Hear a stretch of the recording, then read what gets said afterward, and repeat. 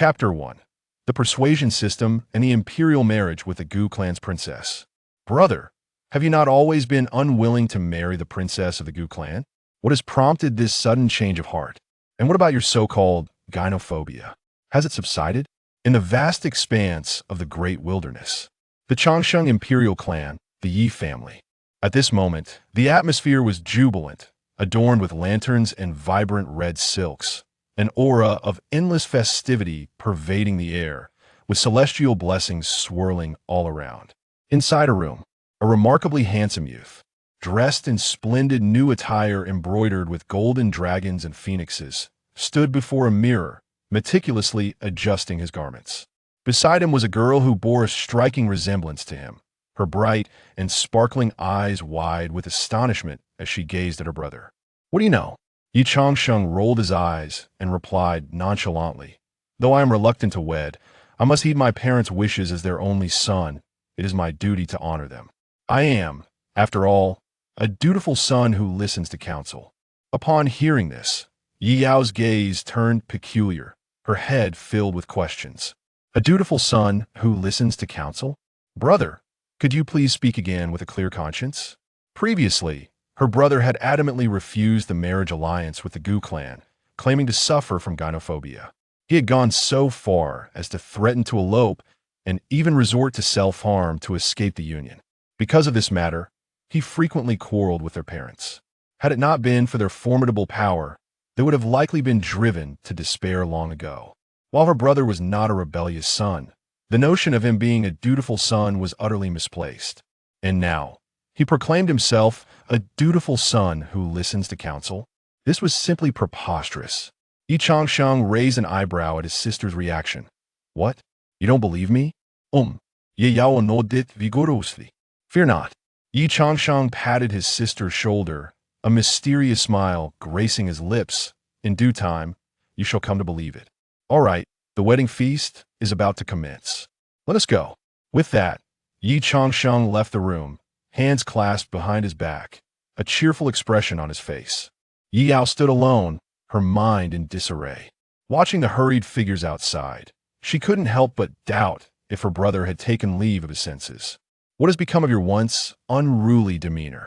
As he walked along the path, Yi Changsheng observed a system panel visible only to him, his heart brimming with excitement. Persuasion system. Parental suggestion: marry Gu Qingyi of the Gu clan. Difficulty: extremely easy. Danger level: none. Reward: ordinary gift pack. Gift pack levels: ordinary, advanced, rare, perfect, legendary, epic, mythical. An ordinary gift pack, I wonder what treasures it might yield. Yi Changsheng pondered with eager anticipation. In truth, he was a transmigrator, a reincarnated soul. Due to an unexpected turn of events, he found himself inexplicably transported to this vast and fantastical world, becoming the heir of the Yi clan. The Yi clan, a family of eternal life, possessing immense power and a rich, ancient heritage. His father was the clan's leader, a formidable figure with imperial cultivation, whose authority resonated throughout the ages, unmatched by any. His mother, a princess of the divine creation mountain and daughter of an emperor, not only held a prestigious status, but also boasted unparalleled talent, standing at the threshold of imperial power. At the time of his birth, the heavens and earth bore witness to extraordinary phenomena, shaking the very foundations of the universe. He was believed to possess an extraordinary divine body, destined to become an emperor. However, he ultimately manifested as a being incapable of cultivation, burdened with the Tai Wang ancient body. This physique, originating from the distant primordial era, was not born of the world, but crafted by an immensely powerful being. When cultivated to the great completion stage, it rendered the flesh invincible, impervious to all forms of attack, and was famously deemed an invincible constitution. Yet, due to the Tai Wang ancient Buddhist's overwhelming prowess, it was suppressed by the laws of the Great Tao following the primordial age. Coupled with the changes in the rules of heaven and earth, this once supreme constitution was reduced to a mockery. As a result, he became the laughingstock of the great wilderness, the subject of ridicule for many. Had it not been for the might of his parents, he would have likely been expelled from the Yi clan long ago. As for his reluctance to marry into the Gu clan, one could only attribute it to the melodramatic experiences of his past life, which had extinguished any hope he held for marriage, even leading to severe gynophobia in his psyche. Since his rebirth, he had not engaged with any female aside from his family, let alone consider matrimony. However, due to the bloodline of the Yi clan, only one male heir could be born per generation. Even though he was a being incapable of cultivation, the burden of continuing the family line fell squarely upon his shoulders. The Gu clan, also part of the Changsheng imperial clan, was far less powerful than the Yi clan. The marriage contract had been established long ago between the two families. His betrothed was none other than the Gu clan's princess, Gu Qingge. It was said that she possessed an innate divine body, favored by the heavens, with extraordinary talents. At a young age, she had broken through limitations to achieve the legendary 10 heavenly caverns. Her beauty was unparalleled, captivating all, making her the object of desire for countless men in the great wilderness. Yet, Yi Changsheng regarded her as poison. Initially, upon learning of his engagement, he vehemently resisted and refused. However, just a few days ago, he unexpectedly awakened a persuasion system. By adhering to suggestions, he could earn rewards. His first task was to marry into the Gu clan, which prompted his change in attitude. Even though he still harbored deep-seated resistance towards the idea, he endured it for the sake of the system's rewards. In the grand hall of the Yi clan, the venue was now teeming with guests. Powerful figures from all races within the great wilderness gathered, creating a magnificent spectacle filled with grandeur. Red silks adorned the surroundings, exuding joy as ethereal energies swirled and divine rhythms enveloped the space. The wedding's extravagance had reached an almost unparalleled level. At the center of the gathering stood an elegant and regal middle-aged couple, their smiles growing ever more pronounced as they surveyed the lively scene. Yet, thoughts of their son's previous demeanor filled them with concern. "My dear, are you certain everything is in order? Rest assured, I have instructed 3,000 guardians to seal off the entire Yi clan. If that boy dares to run away from the wedding, I shall break his legs. Even if he becomes a bedridden cripple, he must fulfill this marriage. That is good as long as he does not end up dead."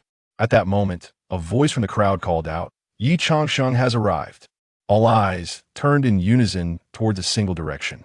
This is the scion of the Yi clan? Indeed, he is quite the handsome figure. One wonders what the Gu clan is thinking, insisting on marrying their princess to such a wastrel. Is it so strange? The Gu and Yi clans have been friends for ages. The Gu clan owes its current status to the Yi clan. Surely, they cannot allow a mere marriage to sever their long-standing ties. The Taiwan ancient body, the invincible constitution of the primordial era. It is a pity he was born in an opportune time. I have heard that Yi Changsheng has been vehemently opposed to the marriage, frequently declaring his intent to call it off, even threatening self-harm. Yet today, why has he consented? Could it be the phenomenon of realization? The crowd buzzed with speculation. In a hidden corner, a handsome youth clenched his fists, his expression dark, filled with an overwhelming desire to dismantle Yi Changsheng piece by piece. "Xiao Chun, remember your purpose for entering the Yi clan. Do not let romantic entanglements hinder you. Once you achieve your cultivation, what woman will be out of your reach? Why suffer for an unrequited love?"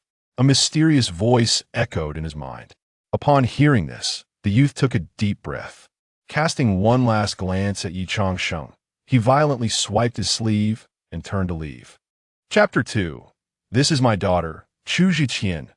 Gradually regaining consciousness, Chu Zhiqian found himself standing in the martial arena of the Qinglong Peak at the Taishu sect, amidst the grand ceremony of his official appointment as the chief disciple.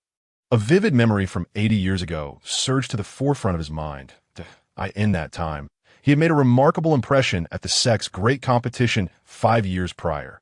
Within a mere 3 years of joining the sect, he had ascended from an ordinary cultivator to the pinnacle of acquired realm. As a result, he had garnered the attention of the sect's then leader, Yu Shuihan, who arranged for him to be betrothed to the Qinglong saintess.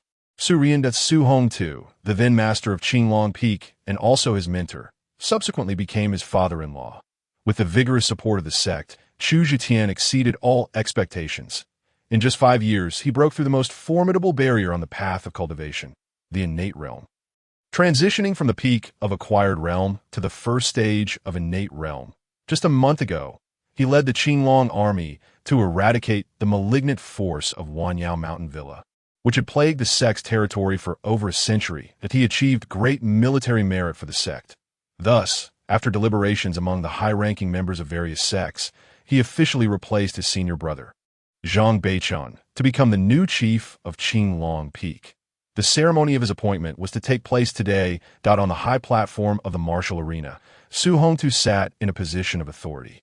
His demeanor imposing, Su Ruyan held the hand of her 4-year-old son, Chu Concheng, as they sat in 2 rows alongside the other 5 peak masters. Below, numerous high-ranking members of Qinglong Peak, as well as inner and outer disciples, were keenly focused on this momentous ceremony.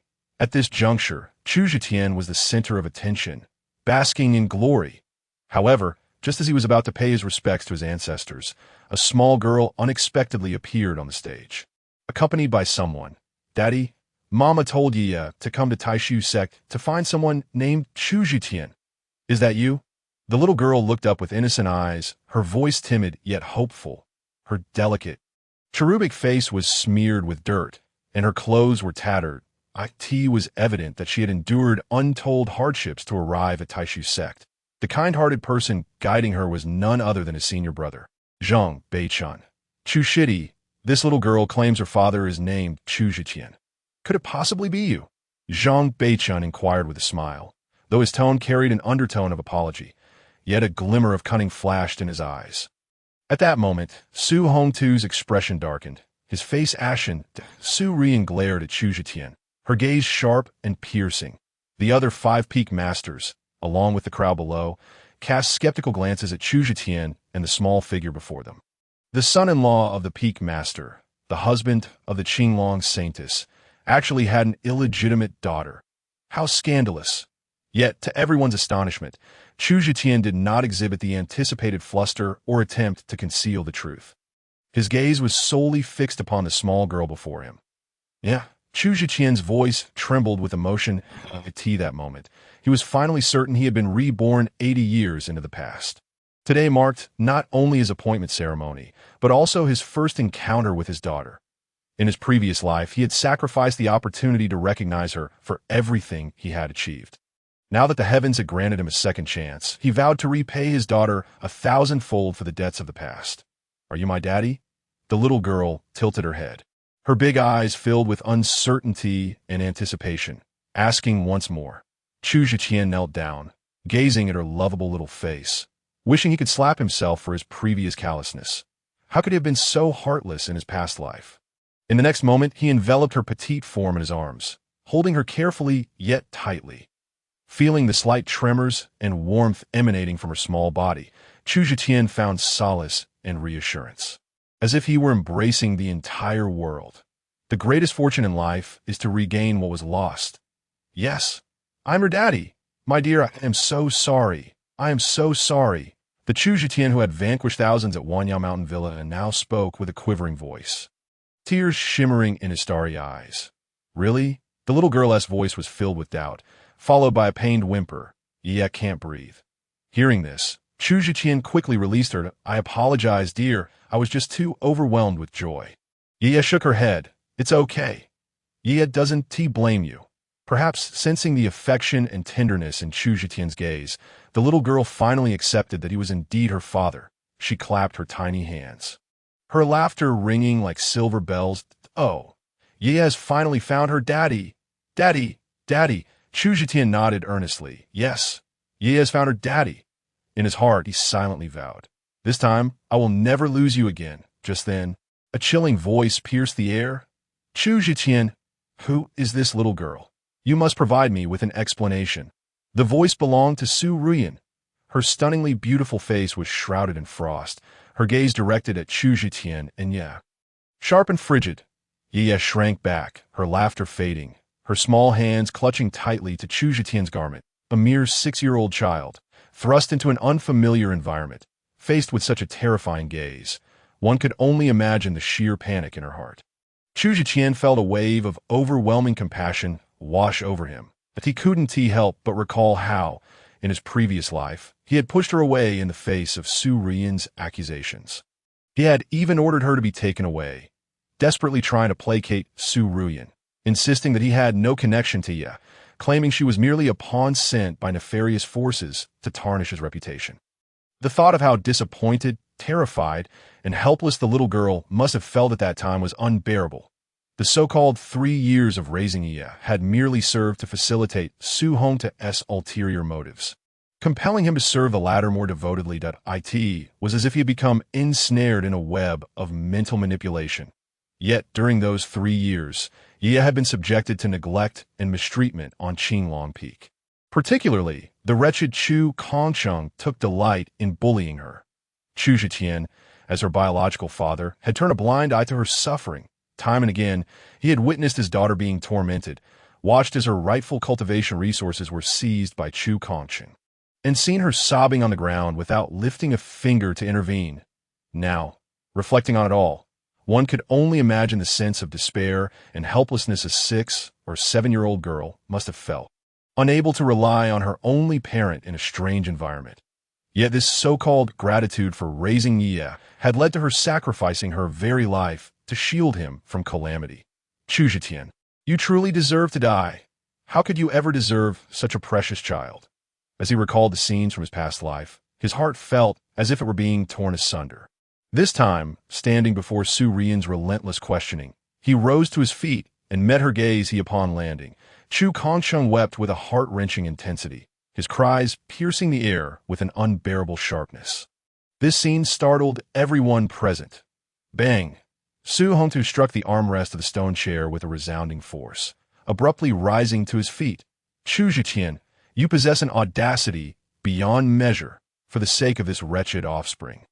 You not only assaulted my daughter, but also harmed my grandson. They are, after all, your wife and child. Have you lost your sanity? Zhang Beichen hurried over to embrace Chu Kongsheng, his face etched with concern and sorrow. Cheng, do not cry, do not cry. Junior brother Chu, what are you doing? Cheng is your son.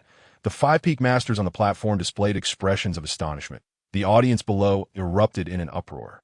It was clear that senior brother Chu had wronged sister Ruiyan, yet he still had the audacity to strike. Even his own son, scoundrel. It was said that senior brother Chu was utterly devoted to sister Ruiyan. Could the rumors be false? Witnessing Chu Zhitian's violent outburst, the recently risen Ye was taken aback. Hearing the accusations directed at her father, the little one lowered her head in shame, feeling as though she was the cause of his troubles. Father, please do not harm anyone, all right? Ye is not hurt. I do not want you to be scorned on my account.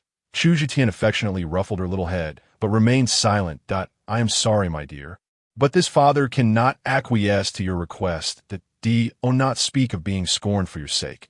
Even if I were to be denounced by 1,000 voices, what would it matter at that moment? Su Ruiyan gritted her teeth and said, Chu Zhitian, how dare you strike me and our son? Not only have you been debauched behind my back, fathering this illegitimate child, but you would also harm us for her. Do you believe you are worthy of me? Her voice dripped with resentment, anger, shock, and a hint of grievance. This low-born wretch, though decisive in his dealings with others, appeared as a mere sycophant in her presence. Under her and her father's relentless indoctrination, this peasant had come to believe that marrying her was an immense fortune. Hence, he had always treated her with utmost care and submission. Yet today, in front of thousands, he dared to slap his own face. This was utterly unacceptable to Su Ruiyan. Her words fell. The crowd again turned their ire upon Chu Zhitian, as if he were the most heartless man in the world. Unfazed by the accusations, Chu Zhitian retorted with a cold smile, I am blameless. Ye's mother was encountered during a mission 7 years ago. The task was to eradicate a stronghold of the evil sect. The Dark Knight Palace. It was during this mission that I fell victim to the seductive poison of the Dark Knight Palace's enchantress, Yi Lungmei, and was imprisoned and tortured for 3 days and nights. Ye must have been conceived then. My daughter is already 6 years old, and we wed 5 years ago. What have I done wrong to you? With these words, Chu Zhitian's gaze turned sharp, scanning Su Ruiyan and Zhang Beichen. Moreover, who is truly at fault here? Is it I who has wronged you, or is it you who has wronged me? Zhang Xiang, my discipline of my son is none of your concern. Your concern seems to suggest that Cheng Cheng is your son. Zhang Beichen's heart lurched, his eyes darting away as he instinctively released Chu Kongcheng Su Ru Yin, feeling the intensity of Chu Zhitian's gaze, felt as though she were laid bare, completely exposed before him. Nevertheless, her long-established sense of superiority quickly turned to rage. Chu Zhitian, what have I ever done to wrong you? I did not disdain your lowly origins. I married you, and bore you a son. What more do you want from me? Ha ha! Chu Zhitian laughed loudly, his laughter laced with heavy sarcasm. You bore me a son. How audacious of you to utter such words. He gestured towards Chu Kongcheng, who cast a venomous glance at him, and yet, I ask you, is this son truly of my blood? Perhaps we should verify this through a bloodline test. With this declaration, Su Ruyan's complexion shifted dramatically. What do you mean? Chu Zhitian sneered, the literal meaning. Hearing their exchange, the crowd displayed expressions of profound intrigue. The earlier cries condemning Chu Zhitian as a scoundrel shifted in tone. What on earth was happening? Could it be that Su Ruyan had strayed? A scandal of epic proportions. As the murmurs circulated, Su Ruyan's face flushed crimson. Once renowned as the illustrious Ruyan, she was known for her beauty and purity.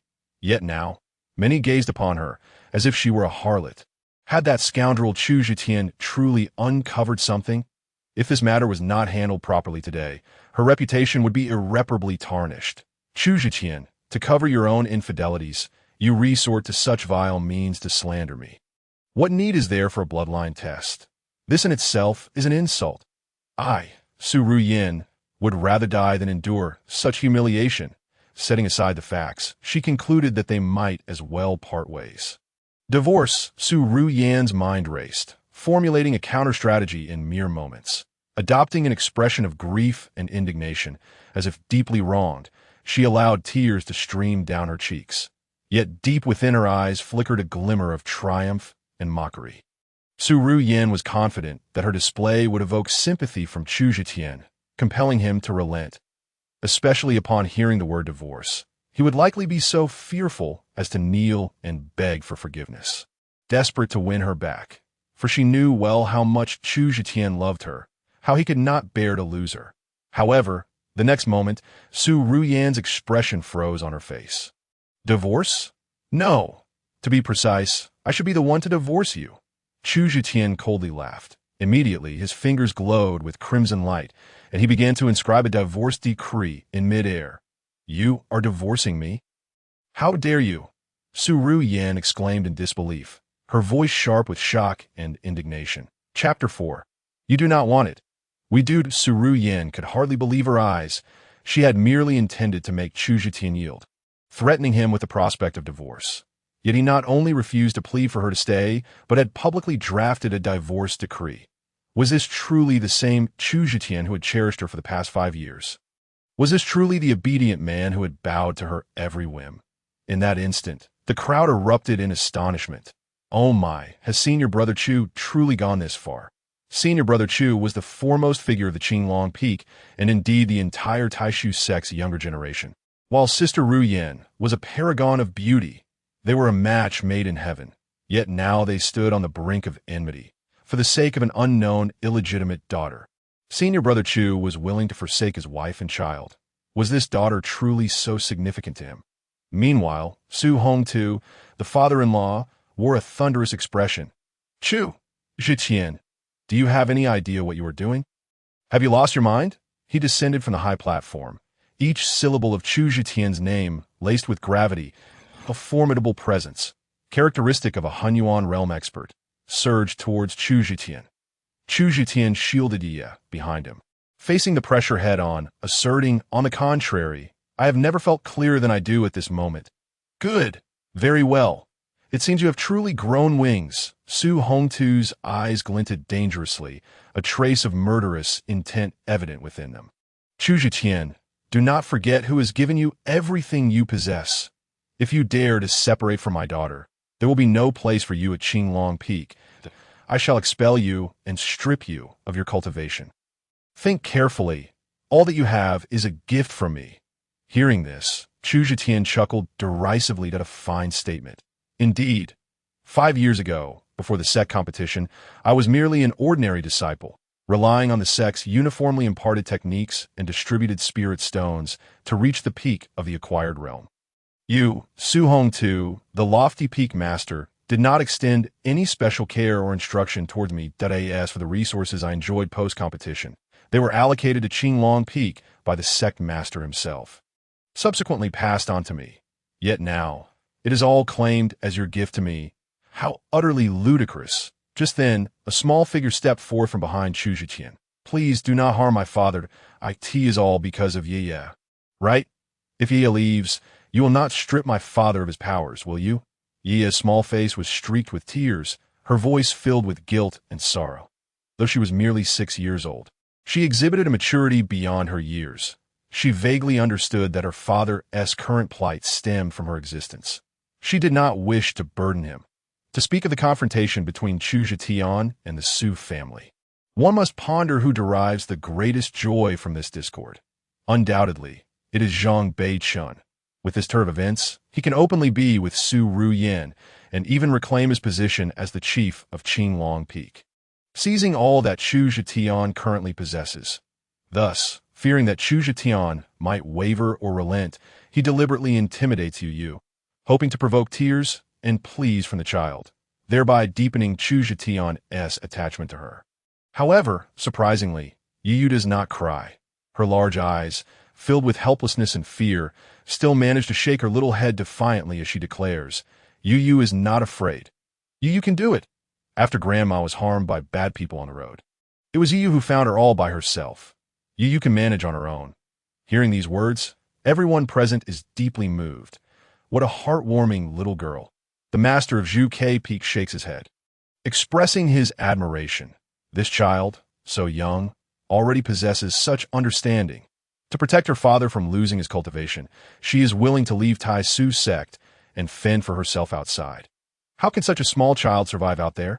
Chu Zhitian's throat tightens, his eyes glistening with tears. He holds the little one tightly, unwilling to let her go. Your father will never allow you to leave me again.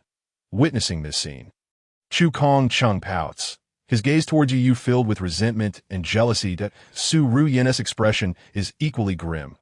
Su Hong Tu's voice cuts through the air with chilling disdain. Chu Zhitian, are you truly willing to die alongside this little wildling? Without my daughter and the support of Qinglong Peak, what are you worth? Once I expel you from the sect, you will be nothing but a stray dog. As his words hang in the air, before Chu Zhitian can respond, a languid voice interrupts. Su Peak Master, you mustn't speak so. If your Qinglong Peak no longer wants Chu Shizi, we at Zhu Ke Peak will gladly take him. The speaker is none other than the master of Zhu Ke Peak, Yu Zhao Lu, reclining casually in her stone chair, despite being over 60. Her striking beauty bears no traces of age, only enhancing her allure and maturity. Indeed, Su Peak Master, should you expel Chu Shizi, we at Xianwu Peak shall not be polite. We at Baihu Peak are also eager to welcome him. Chu Shizi, come to our Go Chan Peak. I can make you the chief there. Tang Shi Peak also welcomes Chu Shizi. Laughter ensues as the masters of the other 5 peaks extend their olive branches to Chu Zhitian. Over the years, Qinglong Peak has become the foremost peak of Tai Su's sect, not due to Su Hong Tu's exceptional tactics, but because of the unparalleled talent of Chu Zhitian, a genius endowed with myriad spiritual roots. Entering the sect as an ordinary individual, he ascended to the innate realm in less than a decade, a prodigy rare even across the vast Songlan continent. How could such a genius be expelled from a sect? The other peak masters are compelled to inquire, is there truly such a fortunate opportunity? Su Hong Tu can hardly contain his fury upon witnessing the reactions of the other 5 peak masters.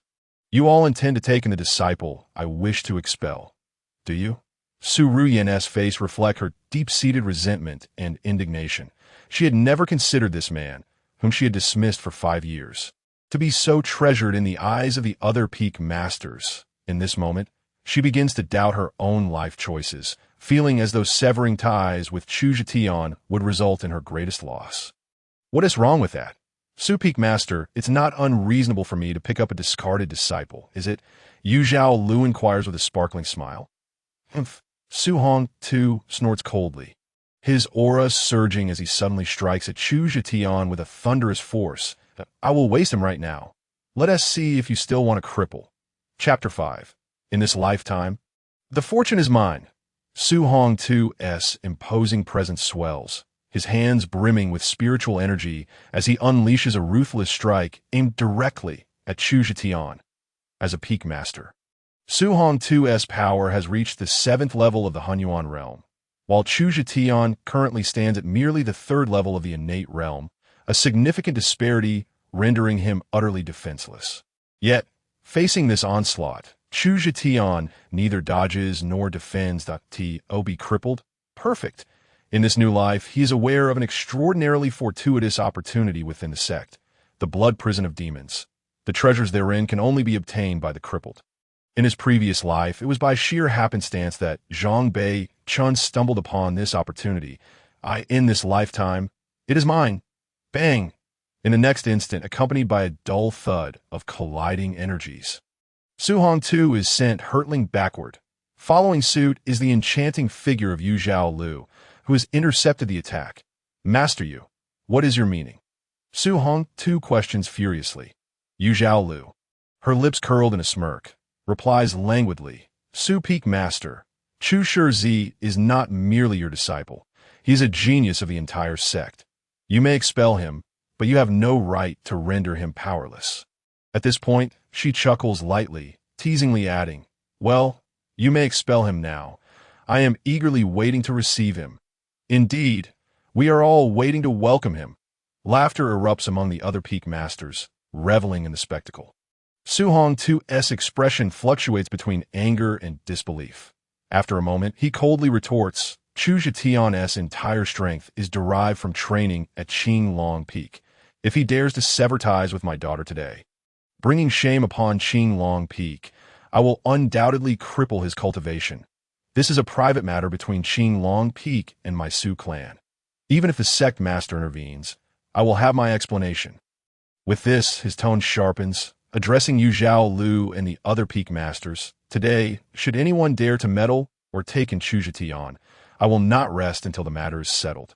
All the thousands of cultivators of Qing Long Peak are gathered here today. Let us see who dares. At his proclamation, the expressions of Yu Zhao Lu and the other peak masters shift. The matter at hand concerns Su Hong 2's family honor and that of Qing Long Peak. It seems their peak master is genuinely enraged. Meanwhile, Chu Zhetian bows his hand in gratitude to Yu Zhao Lu. Thank you, Master Yu, for your protection.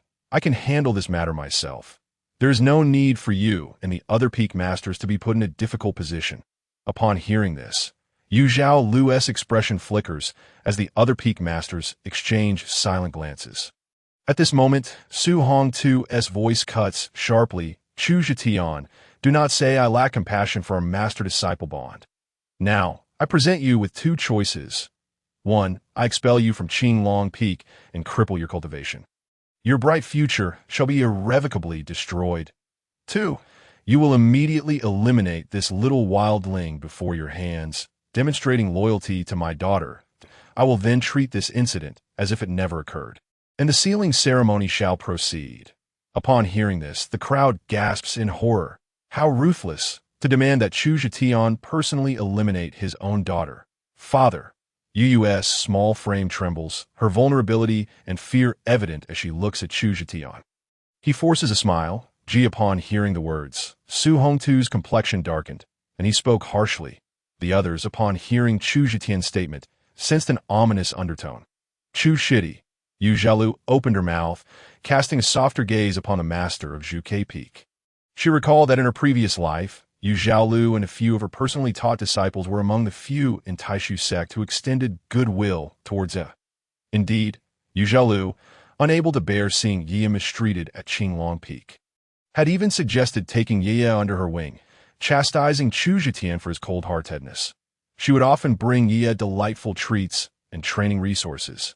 Yet her own father deemed Yu Zhaolu meddlesome, harboring hostility towards her. Even after Su Hong 2 ascended to the position of sect leader, he had conspired against Yu Zhaolu, ultimately leading her to leave Taishu sect with bitterness, where she fell victim to a demonic attack and perished. However, in this lifetime, it was still she who stepped forward to protect him, but a wave of pain surged within Chu Zetian as he found the past unbearably poignant. In his previous life, he had been blind, akin to a sycophant, solely focused on pleasing Su Ruyan and her daughter. There were too many whom he owed apologies.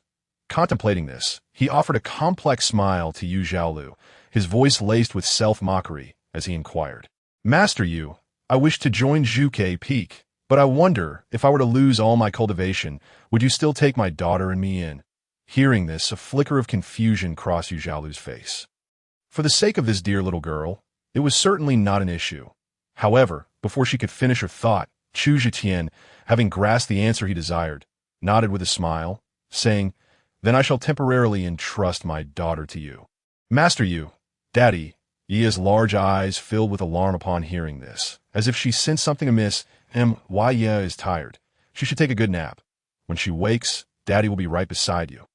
Chu Zetian smiled indulgently at his daughter, gently patting her little head. He did not wish for the little one to witness what was to follow. Yia blinked her big eyes a few times before succumbing to drowsiness and drifting into a deep sleep. After entrusting his daughter to Yu Zhaolu, Chu Zetian turned his gaze towards Su Hongtu, and his expression transformed from warmth to one of resolute madness. With a tearing sound, he ripped a piece of fabric from his sleeve and tossed it at Su Hongtu's feet. Su Hongtu's pupils constricted. "Master Su, today, I, Chu Zetian, declare that our master-disciple bond has been severed, and I hereby terminate our relationship. Did you not claim that everything I possess is due to your generosity?" He continued, "Then I shall return all my cultivation to you. The past favors are henceforth cleared." Chu Zetian's words rang with conviction, his voice echoing throughout the martial arena. With the debts of gratitude settled, what remains is only hatred. Boom! Boom! Boom! With those words, a series of muffled sounds emanated from within Chu Zetian, as if something had exploded, self-destructing the meridians. Su Hongtu gasped, his eyes wide with fury. "What drives you to this? You wretched creature, stop!" The conditions he had proposed were merely to coerce the other party. He had not anticipated that Chu Zetian would truly go so far as to cripple himself. After all, Qinglong Peak relied on this prodigy of the sect. In his view, this usually obedient son-in-law would surely bow his head and submit. Yet he could not fathom that Chu Zetian would indeed resort to such self-mutilation. Su Ruyan was equally furious and shocked. "Chu Zetian, have you lost your mind? What is wrong with you? I command you to cease." Chapter 6. To place oneself in mortal danger for a chance at life, Su Ruyan was utterly frantic, even making what she believed to be a concession. "Chu Zetian, I can grant you another opportunity. If you clarify the situation regarding this illegitimate daughter, I may reconcile with you and allow you to remain by my side." Chu Zetian laughed. "Reconciliation? That is unnecessary." Boom! Boom! Boom! The sounds intensified, growing ever more frequent. Su Ruyan shook her head in disbelief. She could not comprehend why Chu Zetian had suddenly become so resolute to acknowledge this illegitimate child. To sever ties with her, was he truly willing to take such drastic measures? Did he really wish to forsake everything? Unnecessary. Why? She gritted her teeth and demanded. For reasons unknown, a wave of panic surged within her. Upon hearing her question, a smirk appeared at the corner of Chu Zetian's mouth. You do not understand why.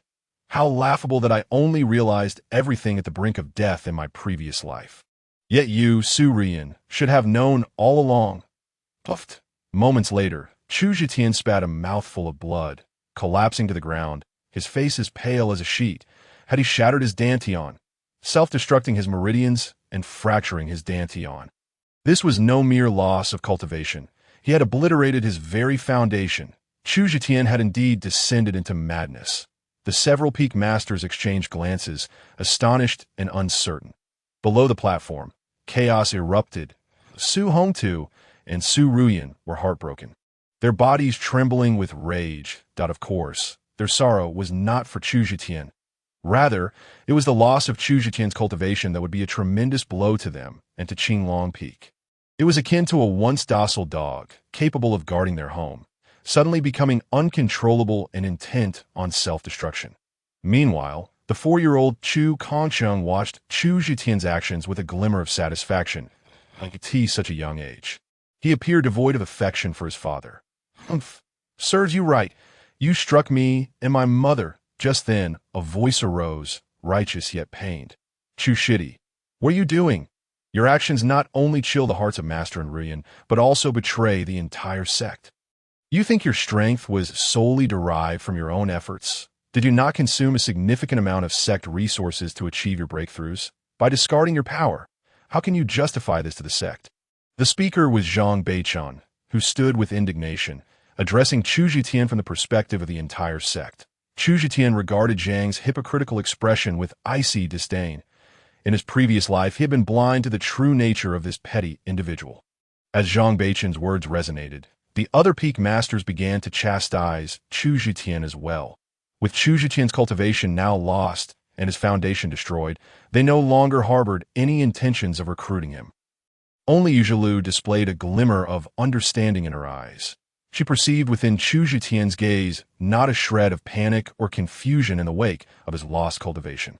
Instead, there was only calmness and determination, as if he held everything within his grasp. At that moment, Su Hongtu's voice, laced with murderous intent, rang out. "Beichun speaks the truth. Chu Zhitian, you're not only a traitor to Qinglong Peak, but also a sinner to the entire sect. Today, I shall execute you to cleanse the sect." With that, he summoned his spiritual energy, preparing to strike down Chu Zhitian. Yu Zhaolu swiftly interposed herself before him. "Su Hongtu, you are being overly hasty, while the sect has invested resork reflecting upon his past life." Upon entering the blood prison abyss, Zhang Beichun had encountered an extraordinary opportunity, compelling Chu Zhitian to decline the kind offer from Yu Zhaolu. Otherwise, would he not have squandered his efforts in vain? To enter such a place in a crippled state would lead to a complete remaking of his physical form. At that point, notions of severing meridians or destroying one's dantian would be trivial. Chu Zhitian was aware of this, crediting Zhang Beichun for I in his previous life. After Zhang Beichun had subdued the myriad demons Mountain Villa, he did not yield easily. 3 months later, he led an army to assault a significant stronghold of the Dark Knight Palace. In that battle, nearly 50,000 disciples of the Taishu sect met with utter annihilation. Originally, Zhang Beichun was to be executed. However, thanks to Chu Zhitian's plea, the then sect leader, Yu Shuihan, stripped him of his cultivation and cast him into the blood prison abyss. Little did anyone expect that Zhang Beichun would turn misfortune into fortune. Within, he absorbed the bloodline essence of an ancient deity, transforming his body into that of a giant spirit celestial. From that moment forth, Zhang Beichun's cultivation talent surpassed even Chu Zhitian's own. Yet, lacking the boldness to venture into various forbidden zones in search of opportunities, his cultivation remained inferior. Nevertheless, during Chu Zhitian's tribulation, Zhang Beichun had already reached the late stage of his tribulation. He was merely a step away from shattering the void. This illustrates how astonishing that opportunity was. "That opportunity I shall seize," Chu Zhitian mused inwardly. At that moment, upon hearing Chu Zhitian voluntarily request entry into the blood prison abyss, everyone was taken aback. "You wish to enter the blood prison abyss?" Yu Zhaolu's expression changed. "Chu Zhitian, it seems you are aware that you have become a useless being, merely a burden on resources. To enter the blood prison abyss and await death might not be so bad." Su Rian gritted her teeth, filled with resentment and mockery. A smirk of schadenfreude crept upon Zhang Beichun's face. As if fearing Chu Zhitian might reconsider, he hastened to encourage. "Junior brother Chu, you have wasted your cultivation, disappointing both our master and the sect leader. Entering the blood prison abyss with a guilty conscience is not unreasonable." What kind of place is the blood prison abyss? It is a realm far more terrifying than the Cold Wind prison. It is rife with bloodthirsty chaos, housing the most notorious offenders of the sect throughout history. Within, one is subjected to the relentless assault of bloodthirsty energies, enduring torment at every moment. The lightly afflicted suffer meridian damage and diminished cultivation. The severely afflicted face death, leaving no trace behind. It can be said that the blood prison abyss is a forbidden zone that all within the Taishu sect dread. And now, someone is voluntarily entering it. Moments later, Two disciples from the punishment hall escorted Chu Zhitian away from the training grounds. Before departing, Chu Zhitian cast a meaningful glance back at Zhang Beichun. Zhang Beichun, I owe you my gratitude. Were it not for you, I would not have known the secrets of the blood prison abyss. You are a remarkable individual. Yet sensing Chu Zhitian's gaze, Zhang Beichun felt inexplicably uneasy. In the depths of his being, it felt as if something that rightfully belonged to him was about to be taken away. Damn it, why do I feel this way? Chapter 7. The bloodlines of all races. Merging into 1/2 an hour later, within the sex-forbidden area, Blood Mist Mountain. This place is perpetually shrouded in crimson mist, imbued with a faint scent of blood. I could see this moment. Two law enforcement disciples from the punishment hall escorted Chu Zhitian deep into Blood Mist Mountain. Before them loomed a massive cave enveloped in a blood-red glow, resembling a giant, gaping maw ready to swallow anyone whole. Senior Brother Chu, we apologize for the offense. The two punishment hall disciples offered their apologies before forcefully pushing him inside. Without any means to resist, the incapacitated Chu Zhitian was unceremoniously thrust into the abyss. The instant he entered, a wave of excruciating pain coursed through his body, as if his flesh were being torn apart. Inside the cave, tangible strands of bloodthirst spiraled around him like blades. Incessantly slick after Chu Kongcheng arrived, he pointed at Ye's nose and scolded her. Ye, confronted by the fierce group of children, instinctively took a few steps back. I'm not a wild child. I'm looking for my father. Upon uttering these words, Chu Kongcheng landed a punch squarely on Ye's face, knocking her to the ground. Blood streamed from her small nose in 2 lines. You are nothing but a wild child, trying to snatch my father away, are you? I'll kill you.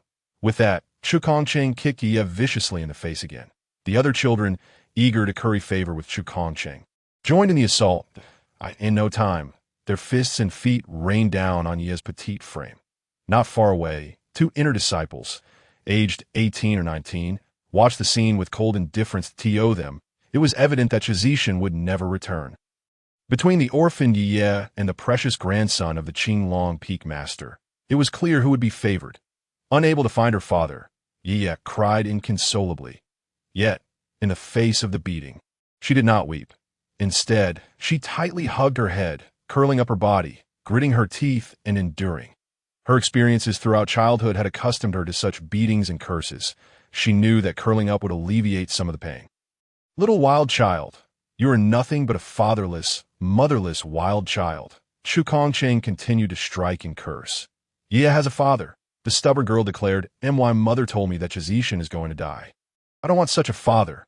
You can have him. Aren't you looking for your father? Then I'll kill you, so you can go down and accompany him. Chu Kongcheng spat venomously, clearly under Su Ruyan's subtle influence. He had never taken Zhitian seriously. Upon hearing these words, the previously passive Ye suddenly erupted. Boom! That delicate body exuded a terrifying power. Chu Kongcheng and the other children were instantly thrown back by this force, crashing to the ground with cries of distress. You speak nonsense. My father will not die.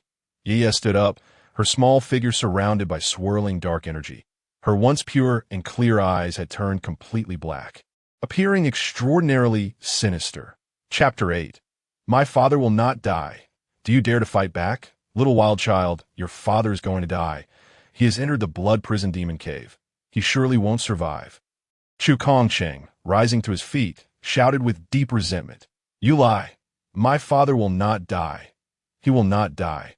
Ye seemed to be provoked, losing all sense of rationality. In the next moment, like a small leopard, she charged at Chu Kongcheng. Bang! With a dull thud, Chu Kongcheng, who stood half a head taller than Ye, was sent flying several dozen meters by her force. Upon landing, he coughed up a mouthful of blood. Wah! Mother, save me. The wild child wants to kill me. Woo! This time, Chu Kongcheng began to wail in distress. The other children, terrified by Ye's outburst, scattered in all directions.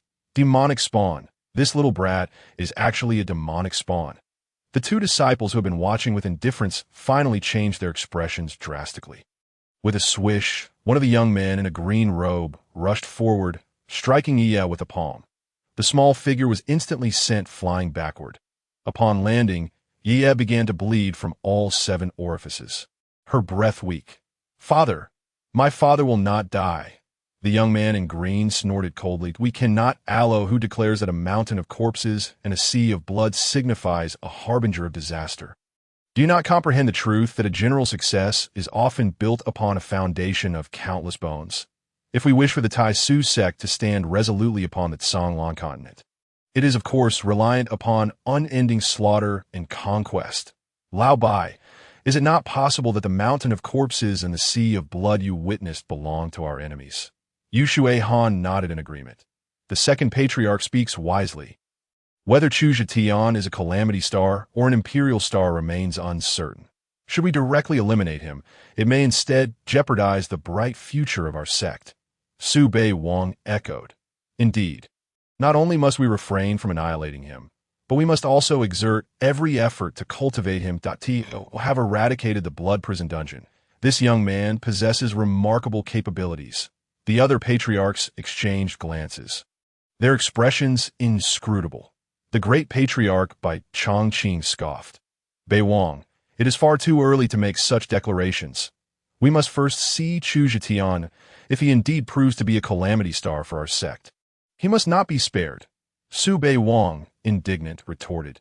In my view, Zhetian is undoubtedly destined to elevate our sect. At this juncture, the sect leader Yushui Han interjected to mediate. Gentlemen, let us cease this dispute for now. In summary, we shall retain Chu Zhetian for the time being, that if we observe any unfavorable signs, we shall eliminate him promptly. Come, let us go meet the lad. Upon hearing this, Su Bei Wang secretly scoffed. That old rascal Yushui Han is merely muddling the waters. Annihilate. How absurd! Zhetian, in both temperament and talent, is beyond question. If one day Zhetian were to rebel against heaven and earth, it would be the fault of heaven for its indifference. I cannot help but wonder what misdeeds my ungrateful grandson, Su Hong Tu, and great-granddaughter have committed to provoke Zhetian into renouncing his cultivation and severing ties with them. Once I ascertain the truth, I shall not hesitate to break their legs. At this moment, the Great Patriarch and the Fourth Patriarch exchange a subtle glance, both recognizing the shadow of foreboding in each other's eyes. Chu Zhetian, the imperial star of the Tai Su sect, if that is indeed the case, he would become an obstacle in their path. This child must not be allowed to remain a seed of evil. Truly a seed of calamity. Such a S.C. Zhang Deliai bellowed urgently, attempting to rise once more to intervene. However, the strain exacerbated his injuries, and a fresh spout of blood erupted from his mouth, causing his body to slump down helplessly. Su Hongtu's palm had inflicted grievous wounds upon him.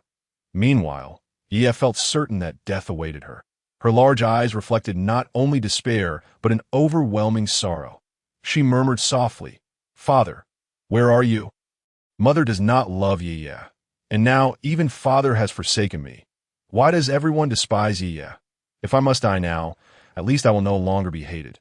With that, the little one closed her eyes, crystalline tears streaming from the corners. Witnessing this scene, the enforcers seemed to falter, shaking their heads in pity. Little girl, do not be afraid. My sword is swift. One T hurt, one said, slightly raising the tip of his sword.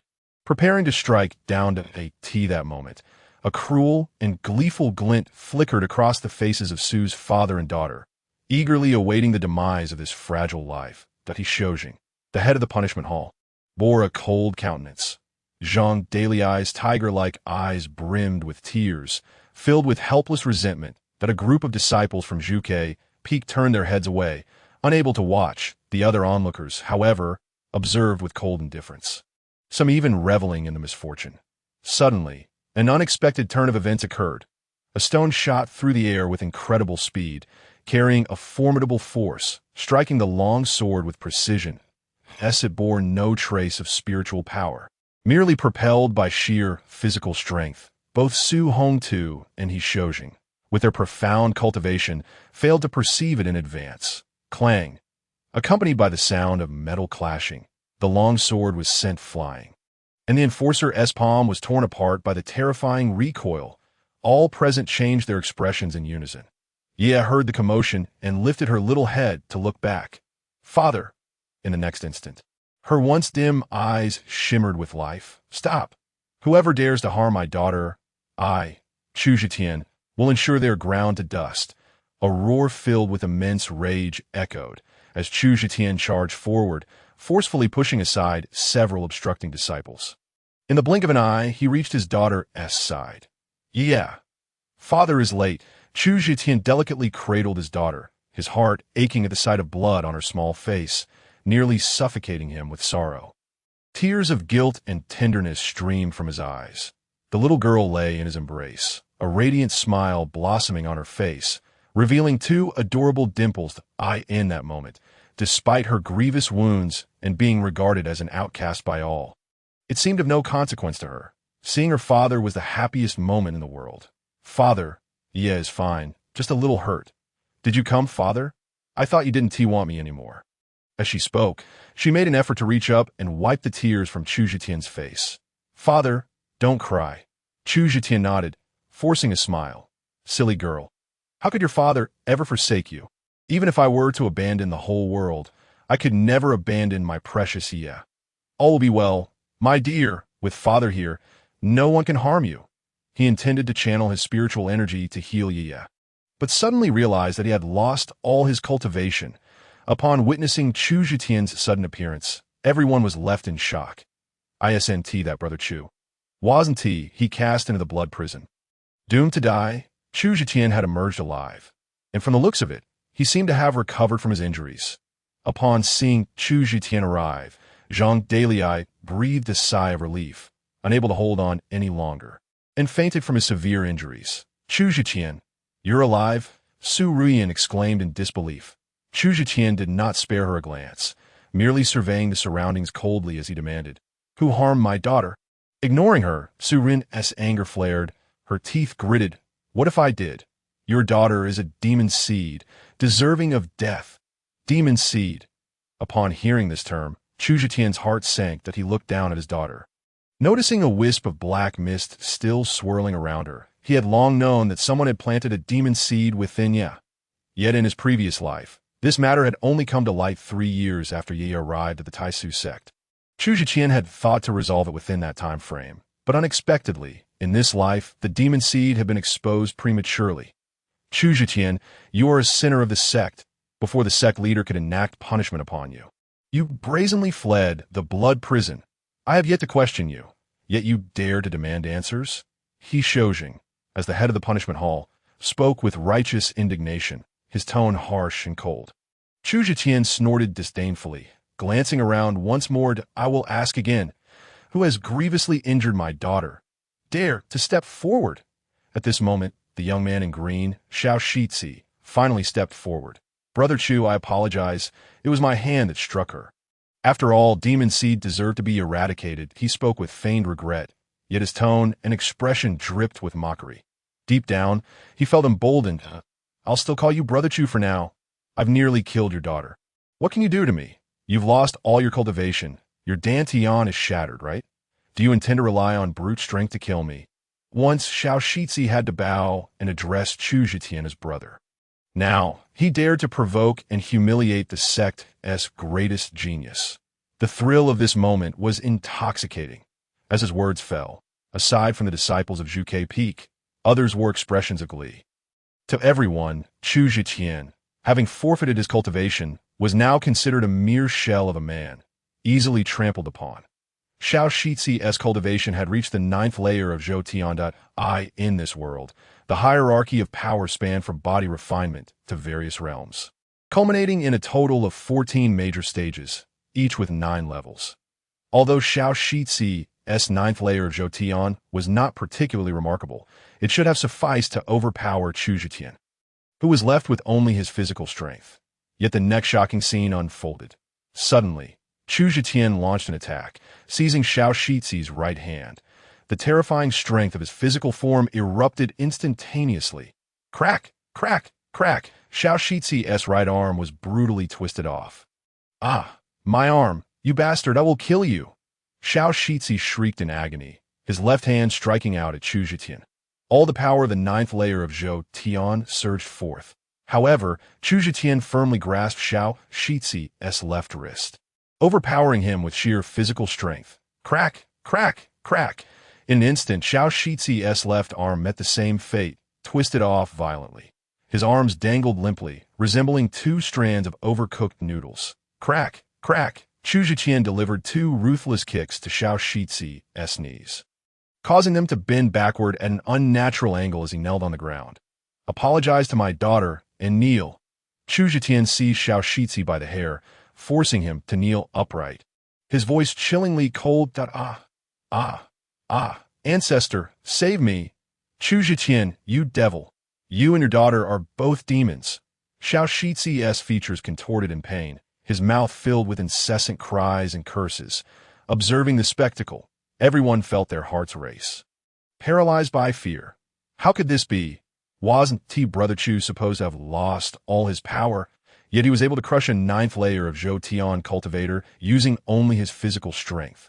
How ruthless! At that moment, Ye gazed at Xiao Shizi, quickly raising her small hand to cover her eyes. Yet her fingers parted slightly, unable to resist peeking that he's making such a loud noise. It must hurt a lot. More than I do. Although Ye appeared small, her experiences had fortified her spirit. Therefore, she was not frightened. Watching her father exact punishment upon the one who had coldly observed her torment and had injured her during her demon seed's eruption, the little one felt a flicker of joy. Yet his cries were truly unbearable. Your cries are too horrendous. You frightened my daughter. Crack. In the next moment, as if in tune with his daughter's sentiments, Chu Zhiqian forcefully dislocated Xiao Shizi's jaw. He could only open his mouth wide, emitting a silent scream. Chu Zhiqian, how dare you? At this juncture, Su Hongtu's face turned ashen at the sight of the mangled Xiao Shizi. He Shoujing, as the head of the punishment hall, was equally furious. Chu Zhiqian, you, bearing the weight of your sins, have fled the blood prison, and now you dare to harm a fellow sect member. You are utterly heinous. Do you truly believe I would hesitate to execute you on the spot? Su Hongtu scoffed heavily. What more is there to say? Such actions warrant immediate execution, and even the sect leader would have nothing to say. With that, Su Hongtu charged at Chu Zhiqian, his murderous intent palpable, unmistakably sincere. He truly desires to bring Chu Zhiqian to ruin, not merely due to the latter's betrayal, nor for the sake of justice for the little stone, but rather, he covets the myriad spiritual roots that reside within Chu Zhiqian in his eyes. This rebellious disciple, even if his injuries were to heal, has already severed his meridians and shattered his dantian. Nevertheless, his myriad spiritual roots remain intact. Eliminate him, and extract those roots is the last vestige of value that this wretched obstacle holds for himself. Chu Zhiqian, with focused intent, braced himself for a desperate struggle. He was uncertain whether the freshly awakened swallowing heaven's sacred body could contend with a powerful being of the Hunyuan realm. However, passivity was never his style. If all else fails, he would reveal that secret to temporarily safeguard both himself and his daughter, waiting for the sect master to emerge from seclusion, where he could hasten to elevate his own strength. Having lived through a lifetime, he possessed far too much knowledge. Many insights could serve as life-saving trump cards. To be wielded in negotiations, of course, he would not divulge them lightly unless absolutely necessary. At that moment, a flying sword materialized, bearing a terrifying wave of spiritual power as it hurtled towards Su Hongtu. Su Hongtu's expression shifted, and he swiftly drew his blade to defend. Clang. The flying sword was repelled, landing in the hands of an enchanting woman. Su Hongtu's assault faltered. Su Hongtu, as a man, why do you resort to such despicable tactics? Do you relish causing trouble in my absence? The woman, unmistakably the master of Zhuke Peak, Yu Chaolu, voiced her disdain. Yu Chaolu, you truly are a lingering specter. Chu Zhiqian had brazenly fled the blood prison demon cave, harming his fellow disciples. His daughter, too, was a demon seed. Today he must die. Hall Master he, neither Chu Zhiqian nor that little demon seed can be spared today. I shall assist you in repelling Yu Chaolu, so that you may enforce the law smoothly. Su Hongtu retorted, you truly embody the duality of authority and action. Yet, I reiterate, before the sect master emerges from seclusion, none have the right to deal with Chu Zhiqian. He Zoqing watched the two, his gaze flickering momentarily. Ultimately, he allied with Su Hongtu, launching an attack on Yu Chaolu. Yet Yu Chaolu remained unperturbed. Clang, clang, clang, boom, boom. In that moment, three formidable beings of the Hunyuan realm engaged in a fierce battle.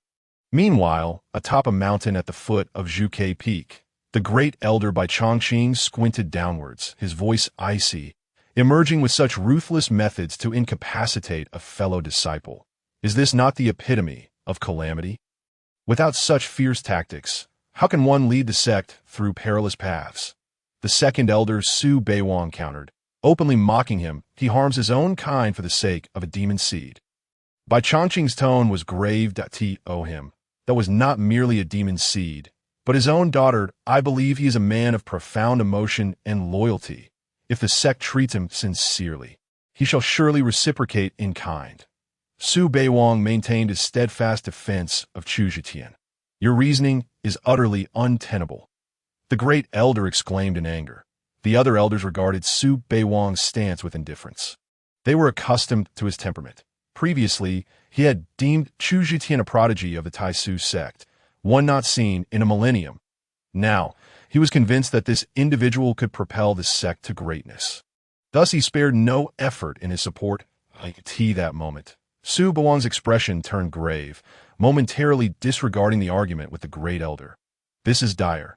Chaolu is on the verge of collapse. My unworthy grandson is shamelessly ganging up on her. With that, he dashed forth, with Yu Xuan hastily following suit. As for Bai Chongqing and the other elders, they remained stationary. Su Beiwang and the sect master clearly aimed to assist Chu Zhitian, rendering the collective involvement unnecessary. With a bang, after exchanging a dozen blows, Yu Chaolu was inadvertently struck in the abdomen by Su Hongtu's kick. She staggered, stifling a groan, her exquisite face flushed with an unhealthy hue. Clearly, she had been injured. Observing this scene, Chu Zhitian felt a mix of emotions. Both touched and anxious, he yearned to aid Yu Chaolu but dared not stray far from his daughter. Uncle Master, Father, what should we do? Uncle Master cannot withstand them alone. Can you not stop them? Yi chewed her fingernails, her gaze filled with concern for Yu Chaolu. All right, Chu Zhitian nodded, then proclaimed in a deep voice, Home Master, I am willing to enter the punishment hall's prison with my daughter. I implore you to cease this conflict. It is too late. Your daughter is a demon seed, and you have harmed your fellow disciples. Today, it must conclude with your deaths, or I, as Home Master of Punishment, would be unworthy of the sect. Zoqing's voice was harsh. You brute, once we deal with Yu Chaolu, your end shall come. Su Hongtu's murderous intent was palpable. He then turned a cold smile towards Yu Chaolu. Master of Yu Peak, today no one shall be spared. Should you continue this farce, do not blame me for my mercilessness. You speak as if you possess great skill in this 2-on-1 scenario. Yu Chaolu scoffed. At that moment, Su Rian seized the opportunity to approach Chu Zhitian and Yi. Her previously stunning visage now bore a cruel smile. Chu Zhitian, do you comprehend now? Leave me, and you become a stray dog. Recalling the previous day, when Chu Zhitian publicly severed ties with her and slapped her, Su Rian felt an overwhelming urge to flay him alive, seizing the opportunity while Yu Chaolu was restrained. She sensed her chance to strike. With her peak cultivation of the 9th level, she was certain she could utterly overwhelm Chu Zhitian. That's so. Who will kill whom? I wonder. Chu Zhitian, noticing the woman's hostility, felt a stirring within. He cast a glance at Yu Chaolu, valiantly contending against two adversaries. Su Rian, hearing this, ground her teeth in fury. Chu Zhitian, stop pretending to be fierce, as I said. Kneel and plead for mercy. And I may intercede to prolong your and your daughter's lives for a few more days. Otherwise, I will eliminate you both on the spot. As her words fell, Chu Zhitian's expression fluctuated, as if genuinely contemplating. If I kneel, would you truly grant my daughter a few extra days? Upon hearing his inquiry, Su Rian smiled. A smug and playful grin spread across her face, a sense of conquest and revenge flooding her heart. Previously, Chu Zhitian's resolute demeanor had filled her with resentment and indignation. She could not accept that a man who had once bowed to her for 5 years had suddenly slipped from her grasp. If this wretched man were to kneel before her, it would be a sweet vindication. Indeed, kneel down, and you shall enjoy a few more days of familial bliss with your daughter. Do you not care deeply for this little wildling? Su Ruiyan's tone held an enticing quality. I trust you will uphold your word. Chu Zhitian nodded, taking 2 steps forward until he stood before Su Ruiyan. Father, no. Desperate to prevent her father's humiliation, felt tears welling in her eyes. Kneel, you have knelt before. Why not again? Su Ruiyan's expression mirrored her previous haughty demeanor, now laced with an unspeakable excitement and pride. Yet just as this elation began to bloom, an unforeseen turn of events transpired. With a thunderous sound, Chu Zhiqian suddenly struck. His fist, imbued with formidable strength, collided with Su Ruiyan's chest like cannon fire. In that instant, her right side nearly shattered. Spitting out a mouthful of blood, she was sent flying through the air. Chu Zhiqian, undeterred, transformed into a blur. Pursuing the airborne Su Ruiyan, as she landed, he extended his right hand, gripping her by the nape of her neck, lifting her effortlessly. Clang! Simultaneously, he drew the sword from her waist and positioned it against her delicate neck. The sequence of actions, punching, evading, pursuing, seizing, and drawing his sword, occurred in the blink of an eye. Swift, decisive, and ruthless. Neither Su Ruiyan nor the onlookers could react in time. Do not move. One twitch, and I shall snap your neck and sever your throat. The chilling tone of Chu Zhiqian echoed in Su Ruiyan's ears. She coughed up another mouthful of blood, the injuries within her compounded by the icy blade at her throat, rendering her immobile. She sensed a palpable aura of murder emanating from Chu Zhiqian. It dawned on her that should she dare make a move, this man, who once cherished her above all, would now kill her without hesitation. Tian, you contemptible scoundrel, you deceived me. Su Ruiyan seethed, her eyes glistening with tears of shock, fury, and a hint of grievance. This man was treating her in such a manner now. Chu Zhiqian snorted coldly, offering no response. He simply held her hostage, retreating to Ye's side. Despicable? No one can surpass the despicability of you two. Moreover, in this second life, Chu Zhiqian has encountered countless deceptions and near-fatal encounters. How could one of such pure and innocent disposition survive in the realm of cultivation? What does it matter if one resorts to certain means for self-preservation? Am I to be driven to my demise while feigning the demeanor of a refined gentleman? Is that not sheer folly? At this moment, the onlookers finally regained their senses, each one struck with unparalleled astonishment. Gasps of shock echoed throughout the crowd. Hiss! Not only did Chu Zhiqian incapacitate the small stone, but he also subdued Sister Ruiyan. She is a peak practitioner at the 9th level of the acquired realm. When he made his move just now, there was not a hint of spiritual energy fluctuation. Just how terrifying is his physical strength? TCH, merely a sneak attack. Let me see you attempt a sneak attack on me. Brother Chu's previous display of skill was truly magnificent. He is undoubtedly the foremost genius of our sect, even with his cultivation completely lost. He remains fearsome. Shui Hongtu, who was just suppressing Yu Chaolu, also noticed the commotion and became immediately infuriated. His offensive stance faltered, and he roared in fury. Ruiyan, Chu Zhiqian, release my daughter. Otherwise, I shall ensure you are reduced to ashes. Chu Zhiqian let out a cold chuckle, brutally holding on to Su Ruiyan as he retreated to Yu Yu's side. Stand down at once. Otherwise, I shall snap Su Ruiyan's neck. As he spoke, he turned to look at Yu Yu, softly asking the little one, Yu Yu, can you still stand and walk with Daddy? Originally seated on the ground, Yu Yu gritted her teeth and stood up with determination. Nodding her little head, Yu Yu can do it. Good. Then keep close to Daddy. Daddy will lead you away from here. On the other side, Su Beiwang and Yu Shuihan, who were rushing over, slowed their pace upon witnessing the scene from a distance. It seems there's no need to rush now, Yu Shuihan remarked with a smile. Su Beiwang, who had always held great admiration for Chu Zhiqian, displayed an even deeper expression of appreciation that it was as though the one being injured and held captive by Chu Zhiqian was not his own granddaughter. Ha! This child Zhiqian has truly not disappointed me. In such circumstances, he could still devise a way to break the deadlock. Yu Shuihan nodded, his tone serious. This young man possesses a calm disposition, ruthless tactics, and decisive actions. The series of maneuvers he executed to subdue Su Ruiyan just now. If I were in his shoes, I could never achieve such finesse. At this point, Yu Shuihan furrowed his brow. This young fellow hardly resembles a greenhorn with less than 10 years of cultivation. I feel he resembles a desperate outlaw, one who has long tread the thin line between life and death. Having experienced countless slaughters, Su Beiwang nodded in agreement. This only serves to illustrate that he is a born champion. Only with such a steely resolve can he lead this sect to greatness. As he spoke, the second elder sighed wryly. Let us go. We must not delay any further. If we linger, this young man may truly endanger my wayward granddaughter.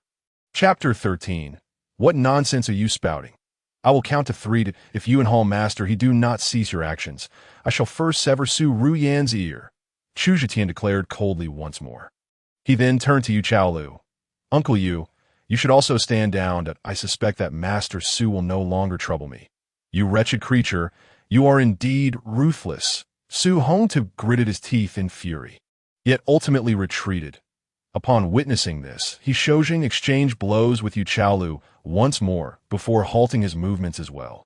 Yu Chaolu finally had a moment to breathe, only to let out a muffled groan. Crimson staining the corner of her lips, she had valiantly faced 2 opponents and had evidently sustained serious internal injuries, though she had managed to suppress her pain before. The moment she relaxed her mind, she felt a rush of sweetness in her throat. Wiping the blood from her lips, the beautiful Peak Master regarded Chu Zetian with a look of admiration. Nephew Chu, you played your hand remarkably well. Chu Zetian smiled lightly and responded nonchalantly. I had no other choice.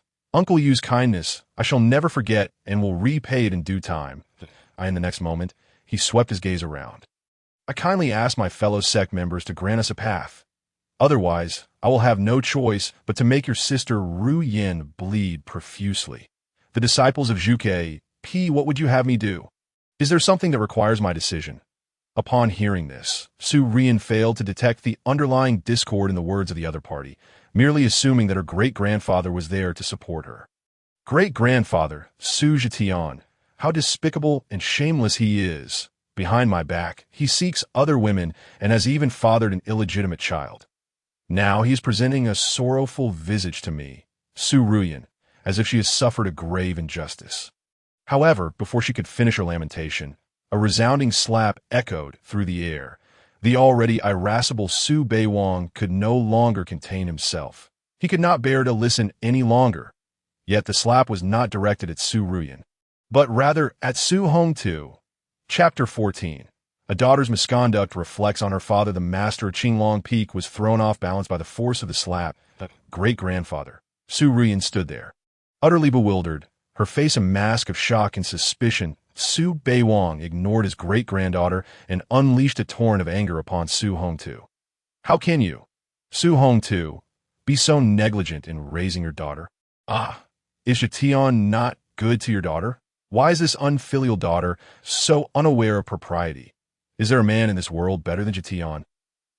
Su Hongtu gritted his teeth, remaining silent, though he had always looked down upon Zetian as a son-in-law.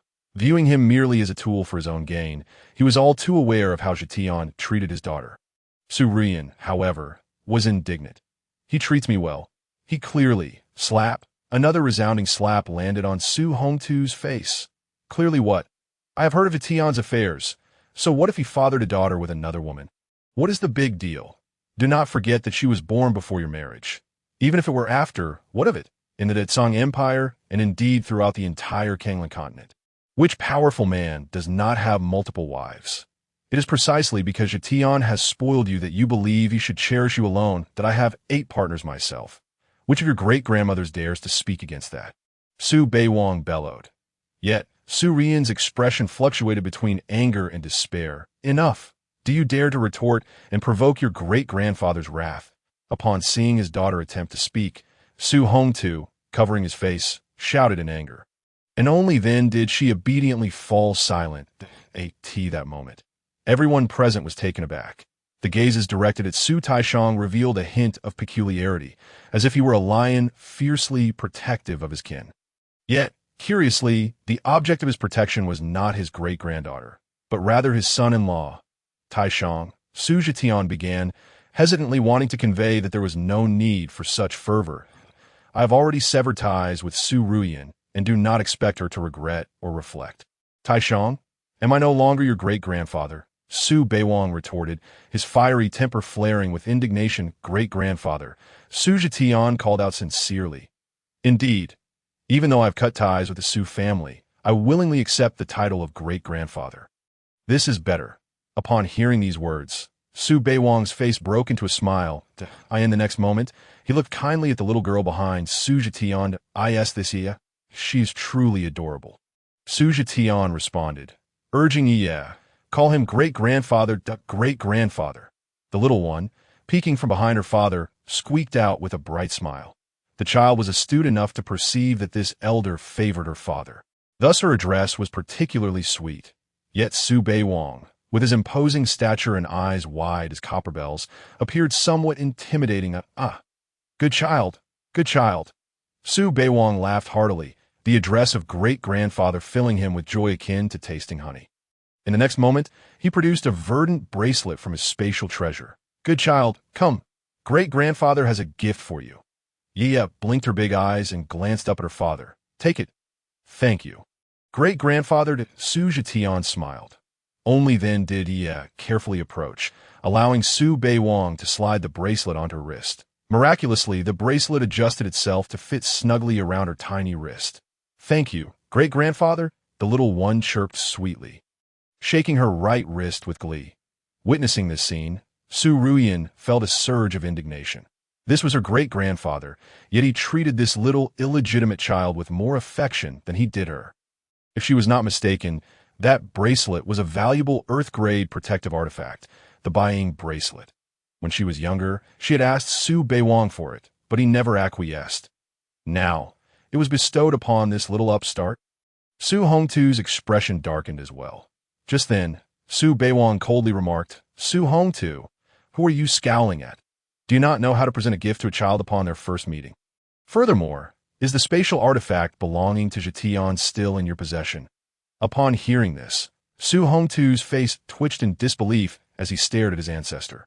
Yet the next moment, feeling the malice in the elder's gaze, he obediently retrieved the mustard seed pouch belonging to Su Zhetian from his spatial treasure, along with a porcelain bottle.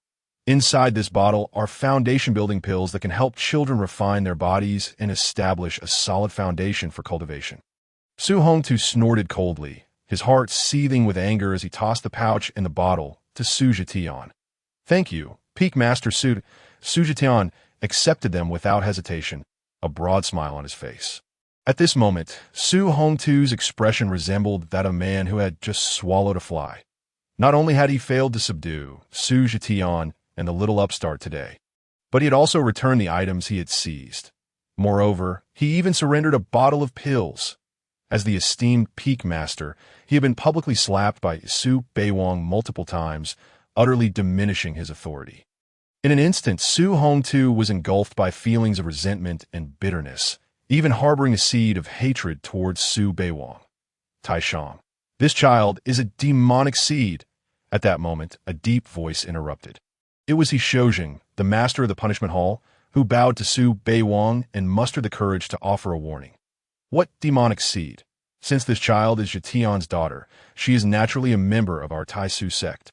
The young girl was merely harmed by the Dark Knight Palace, which planted a demonic seed within her. Is it possible that our Taisu sect cannot resolve even a single demonic seed? Su Beiwang retorted sharply. Upon hearing this, He Shoujing's gaze involuntarily flicked towards Yu Shuihan, who simply shook her head in response. Indeed, He Shoujing had no choice but to relent, yet he shifted his tone. However, Su Zhetian has harmed fellow disciples. Harmed whom? Are you referring to her or him? Su Beiwang's eyes widened as he pointed at Su Ruyan and the unconscious Xiao Shizi lying nearby. At this juncture, Yu Shuihan cleared her throat and stated calmly, He Shoujing, Su Ruyan is unharmed. Let this matter rest for now. As for Xiao Shizi, it was I who secretly instructed Su Zhetian to deal with him. This individual has a long history of misconduct, even exploiting his position as a favored individual close to Peak Master Su to embezzle resources allocated to Su Zhetian. He should have long faced the death penalty. Su Zhetian showing him mercy by sparing his life is already an act of kindness. Is that not so? Peak Master Su, you should be somewhat aware of this matter. Perhaps it is time to investigate the accounts of Qinglong Peak. Upon hearing this, Su Hongtu felt a jolt, his heart nearly leaping from his chest. Chapter 15. The young and beautiful great-granddaughter, you are not the only one reporting to the sect master. I had actually begun investigating Xiao Shizi previously, but had not yet taken action. I did not expect the sect master to be so perceptive. Since it was your arrangement, Su Zhetian's actions against Xiao Shizi are indeed justified.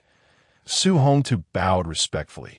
He quickly ordered his subordinates to drag the barely conscious Xiao Shizi away. Whether Yu Shuian had secretly instructed Su Zhetian is, of course, a definitive no to as for whether Xiao Shizi had embezzled resources allocated to Su Zhetian, or whether he was indeed guilty. Only the parties involved would know. However, one thing was certain. Su Hongtu would not dare allow the sect master to investigate the accounts of Qinglong Peak. Thus, the matter of Su Zhetian incapacitating Xiao Shizi could only and must be swept under the rug. Seeing this, He Shoujing, the master of the punishment hall, chose to remain silent. It was merely a pity for Xiao Shizi, who had acted as a pawn for the Peak Master's grandson, bullying Yi, and ultimately bore the brunt of it all. Subsequently, the onlookers dispersed. Zhetian, come with me. There are some matters I must discuss with you in detail alongside several elders. At this moment, Yu Shuihan beckoned to Su Zhetian. Oh, not worry. There is no need to be anxious. Su Beiwang patted his shoulder. Su Zhetian nodded, temporarily entrusting her daughter to Yu Chaolu before following the two. However, as they passed by Su Rian and Su Hongtu, Su Beiwang snorted, Sect Master, take Zhetian and leave first. With that, he approached the two great-grandfather. Despite harboring resentment in their hearts, the Su father and daughter still addressed him with utmost respect. Su Beiwang cast a glance at the departing Chu Zhetian and spoke sternly. Listen closely, both of you. I care not about the methods you employ. You must restore Zhetian to us. Upon hearing this, the expressions of the father and daughter fluctuated dramatically to great-grandfather. Why do you so favor Chu Zhetian? He is merely an outsider. While we are of the Su lineage, Su Rian said, still somewhat indignant. However, her words were cut short by Su Beiwang's interruption. What outsider? Zhetian is the very essence of our Su lineage and the fortune of the entire Tai Su sect. Grandfather, he has already severed ties with our sect and has completely distanced himself from Rian. Given the current situation, how can we possibly restore him? Su Hongtu inquired, struggling to suppress his internal conflict. In response, Su Beiwang reprimanded him sharply. Your eldest daughter may have been dismissed, but what of your second daughter? Let me remind you, the Su lineage does not consist solely of you. Su Hongtu, my young and beautiful great-granddaughter, is not merely your daughter. If you cannot bring Zhetian back, then your position as the master of Qinglong Peak will come to an end. You and your family should consider this carefully. With that, Su Beiwang shot them a cold glance before sweeping away. After their great-grandfather departed, Su Hongtu's countenance fluctuated between dark and light, particularly disturbed by the implication that his position as master of Qinglong Peak might be at stake. Damn it, our esteemed elder holds such favoritism for Chu Zhetian. Meanwhile, Su Rian's expression was equally frigid as she pondered her great-grandfather's intentions. What does he mean by this? Chu Zhetian has severed ties with us, and yet he seems to favor my younger sister, Su Rian. A wave of discomfort surged within her. After a while, inside the Zhongzhu's hall, a secret meeting chamber surrounded by isolation arrays to prevent eavesdropping. Crucial matters regarding the sect's rise and fall had been discussed here for over 2 millennia. Present were the sect leader, Yu Shuihan, and the 2 esteemed elders, Su Beiwang and 6 other elders. At that moment, the eldest elder by Chongqing spoke directly. Let us not beat around the bush. Chu Zhetian, you are aware of the reason you have been brought here. Speak. What transpired in the blood abyss? Chu Zhetian had anticipated this question and had already prepared his response. The next moment, he feigned seriousness and declared, Respected elder, I am uncertain what occurred in the blood abyss. I entered with a broken body, only to be ravaged by the chaotic blood energy within, nearly succumbing to severe injuries. Then, I lost consciousness. Upon awakening, I discovered that the blood abyss had vanished, and astonishingly, my physical body was unscathed, even stronger than before. The meridians that had been severed in the shattered Dantian were restored to their original state. Upon hearing this, the core members of the sect exchanged uncertain glances, their expressions rife with skepticism. "Chu Zhiqian, are you speaking the truth?" inquired the fourth elder, Ji Yinlian, who appeared to be in her 40s yet had surpassed a century in age. Besides her esteemed position, she was also Bai Changqing's partner.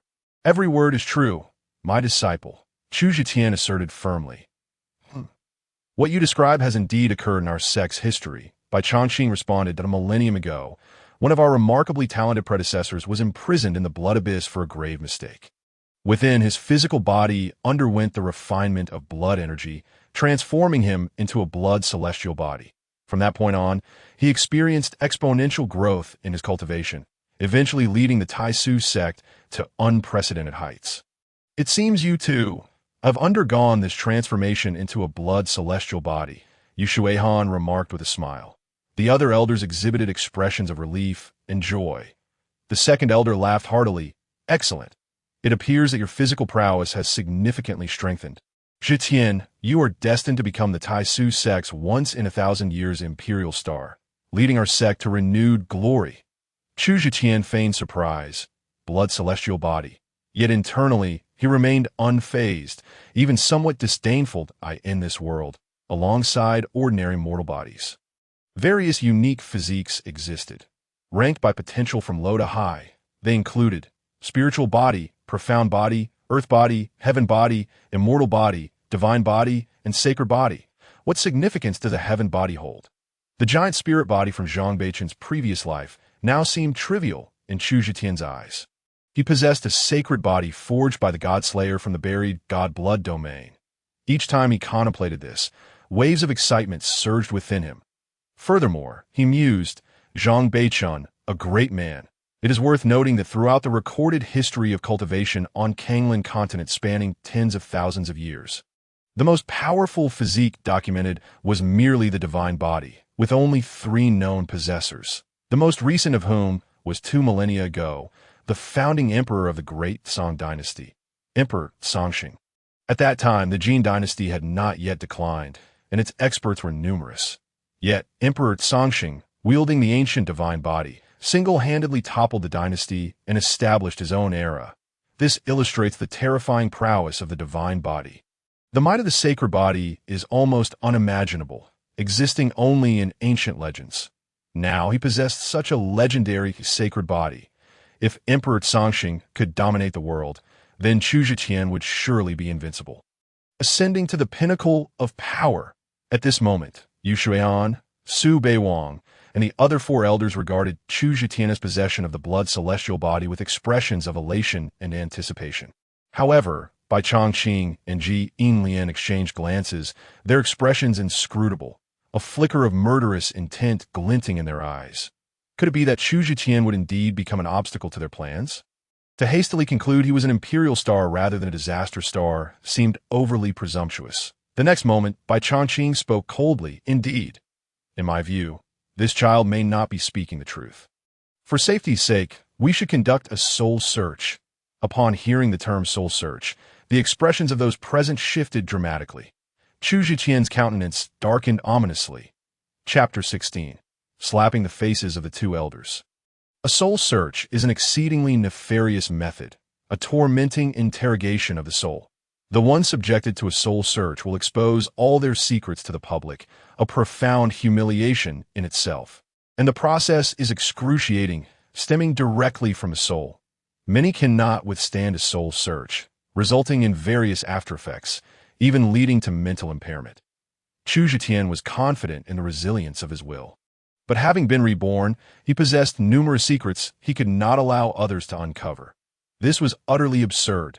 Before Chu Zhiqian could voice his refusal, Su Beiwang had already turned hostile. Sect leader Yu Shuihan furrowed his brow. "A soul search is a bit excessive." "I believe it is not excessive in the least," Bai Changqing countered harshly. "You must understand, since Chu Zhiqian was able to make the blood abyss vanish. If he is not an imperial star, he must be a disaster star. Understanding this point is crucial to the survival of our sect. Moreover, I must confess I have just conducted a divination." At this, He fixed an intensely sharp gaze on Chu Zhiqian. The divination indicates that this child is indeed a disaster star. He had just left the blood abyss and had already severely injured a fellow disciple. Furthermore, his daughter is a demon spawn. All signs point to Chu Zhiqian fitting the omen of a disaster star. Upon hearing this, the expressions of the other elders altered, gazing at Chu Zhiqian. Their eyes revealed caution and sharpness. Ji Yinlian then addressed Yu Shuihan. Therefore, sect leader, conducting a soul search on Chu Zhiqian now also presents him with a final opportunity. At this point, she exchanged a glance with Bai Chongqing, both recognizing the latent cruelty in each other's eyes. Through the soul search, Ji Yinlian would undoubtedly seek an opportunity to eliminate Chu Zhiqian, ensuring the removal of an uncertain factor that could obstruct their plans. Meanwhile, Chu Zhiqian regarded Bai Chongqing and Ji Yinlian with a chilling gaze. He recalled that a year from now, the two would conspire with the Night Palace to instigate a rebellion, resulting in the true calamity of the sect. In this lifetime, were these two old foxes already targeting him? Did they sense that he, as the Imperial Star, posed a threat to their schemes? What a generous last opportunity. If I refuse, what then? Chu Zhiqian coldly challenged Bai Chongqing that if you refuse, it only means you harbor guilt. Who knows what underhanded methods led to the disappearance of the blood abyss? You may very well be concealing a monstrous plot. For the sake of the sect, it is better to err on the side of caution. Bai Chongqing's tone was icy. The other elders exchanged glances, maintaining a neutral stance. Sect leader Yu Shuihan's expression shifted continuously, as if weighing his options. Old Bai, what kind of nonsensical reasoning is this? The refusal of Zhitian to engage in soul-searching signifies that he is indeed a harbinger of calamity. Harboring malevolent intentions that it is crucial to understand that a single misstep in soul-searching could inflict harm upon the 3 souls and 7 spirits. Under such circumstances, should Zhitian not refuse? Were I in his position, I would likewise decline. Am I then to be considered a bearer of ill will as well? Only Su Beiwang, with his face flushed and voice raised, voiced his opposition, even positioning himself directly in front of Chu Zhiqian, fiercely defending him. You are different. You have not caused the blood abyss to vanish. My divination has not indicated that you are a harbinger of disaster. Beiwang, I am aware of your favorable opinion of Chu Zhiqian. However, when it concerns the survival of our sect, you must not let your emotions cloud your judgment, Bai Chongqing declared with righteous fervor. As he finished speaking, Chu Zhiqian chuckled, his tone laced with scorn. What a grave matter concerning the survival of our sect. Oh, Grand Supreme, standing upon the lofty pinnacle of righteousness, it truly renders one unable to gaze upon you directly. You repeatedly assert that I am the sect's calamity. May I inquire, is your divination accurate? Upon hearing this, Bai Chongqing's complexion darkened to a shade of iron. Chu Zhiqian, how dare you question my divination skills? Chu Zhiqian scoffed, fully aware that this old man sought to push him to his demise today, and thus he no longer held back. Why should I not question? If your divinations were indeed accurate, then how did the Moon Supreme perish in the treachery of the Dark Night Palace 20 years ago? The moment these words left his lips, Yu Shuihan's expression darkened, a flicker of sorrow flashing in his eyes. The Moon Supreme was none other than his father. The expressions of the other Supreme Elders also shifted. Bai Chongqing's expression faltered, his face shrouded in frost. That instance was merely my oversight. And what of the battle at Gloomy Smoke City 10 years ago? Did the 80,000 disciples of our Tai Su sect not perish overnight? Was that also a miscalculation on the Grand Supreme's part? 5 years prior, the 8 Supremes met their tragic end in the Northern Realm. What are your divination then? 3 years ago, the Wan Yaomao Manor annihilated over 30 of our sect's outposts. Did the Grand Supreme fail to foresee that? Yet now, you specifically declare that I am a calamity, rather than a star destined to elevate our sect. Chu Zhiqian enumerated each instance. With each statement, Bai Chongqing's expression darkened further. The sect leader and the other Supreme Elders also shifted their expressions accordingly. Indeed, there is no fault in what you say. Old Bai, cease invoking your divination skills, Su Beiwang interjected, his face reflecting sorrow as he scolded Bai Chongqing. Bai Changqing took a deep breath, his gaze upon Chu Zhetian filled with malice and coldness. Chu Zhetian, what you speak of are merely the few occasions I have miscalculated. In my life spanning over a century, the instances of my accurate divination are innumerable. Do you believe that with such feeble arguments, you can obscure the truth of your status as a calamity? Chu Zhetian feigned surprise, a mocking smile gracing his features, and suddenly cast a glance at the fourth supreme, Ji Inlian. Really? I wonder if the Grand Supreme has divined that your lineage, the Bai clan, is actually not related to you by blood? With that, Ji Inlian's complexion changed dramatically. Chu Zhetian, what nonsense are you spouting? She was Bai Changqing's only partner. If his descendants were not of his bloodline, did that not imply she had been deceiving him for decades? Meanwhile, Bai Changqing trembled. What do you mean by that? His gaze instinctively shifted towards Ji Inlian. Changqing, do not listen to his nonsense. Chu Zhetian chuckled. The current Baihu Peak Master, Bai Pengju, is, in theory, your own grandson, is he not? Am I speaking falsely? Let Bai Peak Master undergo a bloodline test with the Grand Supreme, and the truth shall be revealed. Chu Zhetian, you are being outrageous. Ji Inlian rebuked angrily, yet her eyes betrayed a hint of insecurity. That moment, Bai Changqing's gaze became as sharp as a blade as he scrutinized his partner of over 80 years. The next moment, his voice turned icy as he addressed Chu Zhetian. You have spoken recklessly, offending the Supreme. What punishment do you deserve? I am more aware than anyone of whether my descendants share my bloodline. As for the presence of sect leader Yu, Su Beiwang, and the other Supreme Elders, they appeared somewhat awkward at this juncture.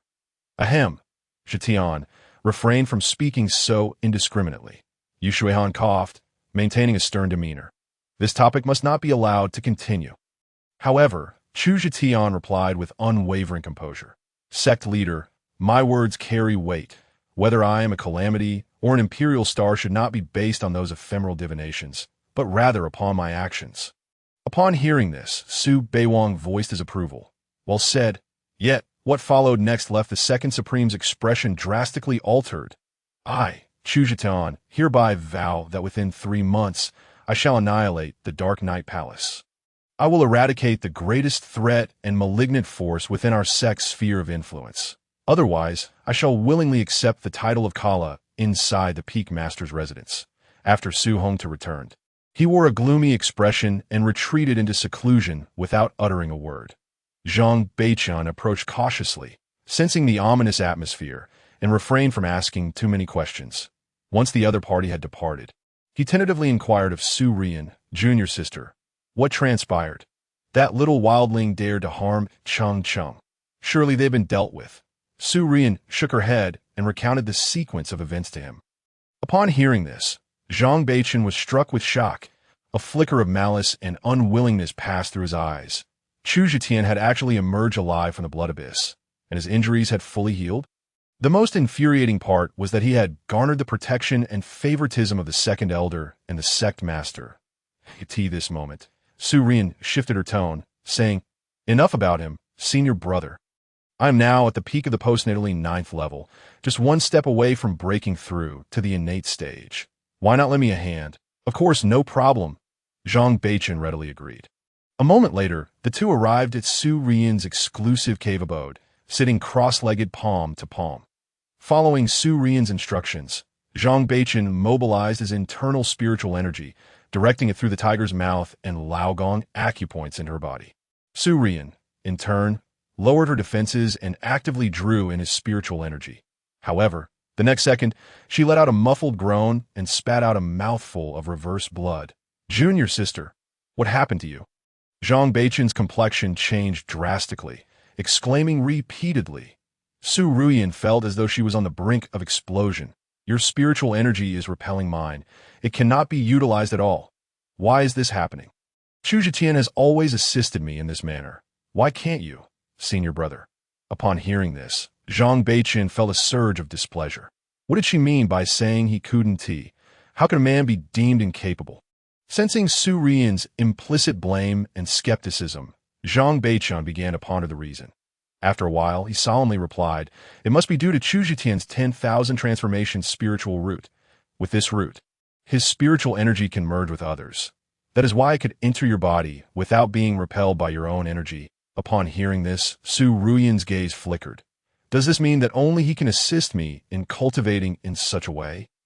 With this thought, her mind was flooded with memories of past training sessions with Chu Zetian. It was well known that he had taken 5 years to break through one of the most challenging thresholds on the path of cultivation, the innate stage. Such speed was astonishing. However, what others did not know was that during the 5 years of their marriage, whenever she cultivated, Chu Zetian had almost continuously expended his own spiritual energy to assist her, often to the point of being drained. When it came time for Chu Zetian to cultivate himself, he had to spend a considerable amount of time replenishing his energy. Yet, at this moment, recalling the past, Su Ruyan felt no sense of gratitude. Instead, her hatred for Chu Zetian intensified. Chu Zetian, you, a mere grassroots cultivator, are fortunate to be by my side assisting me. How dare you divorce me?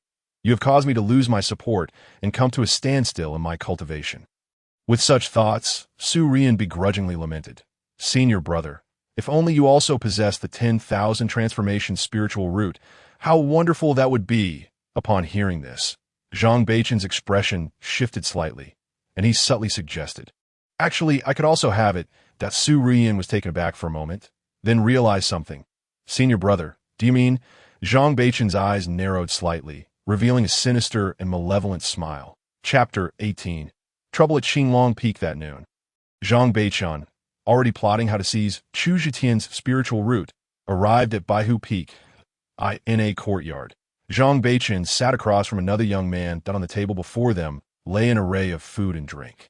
The young man's face was grim, his left eye covered by an eye patch. His name was Bai Yifei, the chief disciple of Baihu Peak and the eldest son of Bai Pengju, the Peak Master. I wonder what brings you here, junior brother Zhang. Surely it is not merely for the sake of drinking, Bai Yifei inquired with a flat expression as he set down his wine cup. Zhang Beichen pondered for a few seconds before countering. Senior brother Bai, you must have heard about my junior brother Chu's situation, correct? Chu Zetian. Bai Yifei spat the name through clenched teeth, his right eye flashing with an expression of deep-seated animosity.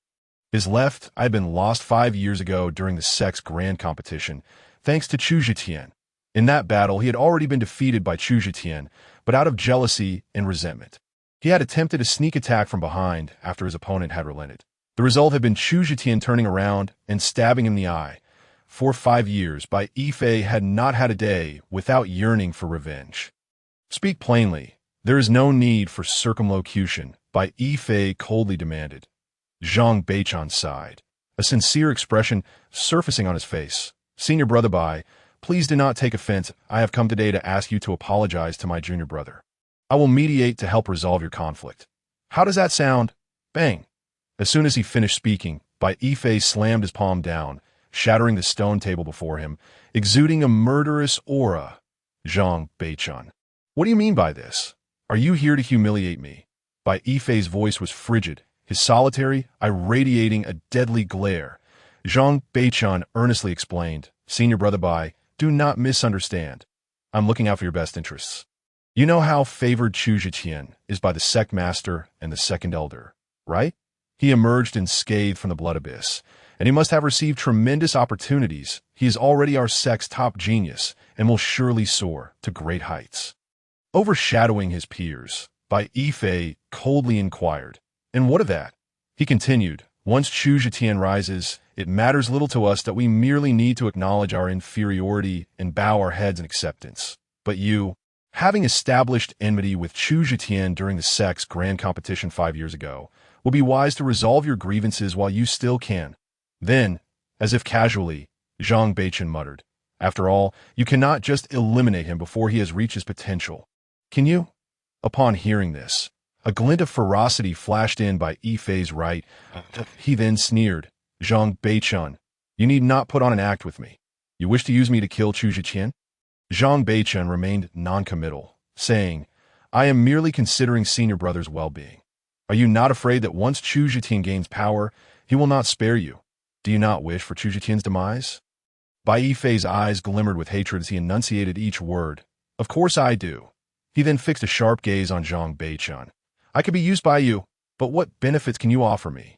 Zhang Beichen chuckled softly, a knowing smile playing on his lips. Senior brother, you must have heard of Chu Zhitian's daughter, right? That little girl resembles a porcelain doll. What's more, she is a demon spawn. Once Chu Zhitian is dead, you could shower her with affection at your leisure. Zhang Beichen was somewhat aware of Bai Yifei's preferences. Upon hearing this, Bai Yifei's solitary, I instantly sparkled with wicked intent. However, he soon shook his head once more. What else? Zhang Beichen's expression froze, his eyes revealing a cold glint. After contemplating for several seconds, he spoke slowly.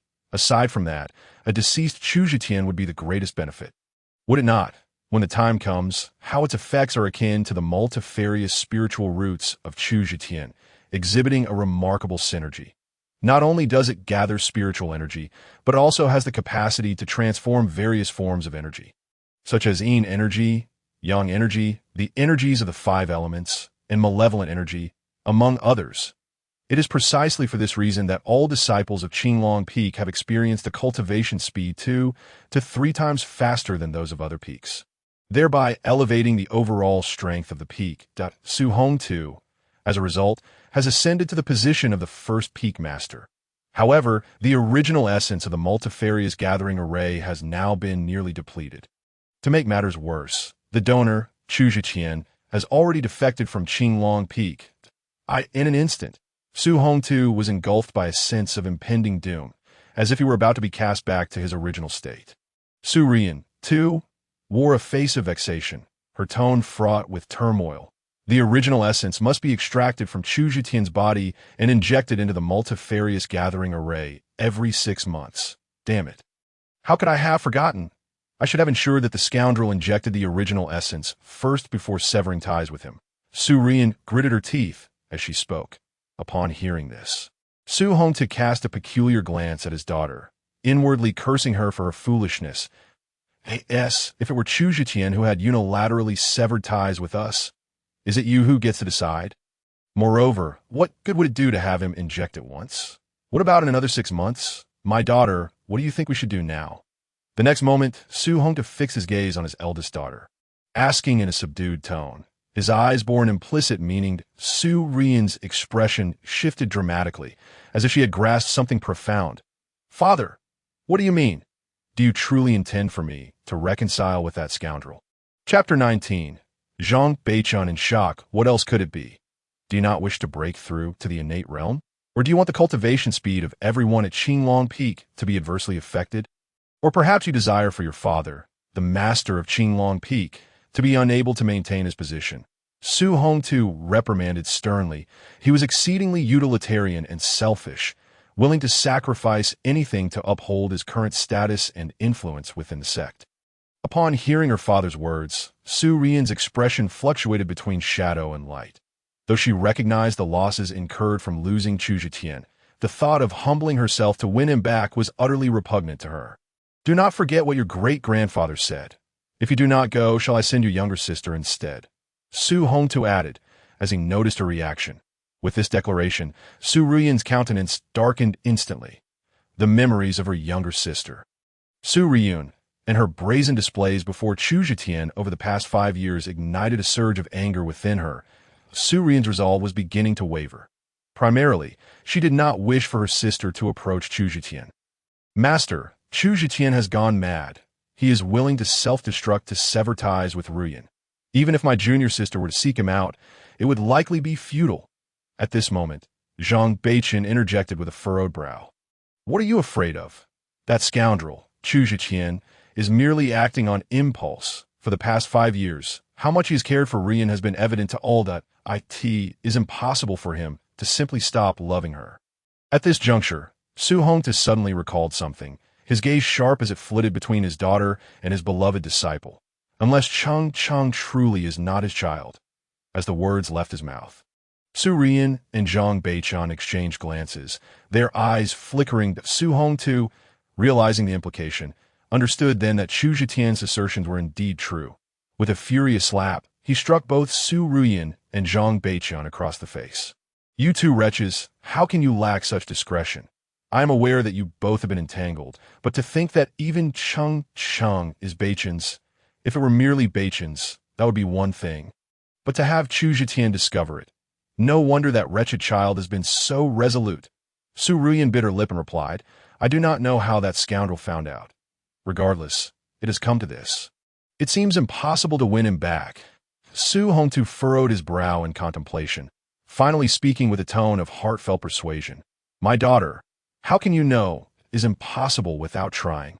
If you merely lower your stance a little and provide Chu Zetian with a way out, he may very well return obediently. At the very least, you should not hold it against him regarding that illegitimate child. You could even feign being the child's godmother.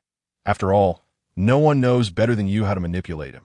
You must understand, whether for yourself, for your father, or for the entire Qinglong Peak, Chu Zetian must return. Upon hearing this, Su Ruyan's expression shifted again, ultimately nodding noncommittally. Father, grant me a night to ponder. Meanwhile, a glint of coldness flashed in Zhang Beichen's eyes. Master, it is unnecessary to reconcile with Chu Zetian. We can acquire the multifarious spiritual root instead. If we kill him and extract the spiritual root, we can refine it for ourselves. Upon hearing this, Su Hongtu's expression hardened. Indeed, it is not without merit as a plan. After sensing the exceedingly thin spiritual energy within the secret chamber, Chu Zetian immediately rose to depart. Shortly after his exit, Su Bei Wang and Yu Shui Han appeared at the door of the chamber. Upon perceiving the fluctuations in the spiritual energy, both displayed expressions of profound astonishment. Where has all the spiritual energy in this chamber gone? Could it be that it has all been drained by that lad, Zetian? Standing at the entrance, the expressions on their faces were one of sheer shock. After a moment, Yu Shui Han sighed and said, It seems there is no other explanation. As he spoke, he dared not show his disbelief. But how could this be possible? The rate at which one person could refine spiritual energy. How could it be so terrifying? If this were true, how astonishing would Zetian's cultivation speed be? The blood fiend body is indeed so extraordinary. If Chu Zetian were to hear these words at this moment, he would undoubtedly scoff. What is the blood fiend body compared to the celestial devouring body, which truly possesses such effects? After the initial shock, Su Bei Wang's face transformed into one of profound joy. Excellent! How wonderful! I was worried that this lad might be discouraged by my observation of his training, so I kept my distance and refrained from inquiring about his progress. It appears now that he is making astonishing strides. Previously, I thought it was sheer nonsense when he claimed he would destroy the Night Palace within 3 months, but now I find myself somewhat hopeful. Yu Shui Han nodded with satisfaction, then shifted his tone, saying, However, Taishang, we should refrain from asking too many questions. Moreover, we must not let this matter reach the ears of a third party. If Zetian is truly this extraordinary, once the news reaches internal traitors or hostile forces, he may find himself in grave danger. Talents are most fearful of untimely demise. Chapter 20. Why is this woman here?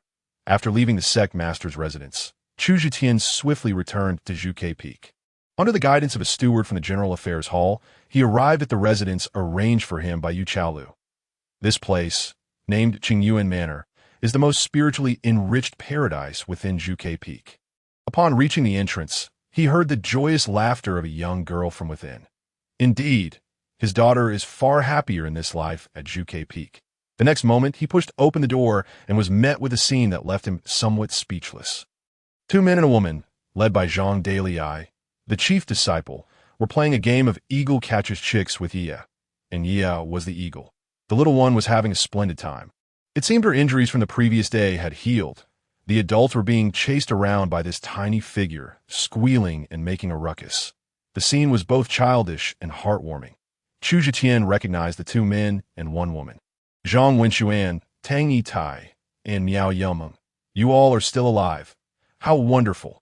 The 3 were direct disciples of Yu Chaolu, and now, in name, his elder brother and sister, in his previous life, Chu Zetian harbored no fondness for them, even feeling that their kindness towards Yi was akin to Yu Chaolu's meddling.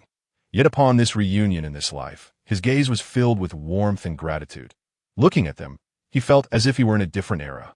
In his previous life, they had all met a tragic end at the hands of Su Ruyan and Zhang Beichen.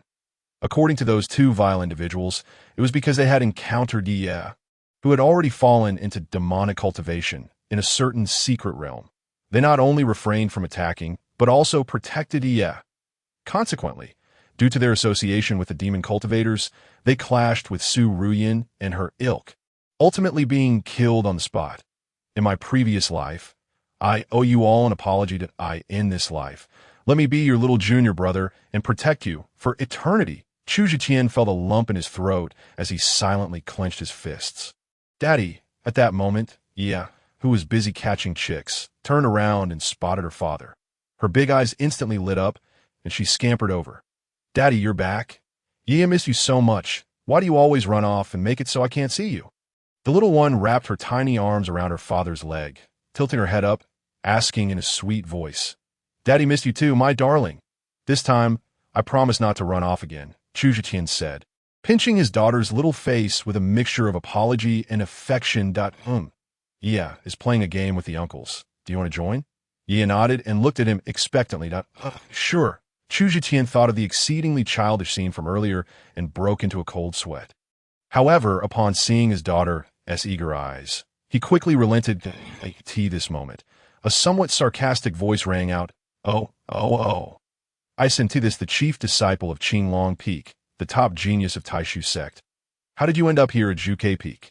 Turning to look, he saw a young man who had just been playing with Ye, approaching with his arms crossed. This fellow had an average build. Dressed in black attire, he was quite handsome, but wore a provocatively smug expression.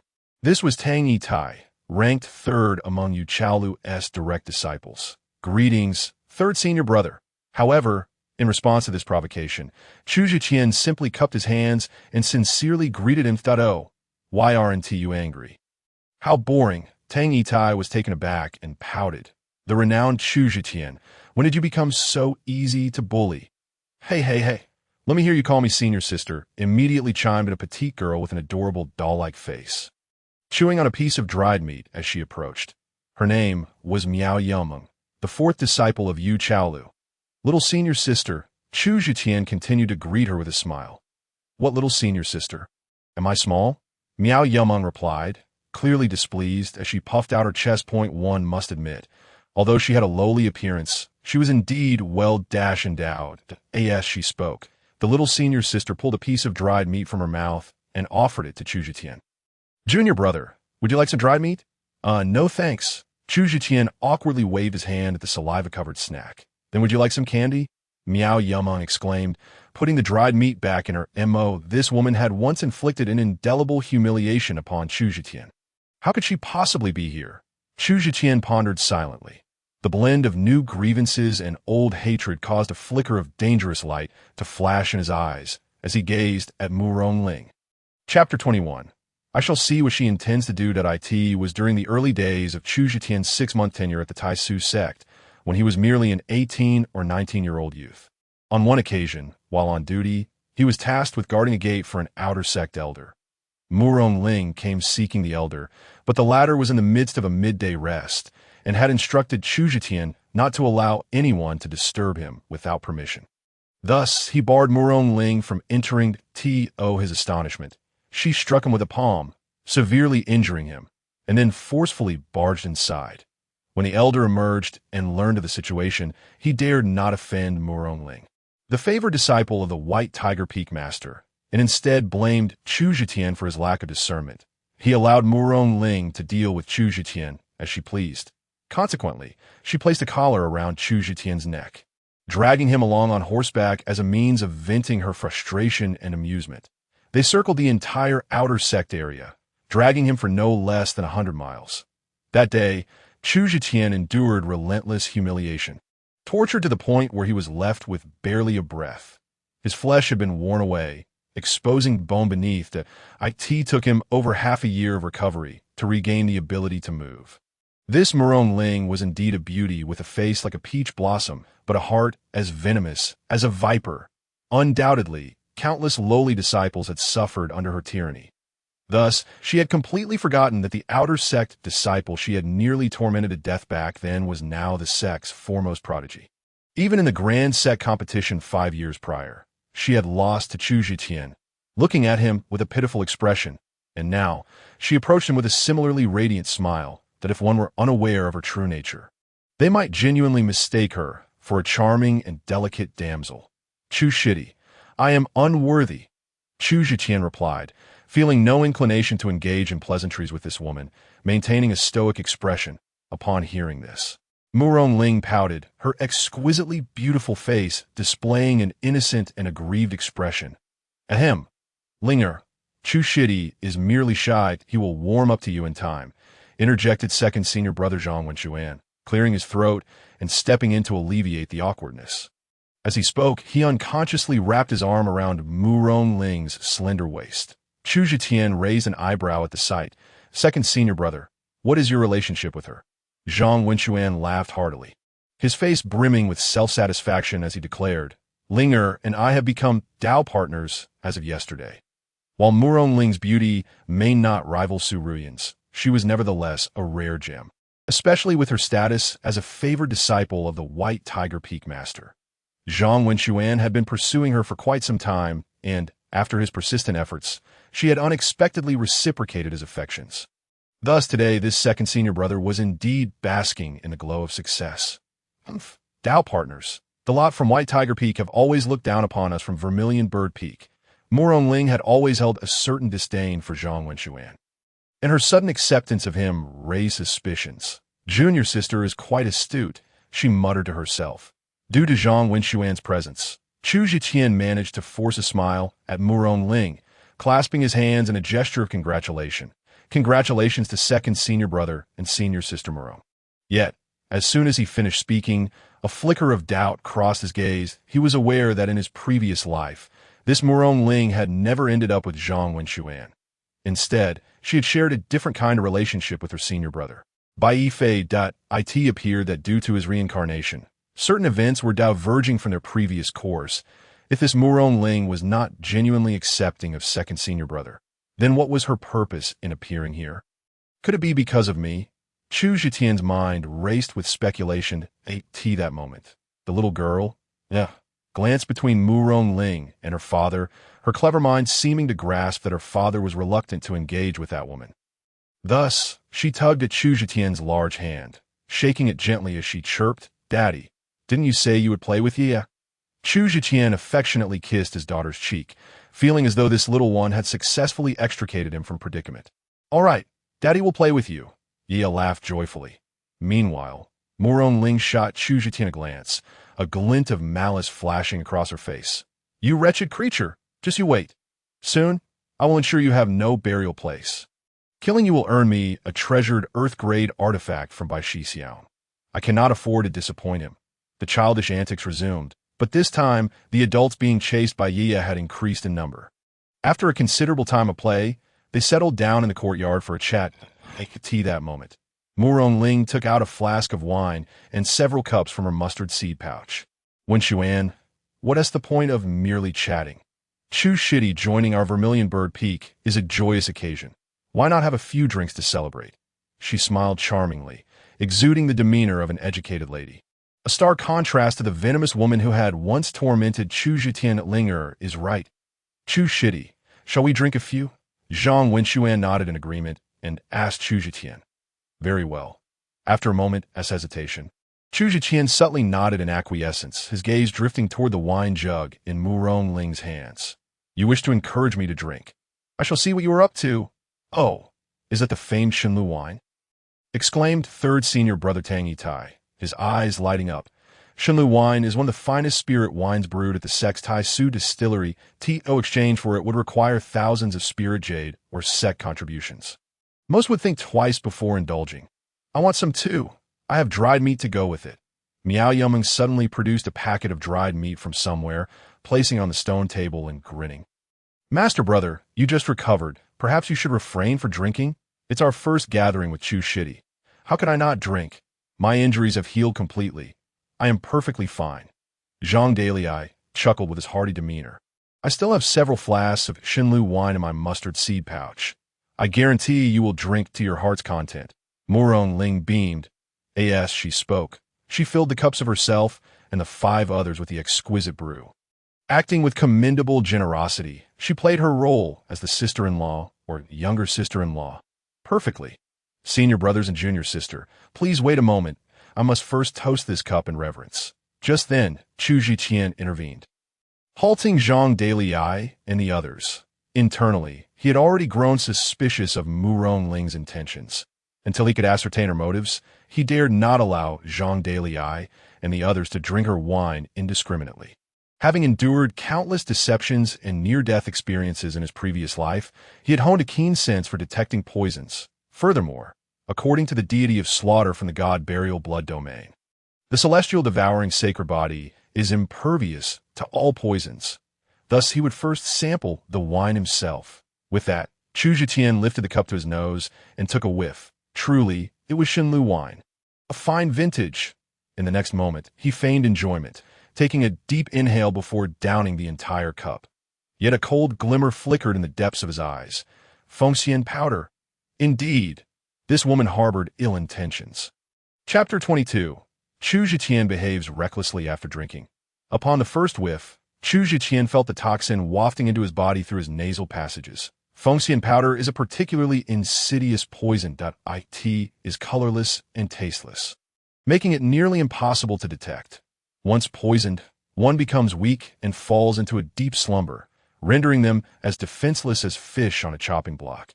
However, astonishingly, as the toxin entered Chu Zhiqian's body, it was directly neutralized, transforming into a trace of energy. The celestial devouring sacred body not only renders one immune to poisons, but can even convert them. Although the negligible energy gained from this transformation was insignificant to his physical enhancement, it effectively neutralized the poison.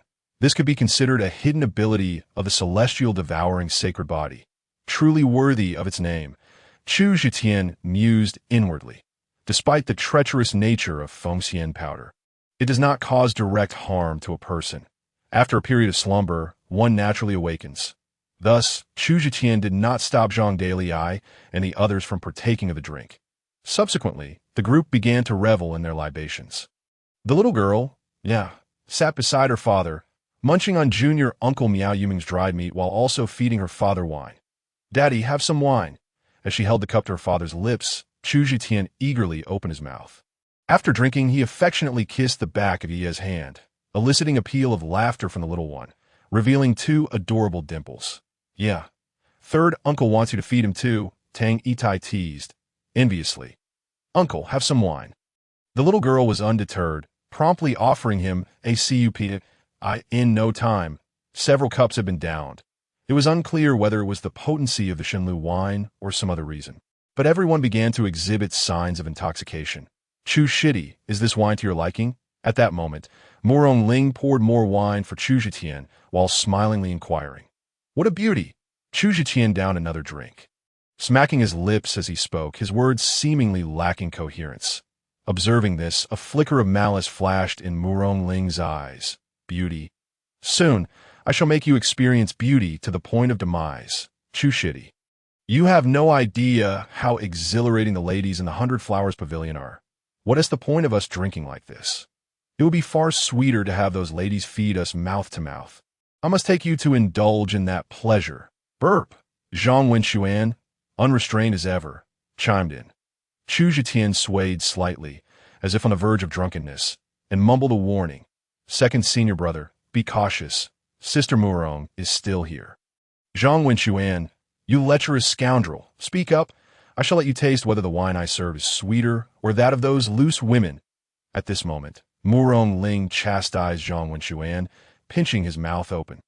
In the next instant, she fed him a mouthful of wine, leaving the second senior brother looking utterly mesmerized. Witnessing this display of affection, Tang Itai and Miao Yuma exchanged hushed remarks. Mu Rongling feigned shyness, yet her eyes betrayed a glimmer of disdain. However, to execute her upcoming plan, she had no choice but to let Zhang Wenxuan take advantage of her. Before feeding him the wine, she had secretly held the antidote to the immortal sealing powder in her mouth. For what lay ahead, she required a witness, and more importantly, a weapon. If she could wield that weapon to eliminate someone, all the better. Therefore, Zhang Wenxuan must awaken at the opportune moment. "Chu Shidi, it is said that you are the foremost genius of our sect. Isn't it a pity for you to come to our Zhuke Peak? Here, we are all laid back. Our master doesn't even oversee our cultivation. You too shall become a fish out of water. After hushing, Tang Itai shook his head while embracing Chu Zhitian's shoulder. Senior brother, would you like some jerky? Miao Yuma also produced her jerky, attempting to feed it to Chu Zhitian. Thud, just as Zhang Dalai attempted to say something. He collapsed, falling flat. Thud, thud, thud. Shortly after, Miao Yuma and the others also succumbed to sleep on the ground. Chu Zhiqian too fell with a thud, resting his head on the stone table, appearing utterly inebriated. Yet he alone knew that he was more alert than anyone. At that moment, seeing everyone collapse, a triumphant look appeared on Murong Ling's face. Suddenly, Ye's voice, tinged with concern, rang out. Daddy, Shirbua, what happened to you? They are merely drunk. Nothing to worry about, Murong Ling replied with a smile. Ye gazed at her, blinking her large eyes, innocently and curiously asking, Shirbua, why aren't you drunk? Because Shirbua drank less. Murong Ling explained without a change in her expression. Oh. Ye nodded, not pondering further. She looked at her inebriated father and went to tug at his arm, pretending to lift him to carry him back inside. Daddy and Shirbua can't sleep outside on the ground, can they? Yeah, don't worry about your father. I will help your Shirbua inside at AT this moment. Chu Zhitian mumbled a vague reminder. Oh, yeah. You first help your Shirbua inside. Oh, Ye replied, then pulled Miao Yuma up from the ground and began to carry her into the house. Despite her small stature, the little one possessed surprising strength. What followed was a rather incongruous scene. A group of adults utterly intoxicated, while only a little girl remained to clean up the mess. Her petite frame seemed to harbor immense strength. Successfully dragging her Shirbua inside, along with the others, her delicate face flushed a bright red. Well done. Yeah. After you carry your Shirbua, take a rest. I will help your father. Estimating the timing was right, Murong Ling called out from inside. In the next moment, she turned to Chu Zhiqian, her expression darkening with a murderous intent. With a rip, she tore apart her clothing, revealing her undergarments beneath. The contours of her figure and her fair skin were exposed to the air. Ah! Murong Ling let out a piercing scream, her voice laced with indignation. Murong Ling, what are you doing? Chu Zhitian lifted his head, feigning drunkenness as he asked. What am I doing? You shameless wretch, after drinking, you dare to act so brazenly and plot against me. How shall I face others after this? Woo-woo, Zhang Wenxuan, come out here. See what your junior brother has done. With one hand covering her chest and the other pointing at Chu Zhitian, Murong Ling scolded furiously. Her pretty face was frostbitten, her eyes brimming with tears, as though truly insulted. Thud, thud, thud. Following her outburst, a flurry of disordered footsteps approached. Zhang Wenxuan, who had just awakened from the effect of the antidote and was still somewhat dazed, rushed out upon hearing the commotion. What is happening? Linger, what are you doing?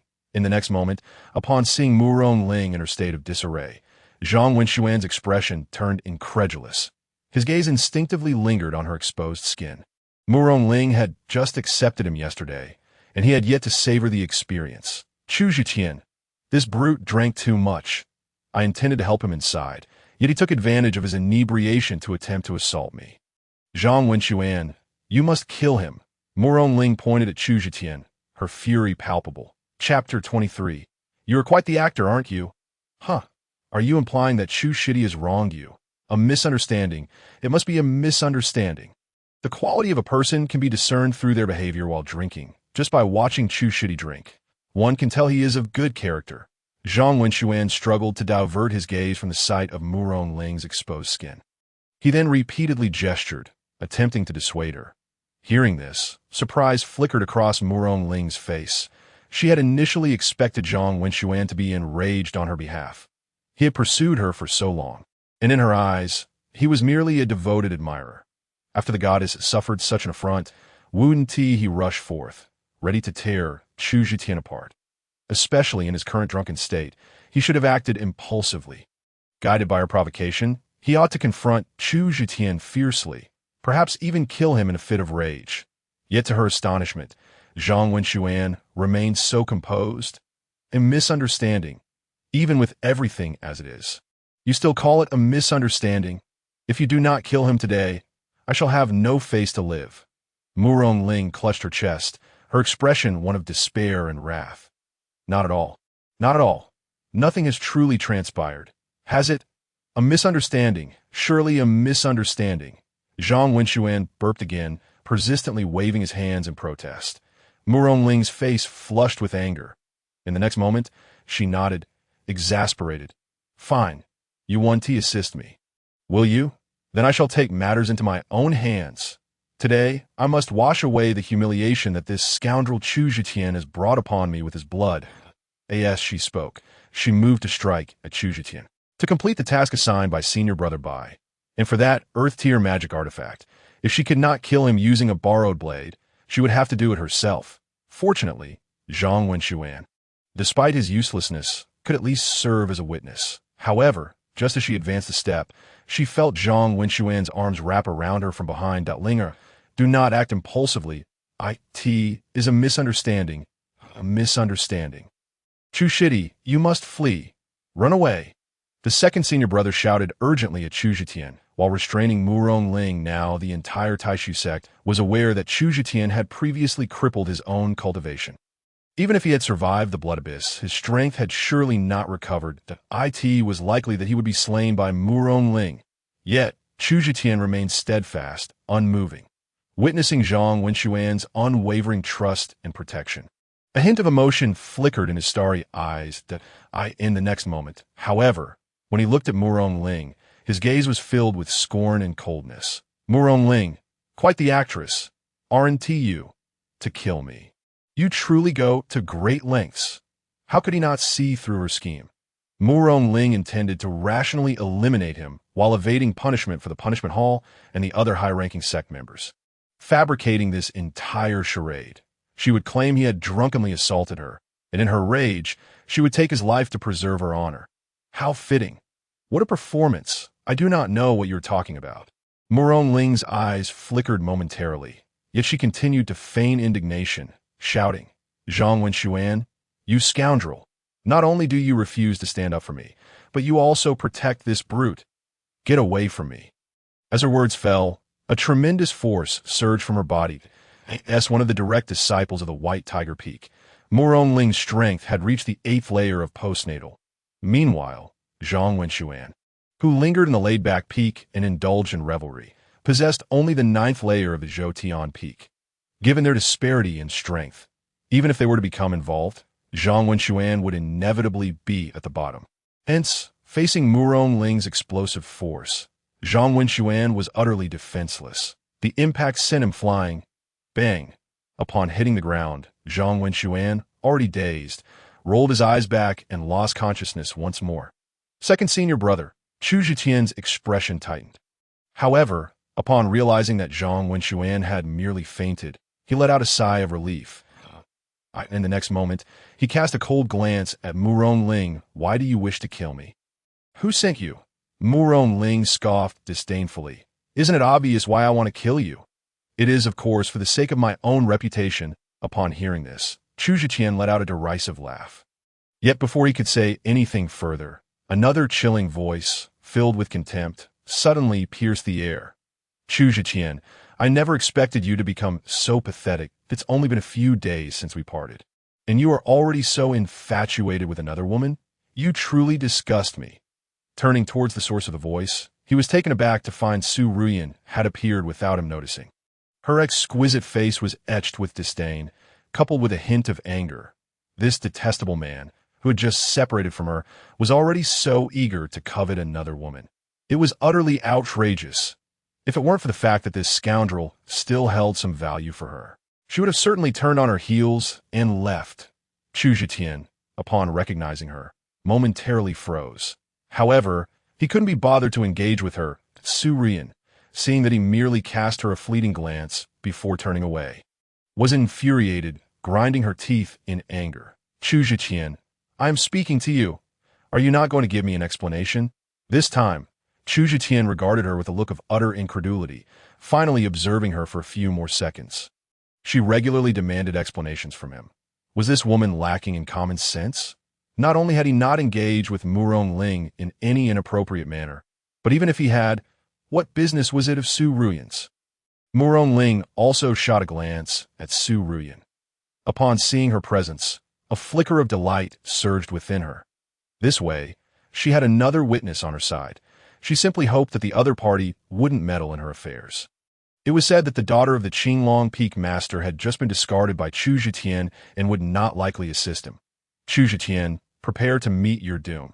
The humiliation you have inflicted upon me can only be cleansed with your blood. Murong Ling exclaimed, her voice laden with fury and murderous intent. The aura emanating from her, at the innate level 8, instantly enveloped the surroundings. However, at that moment, a small figure dashed forward, arms outstretched to shield Chu Zetian. You shall not harm my father. Ye saw everything. You are lying. It was you who tore your own clothes. You are framing my father. The little girl's face was flushed with righteous indignation, glaring fiercely at Murong Ling. Her aura was somewhat unstable, as it seemed that every time her father's safety was at stake, this little one risked becoming possessed. This clearly indicated how much Ia cherished her father. You little brat. At such a tender age, you dare to help your father twist the truth, and to think you are a demon spawn. Keeping you in this world is nothing but a calamity, Murong Ling retorted. Her face twisting into a fierce expression. She raised her hand, unleashing a surge of power that transformed into a palm strike aimed directly at Ye's head. It was evidently a lethal attack. Yeah, being merely a child, stood no chance against an innate level 8 cultivator's onslaught and would undoubtedly be obliterated in an instant. Yet at that moment, a tall and imposing figure swiftly intervened, standing protectively before the small frame. Boom! With a muffled thud, the palm strike struck Chu Zetian's thigh. Yet the bronze-like figure remained steadfast, unyielding, as if merely brushed by a gentle breeze. Witnessing this, Murong Ling's expression shifted in shock. Chu Zetian had withstood her attack unscathed. You just attempted to kill my daughter. In the next second, a voice brimming with boundless murderous intent resonated, causing the very air within the courtyard to feel as if it were solidifying. Father, are you all right? Upon seeing her father deflect the strike, he cried out in panic. Chu Zetian turned, the fury on his face replaced by a warm smile. That I am fine, dear.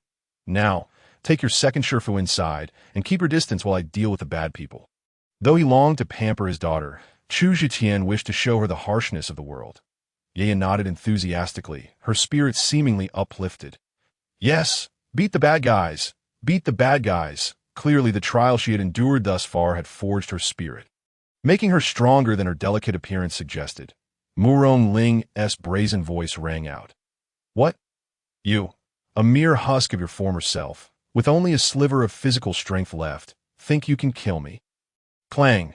As she spoke, a pair of twin daggers materialized in her hands, their tips pointed threateningly at Chu Zetian. I am eager to see if you can withstand my blades after enduring my palm. You shameless wretch, your daughter is also a demon spawn. Both of you deserve to die. A cold smile crept across Chu Zetian's lips. Very well.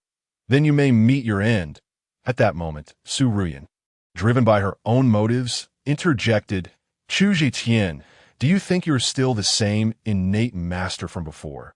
Do you think you can still fight with others? Her tone bore an air of arrogance.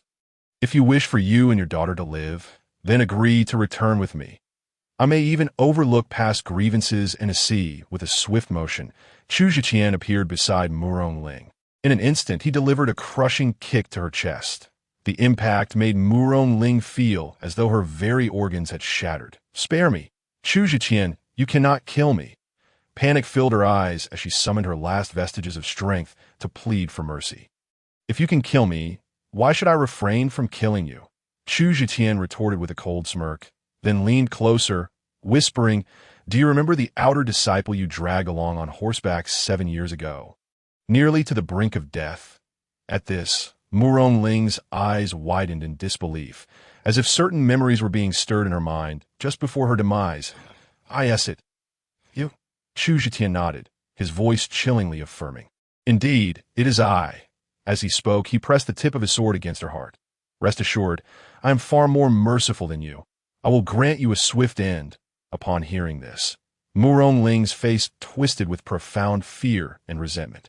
No, no, I was wrong. At that very moment, a voice filled with urgency rang out. Chu Zetian, stop! But with a ruthless thrust, the sword pierced Murong Ling's heart, Disregarding her pleas and the desperate command, Murong Ling's eyes bulged, brimming with deep-seated hatred and unwillingness, before she ultimately succumbed to the void of death. Yeah, though frightened, resolutely observed the scene. She clenched her tiny fist to alleviate her inner tension. Father has killed someone. Yet, the little one understood that her father targeted only the wicked, so she refrained from crying out to disturb him. Meanwhile, Su Rian stood frozen, her expression one of sheer horror. Was Chu Zhiqian truly capable of murdering Murong Ling? To overpower someone at the 8th stage of postnatal cultivation solely through brute strength? Previously, when she was taken hostage by Chu Zhiqian, she thought he merely relied on a surprise attack. But now it appeared otherwise. Su Rian, do you believe I require your assistance? Chu Zhiqian turned to her, finally uttering a word. However, his statement left her blushing with indignation and fury. Like the tea that moment, a voice filled with seething rage echoed. Chu Tian, you dare kill my junior sister. The chapter titled Those Who Have Harmed Ye Must Die was heralded by the appearance of a one-eyed youth just before Murong Ling's demise, attempting to thwart Chu Zhiqian's murderous intent. It was none other than Bai Yifei, the chief of the White Tiger Peak. Yet, Chu Zhiqian, undeterred, thrust his sword through Murong Ling's heart before Bai Yifei's very eyes, witnessing his junior sister's lifeless body. Bai Yifei was consumed by an unparalleled fury. Nevertheless, Chu Zhiqian, in response to the accusation, merely scoffed, "What is there I should fear?"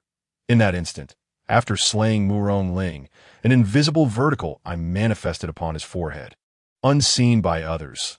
The crimson pupil of this eye swirled with a blood-red vortex, exuding an aura of the sinister and mysterious. It was the blood wheel eye, a manifestation of the god-burial blood domain. Flecks of vital essence seeped from Murong Ling's corpse, drawn into the blood wheel eye, causing a surge of warmth to flow through Chu Zhiqian's being, granting a slight enhancement to his physical form. Indeed, through acts of slaughter, one could fortify their body, Chu Zhiqian mused, relishing the sensation of being nourished and strengthened. I have already commanded you to cease.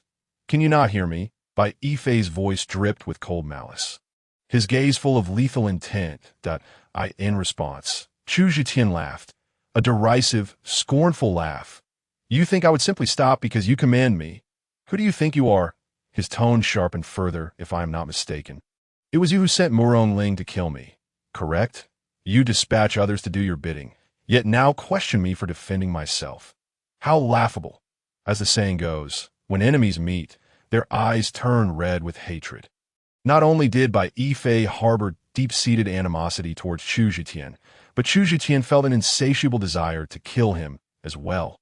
This vile, twisted creature had previously imprisoned Ye in his underground chamber for revenge against him. Fortunately, he had not completely abandoned his daughter on the 3rd day of her disappearance. He finally commenced a search, but by the time he located that underground lair, Ye had already endured unspeakable torment. At that moment, Bai Yifei was poised to inflict the final act of violation upon her. Had he arrived just a moment later, she would have fallen victim to that beast. Thus, upon seeing Bai Yifei once more, Chu Zhiqian's eyes brimmed with boundless murderous intent. Even if some events had yet to unfold, he yearned to tear this monster apart. Chu Zhiqian, you harbor malicious intentions toward my junior sister, and when thwarted, you lash out at her. Bai Yifei's single eye gleamed with intense resentment. Today, I shall dismember you to set the record straight. As he spoke, he cast a glance towards Ye, a cruel and malevolent expression crossing his face. Before I kill you, I shall first sever your limbs, then, before your very eyes, turn your daughter into minced meat. I want you to comprehend the consequences of murdering my junior sister. His final words erupted into a deranged, maniacal laughter. Upon hearing this, Chu Zhiqian's eyes ignited with murderous intent. Then you shall join her in death. Bai Yifei erupted, speaking thus. He secretly furrowed his brow. It appeared that the initial physical strength of the devouring heaven-sacred body was on par with that of a first-layer congenital expert. Although it was already extraordinarily formidable, the task of vanquishing Bai Yifei still posed considerable difficulty. Perhaps a slight revelation of power would suffice. In the next moment, Chu Zhetian's aura surged dramatically that a wave of spiritual energy, seemingly out of nowhere, enveloped him. This sudden turn of events caught by Yifei completely off guard that a contender who had been evenly matched with him suddenly amplified his attacking force from 100,000 Jin to 150,000 Jin. Anyone in his position would be utterly unable to react. Even if one could respond, how could they possibly defend against such an onslaught? Thus, the equilibrium of battle was shattered in an instant.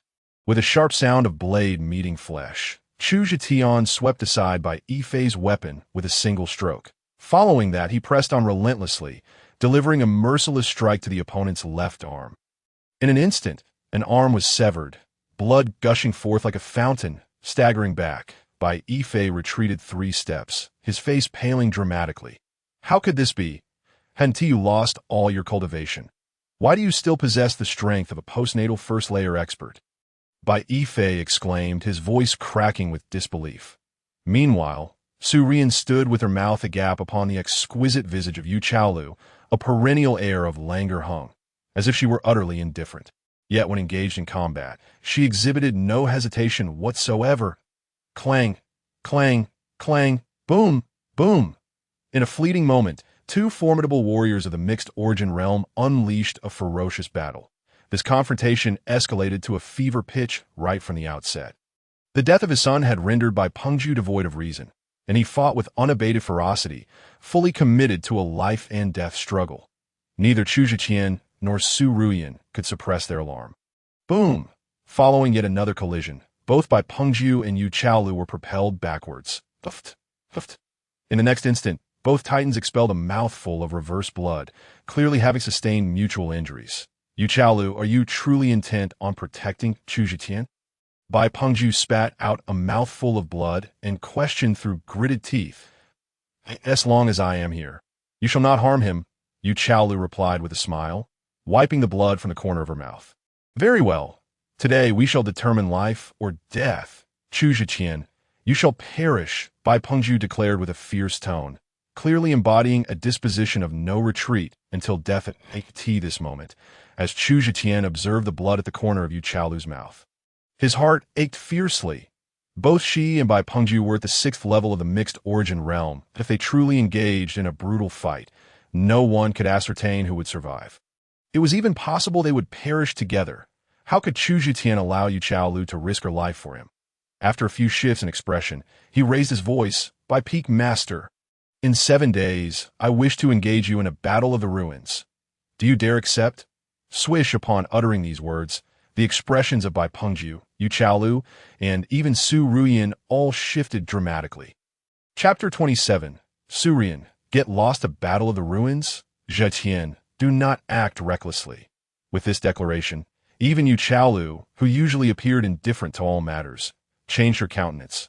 She abandoned her languid tone and reprimanded Chu Zhiqian sternly. Su Rian's expression reflected shock.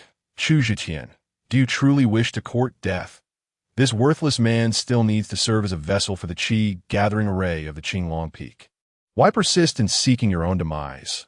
Upon hearing this, a cruel and mocking smile crept across Bai Pengju's face.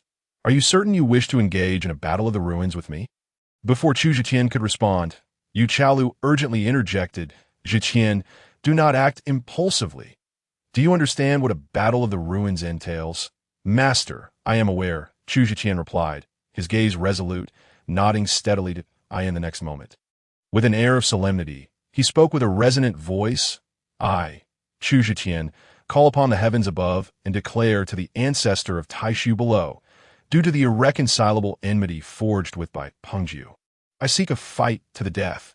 This is a personal grudge and will not harm the interests of the sect. Therefore, I am willing to engage in a battle of the ruins in 7 days hence.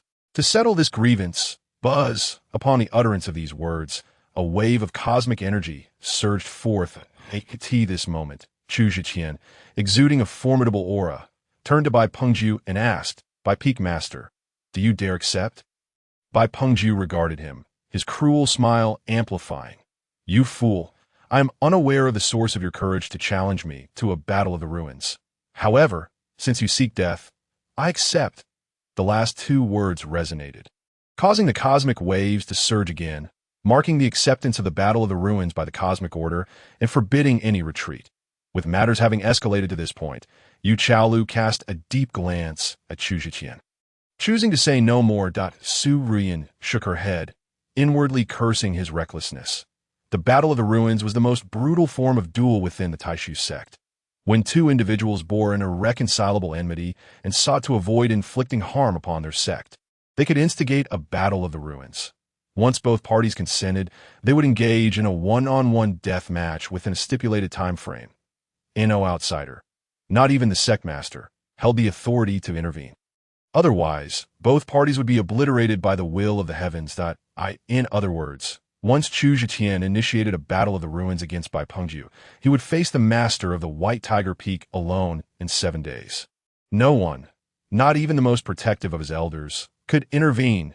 To others, his actions appeared as a blatant invitation to death. Chu Zhiqian, in 7 days, prepare to meet your demise. I shall exact 1,000 cuts upon you. Avenging Yifei, Anling Bai Pengju proclaimed ominously, pointing at Chu Zhiqian. With the Battle of the Ruins established, he no longer felt the need to clash with Yu Chaolu.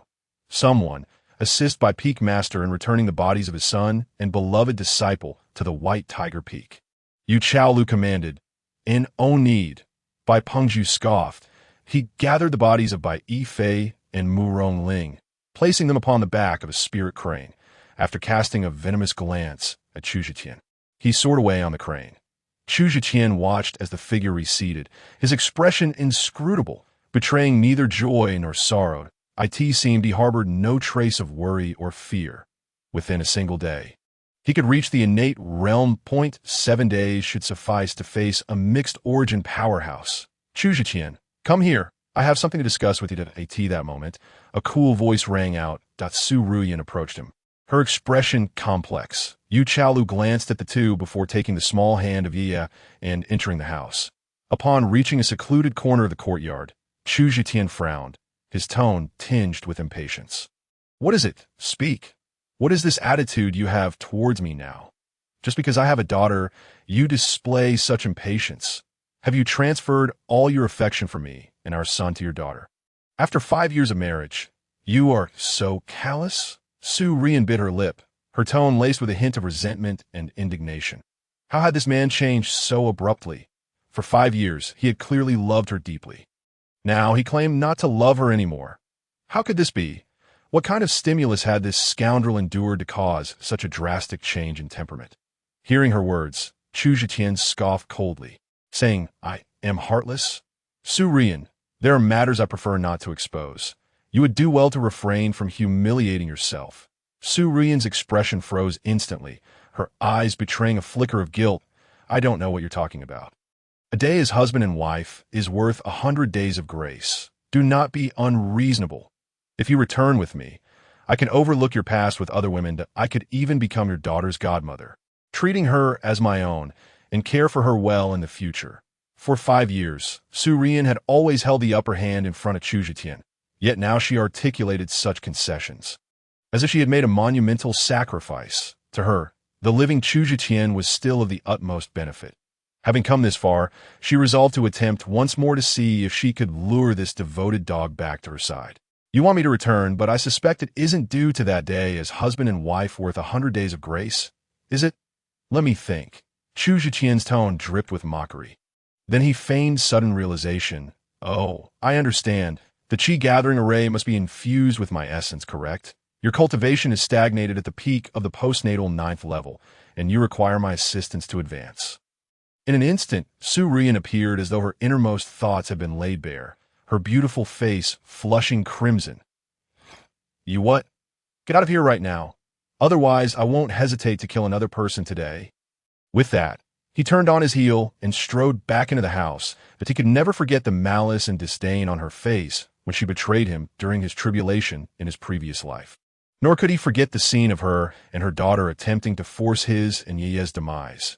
Each time he recalled how obedient and indulgent he had been to this woman in the past, he felt an overwhelming sense of disgust and unworthiness. The man he once was could be described as foolish, but returning to her now would be tantamount to degrading one's self. Su Ruyan stood there, watching the resolute figure of Chu Zhiqian retreat, feeling an inexplicable emptiness within her heart. It was as if something precious was truly slipping away. Yet almost immediately, her face contorted with deep resentment. Chu Zhiqian, you are but a mere commoner. I did not disdain to marry you beneath your station. How dare you treat me in this manner now? Were it not for assisting senior brother Beichen and my father in obtaining your essence. Do you think I would endure the disgust in my heart to engage in this charade with you? I eagerly await to see how you meet your end 7 days from now. Chapter 28. Drained dry upon entering the house, Chu Zhiqian found Yu Chaolu in the guest room, assessing the condition of Zhang Dalai and his 3 companions. Iya, concerned, extended her small hand, mimicking a practiced manner as she checked the breathing of several uncles. This sight elicited a bemused smile from Chu Zhiqian, as it appeared as if Zhang Dalai and the others were on the brink of death. Rest assured, Master, they have merely been affected by the immortal sealing powder. A few hours of sleep will suffice for their recovery. Second senior brother has only been stunned, Chu Zhiqian remarked, perceiving Yu Chaolu's anxiety. Immortal sealing powder?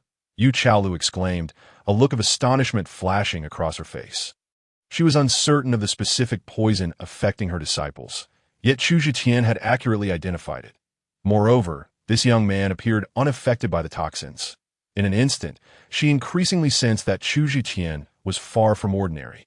Clearly, the sect leader and the second elder held him in such high regard for reasons beyond mere personal feelings. However, due to her nature, she refrained from inquiring further. Just then, she let out a soft groan, and a look of pain surfaced on her exquisite face, a trace of blood seeping from the corner of her mouth.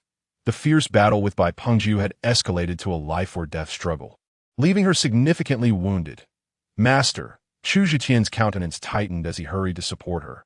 For a moment, he was enveloped by a fragrant breeze, a soft and delicate body leaning weakly against him. Yet, he dared not entertain any improper thoughts.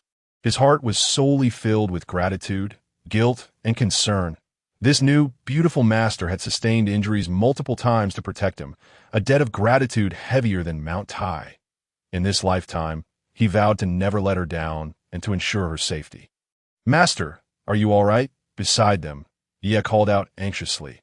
Upon seeing the blood at the corner of Yu Chaolu's mouth, the little one was clearly frightened, tears welling up in her eyes as her voice trembled with a hint of sobs. Be good. Master is fine. Yu Chaolu gently patted her little head, offering a word of comfort. Then, as if realizing she was leaning too heavily on Chu Zhiqian, she quickly moved away and attempted to stand upright. A flicker of something unusual crossed her beautiful eyes. You go play by yourself. Daddy will help your master to rest, Chu Zhiqian said, not dwelling on it further. After reassuring his daughter, he assisted Yu Chaolu into the inner chamber. I'm fine. Just take some healing elixir and rest a bit. She waved her hand dismissively, feigning nonchalance as she spoke. Yet, her tone betrayed a hint of weakness. Master, let me help you check your injuries, Chu Zhiqian said with a surge of determination, his voice respectful and sincere. Previously, he had been able to utilize his spiritual energy to aid Su Rian's cultivation, which also had some healing effects.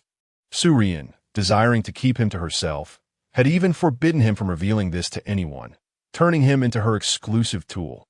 Now, with his Wanhua spiritual root evolving into the ultimate devouring sacred body, his spiritual energy could merge with all things, likely not clashing with others' energies. The effects of assisting cultivation and healing should still be intact.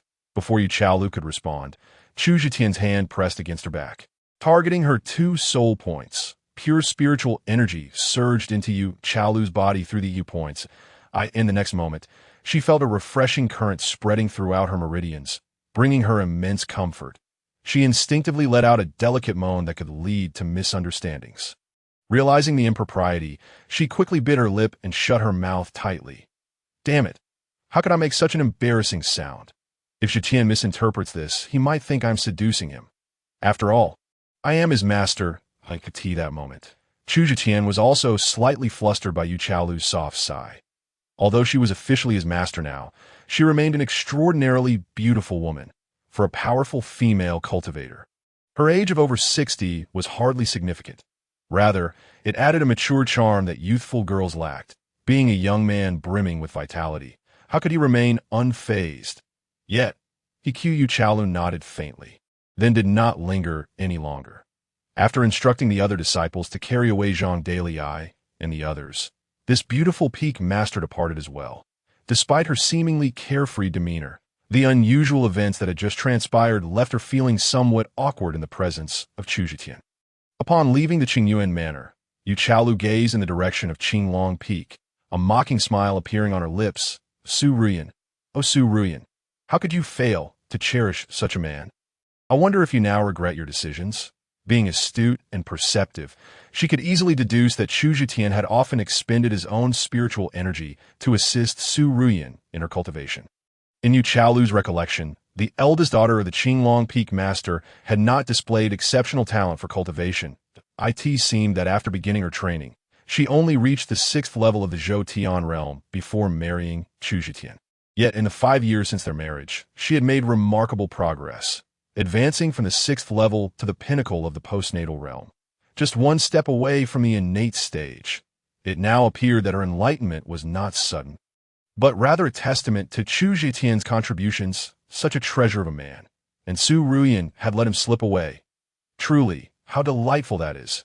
Meanwhile, Su Ruyan had just returned to Qinglong Peak. Within the Peak Master's residence, she said coldly, "Father, Chu Zhitian refuses to come back." She then recounted the events that had transpired earlier to Su Hongtu. After listening, Su Hongtu's expression fluctuated between gloom and uncertainty. "What did you say? In just one day, that wretch's strength has returned to the postnatal realm, and he is killed by Yifei. Furthermore, he has proposed a battle at the Guei Su. This beast seems genuinely mad." He continued in a somber tone, "It appears we can only wait for 7 days to seize that wretch's corpse. I am now concerned that Bai Pengju might also covet this Wanhua spiritual root." Upon hearing this, Su Ruyan furrowed her brows slightly. Just as she was about to speak, a clear and melodious voice suddenly rang out. "Father, what are you discussing?" Following the sound, a young woman entered.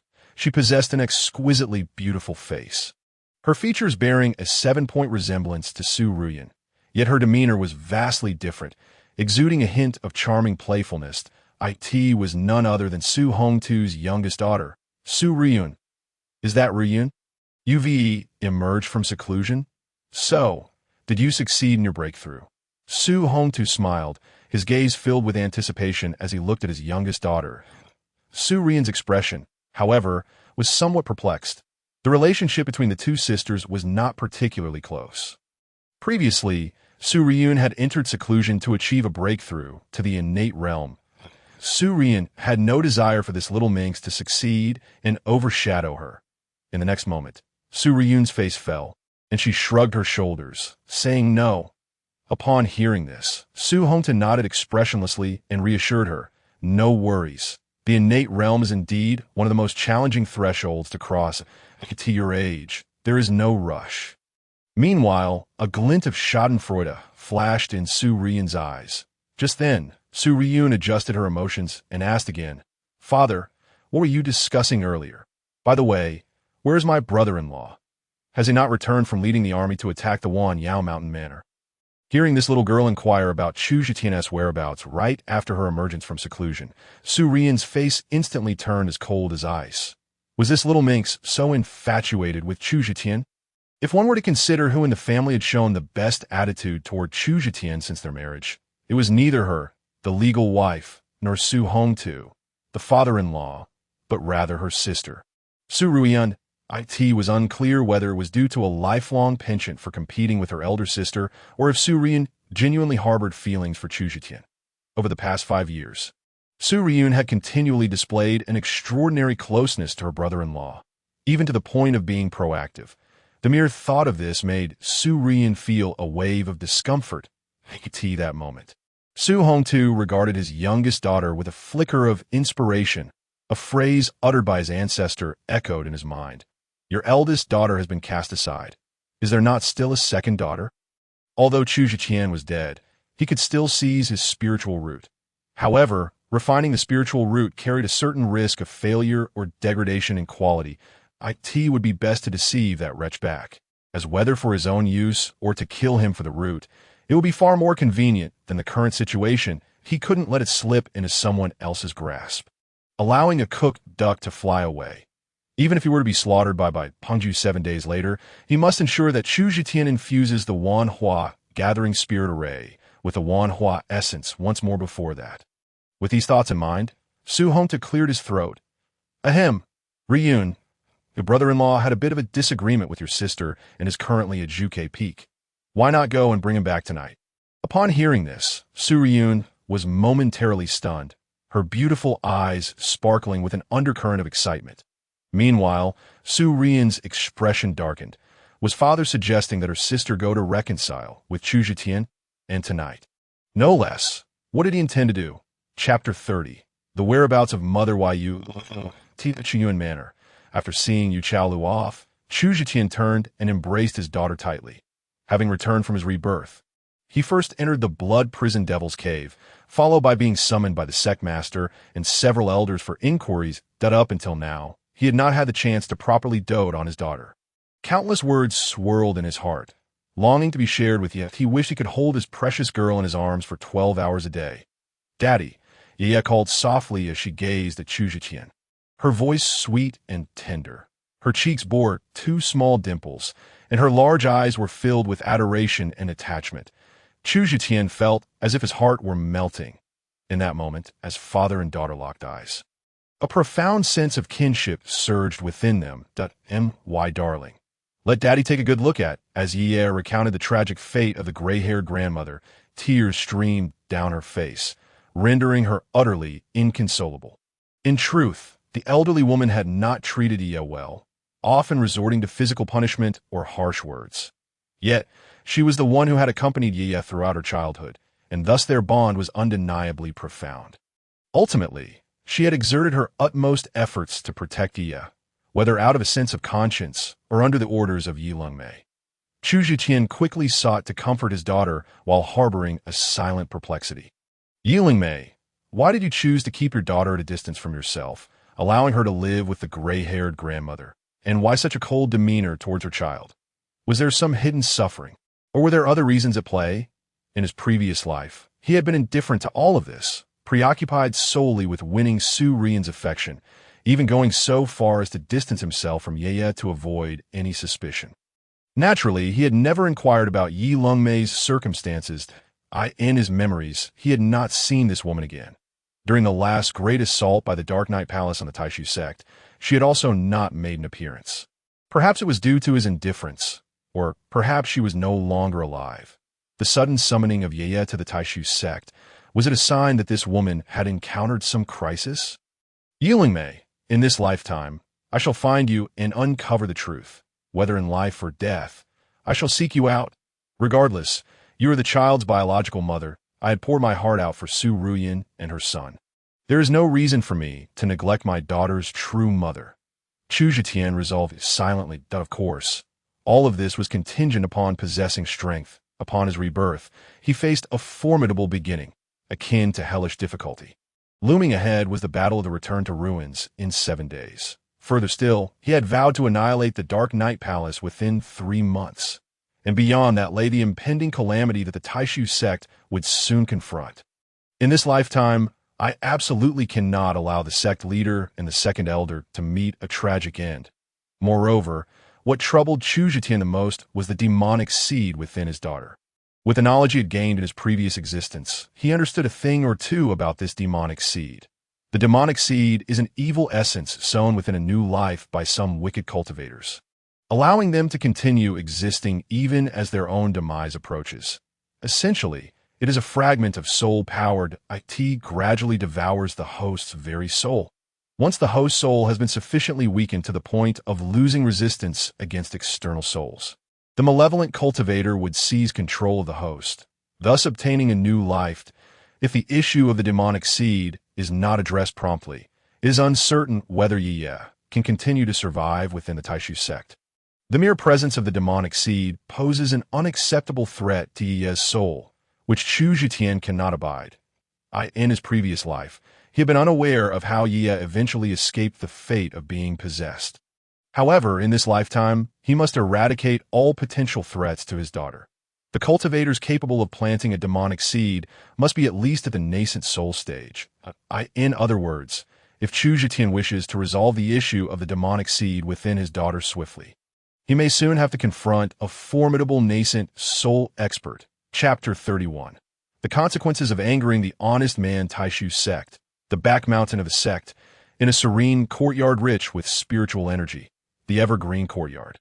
In the reception room, two figures sat opposite each other. They were the Grand Elder by Chongqing and the Fourth Elder Jianlian. The atmosphere between them was somewhat tense, after Chu Zetian had exposed their scandal the previous day. Jianlian found herself at a loss on how to face Bai Chongqing. Meanwhile, Bai Chongqing was equally reluctant to see her. Had it not been for Chu Zetian stirring up trouble, they would likely not have met alone for some time. In truth, Bai Chongqing had long been aware of Jianlian's infidelity. This was precisely why, after colluding with the Dark Knight Palace to overthrow the sect in his previous life, he temporarily supported Su Hongtu in ascending to the position of sect leader rather than promoting his own lineage. However, being so blatantly exposed by Chu Zetian left him unable to accept it. Within him, a surge of resentment towards this suspected sect star erupted. Chu Zetian actually killed Bai Yifei, if memory serves. Bai Yifei's strength had already broken through to the innate realm. Had it not, how did Chu Zetian accomplish such a feat? The voice of Fourth Elder Jianlian rang out, laden with shock.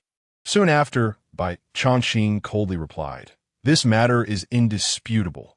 That boy, Chu Zetian, has just lost all his cultivation. After emerging from the blood prison, he has only been training for a day, yet he is capable of slaying an innate powerhouse. It seems the opportunities he has encountered are nothing short of miraculous. If he continues to grow, our plans may soon be rendered unfeasible." Although the two harbored mutual distrust, the gravity of their schemes compelled them to convene and discuss matters. Jianlian lowered her voice and asked, "What shall we do then? Perhaps." As she spoke, she formed a blade with her fingers, mimicking a throat-slitting gesture. The candlelight flickered, casting their shadows on the wall, creating an eerie and horrifying image. No rush. In 7 days, during the Battle of the Return to Ruins, if you were to perish at the hands of my useless grandson, it would be the best outcome. If not, we shall devise another plan. Regardless, we must prepare for both eventualities. It seems our plans may need to be expedited. I have sensed ominous signs in my recent divinations. Bai Chongqing concluded with a chilly tone. Very well. I shall contact the Dark Knight Palace immediately and urge them to send someone over to discuss matters. Moments later, a spirit pigeon soared from the evergreen courtyard. That night, he had already been lulled to sleep by Chu Zetian. Earlier in the evening, Zhang Daliai and the others had visited once more. Their previous meal had been disrupted by Murong Ling's drugging, rendering them incapacitated before they could fully enjoy themselves. Thus, they indulged in another hearty feast that night. During the meal, they expressed their outrage at Murong Ling's attempt to poison them in a bid to eliminate Chu Zetian, with all four seething with anger. Zhang Wenxuan, in particular, felt that his own lecherous nature had provided Murong Ling with an opportunity, nearly leading to Chu Shidi's demise. He felt no sorrow over the demise of the other party and did not blame Chu Zetian the least. The fleeting romance was swiftly brushed aside. Instead, he produced a generous amount of silver notes and spirit stones to make amends for his previous errors. This made Chu Zetian suspect that perhaps this second senior brother derived pleasure from throwing money at problems. Compared to the deaths of Murong Ling and Bai Yifei, these senior brothers and sisters were evidently far more concerned about the upcoming battle of the Return to Ruins. They feared that their Chu Shidi might not be able to contend with Bai Pengju. And the concern was not limited to them. The second elder Su Beiwang also paid a visit that night, bestowing upon Chu Zetian various resources for cultivation, as well as a piece of high-grade earth-tier soft armor made of earth dragon golden silk. Given the second elder's temperament and protective nature, had it not been for Chu Zetian's repeated assurances that he could defeat Bai Pengju in 7 days, this second elder would have already sought to eliminate him in advance. At this moment, Chu Zetian sat cross-legged in the courtyard, beginning his cultivation of the supreme Tao, true scripture. His technique circulated the surrounding spiritual energy of the heavens and earth, along with the yin energy and the 5 elemental energies, even the lingering death energy and resentment from Murong Ling and Bai Yifei's demise. were all absorbed and refined by Chu Zhitian as if he were an insatiable beast, consuming all available energy. After half an hour, Chu Zhitian's chi refining realm once again broke through, ascending from a third level of innate to the fourth level to 8T that moment. A vacuum appeared near Qingyuan Mansion. The spiritual energy of heaven and earth, along with various other energies, had been almost entirely absorbed by Chu Zhitian, causing the energies from other regions to converge towards this spot. Just then, Chu Zhitian uttered a soft and opened his eyes wide. More visitors? He turned his gaze in a certain direction, and after a few breaths, he saw a figure vaulting over the wall. Upon recognizing the newcomer, Chu Zhitian paused momentarily, his expression growing peculiar. "What brings you here?" he asked, frowning at brother-in-law. "I missed you and came to see you. What kind of attitude is this?" The visitor was a young woman appearing to be in her 20s. None other than Su Riyun's younger sister, Su Riyun. She approached Chu Zhitian gracefully, her figure swaying delicately. Clad in a flowing white gauzy dress, she seemed like a sprite under the moonlight. As she spoke, her exquisitely beautiful face bore an expression of grievance and longing, evoking a sense of pity. Her eyes, glistening with unshed tears, appeared to brim with unspoken affection. "Ahem, I am no longer your brother-in-law." Upon encountering the sister-in-law, Chu Zhitian coughed a few times, feeling somewhat overwhelmed. Her forwardness had always made him uneasy. Hearing this, Su Riyun continued to approach, sitting cross-legged on the ground before him. "Then what should I call you?" "Chu Ge," she asked playfully, her smile enchanting. "You may call me Chu Ge. Now, tell me, what is it that you seek from me? If you wish to persuade me to return to Qinglong Peak, I advise you to refrain from doing so." Chu Zhitian replied with indifference. Su Riyun promptly scoffed, curling her lips in disdain. "Not at all. Why would I persuade you to return, to reconcile with that wretched Su Riyun? I would be overjoyed that you've divorced her." As she spoke, she effortlessly reclined, resting her head upon Chu Zhitian's lap. Her beautiful eyes gazed intently at him. Chu Zhitian's body immediately stiffened, as he felt that her actions were rather too intimate. "Chu Zhitian, you heartless scoundrel, do not move. If you dare to remove my head, I shall bite you to death." Perhaps sensing Chu Zhitian's discomfort, Su Riyun chided and threatened him, even grinding her silver teeth in a show of defiance. "Do you realize you are playing with fire?" Chu Zhitian lowered his gaze to behold her exquisite, delicate visage, her skin as flawless as porcelain, and her tempting, lustrous lips, causing his heart to race uncontrollably. Once upon a time, he had been like a loyal hound, entirely devoted to Su Riyun. Faced with Su Riyun's advances and provocations, he felt nothing but embarrassment and guilt. Yet now, his mindset had shifted.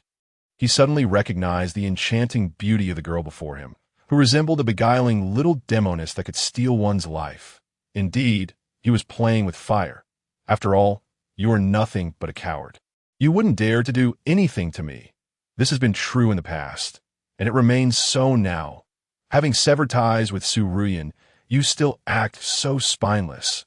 If you had the guts, why not consume me whole? You virtuous fool." Su Riyun raised her chin, her tone laced with disdain and provocation. With that gesture, her crimson lips appeared even more alluring. Chu Zhitian snorted coldly, recalling all those humiliating moments before Su Riyun, igniting a fire within him. "Virtuous fool, today you shall learn the consequences of provoking one." Chapter 32. Unable to bear seeing my sister while meanwhile, the contest between Chu Zhitian and Su Riyun was about to reach a climax. On the other side, within the Qinglong Peak's Lord's residence, "Father, you truly sent Riyun to find Chu Zhitian?" Su Riyun asked her father, her brows furrowed in concern. "If not, what other choice is there? We must ensure that within 7 days, Chu Zhitian reactivates the Wanhua Gathering Spirit Array and infuses it with the Wanhua essence once more. That if you cannot persuade him, I shall send your sister to attempt it," Su Hongtu stated matter-of-factly. He was exceedingly utilitarian. As long as the goal was achieved, he cared not for the means or methods. Hearing this, Su Riyun clenched her teeth and inquired, "What if Riyun fails as well? Will you then send my other little sisters?" Su Hongtu's tone faltered, and he coldly retorted, "Nonsense. Besides, your sister volunteered for this. I did not coerce her." Su Riyun ground her teeth, seething. I certainly know you did not force her." As she spoke, she silently cursed her sister for being a little vixen. Memories of her sister's flirtations and provocations towards Chu Zhitian flooded her mind.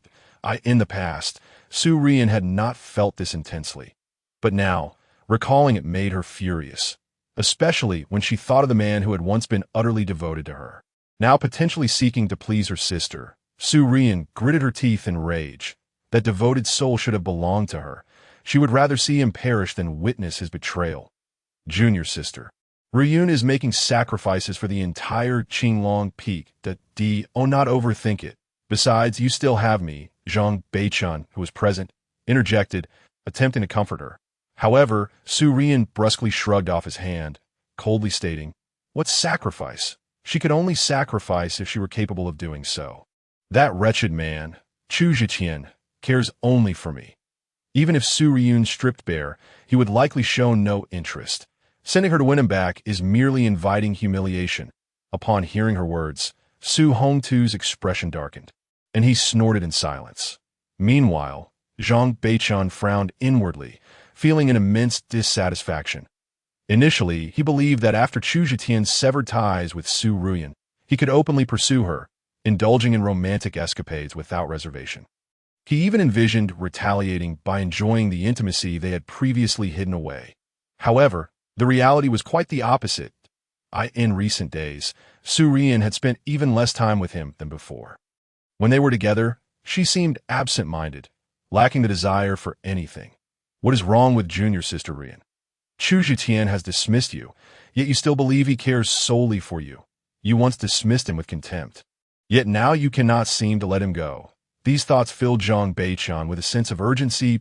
7 days. In 7 days, Chu Zhitian would meet his demise. By then, Su Rian's heart would belong only to me. Just as Zhang Beichun's mind wandered, Su Rian suddenly recalled something. Right?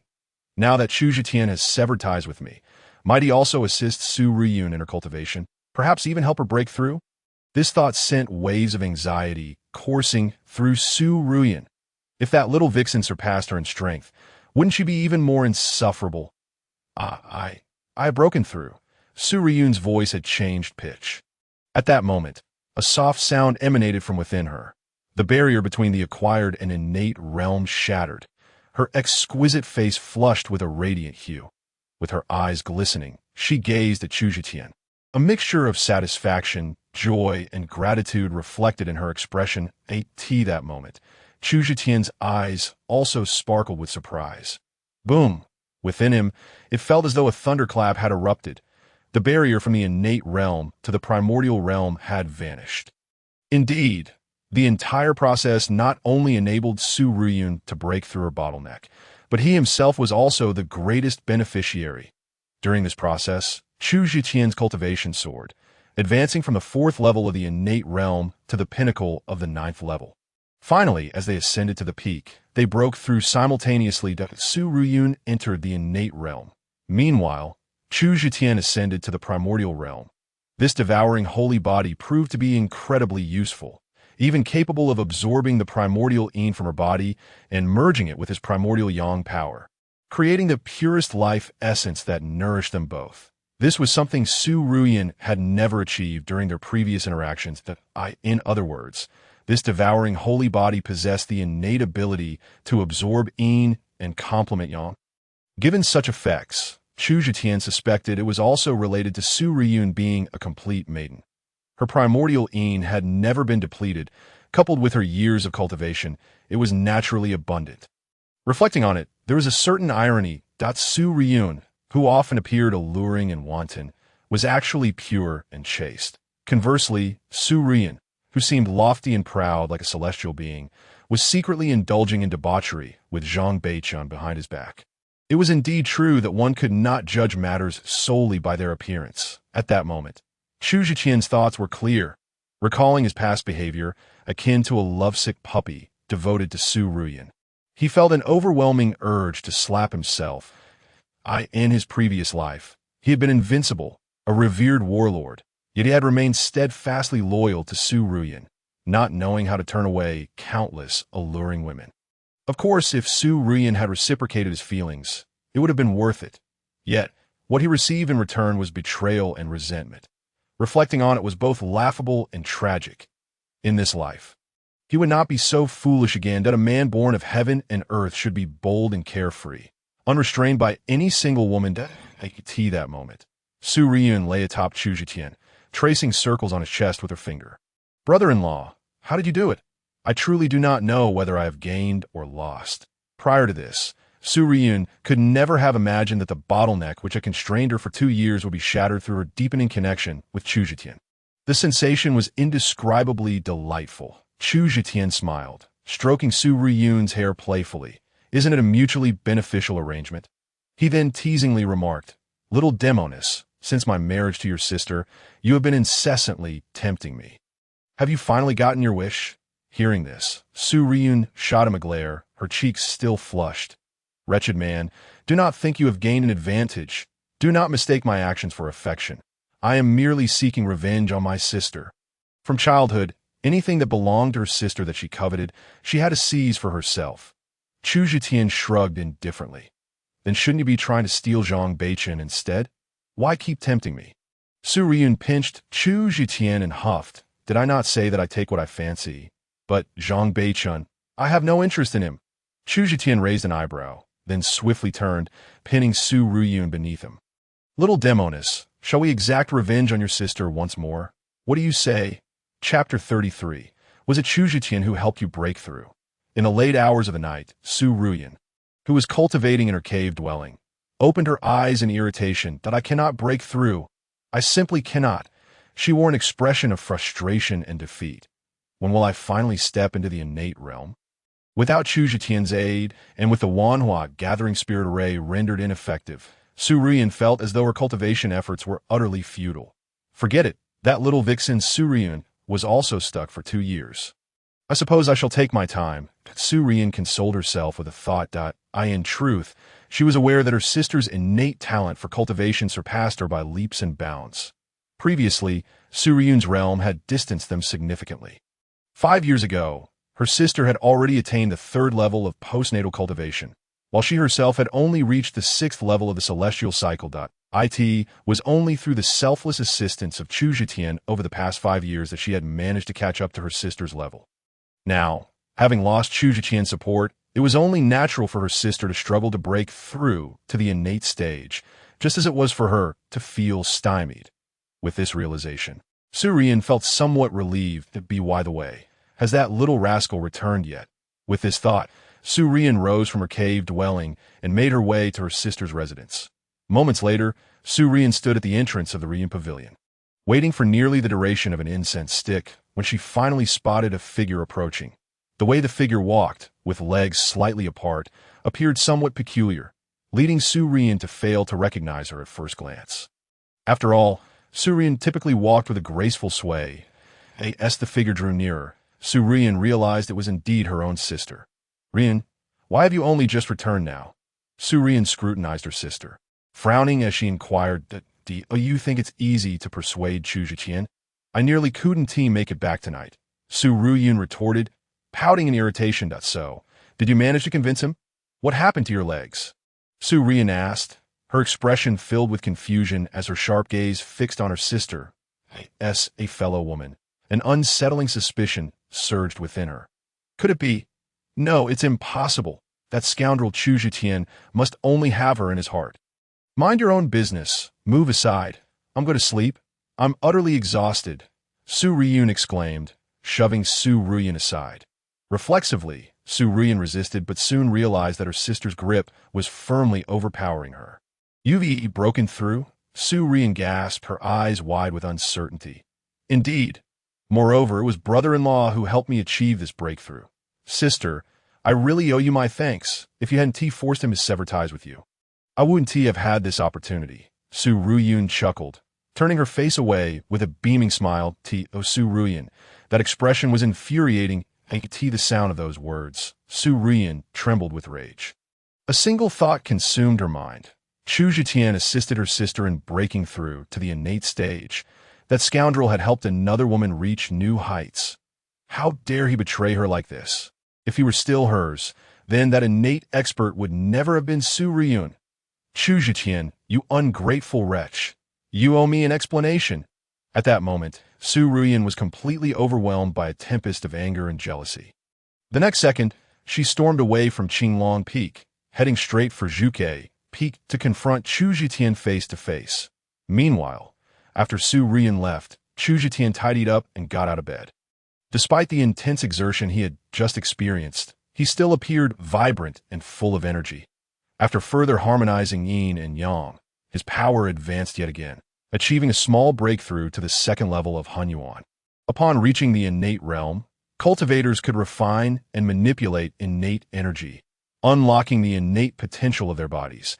Attaining the Hunyuan realm allowed the inner spiritual energy to converge at the navel, merging with innate energy and significantly enhancing the cultivator's strength. Now, I possess a reconstructed sacred body capable of devouring the heavens, with my latent innate energy vastly superior to that of an ordinary person. Thus, even among Hunyuan cultivators, my combat prowess is incomparably stronger.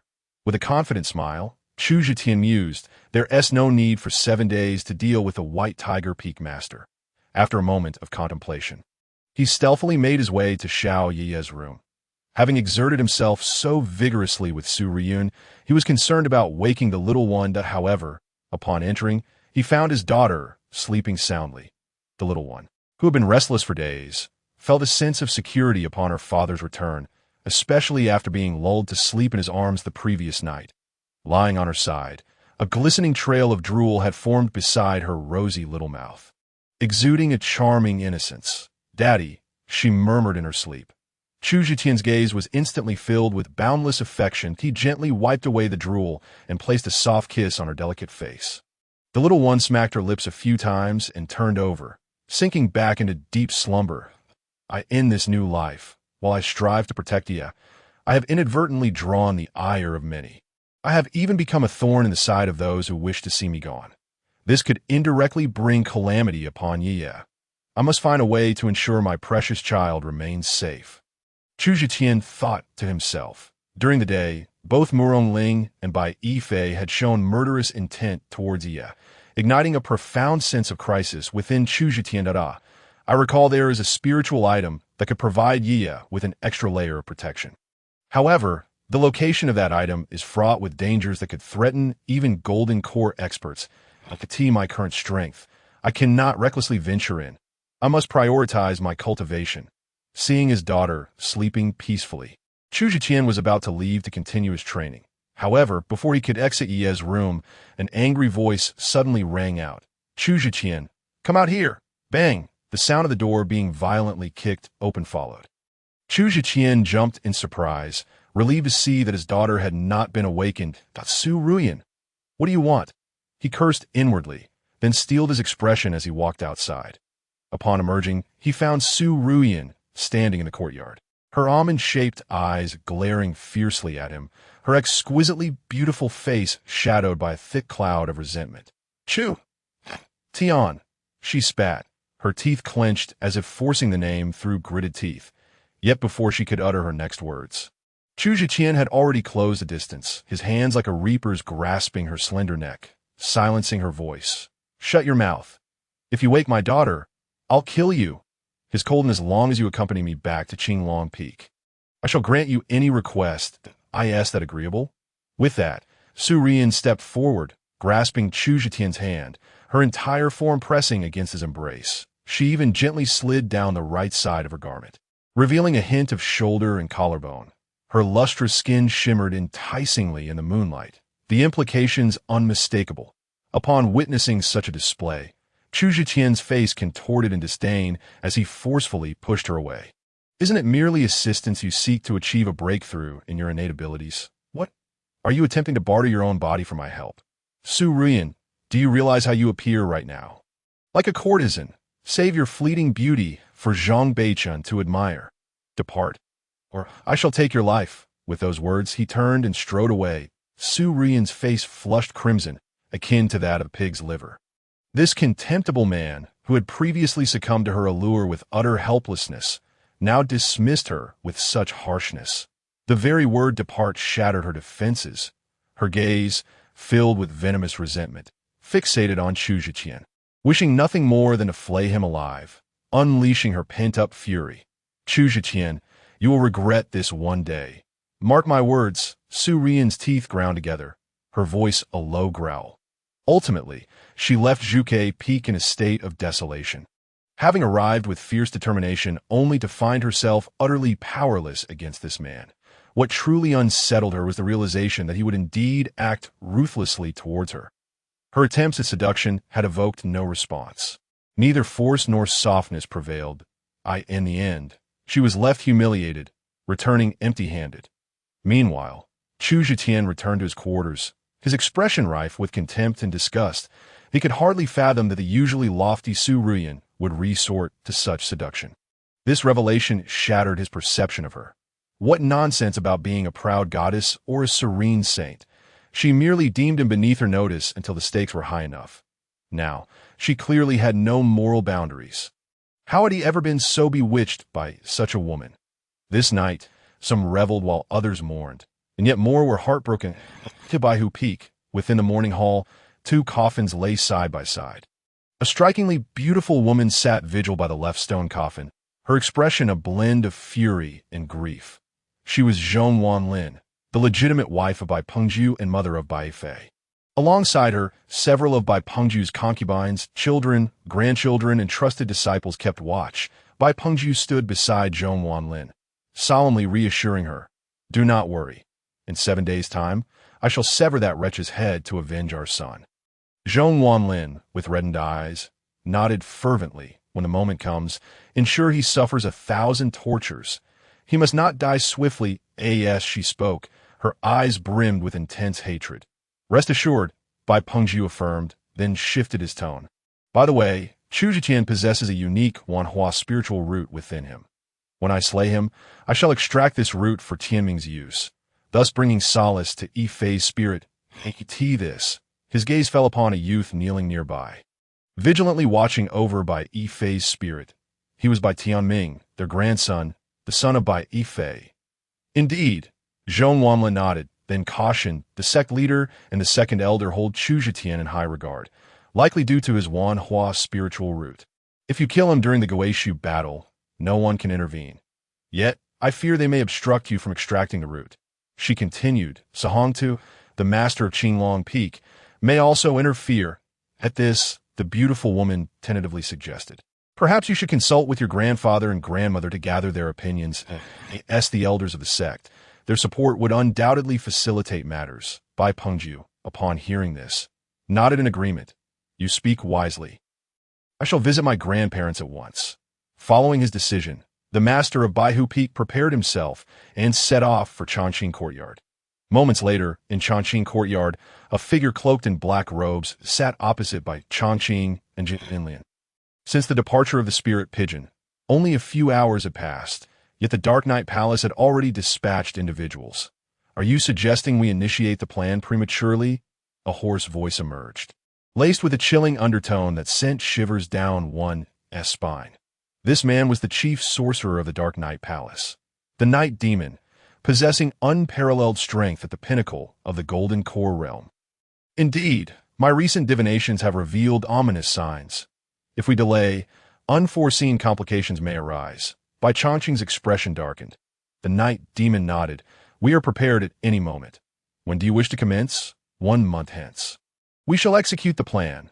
Bai Changqing had already contemplated this and spoke without hesitation. Upon hearing this, the Night Demon opened his mouth to respond, but at that moment, his ears twitched. Bai Changqing and Ji Qing's expressions also shifted in unison. To ensure the confidentiality of their conversation, Bai Changqing had set up formations around them to prevent eavesdropping. Yet now, they sensed someone had breached the formation. "Who dares? Seeking death?" the Night Demon queried ominously, then swiftly vanished from the room. Bai Changqing and Ji Yinlian followed closely behind. In the next moment, upon encountering the newcomer, their brows furrowed immediately. The Night Demon did not mask his murderous intent as he confronted Bai Pengju. The Master of Baihu Peak, Chapter 35, The Poisonous Hand of Chu Zhiqian. "Grandfather, grandmother," Bai Pengju instinctively called out to Bai Changqing and Ji Yinlian as he stood in the courtyard. Yet his expression soon froze in disbelief. He beheld the cloaked figure and was engulfed by incredulity. The Dark Knight Palace's chief sorcerer? Why would such a terrifying and malevolent figure appear in his grandfather's residence? Before he could ponder further, a sudden rush of air pierced the silence that, in an instant, murderous intent filled the air. The night demon lunged at Bai Pengju with lethal intent. Stop. He is my grandson, one of our own. Ji Hilian's face paled, her voice urgent. Hearing this, the night demon turned with a sinister smile. One of our own. Was he part of the plan? Ji Hilian's expression stiffened. The members of the plan were all those who had found no success within the Taisu sect. As the master of Baihu Peak, Bai Pengju did not belong to that category. Although he was Bai Chongqing and Ji Hilian's grandson, they could not ascertain whether he would be swayed. After all, their scheme needed to remain airtight. No, then he must die. Can you guarantee he did not overhear our conversation? Moreover, he has seen me here. He cannot be spared. The night demon's tone was icy, his murderous intent intensifying. Ilian, for the greater good. At this moment, Bai Chongqing regarded Bai Pengju as if he were already a corpse, his gaze devoid of compassion. His words conveyed a chilling ruthlessness. With a statement, Ji Hilian's expression fluctuated between despair and resolve. Ultimately, she closed her eyes. The night demon's malevolent grin widened as he transformed into a dark shadow, charging toward Bai Pengju. No. Grandmother, save me! Bai Pengju cried out in despair upon hearing her name. His eyes, filled with disbelief and fury, sought his grandparents' help. A few breaths later, the master of Baihu Peak collapsed to the ground with a resounding thud. His eyes widened in shock, as if refusing to close even in death. The following day, a rumor swept through the Taisu sect. Have you heard? Brother Chu killed by Yifei and has challenged a master of Baihu Peak to the Guishu battle. The Guishu battle? Is he seeking his own demise? The master of Bai Peak is a Hunyuan powerhouse, while Chu Zhitian only recently broke through to the innate stage. Chu Zhitian had stirred quite the commotion in recent days. Members of the sect buzzed with chatter. Even the outer disciples and kitchen staff had heard whispers of Chu Zhitian's challenge to the master of Bai Peak. The vast majority, Chu Zhitian appeared utterly foolish. Yet, just as one storm subsided, another arose. Just when everyone believed that in 7 days, the master of Baihu Peak would exact vengeance upon Chu Zhitian for his son, a sudden and dire piece of news struck Baihu Peak once more. That very morning, at the foot of Baihu Peak, a gardening servant was tending to the flowers when he inadvertently tripped over something soft and fell to the ground, just as he was about to curse. A glance backward revealed the object that had caused his fall, resulting in a blood-curdling scream that echoed through the air. Moments later, Bai Pengju's wife, Zhong Wanlin, along with others from Baihu Peak, rushed to the scene. Upon seeing the lifeless body on the ground, their expressions shifted dramatically. The corpse was none other than Bai Pengju. His body was blackened, eyes wide open in fury, his death an unimaginable tragedy, in his final moments. He seemed to carry boundless horror and resentment. That my husband. Zhong Wanlin collapsed to the ground, falling against Bai Pengju's body, emitting a heart-wrenching wail. Father, master, the Peak Master and others expressed their grief, as if their hearts were being torn apart. A somber atmosphere lingered in the surroundings. It must be Chu Zhitian. He must have resorted to vile means to secretly harm his master, fearing death at the hands of his mentor in the impending battle of the Guishu 7 days hence. At this moment, however, Chu Zhitian had arrived at the master's residence. After a day's accumulation, the spiritual mist in the exclusive cultivation chamber of Yu Shuihan should have nearly recovered. It is undeniable that the speed of cultivation within was significantly faster than that in the outside world. Not to mention, he needed to elevate his strength quickly to contend with the formidable golden core cultivators.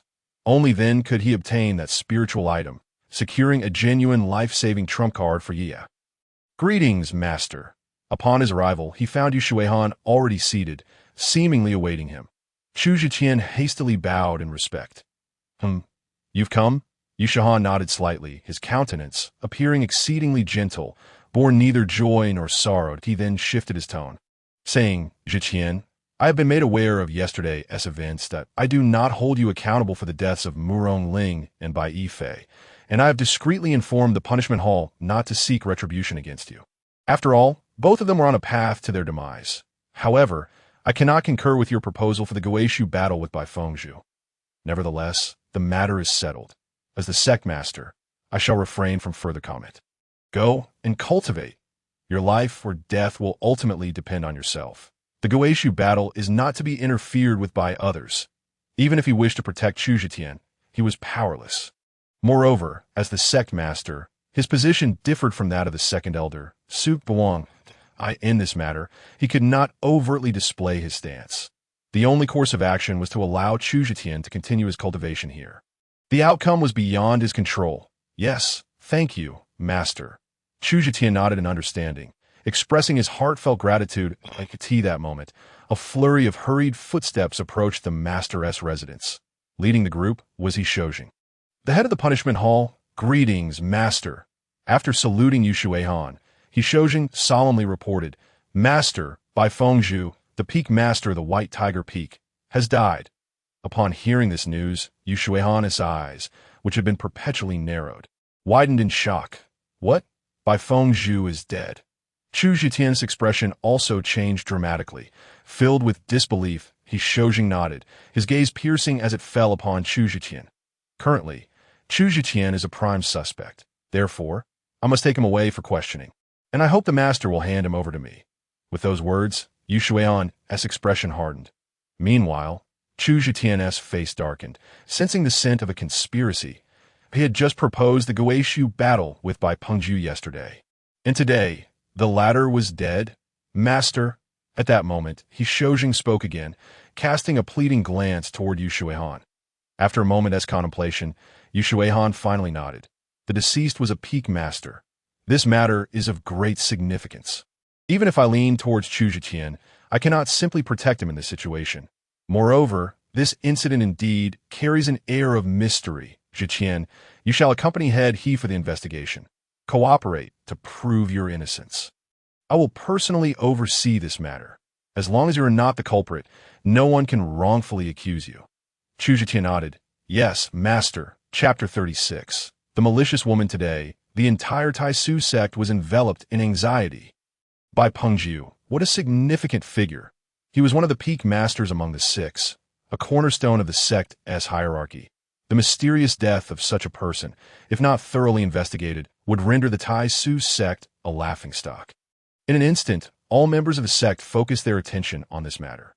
Consequently, Chu Zetian, already under scrutiny due to the Guishu battle, found himself thrust further into the flames to provide an explanation to the White Tiger Peak and the entire sect. The investigation and questioning regarding this incident were conducted in a semi-public manner. That morning, in the punishment hall, the heart-questioning Great Hall, He Shoujing, the hall master, sat solemnly at the high seat. Sect Master Yu Shuihan, Grand Elder Bai Changqing, Second Elder Su Beiwang, and Fourth Elder Jinlian personally supervised the proceedings. Meanwhile, Chu Zetian stood at the base of the hall as a suspect. Beside him lay the corpse of Bai Fengzhu. In the hall, a group of qualified individuals or those with a necessity to observe the proceedings sat in attendance. Among them were Bai Fengzhu's widow, Zhong Wanlin, and several members of the White Tiger Peak, all with reddened eyes fixated on Chu Zetian, as if they had already determined him to be the murderer, ready to devour him whole. Notably, Ye had also been summoned by the punishment hall to accompany the Zhuke Peak members. At this moment, she was being held by Zhang Daliai, tears brimming in her eyes as she gazed at her father. Zetian, what on earth happened? You must clarify. The second elder, Su Beiwang, cast a glance at the others. His tone filled with indignation. He had specifically come to oversee the questioning. That is because you are aware, this is mere delusion, Su Rian retorted with bitterness. Ignoring her, Chu Zetian turned his gaze towards He Shoujing and replied, Last night at the hour of the tiger, I was sound asleep. Who can prove it? He Shoujing inquired in a low voice. Chu Zetian paused for 2 seconds before shaking his head and stating, No one can prove it. However, during that time, there were at least 80,000 members of the sect asleep, if not 100,000, right? You are not like others. You have a direct conflict with Master Bai. The revenge for a slain son, the battle of the abyss, each of these can serve as your motive for murder, He Shoujing declared solemnly. Chu Zetian, cease your sophistry. The murderer is you, you despicable, deranged scoundrel. Return the lives of my son and husband. Zhong Wanlin's voice, laced with venomous hatred, rang out once more. You feared dying at the hands of my master during the Battle of the Abyss. Thus you conspired to harm him in advance. Return my father's life, Chu Zetian, you wicked cultivator colluding with the Dark Knight Palace. Your daughter is a demon spawn, and you, as her father, conspire with the Dark Knight Palace. Sect Master, Grand Elder, Hall Master He. What is there left to deliberate? Execute him on the spot. On the side of White Tiger Peak, each individual seethed with rage, condemning him. Meanwhile, Yu Chaolu and several direct disciples spoke out in defense of Chu Zetian. In an instant, both sides erupted into a heated quarrel within the great hall. Silence at that moment. He Shojing slammed the table, his voice cold and commanding. The next second, he surveyed the entire assembly and stated, "The enforcement hall will investigate this matter thoroughly, and if there is evidence proving Chu Zetian to be the murderer, he shall naturally face justice. Until then, no one is permitted to interfere, although he harbored a deep-seated hatred for evil, especially towards the demonic cultivators of the Dark Knight Palace. As the Hall Master of Punishment, he ultimately maintained a sense of impartiality. Without concrete evidence, he could not recklessly convict Chu Zetian based solely on the incitement of the White Tiger Peak members." Zhong Wanlin snorted coldly, her voice dripping with malice as she suggested, "Isn't it just about evidence? I have a splendid idea. If only we could have the fourth Grand Elder search Chu Zetian's soul. Wouldn't the truth be revealed?" She fixed a sinister gaze upon Chu Zetian, a cold smile playing on her lips. "And that demon-spawned daughter of his should be searched as well." Upon her words, the entire assembly gasped in shock. Chapter 37. A frantic method of exoneration following the previous incidents involving by Chongqing and Ji Yinlian, yet another individual proposed to search Chu Zetian's soul. This time, even Ye was implicated. The vicious technique of soul-searching could potentially be endured by Chu Zetian due to his resilient will. However, Ye was merely a 6-year-old child. If subjected to such a search, she would undoubtedly be rendered an imbecile. "What did you say?" Upon hearing Zhong Wanlin's suggestion, Chu Zetian, who had been relatively calm, instantly turned frigid. His eyes brimmed with murderous intent as he fixed a dangerously piercing gaze upon her. His voice icy as he questioned, "Do you not wish to clear your name? A soul search would be the best method. Are you afraid? What secrets do you dare not reveal?" Zhong Wanlin pressed aggressively. "What does that have to do with my 6-year-old daughter?" Chu Zetian replied coldly. "Who knows if she is truly 6 years old? The methods of demonic cultivators are myriad and unpredictable. There are even rumors of sinister arts that can restore youth. Perhaps this little wretch appears as a child, but her soul is that of a creature who has lived for hundreds of years." Zhong Wanlin retorted with a mocking smile. The other members of White Tiger Peak began to echo her sentiments. "Indeed, she is a spy for the Dark Knight Palace. Being a demon spawn herself, she must undergo a soul search. Afraid? It only proves that you father and daughter are the murderers." Chu Zetian glared at Zhong Wanlin, the dangerous glint in his eyes intensifying. "You are courting death." Zhong Wanlin laughed derisively. "What? You think killing my husband is not enough? Do you wish to kill me as well? Now I am even more convinced you are the murderer. Soul search. It must be done. I want your Su Hongtu spoke harshly. Last night, that young girl Su Ruyun did not utter a single word about letting him return to Qinglong Peak in front of Chu Zetian. Yet she told Su Hongtu that she had exhausted all her efforts and was unable to sway the other party. Thus, Su Hongtu realized that it was no longer possible to keep Chu Zetian under his influence. At this very moment, he could only hope that this wretched creature would meet a swift demise on the spot. "Chu Zetian, had you endeavored to please me last night, you would not have to worry today about lacking witnesses. Everything is your own doing." Su Rian secretly reveled in schadenfreude. "Ah, Chu Shitty, this time next year will be your Memorial Day. After your death, Sister Ruyan will finally be able to sever all lingering thoughts." "Die, die," Zhang Beichun, filled with resentment, declared with venomous intensity. "Let it begin." At that moment, Yu Shuihan, assuming the role of temporary host as the sect leader, calmly stated, "The Battle of Guishu has commenced, and none may intervene. It can only conclude with at least one party perishing."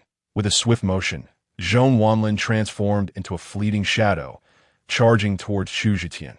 The formidable aura of the seventh layer of Hunyuan mingled with a terrifying killing intent.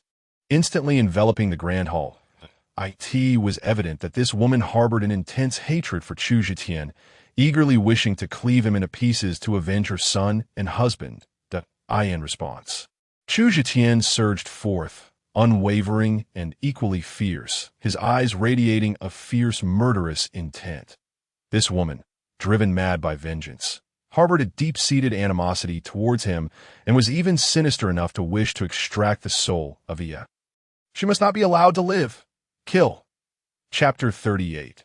The slap in the face arrives. Swiftly Zhong Wanlin lunged forward with her blade, and Chu Zetian met her with his sword. The air crackled with intense, murderous energy, saturating the entire hall. Both harbored lethal intent towards one another. Clang. In the next instant, blade met sword. Accompanied by a deafening clash, sparks flew, and the terrifying fluctuation of spiritual power radiated outward. Both Zhong Wanlin and Chu Zetian stepped back a pace. Zhong Wanlin's pupils constricted, a deep astonishment washing over her features, banishing the ease she had felt before their clash. Yet Chu Zetian remained unfazed, seemingly having anticipated everything. Indeed, the seventh layer of Hunyuan that Zhong Wanlin possessed was far beyond the innate realm of Bai Fei. With my formidable physical prowess combined with the second layer of Huanyuan's Qi refining realm, along with the cultivation of extreme Tao, true scriptures, and the devouring sacred body, my spiritual power is purer and more solid than that of an ordinary cultivator. The amalgamation of these three aspects allowed me to contend evenly with Zhong Wanlin, a formidable opponent of the seventh layer of Hunyuan. Chu Zetian mused, as one ascends in strength, the disparity between each minor realm becomes increasingly pronounced. Chu Zetian's Qi refining prowess lagged a full 5 minor realms behind Zhong Wanlin. However, with his robust physique and superior quality of spiritual power, he managed to match her strength. Yet, while he could not overwhelm her, it ignited the flames of battle within him. His eyes seemed to blaze with 2 flickering flames. With a firm stomp, he charged once more at Zhong Wanlin, equally matched in raw strength. Then this woman is doomed to lose. However, after her initial shock, Zhong Wanlin was filled with confidence that this is the basis of your arrogance. If that is all you have, then today you shall undoubtedly meet your end. Clang, clang, clang. The two engaged in a fierce battle, seemingly locked in a deadly stalemate. This spectacle left all present wide-eyed in disbelief. The fluctuations of spiritual power emanating from Chu Zetian finally revealed his realm. What? The second layer of Hunyuan. Chu Zetian can actually confront Zhong Wanlin head-on without falling behind. How is this possible? He had just lost his cultivation, and merely 2 days later, he has reached the second layer of Hunyuan. Hiss! Such a rate of cultivation cannot be described as anything less than terrifying. The hall erupted with gasps of astonishment. Good! Good lad! Ha ha ha! Sug Beiwan slammed his thigh, unabashedly expressing his elation. Zetian, you have indeed not disappointed me, achieving the second layer of Hunyuan in just 2 days. No wonder the spiritual mist in my training chamber was completely drained. This is the potential of the Imperial Star. A smile crept onto Yu Xuan's face, her already squinting eyes narrowing even further. Over at Zhuke Peak, Yu Xiaolu's lips curled into a smile, finally releasing the nail she had dug into her palm. The 4 members of Zhang Dajin exchanged glances, their expressions a mixture of surprise and profound shock. Little Shitty is incredibly fierce, truly a monster, Miao Yumeng exclaimed, biting into a spirit fruit and mumbling her astonishment. Daddy, go for it. Only Iya, lacking any concept of power, remained tense, clenching her small fist at the sight of her father not immediately slaying that old hag. Her little face scrunched up in seriousness like a miniature adult. In stark contrast, the expressions on the side of White Tiger Peak shifted unpredictably. The 2 elders by Chongqing and Ji Yinlian wore inscrutable expressions. Meanwhile, Su's father and daughter, along with Zhang Beichun, were equally astounded to an unprecedented degree. How is this possible? The second layer of Hunyuan. How could he have reached the second layer of Hunyuan? Chu Zetian, how did you achieve this? Su Rian shook her head repeatedly. Her earlier schadenfreude and resentment all but vanished. The gaze she cast upon Chu Zetian was fraught with a tangle of complex emotions: astonishment, doubt, regret, and inability to accept. This despicable man, after leaving her, not only did not become crippled, but instead grew stronger. He self-destructed his foundation, yet managed to rise from the ashes? Could it be that for the past 5 years, it was merely because he assisted in her cultivation that he slowed his own progress? Once separated from her, he soared to great heights. No, why? On what grounds? Sister, rest assured, Chu Zetian definitely cannot win. Bai Foran has reached the Hunyuan realm for countless years. Her strength already solidified. Furthermore, at her age, in terms of combat experience in all aspects, she is far more seasoned than Chu Zetian. Under equal strength, in the end, Bai Foran must prevail. Nearby, Zhang Beichen coldly analyzed. Su Hongtun nodded in agreement, firmly believing this. Yet at that moment, a sudden turn of events occurred. After yet another clash of blades, Chu Zetian cleverly found an opening, exposing Zhong Wanlin's vulnerabilities. Immediately after, with a resounding thud, he delivered a heavy kick to her abdomen. Zhong Wanlin emitted a muffled groan and retreated several steps. Once she steadied herself, a crimson stain began to trickle from the corner of her mouth. What? Zhang Beichun, who had just thought himself to be astute in his analysis, widened his eyes in disbelief. His face flushed with alternating colors, as if he had been slapped across the face from afar. Su Hongtu's expression turned ashen. The slap in the face arrived with astonishing swiftness. The expressions of the White Tiger Peak members grew gravely serious. Meanwhile, cheers erupted from Zhuke Peak. Daddy is amazing. Yeah, clapped her small hands. Her voice ringing out as she cheered for her father on the scene. Having landed a solid blow, Chu Zetian seized the opportunity to launch an aggressive assault. Haha, Zhong Wanlin is seasoned in battle experience. What a joke! He has lived 2 lives. In his previous life, he was invincible, having fought countless battles. How many times had he danced on the brink of life and death, experiencing countless moments of enlightenment in combat?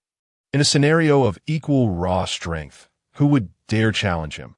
Mastering the sword technique to such a degree. At this moment, Zhong Wanlin's expression turned to one of sheer horror. Having clashed with Chu Zetian until now, her confidence had been thoroughly shattered. She felt that every strike from Chu Zetian was utterly unpredictable. It was as if he could make subtle changes at any moment, thereby altering the course of battle. This mastery of swordsmanship had evidently reached an intricate level in the Kanglan continent. The mastery of weaponry is broadly categorized into 5 realms: minor achievement, major achievement, intricate, unity, and glimpse of the Tao. Zhong Wanlin, hailing from another sect in Qingtian County, Tian Dao Min, had immersed herself in the way of the sword since childhood. After over 60 years, she had only reached the major achievement realm in swordsmanship. Little did she expect that Chu Zetian, at such a young age, had achieved the intricate level in swordsmanship. Setting aside raw strength, in terms of combat skill, he utterly outclassed her. Intricate? Upon hearing this, Chu Zetian disdainfully curled his lip. His swordsmanship had already reached the supreme level of glimpse of the Tao in his previous life. He simply did not wish to reveal it. Against this woman before him, the intricate level was more than sufficient. Before Zhong Wanlin could catch her breath, Chu Zetian's assault was already upon her once more. She hurriedly braced herself, raising her blade to meet his. Simultaneously, a glint of malice flashed in her eyes as she infused her spiritual power into a wooden token she wore close to her heart. This token was an offensive treasure known as Shadow Kill, a gift from her father, the master of Tian Dao Min. When she went into Tai Su's sect, clang. After yet another collision, an unexpected turn of events transpired.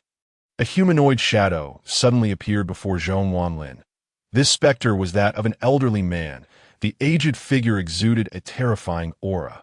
His hair and beard were disheveled, and he wielded a blade, transforming into a streak of blade light aimed at Chu Zetian. The might of this strike had evidently reached the level of a full-powered attack from a Jedon realm expert. This is bad. Both Su Beiwan and Yu Shuihan, along with Yu Zhaolu and the others, turned pale. Meanwhile, the members of White Tiger Peak, including Bai Chongqing and Jian Lian, bore expressions of anticipation and sinister glee. Chapter 39. It was not me who killed the White Peak Master. It was by foreign. Faced with a strike comparable to that of an advanced practitioner, Chu Zhiqian stood resolutely, his expression unyielding, adorned in the exquisite golden silk armor gifted by the second Supreme Elder. This earth-grade soft armor could withstand only 5 attacks from a practitioner of the mixed origin realm. Against an assault from the nascent soul stage, it would shatter instantaneously. However, he had a contingency plan. Having traversed countless life and death situations in his previous life, he had long since mastered the art of preparation and meticulous strategizing. Crack. The humanoid pendant hanging from Chu Zhiqian's neck shattered instantly under his own force. Immediately, a similar humanoid apparition materialized before him, an exact replica, as if it had been meticulously crafted. Puff! In the next moment, the blade's radiance struck this identical shadow, causing both to dissipate simultaneously, a magical artifact. Apologies, but I possess one as well, Chu Zhiqian remarked coldly, his gaze instinctively drifting toward a certain direction. There sat Yu Chaolu. Brat, it's fortunate you remembered to utilize it. At least my sentiments were not wasted. Yu Chaolu sighed in relief, a smile gracing her stunning features as she nodded at him. The pendant Chu Zhiqian had just shattered was indeed the scapegoat Jade Boy gifted by this beautiful master. Capable of withstanding a single attack from a practitioner below the Golden Core realm. Subsequently, Chu Zhiqian unleashed a tempest of relentless assaults, already at a disadvantage, and having revealed her trump cards without achieving any significant results. Zhong Wanlin's spirit waned, her fighting will diminishing. In contrast, Chu Zhiqian grew fiercer with each blow, as if possessed by the spirit of a sword god. After 10 strikes, puff, the splitting sky sword left a gaping wound on Zhong Wanlin's back, deep enough to expose bone. After 30 strikes, her right arm was severed at the elbow, blood gushing forth. Puff! Immediately following, a blade of light ruthlessly pierced through her abdomen. Zhong Wanlin let out a heart-wrenching scream. Collapsing to the ground, gravely injured, no.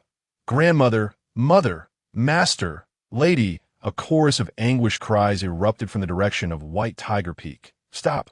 You dare kill my grandmother! A boy of merely a dozen years surged forward, his eyes ablaze with fury. He was none other than Bai Yifei's son, Bai Pengjiu, and Zhong Wanlin's grandson, Bai Tianming. At present, the Taisu sect is not yet one of the 4 sacred grounds of the Detsong dynasty, which was once led by Chu Zhitian. Among the 3 sects and 2 factions, Taisu sect stands as the most feeble, the Tian Dao sect being adjacent to the Taisu sect's territory. Has been embroiled in incessant conflicts and mutual bloodshed for centuries. It was only over 50 years ago that a union between the 2 sects brought about a temporary peace, that time. Yu Shuihan married his eldest daughter, Yu Zhaoxia, to the eldest son of the Tian Dao sect leader. In turn, the leader of the Tian Dao sect wed his daughter, Zhong Wanlin, to the eldest grandson of the Taisu sect's grand elder, Bai Pengju. However, now Zhong Wanlin has met her demise within the Taisu sect. This incident is bound to incite trouble. The hot-tempered Su Bei Wang coldly snorted, asserting, since Zhong Wanlin married into our Taisu sect, it is an internal matter. There is no need to report to the Tian Dao sect. Yu Shuihan furrowed his brow and replied, I shall compose a letter to the leader of the Tian Dao sect to clarify the situation. He then shifted his tone and surveyed the assembly, declaring, now, regarding the exoneration of Chu Zhitian, is there anyone who holds dissenting views? If not, there is another matter. As cultivators, we value strength above all. Since Chu Zhitian has already attained the power of the Hunyuan realm, coupled with his previous significant contributions to the sect, I hereby appoint him as a provisional elder effective immediately, granting him a seat in the Council of Elders. He shall henceforth possess the qualifications to partake in discussions and decisions pertaining to major sect affairs, enjoying the privileges of an elder. Upon the conclusion of his words, an uproar erupted in the hall, in the wake of the turmoil surrounding the death of the Baihu Peak Master. Chu Zhitian, initially a suspect, not only remains unscathed but has seemingly benefited from this calamity. All eyes turned toward Chu Zhitian, each gaze reflecting a myriad of emotions. Astonishment, envy, admiration, and congratulations at a provisional elder in his 20s. This was unprecedented within the Taisu sect. Meanwhile, Su Ruyan's expression was one of intrigue. The man she had always looked down upon, regarding him as a commoner, had suddenly ascended to the ranks of the sect's high officials. In terms of both strength and status, he had reached an equal standing with her father. In that instant, Su Ruyan's heart was a tumult of conflicting emotions that if this man still wished to cherish her as he once did, to shower her with affection, what would that mean for her? The very thought deepened her resentment toward Chu Zhetian. Why had this despicable man suddenly ceased to love her? Now his honor and all he possessed should rightfully include her share. Moments later, Yu Shui Han dismissed the others, leaving only those affiliated with the Council of Elders for an impromptu sect meeting. The Grand Hall of the One Exan Temple was left with only a few core high-ranking members of the sect, and Chu Zhetian, as a new member of the council, was conspicuously present. Yu Shui Han then exhibited the authority and gravitas of a sect leader, issuing a series of solemn commands. The death of the Bai Hu Peak Master must not be glossed over. The punishment hall is to investigate thoroughly, ensuring the culprit is apprehended within 20 days. Furthermore, the Insight Institute must cooperate with the punishment hall to conduct a comprehensive investigation throughout the sect, rooting out any potential spies from the Night Palace hidden within our ranks. Understood, sect leader. We shall obey, responded He Shou Zheng and the elder of the Insight Institute in unison. Subsequently, Yu Shui Han's expression grew increasingly grave. I fear that the demise of the Bai Peak Master may signal a conspiracy orchestrated by the Night Palace. Therefore, we must remain vigilant. I command the War Council to mobilize 100,000 troops from each peak within 3 days to safeguard our sect's territories against any actions from the Night Palace. Each peak must comply. As his words resonated, the War Council's Hall Master, along with Yu Zhao Lu, Su Hong Tu, and the other 5 peak masters, rose to accept their orders. Thereafter, Yu Shui Han issued several additional commands, including the appointment of Bai Peng Kuan, Bai Peng Ju's younger brother, as the acting master of Baihu Peak. Throughout this meeting, Chu Zhetian refrained from voicing any opinions, yet he occasionally cast sidelong glances at Bai Chongqing and Jin Lian, the 2 grand elders. Others may be oblivious, but Chu Zhetian was acutely aware of who the true traitor was. The sect leader was indeed correct. The death of Bai Pengju might very well be a harbinger of something significant. Could it be that, due to his rebirth, certain events have shifted? Might the actions of the Night Palace be expedited? Contemplating this possibility, Chu Zhetian felt a tightening in his chest as an overwhelming sense of urgency bore down upon him. That very evening, in a secluded chamber of the Chongqing Institute, Bai Chongqing and Ji Lian sat across from each other, engaged in a game of go-to-tea that moment. Bai Chongqing's gaze was fixed on a white stone, a shadow of malice flickering in his brow. This stone seemed to have spiraled beyond their control. Ji Lian nodded, stating, "Such a piece cannot be allowed to remain." At this, their eyes met, and they recognized the murderous intent reflected in each other's gaze.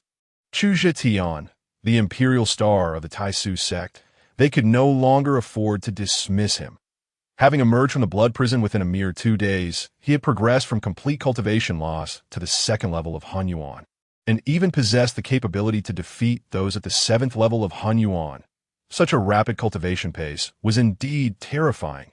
To slay at such a level was nothing short of monstrous. Across the vast expanse of the Canglan continent, he was truly a rarity. How long would it take this young man to advance to the Golden Core stage, or even the Yuaning stage? Would he gain the strength to alter the course of events before they could execute their plans? They absolutely could not allow such a scenario to unfold. He must die. Yet, it cannot occur within the sect. The sudden death of Bai Pengju had already alerted Yu Shui Han. Bai Chongqing pondered for several seconds before speaking. Then we must find a way to remove him from the sect. Ensuring he meets his end elsewhere, that it would be preferable to contact the Night Palace and have them take action. Ji Lian's tone was icy as she replied, "Indeed, to kill him, we need at least a Golden Core expert. Moreover, we must act swiftly. His strength grows exponentially. If we delay, he may become completely uncontrollable." As Bai Chongqing spoke, his eyes narrowed to slits. "Should we not consider advancing our plan?" Ji Lian raised an eyebrow, her expression one of concern. "There is no way to expedite matters further. The plan, originally set for a year from now, has already been moved forward by a month and reached its limit. If we push it any sooner, the necessary arrangements will fall behind. Bai Chongqing shook his head, his aura menacing. As long as we eliminate this unpredictable factor, Chu Zhetian, we will be utterly secure. Chapter 41.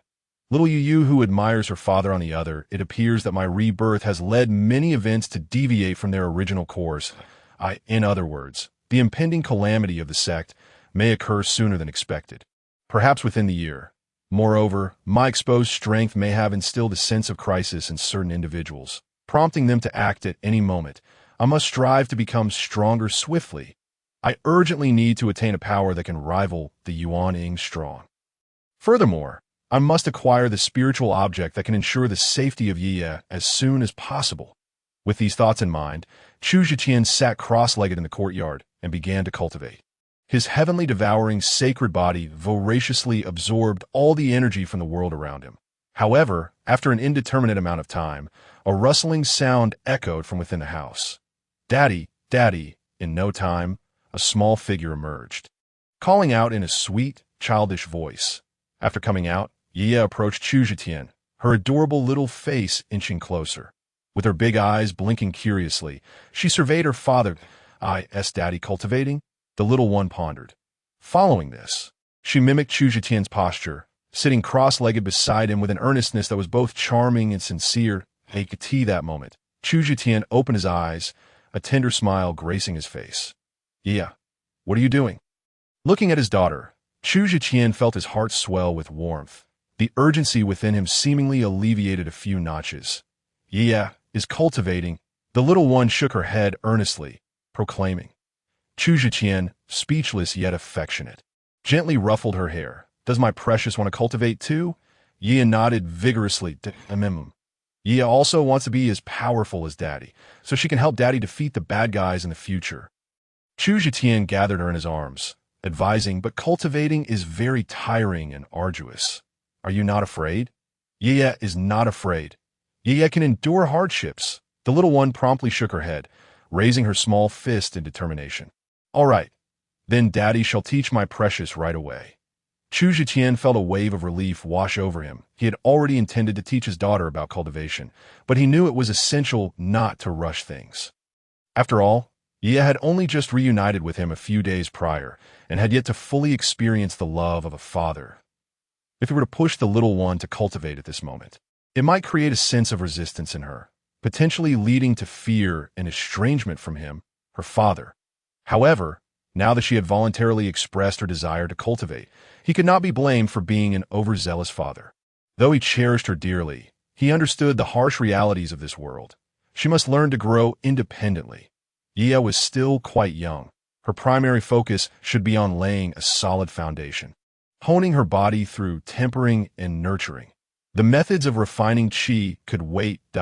In my past life, I acquired a set of 36 foundational techniques specifically designed for children. After contemplating for a while, Chu Zhiqian had already formulated a preliminary plan for raising his daughter. Thus, under the moonlight, the two figures, one large and one small, began to enact various peculiar and profound movements in the courtyard. In the ensuing days, apart from guiding Chu Zhiqian immersed himself in relentless cultivation. Meanwhile, the entire Taisu sect was set into motion. The Punishment Hall collaborated with the Insight Institute to conduct thorough investigations across the sect. Simultaneously, various peaks began to gather experts and disciples, preparing to head to the subordinate branches of their sect. 3 days later, Chu Zhiqian arrived at the sect master's residence, as usual, heading towards his dedicated training room. "Sect master, I've come to disturb you again," Chu Zhiqian greeted with a smile. "Enough with the formalities. Hurry and get to your cultivation." Yu Shuihan waved his hand, smiling in annoyance. Chu Zhiqian nodded, observing the other man hesitating to speak. Ultimately, however, he swallowed his words that he had wanted to remind Yu Shuihan to be wary of Bai Chongqing and Ji Inlian. Yet considering the situation, he refrained. Maintaining the current state might allow them time to prepare for a potential attack. Perhaps even mirroring his previous life by waiting a year before they struck. In such a case, he would have ample time to grow stronger. However, if he alerted the sect master now, it could inadvertently provoke them into action immediately. That would lead to an uncontrollable situation that it would be better to wait until he possessed the strength to alter everything before issuing a warning. By then, he could even take the initiative to strike. Eradicating traitors and eliminating the Dark Knight Palace. He could preemptively extinguish this impending sect calamity, but speaking out now could have the opposite effect. With these thoughts swirling in his mind, Chu Zetian silently entered the training room. Over the past 3 days, his strength had already risen from the 2nd level of Hunyuan to the 8th level. Such a pace of cultivation was nothing short of miraculous. After all, as one's realm increases, the difficulty of each breakthrough grows exponentially. That it was impossible to achieve consecutive breakthroughs like on the first day. Today, he estimated he could reach the 9th level of Hunyuan, perhaps even the peak of the 9th level. Outside, shortly after Chu Zetian entered the training room, a steward from the Outer Affairs Hall rushed in, his face displaying a mix of panic and anger. "Sect Master, this is bad. The Grand Elder of the Tian Dao sect, Zhong Wanhai, has arrived." Chapter 42. Yu Chaolu takes the blame upon hearing this. Yu Shuhin's expression turned serious. The Tian Dao sect has sent someone? Where? In the Tai Su Hall. They are even carrying a coffin. Demanding that our Tai Su sect provide an explanation, the steward reported hastily, swallowing hard. "What is all this fuss about?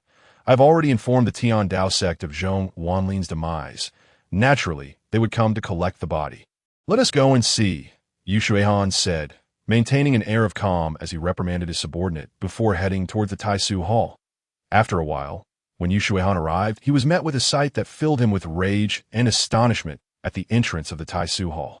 He saw individuals carrying 2 guards from the Tai Su Hall, hurriedly rushing them away from medical attention. The people from the Tian Dao sect had clearly taken action. Yu Shuhin's expression darkened as he quickened his pace. Upon entering the hall, the first thing that caught his eye was a gigantic coffin, prominently placed in the center of the Grand Hall. The Tai Su Hall, being the most solemn and sacred place of the Tai Su sect, was akin to the imperial court of the Song Empire. Yet at this moment, someone had the audacity to place a coffin here, showing blatant disregard for the Tai Su sect. Next to the coffin stood 3 individuals. At the forefront was a middle-aged man appearing to be in his 30s or 40s. He bore a long sword on his back, exuding a heavy and formidable aura, as if to assert dominance. He unreservedly radiated his formidable strength at the 4th level of Jiedon. He was none other than the Grand Elder of the Tian Dao sect, Zhong Wanlin's elder brother, Zhong Wanhai.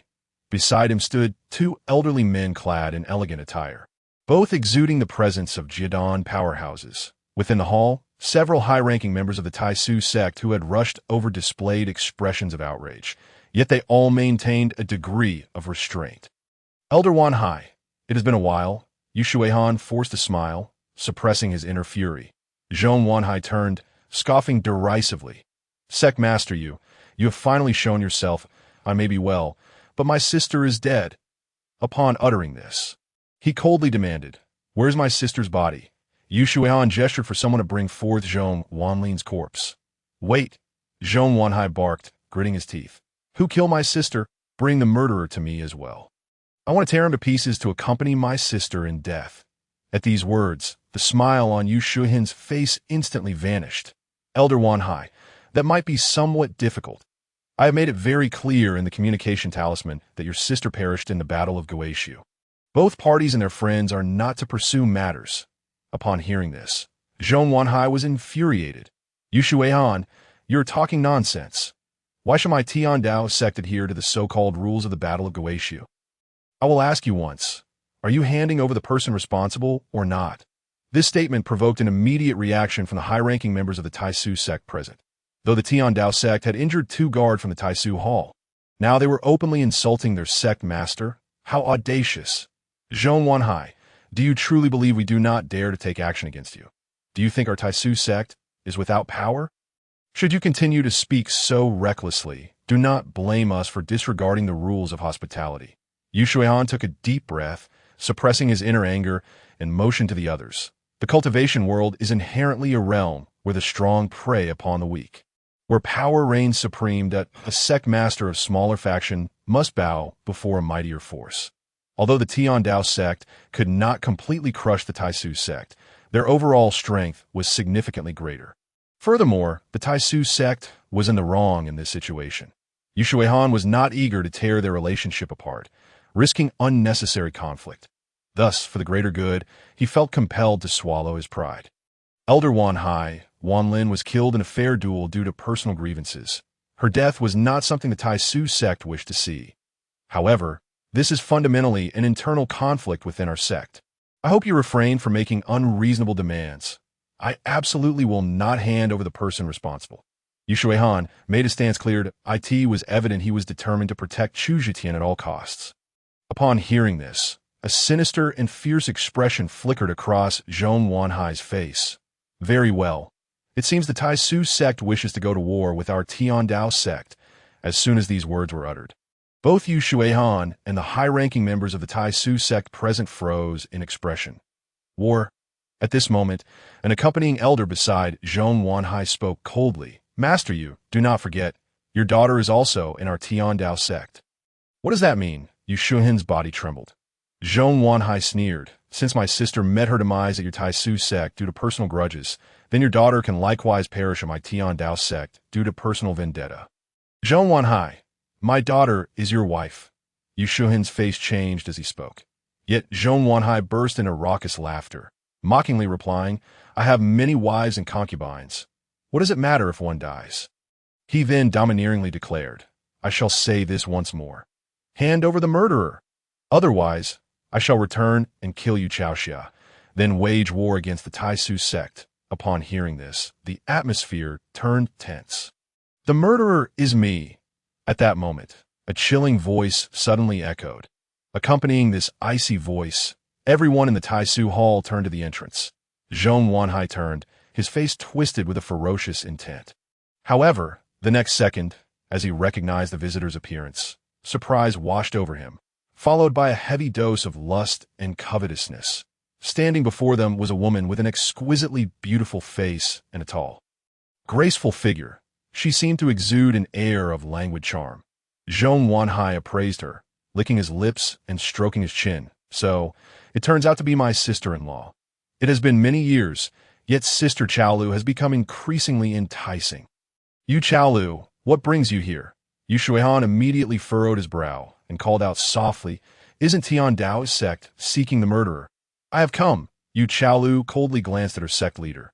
Just then, Bai Pengquin, who was temporarily acting as the head of the White Tiger Peak, indifferently remarked, The murderer is clearly Chu Zhitian. When did he become the master of Yu Peak? Chu Zhitian? Zhong Wanhai repeated the name coldly. Yu Chaolu, her expression unchanged, stated, Chu Zhitian is my disciple. What he has done naturally falls upon me as his master to bear. Isn't Tiandao sect seeking an explanation? Then consider me the murderer and take me back.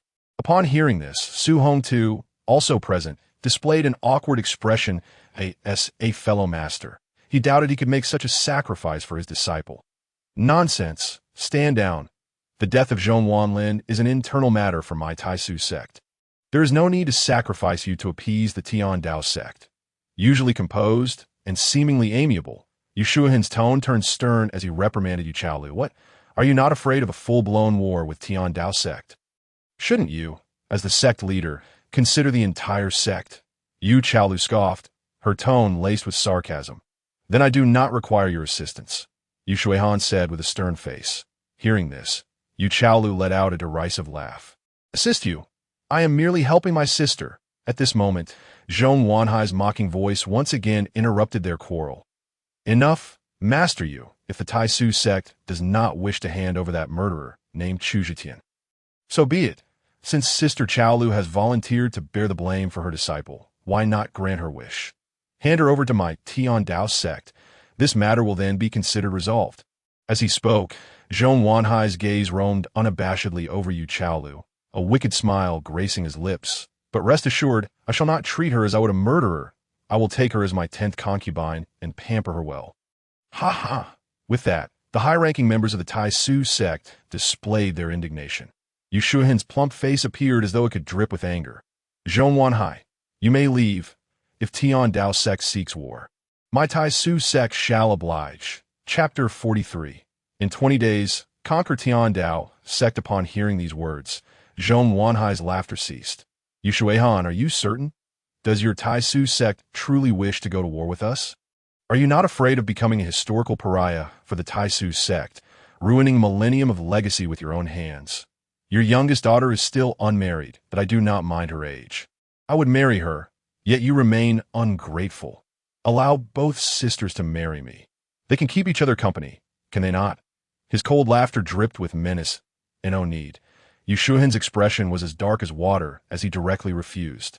Yet Yu Chaolu's voice interrupted him. All right, I agree. As she spoke, this seemingly carefree and indifferent beauty, the Peak Master, cast a mocking glance at Yu Shuihan. Master Yu, since you were able to send your eldest daughter away for the sect, what is the big deal about sending another youngest daughter now? Why pretend to care for me, for the greater good, for the Taisu sect? What is this little sacrifice worth? Is it not? Upon hearing these words, Yu Shuihan's somewhat plump body trembled slightly, his expression exceedingly complex. Ha! Sister Chaolu, could it be that you have long harbored feelings for me? If so, then come with me. At this moment, Zhong Wanhai's triumphant laughter rang out once more. He even reached out to pinch Yu Chaolu's delicate chin. A charming smile blossomed on Yu Chaolu's face, as if she were eagerly anticipating the situation. Yet beneath her eyes flickered a hint of resolve. So eager. In 20 days, an auspicious day, it will be. How about I bring my dowry to find you then? Oh, Zhong Wanhai raised an eyebrow upon hearing this. Just then, 2 disciples carried an ice coffin and stopped at the entrance of the Taisu hall. It was the corpse of Zhong Wanlin. Having arrived? Very well, I shall await you for 20 days. You had best not go back on your word or play any tricks, otherwise, the powerful of my Tian Dao sect shall surely trample your Taisu sect. We shall take our leave. In the cultivation chamber, as Chu Zhitian once again focused on his breathing and absorption, the spiritual energy within the room was instantly depleted. Having absorbed it all, as my realm rises, my ability to refine spiritual energy increases correspondingly. Initially, it took nearly a day and night to completely absorb the spiritual mist here, yet now it requires less than half a day. The swallowing heaven's sacred body truly proves formidable as my power grows. The speed of refining spiritual energy becomes increasingly terrifying. However, the current issue is the lack of nourishment. My cultivation speed has slowed down these past few days, partly due to the increase in realm. But the insufficient supply of spiritual energy also significantly hampers progress. In a day of 12 hours, I can only fully cultivate for less than half a day. In my current realm, I can still progress 1 level a day. Beyond that, it may become increasingly difficult to achieve even 1 level a day. Reach the Yuaning stage. It would likely take several months. What if unforeseen circumstances arise in between? How would I respond? Yet the conditions of Taisu sect are limited to this. Chu Zhitian furrowed his brow in silence, feeling an intensified sense of urgency. At this moment, he had remarkably reached the peak of the Hunyuan 9th layer. He was but a thin line away from entering the Jidan realm. However, that thin line requires a certain degree of accumulation. Enough spiritual power must be gathered in his Dantian, then compressed and liquefied, to form a true liquid Dantian, allowing for a breakthrough. The current pace, the accumulation of spiritual power would take at least 4 to 5 more days. Moments later, just as Chu Zhitian was about to leave the sect leader's residence, an attendant from the sect's administrative hall approached him. Elder Chu, you have emerged from seclusion? The attendant inquired politely. Now, Chu Zhitian held the title of a preparatory elder and had entered the discussion pavilion. Thus his status was naturally exceptional. Is there something you need? Chu Zhitian nodded, questioning curiously. The sect leader has decreed that if Elder Chu has emerged, you are to proceed to the discussion hall to participate in the meeting. The attendant conveyed. All right, I understand. I will head there now. Chu Zhitian's expression hardened. The sect leader is convening a sect meeting. Could something have happened? Upon arriving at the discussion hall, Chu Zhitian found it already filled with people. The peak masters, hall masters, elders, and protectors were all present. Aside from the 7 grand elders and the sect leader Yu Shuihan, nearly everyone in the sect was in attendance as soon as he entered. Chu Zhitian felt numerous gazes fixated upon him, many of which bore unfriendly expressions, as though he were a criminal. Zhiqian, come sit here. Yu Chaolu's face flickered with a few expressions before she smiled and waved him over. Chu Zhiqian nodded and was about to approach his beautiful master when a sarcastic cold laugh rang out. Master Yu, are you still entangled with this jinx? If it weren't for him, would you have to lower yourself and offer to be a concubine? The speaker was Bai Pengquan, who was temporarily acting as the head of the White Tiger Peak. Being a cousin of Bai Pengjiu and part of the Bai lineage, he naturally harbored deep-seated animosity towards Chu Zhiqian. At this moment, he was openly mocking without restraint. What? Being a concubine? What nonsense are you spouting? Upon hearing the words, Chu Zhiqian's face immediately darkened with a flicker of anger. He then turned to Yu Chaolu and inquired, Master, what has transpired? At this moment, even if he were to be oblivious, he sensed that something amiss had occurred during his recent cultivation. Nothing to worry about. Do not heed the nonsensical ramblings of that Bai fellow. Come sit, Yu Chaolu replied with a smile. Her stunningly beautiful visage revealed no signs of distress, as if nothing had transpired at all. Yet, Chu Zhiqian was entirely unconvinced.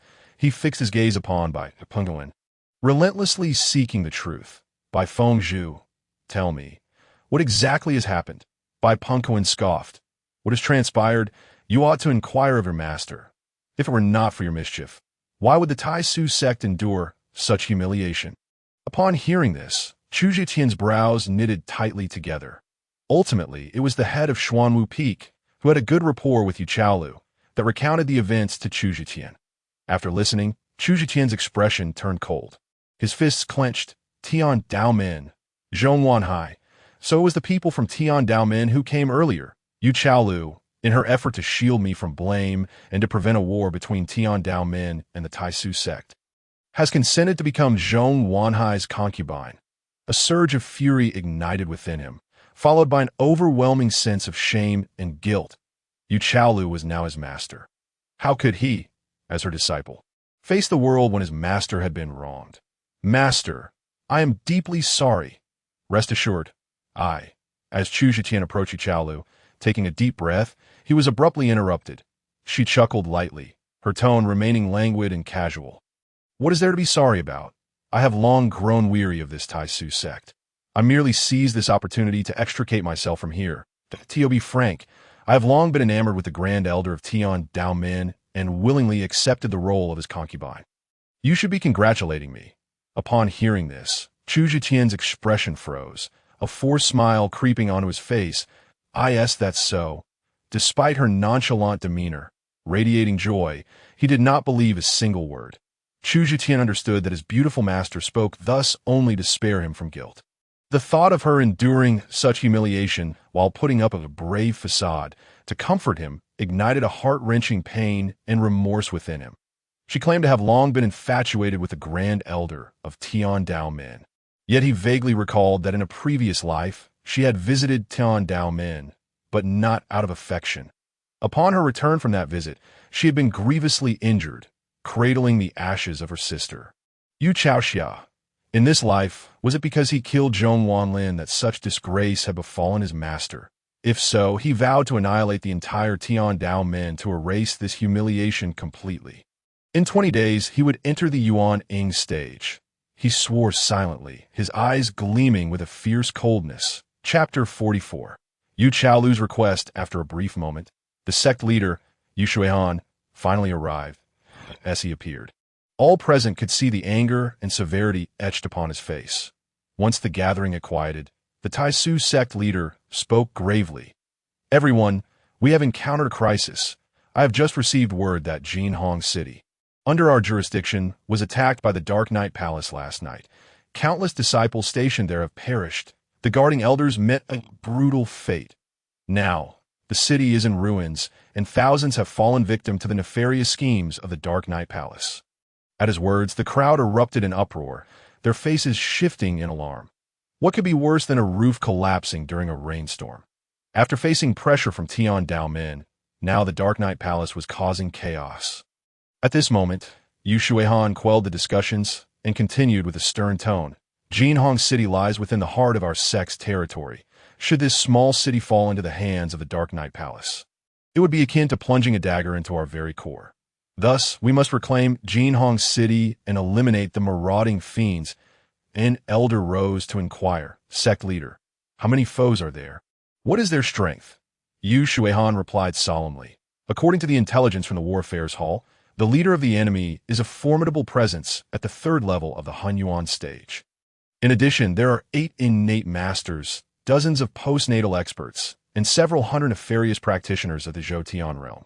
That said, to be prudent, we require at least 2 Hunyuan masters to lead our forces in reclaiming Jinhong City. Who is willing to go? As his words fell, the hall erupted in fervent discussions. Sect leader, I volunteer. I am willing to march to Jinhong City and slay the scoundrels of the Dark Knight Palace. My sword has long been thirsty for blood. In an instant, many stepped forth to offer their assistance. Observing this, Yu Shuihan displayed a hint of satisfaction, just as he raised his hand to signal for silence. Another person stood up. Sect leader, some have only recently become provisional elders and have yet to achieve any merit. Moreover, given their youth, they may struggle to command respect. I propose that Elder Chu lead the charge. The speaker was none other than Bai Punkuan, the acting head of the White Tiger Peak. Upon hearing this, Yu Shuihan hesitated for a moment before glancing at Chu Zhiqian. Chu Zhiqian exchanged a meaningful look with Bai Punkuan before rising and clasping his hands. Stating, Sect leader, Bai Fengzhu speaks wisely. I am willing to journey to Jinhong City, eradicate the evil cultivators of the Dark Knight Palace, and reclaim the city for our sect, honoring those comrades who fell in battle. He was indeed troubled by the limitations imposed upon his cultivation due to the sect's conditions. This opportunity was not to be missed. Moreover, this mission involved slaying foes, and through slaughter, he would grow stronger. Furthermore, Jinhong City, he needed to find a life-saving talisman for Yiya, which was located in the mountains near Jinhong City. There existed a secret realm known as the Golden Cicada Secret Realm, which not only concealed a chance for breakthrough to the Yuaning stage, but also contained a pair of life-linked golden cicada goo. This goo could intertwine the life essence of 2 individuals. Unless one were to be utterly annihilated, as long as one remained alive, the other would not perish. If he could obtain this life-linked golden cicada goo, he and Ye would be bound together in life and death. Chu Zhiqian thought to himself, readily accepting the mission to Jinhong City. Excellent. Since you possess such courage, I await your triumphant return with good news. During your absence, I shall bring your daughter to the sect leader's residence, where I will personally ensure her safety. You may proceed with confidence and act freely, Yu Shuihan expressed with reassurance. Upon hearing this, Chu Zhiqian felt a wave of relief wash over him. His greatest concern had always been Yiya. The sect leader's words struck a chord deep within him. Then, I, as your master, shall lead the Zhuke army alongside Zhiqian. Yu Chaolu interjected. Let this be my final contribution to the sect before marrying into Tian Daomen. At this, Yu Shuihan regarded her with a complex array of emotions before finally nodding. Very well, you shall take the lead in this endeavor, with Zhiqian assisting you to be cautious to the Zhuke Peak, the head's residence. Upon returning, Yu Chaolu, for reasons unbeknownst to her, dismissed all others from the premises at this moment. Chu Zhiqian, who had followed her back, mentally prepared himself. He had much to say to his beautiful master.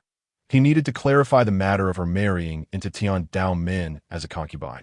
Master, however, he had barely begun when 2 delicate fingers, as white as jade, pressed against his lips. Ino talking. Come with me. In the next moment, Yu Chaolu took hold of Chu Zhiqian's hand and led him directly to her bedroom. Master, what are you? Chu Zhiqian paused, his feet coming to a halt. From a distance, he could already detect the enchanting fragrance wafting from her chamber. In an instant, he felt an odd sensation within him. Sensing that something was amiss, I have encountered a mishap during my cultivation. Could you assist me as you did last time? Yu Chaolu glanced back at him, her voice soft and ethereal that a hint of weakness appeared on her stunningly beautiful face. Upon hearing this, Chu Zhiqian's expression turned serious. How could he afford to delay? He chastised himself for his earlier thoughts. Hastily, he complied and followed Yu Chaolu into the room. And so it turned out that his master had experienced a setback in her cultivation. How foolish of him to let his mind wander. Upon entering, Chu Zhiqian, at Yu Chaolu's gesture, sat beside her on the bed. Master, what went awry? He suppressed his wandering thoughts and inquired with concern at this moment. Yu Chaolu regarded Chu Zhiqian, a peculiar smile gracing her lips, as if intrigued. Chu Zhiqian, it would be better if you ceased calling me master. Since you joined the Zhuke Peak, I have yet to impart any teachings to you. Your strength now surpasses mine. Furthermore, you have yet to undergo the disciple initiation ceremony. Thus, calling me master feels rather absurd. As she spoke, she gazed at Chu Zhiqian, her expression contemplative. Moreover, I am to marry in a Tian Dao Men shortly. So it is even less likely that I shall remain your master. Chu Zhiqian promptly asserted, Master, do not worry.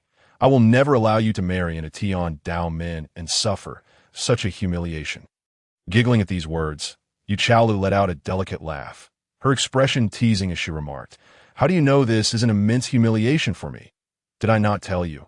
It was my own volition. As she spoke, she suddenly extended a slender finger, playfully lifting Chu Zhiqian's chin, and inquired, Are you in such a haste? Could it be that you are envious? Chu Zhiqian's face flushed instantly, and he hastily denied. Disciple would not dare. Master is jesting.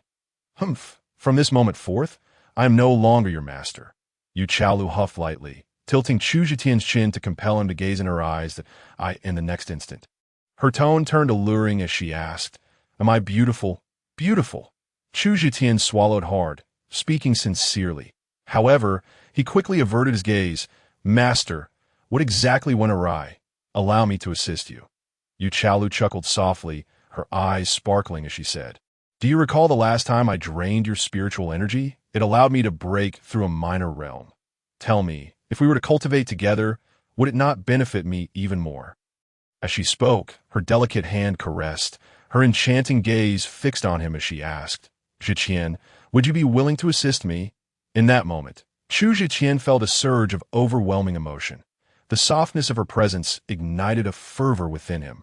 Chapter 45. Master, do not do this. Such an enchanting and uniquely positioned beauty possessed a lethal allure. Moreover, Chu Zhiqian harbored an immensely complex sentiment towards her. Huff, huff, Chu Zhiqian's breath quickened, gazing at the captivating Yu Chaolu before him. He swallowed hard. The restraint within him was on the brink of shattering. Yet in the next moment, he detected a glimmer of resolve in her eyes. That it was this very determination that jolted him back to clarity. With a swift motion, Chu Zhiqian seized Yu Chaolu's wrist, moving her delicate hand away. Disciple cannot. Yet Yu Chaolu persisted. What master? Did I not say that I am no longer your master? Why do you, a grown man, behave so coyly? Do you prefer to be passive? Very well, I shall indulge you. With that, she even attempted to push Chu Zhiqian onto the bed. Chu Zhiqian bit his tongue, forcing himself to remain clear-headed. Master, he grasped Yu Chaolu's shoulders, his expression grave as he proclaimed. Then, shifting his tone, he continued, I understand what you are thinking. You do not wish to fall into the hands of Zhongwan Hai, so before marrying into the Tiandao sect, you would rather bestow your purity upon me, correct? Upon hearing this, Yu Chaolu's body stiffened, her alluring expression faltering. However, she quickly recovered, scoffing, Stop being so clever. I already said it was my choice to marry Zhongwan Hai as a concubine. As for you, Yu Chaolu, I've always been free-spirited. Now, I simply wish to indulge in your tender youth. Is that not permissible? Besides, cultivating together would greatly benefit me. Why should I not seize the opportunity? As she spoke, a trace of melancholy crossed her features as she asked, You little rascal, do you think I am too old? Chu Zhiqian hastily shook his head. Master is in the prime of her beauty. Merely, then cease your prattle. Lie down obediently. Yu Chaolu commanded, her tone turning sharp like that of a queen. Under her sternness, the allure intensified. Yet, Chu Zhiqian swiftly leaped off the bed. Master, I am sorry. Disciple cannot comply. His expression was serious, his voice resolute and unwavering. You truly need not resort to such self-degradation. I swear, within 20 days, I will resolve this crisis for you. At that time, I will accompany you to the Tiandao sect. As long as you do not wish it, I guarantee no one can force you to do anything. Otherwise, do not speak of Zhongwan Hai. Even the entire Tiandao sect, I shall flatten it to make it known that my master, Chu Zhiqian, is not to be insulted. Please, master, trust me. As his words fell, the expression on Yu Chaolu's face shifted through a myriad of emotions. I shall take my leave for now. Before she could respond further, Chu Zhiqian hastily exited the room. Yu Chaolu watched his retreating figure, bursting into laughter. You little rascal, am I truly that frightening? Do you fear I might devour you? You are fortunate to have fled. Otherwise, just wait and see how I shall train you. As she spoke, a charming blush blossomed on her beautiful face, as if it could drip with water. In that moment, she appeared extraordinarily exquisite, reflecting on her earlier boldness and recklessness. Yu Chaolu felt an overwhelming sense of embarrassment wash over her. It took considerable courage for her to decide to offer herself to Chu Zhiqian before marrying into the Tiandao sect. This scoundrel has the audacity to resist? Humph, truly an affront to my allure. After leaving the Peak Master's residence, Chu Zhiqian's emotions remained tumultuous. Speak the truth, his beautiful master was indeed an unparalleled enchantress. Had he not caught that flicker of resolve in her gaze, he might have lost control entirely. After much effort, he finally subdued the inner turmoil. It was now time to visit Miao Yuming's dwelling. Yeah, and her little master uncle got along splendidly. Thus, every day before heading to the sect master's residence for cultivation, Chu Zhiqian would bring Nia along to be looked after by her. Upon entering, he found Miao Yuming lazily reclining on the lawn, munching on a vibrant cucumber. It seemed that every time he encountered this little sister, her mouth was never idle. Meanwhile, Yia was in the courtyard, performing various strange movements, clearly diligently practicing the 36 techniques of body skills. Though her actions appeared somewhat clumsy and endearing, her expression was utterly earnest. Her little nose was already glistening with beads of sweat, indicating her considerable exertion. Yet she continued to grit her teeth and practice. That moment, Chu Zhiqian observed his daughter, and his expression suddenly changed. What is going on with Yia? From a distance, he noticed a faint rainbow-like glow surrounding her. It appeared remarkably peculiar. Could this be the Lingxi immortal body? Chu Zhiqian's heart trembled violently. Little master uncle, why are you not cultivating? Come and practice with Yia. If we all become stronger, we can help father defeat the bad guys. At this moment, Yia seized the opportunity to catch her breath and, in a manner befitting a little adult, urged Miao Yuming.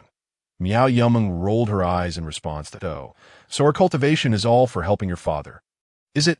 All right. Master uncle will join you. Miao Yuming lazily rose, took another bite of the cucumber, and mumbled indistinctly, truly defeated by this little one. At such a tender age, she practices so diligently. Must it be so competitive? I never expected that one day I would be urged by a 6-year-old. Yeah, why are you glowing? It's as if you were surrounded by a rainbow. At that moment, Miao Yuming also noticed Yia's unusual phenomenon. Her doll-like face filled with astonishment. What glowing? I am no firefly. Clueless about her own condition, asked in a daze, then blinking her big eyes, she added, Little master uncle, are you trying to slack off and change the subject? Miao Yuming, hearing this, felt a wave of embarrassment. So in this little girl's eyes, I am this lazy, am I? Just then, Yia shook her little head, about to say something, but suddenly spotted Chu Zhiqian. Daddy! The little one's eyes brightened as she joyfully leaped in her father's embrace. Ungrateful little girl! Miao Yuming mumbled with a hint of jealousy. Chu Zhiqian scooped Yia up, his gaze filled with affection and surprise. My darling, you are actually the Lingxi immortal body. Outwardly calm, inwardly, he was in a frenzy of excitement. The Lingxi immortal body is an exceedingly rare constitution, a type of immortal body. Its potential and talent are only surpassed by the divine and sacred bodies. Chu Zhiqian had encountered this knowledge in his previous life when he delved into the ancient domain of gods and demons, discovering an ancient text that detailed the existence of the Lingxi immortal body.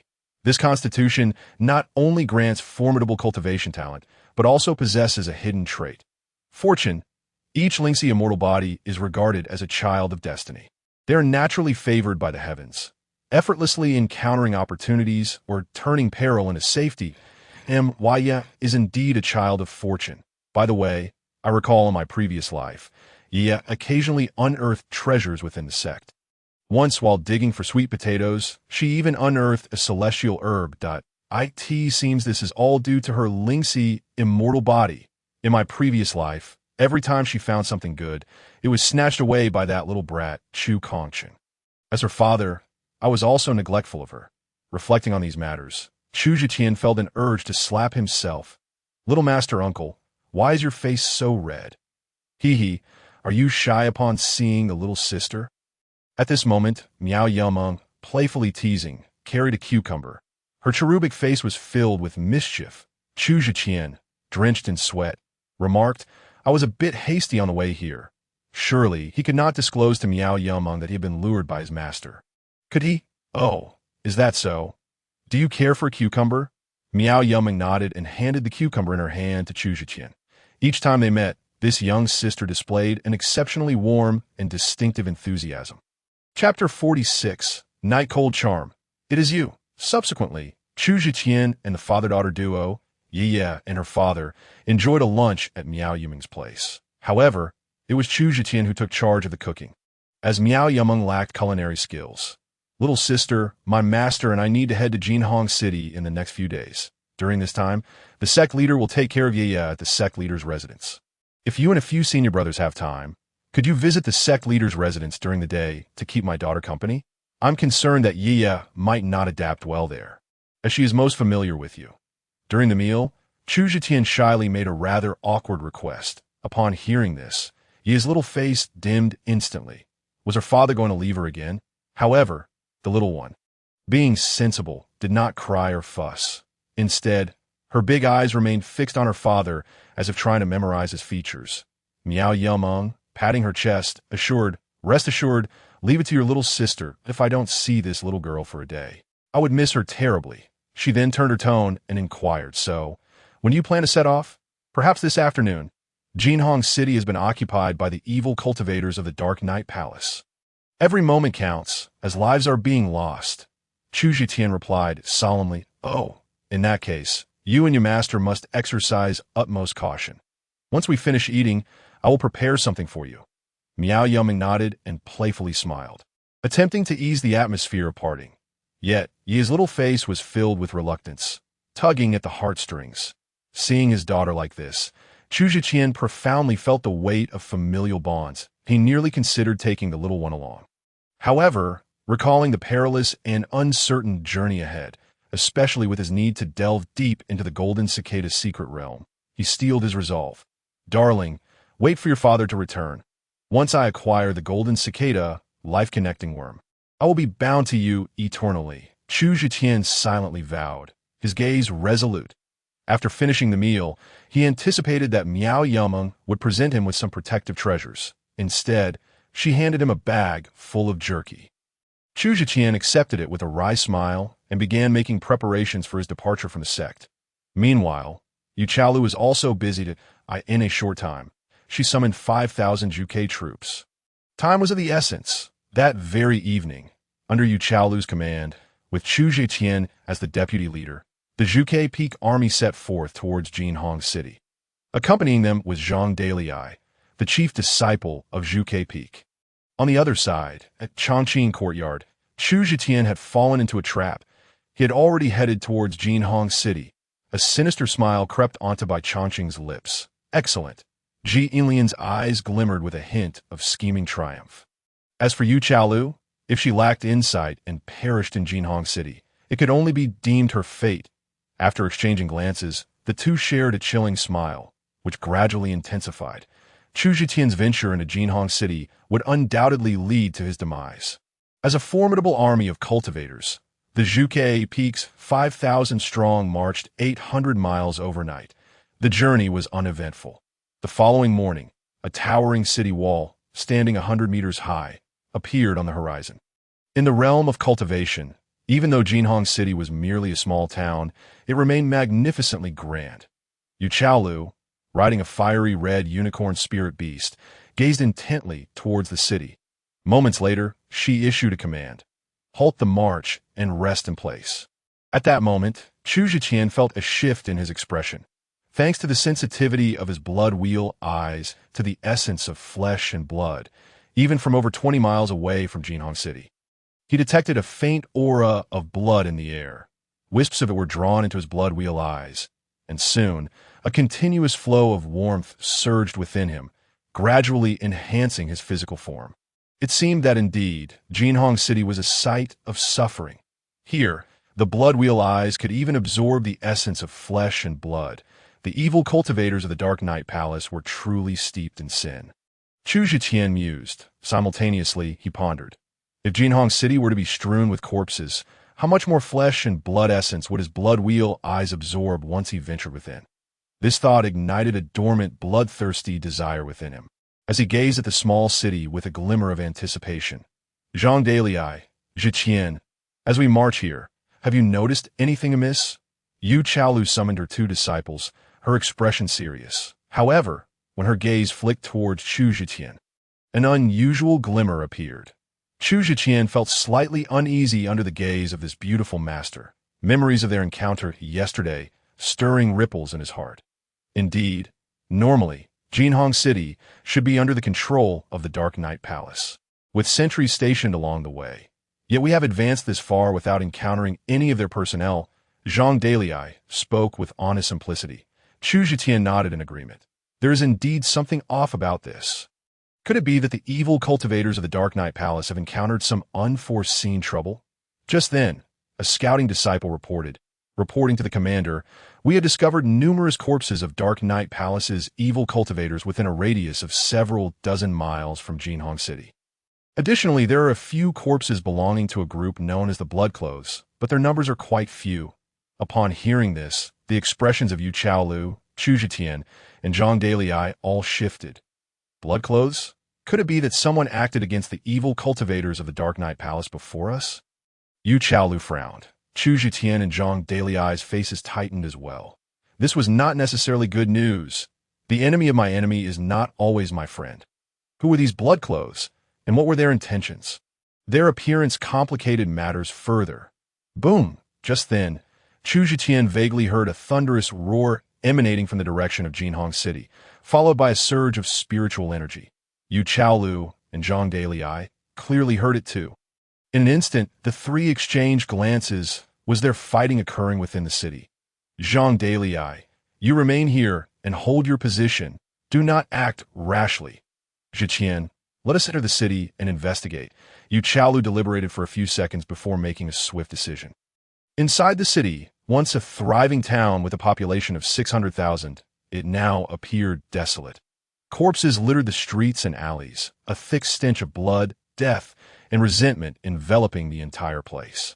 In the city center, on a square paved with green stones, a group of Bloodclothes was engaged in combat with the evil cultivators of the Dark Knight Palace. Each of these Bloodclothes was slender and graceful, occasionally emitting sharp cries during the battle, revealing that they were all women. Yet, their strength was formidable. They slaughtered the evil cultivators of the Dark Knight Palace indiscriminately. In the fiercest battle, a blood-clad woman was singularly confronting 4 formidable foes from the Dark Knight Palace. This blood-clad woman was strikingly beautiful and alluring, her movements sharp and ruthless, enveloped in a swirling black demonic aura. With each strike, she displayed overwhelming power, continuously pressuring the 4 strong cultivators of the Dark Knight Palace. Night Cold Charm, you wretched traitor! Today, Jinhong City shall be your grave, roared one of the long-haired men among the 4 powerful opponents, who was at the 3rd level of the Hunyuan realm. However, as his words fell, one of the innate level experts beside him was beheaded by the blood-clad woman. The one who is dead shall be you, you dogs of the evil ancestors. This holy maiden is the true heir of the Dark Knight demon god. Yet you choose to follow that old hag willingly. You deserve to die. The blood-clad woman retorted coldly. Another round of slaughter ensued, and the last 2 innate level subordinates of the long-haired man fell beneath the blood-clad woman's blade. Meanwhile, the Hunan level Dark Knight Guardian was also severely wounded. The blood-clad woman's prowess was astonishingly sharp. At this moment, Chu Zhiqian had already entered the city. Surrounding him was a vast expanse of blood and flesh essence. continuously being absorbed by the blood wheel. His physical strength was escalating at an unprecedented pace. However, his thoughts could not linger on this. His attention was entirely fixated on the blood-clad woman. He never anticipated encountering Yilongmei here, in such a manner. Meanwhile, within the dilapidated confines of an inn in the city, 3 powerful sorcerers from the Dark Knight Palace lay hidden, originally poised to strike. Their expressions darkened significantly. "What is that fool with long hair barking about?" A wiry figure in a black robe exclaimed with irritation. "What do we do now? Our target is not Yilongmei. With that idiot's shout, have we not exposed ourselves?" Another towering figure inquired, directing his gaze at the man in the center. The latter appeared exceedingly aged, his skin wrinkled like tree bark. Seeing him at midnight was akin to encountering a malevolent spirit. Kenge, the elder sorcerer at the forefront, pondered for a moment before speaking in a chilling tone. "Our best course of action is to resolve this swiftly. The Taisu Sect's army is stationed 20 miles outside the city. However, their objective should not yet be to enter the city.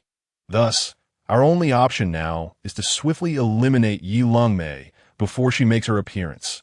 Move!" With a low command, the 3 leaped from the inn, charging toward Yilongmei's direction. Boom! Along the way, the towering figure wielding a massive hammer smashed through a Dark Knight holy maiden, draped in blood. The wiry man in the black robe casually crushed the head of another blood-clad woman. As the 3 sorcerers advanced rapidly, Yilongmei, who had initially held the upper hand, suddenly felt a surge of alarm. Turning her head, her pupils constricted. A triumphant, sinister smile crept across the face of the long-haired guardian. "What a relief! Yilongmei, your time of demise has arrived." "Haha!" Yilongmei, brimming with killing intent, gathered her spiritual energy and struck with her sword toward the long-haired, and it was clear she had employed some sort of martial technique, aiming to eliminate the long-haired guardian before the 3 sorcerers arrived. Whoosh! Yet, in that fleeting moment, a pitch-black poison dart shot forth, aimed directly at Yilongmei's throat. Her expression hardened as she cast a resentful glance at the long-haired guardian. Having no choice but to redirect her attack, clang, she deflected the poison dart but let out a muffled groan, staggering back several steps. Her grip on the sword became numb. Realizing the dire situation, she attempted to flee, only to find a diminutive figure swiftly blocking her escape route. Poison Monkey, first tier Golden Core, a figure of immense stature loomed from another direction. Black Mountain, first tier Golden Core, and rushing toward her was none other than the Elder Sorcerer King. Second tier Golden Core. Damn it! How could 3 Golden Core sorcerers emerge in such a small city as Jinhong City? Did the Dark Knight Palace anticipate my revenge? Yilongmei cursed inwardly. In the next moment, a fierce and frenzied expression emerged on her enchanting face. Buzz!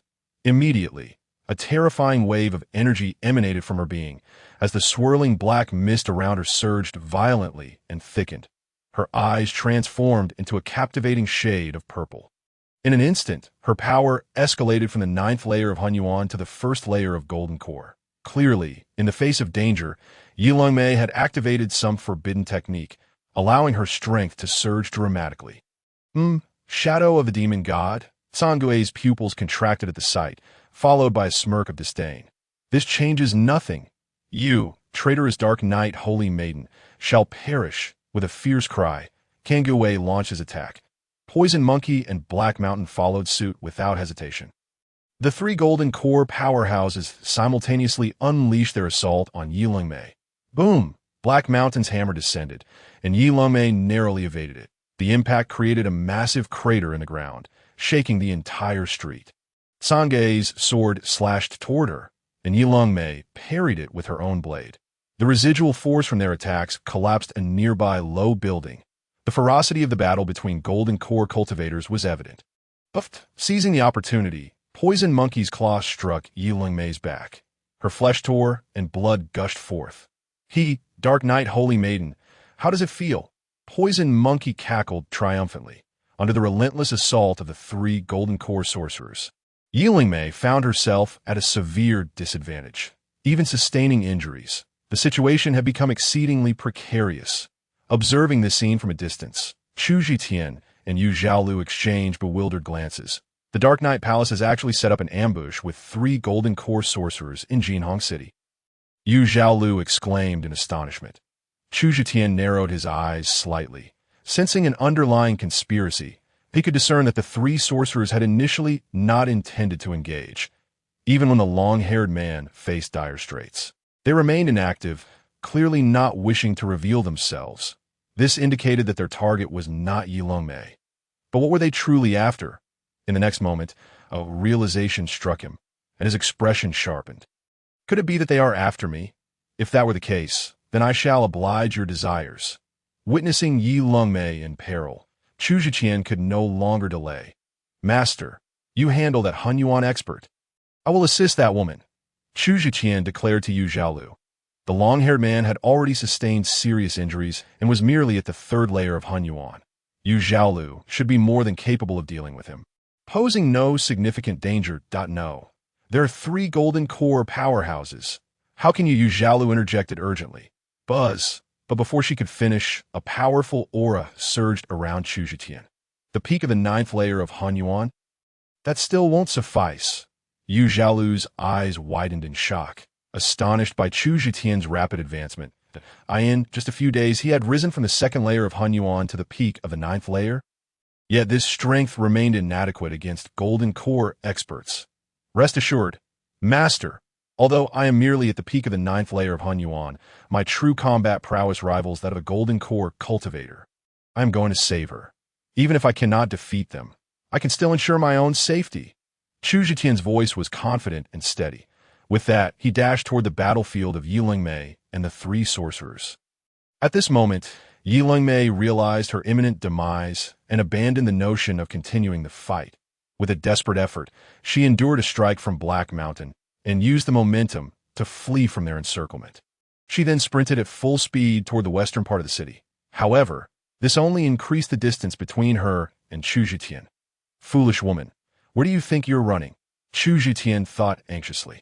If she perished before he could reach her, it would be too late. Chapter 48. The enchantress, unaware of her folly, Yi Longmei, injured and fleeing, was relentlessly pursued by the 3 figures behind her. A figure 1,000 meters away was rapidly approaching the 4. This figure's speed was astonishingly swift. As he chased, Chu Zhitian witnessed the streets and alleys of Jinhong City strewn with corpses, some belonging to the residents of Jinhong City, others to the disciples of the Tai Su sect stationed here, and still others to the wicked cultivators of the Dark Knight Palace. The time of death for these bodies had been less than 3 days. Their flesh had not yet decayed, and their essence remained. Streams of blood and flesh essence were continuously absorbed by the blood wheel, that, if calculated by the strength of a punch, when his body was just reconstructed, his punching power was approximately 100,000 jin. After slaying Murong Ling by Yi Fei and Zhong Wanlin, his punching power had reached 180,000 jin. Since entering Jinhong City, his physical strength had been increasing at an astonishing rate. 190. 000 jin, 200 000 jin, 240 000 jin.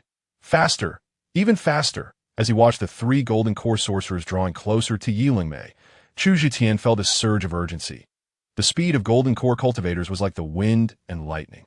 In just over 20 breaths, Yi Longmei and the 3 golden core sorcerers had arrived at the western outskirts of Jinhong City. Finally, under the intense strain of exhaustion, compounded by her injuries, Yi Longmei began to falter. Her speed decreased as the tides turned.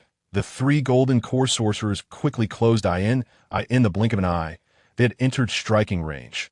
Kangwei let out a cold snort and cast a palm strike toward Yi Longmei from a distance. A shadow of his palm surged forth, crashing in her back with tremendous force. Boom! In the next instant, she coughed up blood, collapsing to the ground. That moment, the elevation in her realm, due to the forbidden technique, began to wane, leaving her aura weak and feeble. After successfully landing his attack, a malicious grin spread across Sangwei's face. With a few agile leaps, he closed the distance to Yi Longmei. Poison Monkey and Black Mountain followed closely behind, their gazes regarding her as one would regard a corpse. Yi Longmei, after betraying the Dark Knight Palace, you fled far and wide, yet you dare to launch surprise attacks in retaliation. Truly, You have ignored the paths of heaven and barged into the gates of hell. Sangue's face, akin to old tree bark, bore an unsettling smile. What a stroke of bad luck for me. However, the three great sorcerers of the Dark Knight Palace are stealthily lurking in such a small town. One wonders what their intentions might be. Yi Lungmei wiped the blood from the corner of her mouth and inquired with a cold sneer. The dead have no need to know so much. Sangue replied ominously in the next moment. He raised his sword, aiming to plunge it into Yi Lungmei's heart. They needed to swiftly eliminate her, allowing them to continue concealing themselves and wait for their true target to unwittingly walk into their trap. Suddenly, a beam of sword light erupted towards Sangue. The spiritual energy contained within this sword light was not particularly terrifying, but its overall power was comparable to that of a core formation expert. Clearly, the one who unleashed this sword light demonstrated formidable physical strength as he swung the sword. Sangue, not daring to underestimate the situation, promptly raised his sword to counter the incoming attack. With a resounding crash, the sword light dissipated, but the residual force sent the three of them staggering backward. In the next moment, a figure rushed in like a bolt of lightning, landing squarely in front of Yi Lungmei. Three old fools, bullying a weak woman. Is that not a bit unseemly? Chu Zhiqian remarked in a deep tone, casting a cold glare at the trio of dark sorcerers. He then turned to Yi Lungmei, and upon seeing her still alive, he let out a sigh of relief. After all, she was ultimately the mother of Yi. Chu Zhiqian could not bring himself to stand by and watch her perish. "It's you," Yi Lungmei exclaimed in surprise upon recognizing the distinctly chiseled features before her. She then chuckled derisively, shaking her head. "What? The waste I toyed with back then wishes to play the hero today?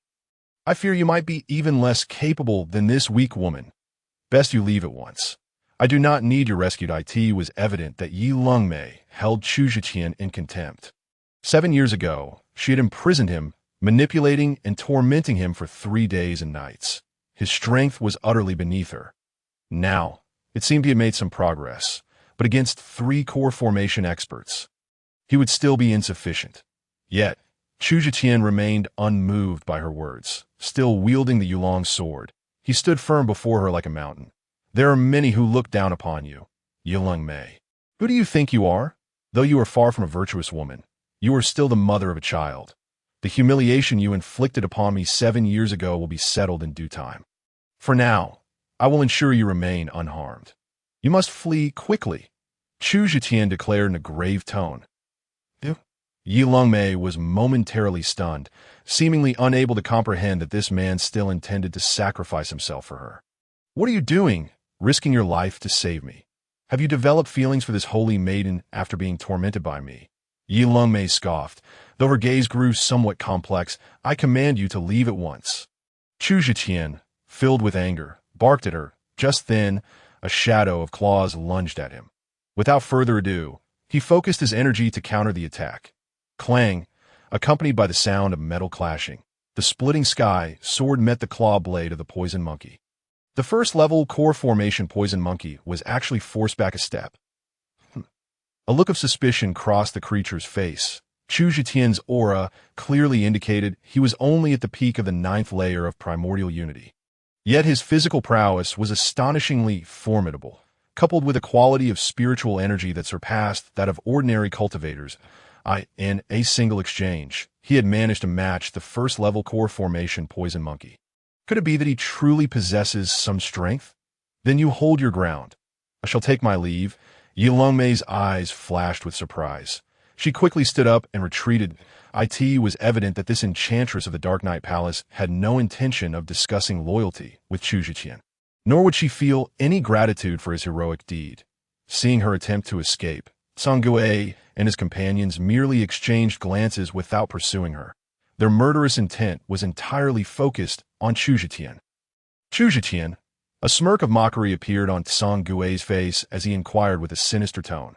The expressions of the poison monkey and Heishan also turned playful. "Hee, it's truly delightful when the fish willingly swims into the net. It seems this lad is our target." Sangue's voice dripped with malice as he continued. "Why ask so many questions, boy? You are destined to die." Chu Zhiqian raised an eyebrow, his thoughts racing. Here were three core formation experts lying in ambush in Jinhong City, all for the purpose of killing him. The Dark Knight Palace's attack on Jinhong City could not simply be a coincidence, could it? Was it all orchestrated with him in mind? Connecting the dots. He suddenly realized the implications. However, Chu Zhiqian did not expect to extract any useful information from him at this moment. He was primarily focused on buying time. For near Jinhong City, his blood wheel, I was still voraciously absorbing the essence of flesh and blood. With each passing second, his physical prowess was growing stronger, and he even sensed a hint of a breakthrough. Chapter 49. The breakthrough of the physical body.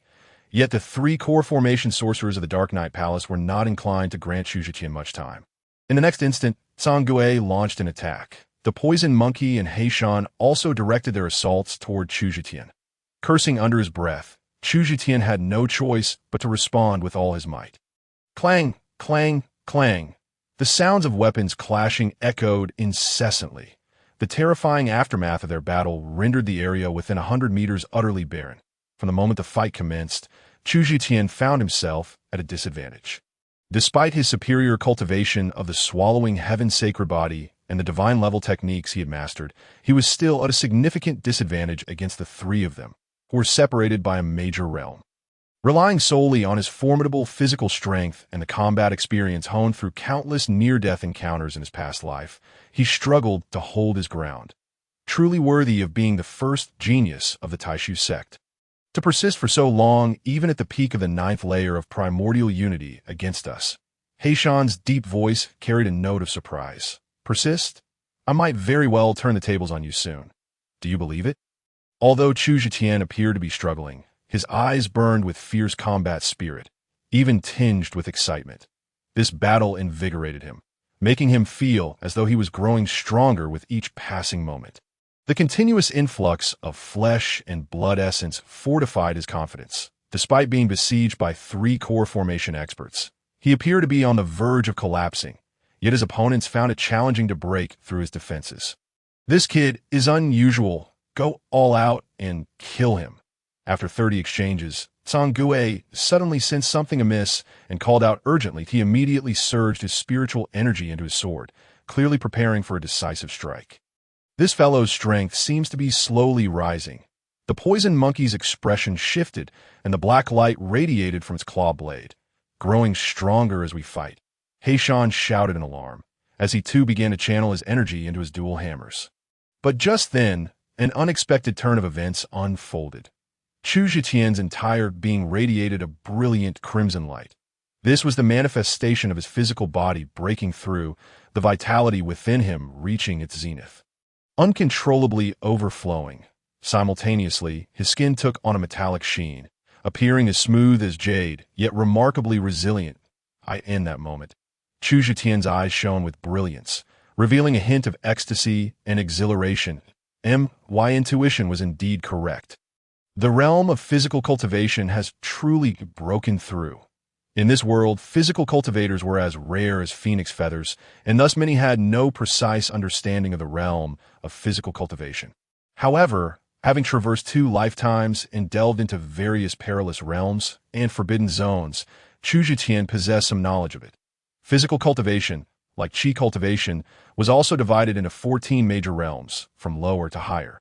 They were horizontal practice, subduing the tiger, 10,000 June, golden body, shattering mountains, shaking the earth, shattering the void, ascending to the heavens, 10,000 forms, subduing demons, capturing devils, sealing immortals, annihilating worlds, and falling stars. The overflow of vitality and the golden sheen of his skin were clear signs of breaking into the golden body realm.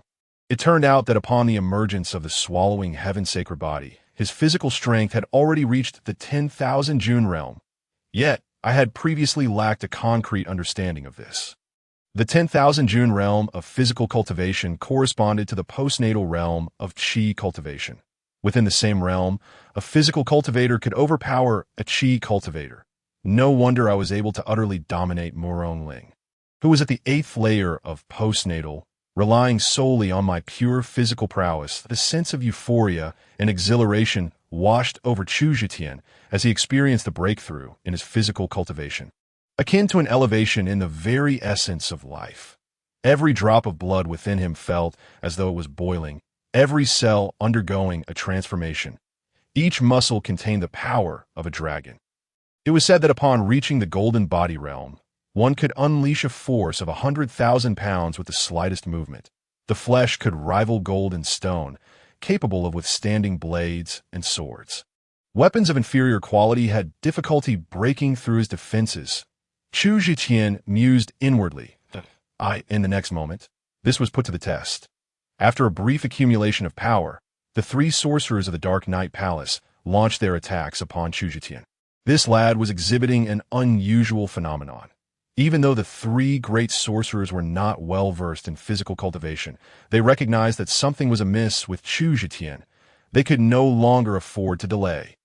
Clang! Song Gue unleashed a formidable earth-level sword technique, Dark Knight without light, striking fiercely at Chu Zhiqian's neck. However, contrary to expectations of a dismembered figure, the anticipated scene did not unfold. Instead, the sword left merely a crimson mark upon his neck. The blade, upon contact with flesh, emitted a sound akin to metal clashing against metal.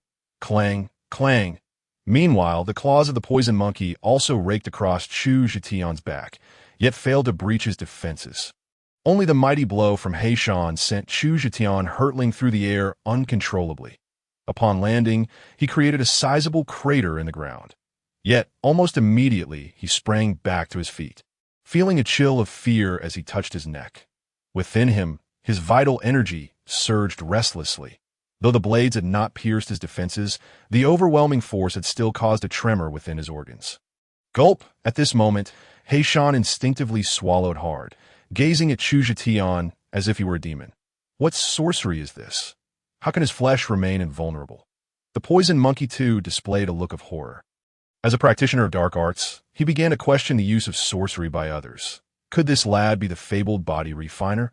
No wonder he can contend with the three of us at the peak of the 9th layer of Hanyuan. He must be eliminated. Song Gue's gaze grew exceedingly grave. Soon after, the three formidable cultivators of the core formation stage pressed their attack upon Chu Zhiqian once more, their murderous intent reaching its zenith. Chu Zhiqian, in turn, met their gaze with equal ferocity. Until now, he had harbored thoughts of merely entangling them to buy time for Yi Lung Mei to flee. He had not prepared for a fight to the death. Nor did he anticipate being able to slay three formidable cultivators with his current strength. Thus, he had not yet unleashed his full power. For instance, he had not revealed the sword techniques that had reached the realm of insight. Moreover, the myriad powerful martial arts mastered in his previous life had remained unutilized. But now, you three shall be buried here today. Chu Zhiqian let out a cold laugh, brazenly charging forward. Clang, clang, clang, this time. After just a few exchanges, Song Gue and his companions' expressions drastically changed, such terrifying might. This youth is no mere mortal. They could not breach his defenses. How could they hope to win this battle? What realm of swordsmanship is this? I cannot defend against it, nor can I comprehend it. Is this a celestial-grade offensive technique? No. We must flee. The three core formation cultivators, once united in their intent to kill, now found their resolve crumbling in the face of Chu Zhiqian's might. Flee? Chu Zhiqian's expression was grim, his murderous aura palpable. The explosive strength of his physical form allowed him to leap 100 meters in an instant. Uft! In less than 10 breaths, the head of the great shaman Heishan was mercilessly severed by the Yulong sword. His imposing frame crashed to the ground like a mountain falling. Boom! Sangye, the great shaman, was similarly sent flying by a single punch from Chu Zhiqian, his organs reduced to mere fragments. Only the swiftest, the poison monkey, made a desperate dash toward the city. Chu Zhiqian had no intention of letting him escape. After stowing the bodies of the two into a storage bag, he surged forward, radiating an overwhelming aura of ferocity. Hiss! The former plaything of this holy maiden has now become so terrifying. If I could control him with poison once more, perhaps I could refine him into a puppet of the night. Yi Lung Mei had not truly distanced herself, but was instead lurking in the shadows. And upon witnessing the previous scene, she could not help but gasp in astonishment. Soon after, she stealthily followed. Her exquisite and bewitching face bore an insidious smile. This enchantress clearly harbored ill intentions. Chapter 50. Moon Zhao Lu falls into the trap. Outside the western outskirts, after pursuing for 2 miles, Chu Zhetian caught up with the poison monkey. After exchanging a few blows, he similarly dispatched the creature beneath his blade. Instantly, a surge of warmth flowed into his body. Slaying the 3 core formation cultivators had further elevated his physical prowess. On the foundation of 1,000,000-pound strength, an additional 100,000 pounds was gained. Slaughter, becoming stronger. At this moment, a faint red hue glimmered in Chu Zhetian's eyes. The insatiable bloodlust surged within him anew, stronger than ever. The Tongtian's sacred body's ability to grow through slaughter seemed to carry a drawback. If this continues, will it affect my temperament? No. I must exercise restraint. Those who seek death must be killed, but I must not commit acts of indiscriminate murder. Otherwise, I may one day transform into a ruthless killer. Realizing this, Chu Zhetian felt a wave of caution and gravity wash over him. He fought to maintain clarity of mind, suppressing the surge of bloodlust within. Just then, a figure of unparalleled grace leaped down from the city wall. Like a butterfly flitting among flowers, she swiftly approached him. It was Moon Zhao Lu. Having dealt with the long-hair protector, she sensed the energy fluctuations from this direction and hurried over. Zhetian, are you all right? Upon halting, Moon Zhao Lu asked anxiously. However, the next moment, upon seeing Chu Zhetian standing unharmed, the tension in her shoulders eased, only to be replaced by profound shock as she beheld the small, shrouded figure in black robes lying nearby. The Grand Shaman of the Night Palace. The poison monkey? Hiss! Moon Zhao Lu gasped in disbelief, asking Zhetian, did you kill this? Chu Zhetian nodded. What else could it be? You killed a core formation cultivator. Moon Zhao Lu exclaimed in astonishment. Not just 1, but 3. I've taken them all down. Chu Zhetian grinned, revealing a set of pearly white teeth. Appearing harmless, he casually stowed the poison monkey's corpse into his storage bag, as if discarding refuse. Moon Zhao Lu's eyelids twitched violently. The way she looked at Chu Zhetian resembled that of a monster. 3 great shamans, all slain by Zhetian. This is no trivial matter. These are 3 core formation cultivators. Master, what of that Hunyuan cultivator? Are you unscathed? At this moment, Chu Zhetian shifted the topic, examining Moon Zhao Lu with concern. And I'm fine. The opponent's realm was already beneath mine, and he was severely wounded, so I dispatched him without much effort. Moon Zhao Lu steadied herself and shook her head with a smile. Under Chu Zhetian's scrutinizing gaze, she felt an unexpected warmth spread throughout her body. Ever since their previous encounter of intimacy, their feelings had shifted. It seemed they could no longer be as nonchalant as before. Huh, what is that smell? At this moment, Chu Zhetian twitched his nose. He faintly detected a sweet, cloying fragrance. This scent felt somewhat familiar. What's wrong? Moon Zhao Lu inquired, also sniffing the air.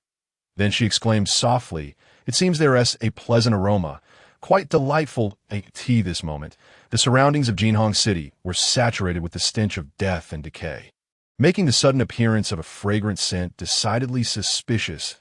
Don't breathe it in. Hold your breath. Chu Zhetian's expression shifted dramatically, urgently warning Moon Zhao Lu. He could sense that the Tongtian sacred body was autonomously converting toxins. He finally recalled what this sweet, cloying fragrance was. 7 years ago, he had fallen victim to this very seductive poison, the sinking fragrance, and had been toyed with by Yi Lung Mei as if he were a fish on a chopping board. Thus, he hastily alerted Moon Zhao Lu. However, it was already too late. In the next moment, Moon Zhao Lu swayed and collapsed into Chu Zhetian's embrace, utterly bereft of strength. Even through her clothing, Chu Zhetian could feel the heat radiating from her delicate form. Her beautiful face flushed crimson in an instant. Her lovely eyes reflected a kind of yearning. Swish. Chu Zhetian turned toward a certain direction, where a blood-red figure emerged. Why, Ilung Mei, you vile enchantress! How dare you repay kindness with malice? Chu Zhetian's anger flared. An aura of terror enveloped him, as if he were poised to charge at her in the next moment. Why, Ilung Mei's expression shifted, revealing uncertainty. You're unharmed. Quite impressive indeed. However, this beautiful lady before you seems to be at her limit. If you do not engage in the union of yin and yang within the next moment, she will explode from within. You should hurry and assist her. Hee. Enjoy yourselves. No need to thank me. With that, Yi Long Mei spun around and fled.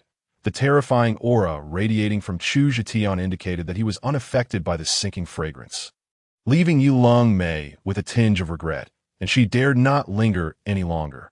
After leaving a string of mocking laughter, she swiftly vanished. Chu Zetian cast a glance in the direction she had fled, ultimately choosing not to pursue. Moon Zhao Lu's situation was far too perilous. Zetian, the opponent, had entangled herself around Chu Zetian like an octopus, her limbs clinging to him. Soft, moaning whispers escaped her lips, exhaling warmth and an intoxicating fragrance that could seemingly melt a man. I'm sorry. Chu Zetian hesitated for 3 seconds in place, and finally, with a determined bite of his teeth, he picked up Yu Zhao Lu and rushed towards the interior of Jinhong City. A true man, born amidst heaven and earth, should not be overly sentimental or pedantic. At this juncture, there was no turning back. Inside a tavern in Jinhong City, as soon as they entered the room, Yu Zhao Lu tore off her garments with a swift motion. At that moment, her eyes were glazed with a haze of desire, clearly overtaken by her primal instincts. The intoxicating allure was undeniably treacherous. Gulp!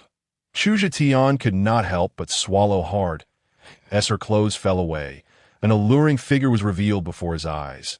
The two peaks of her bosom, an unattainable dream for countless men, loomed enticingly.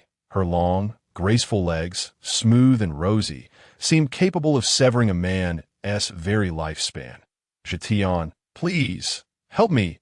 At this moment, Yu Zhao Lu's voice trembled with a plea, her beautiful eyes shimmering with an almost ethereal allure. Zhao Lu Chu Zetian inhaled deeply, finally pouncing upon her like a ferocious tiger. Boom! In the next instant, his entire being shook violently. He felt an overwhelming surge of yin energy merging with his yang energy, transforming into the purest essence of life, nourishing both himself and Yu Zhao Lu. Yu Zhao Lu initially furrowed her brows, but soon her exquisite face relaxed, revealing an expression of sheer ecstasy. Then, she became even more fervent than Chu Zetian. Chapter 51. Pretending to disappear on the surface, Yu Zhao Lu appeared unrestrained and carefree. Yet in truth, she was as pure as snow, a formidable female cultivator of the mixed origin realm. Her accumulated primal yin energy had been cultivated for over 60 years, reaching an unparalleled purity and robustness. All of this, today, would benefit Chu Zetian. Boom! Almost instantaneously, a bottleneck within him shattered explosively. The spiritual energy within his dantian, once it reached a certain magnitude, began to condense autonomously, compressing and gradually liquefying. Ultimately, it transformed into a liquid dantian. Each drop of this liquid spiritual energy was far more potent than the total spiritual energy he possessed at the pinnacle of the mixed origin realm. At last, Chu Zetian transcended from the peak of the mixed origin 9th layer to the first layer of the golden core realm. Above the innate level, each breakthrough into a major realm resulted in a qualitative transformation of strength. The golden core realm marked a significant metamorphosis in sustained combat capability. Below this realm, without a liquid dantian, even mixed origin powerhouses would exhaust their spiritual energy in combat, lasting more than a mere moment. This meant that even against weaker opponents, they could be overwhelmed and perished. In contrast, those above the golden core realm could sustain high-intensity battles for at least an hour, relentlessly slaughtering. The number of enemies would become irrelevant. However, Chu Zetian's ascent to the golden core realm was far from over. Their actions continued unabated, and their realms kept climbing. Golden core, 2nd layer, 3rd layer, 4th layer. Not only Chu Zetian, but Yu Zhao Lu also reaped immense rewards during this process. After a tempestuous encounter, her own body quaked with energy. Having been at the mixed origin 7th layer, she followed suit, stepping into the golden core realm just a moment after Chu Zetian. For so many years, she had remained stagnant at the mixed origin realm. Even a single breakthrough was an arduous task. Yet today, It felt as though she had soared to the heavens in an instant. "Jetian, what is your current strength?" she inquired, her tone filled with delight. "I have reached the golden core third layer," he teased, pinching her chin lightly. "What? The golden core third layer?" Yu Zhao Lu exclaimed in shock, her expression one of disbelief. Seeing her captivating reaction, Chu Zetian felt a sense of vanity swell within him. "How about it? Do you now believe I can resolve your crisis within 20 days? Upon hearing this, Yu Zhao Lu's gaze turned complex, a mixture of astonishment, gratitude, and anticipation. "Yes, I believe you. I, Yu Zhao Lu, have already become yours. Even as a concubine, I shall only be your concubine in the next moment." She flirtatiously brushed her hair and, as if finally recalling the matter at hand, blushed and said, "By the way, Delay and the others are still waiting outside the city. We have already wasted enough time. We should return and join the main force." However, upon hearing this, Chu Zetian shook his head, his expression growing gravely serious. "You can return on your own. Remember, I am now presumed missing, after I pursued the 3 great witches of the Dark Night Palace. You have not seen me again." Yu Zhao Lu was momentarily taken aback, but soon her astute mind began to comprehend. The information received by the Tai Su sect indicated that the Dark Night Palace appeared to possess only one mixed origin powerhouse on the surface. Little did they know, this small Jinhong city had ambushed 3 golden core witches. There was an air of cunning and conspiracy about this, coupled with the details proposed by Peng Kuan, who temporarily assumed the position of Baihu Peak Master during the previous sect meeting, suggesting that Chu Zetian come to Jinhong City. It all became clear. "Zetian, do you suspect this conspiracy is aimed at you?" Yu Zhao Lu asked, her expression grave. Chu Zetian nodded, his demeanor serious. "When a tree stands out in the forest, the wind will surely bring it down. My recent actions may have caused some to feel alarmed." As he spoke, he earnestly advised Zhao Lu, "Upon your return to the sect, be wary of the Grand Elder and the Fourth Elder. However, keep this to yourself. Do not raise any alarms. Also, you must maintain the appearance that I have perished. As long as they believe I am dead, they should refrain from acting rashly for the time being." Yu Zhao Lu's expression shifted between uncertainty and resolve. "All right, I understand. And you? What are your plans? Will you remain hidden indefinitely?" In his eyes, a glimmer of fierce determination ignited. "I will break through to the nascent soul realm in the shortest time possible. The day I am confident enough to resolve all current crises will be the day I return to the sect. Rest assured, this time will not be long. During this period, take good care of you." Yu Zhao Lu's gaze contained a myriad of complex emotions. "Okay, I will wait for you. That little girl Yu, I have always cherished dearly. And now I shall regard her as my own daughter." As she spoke, she playfully tugged at Chu Zetian's ear, leaning in with her alluring lips once more. Chu Zetian's face twitched.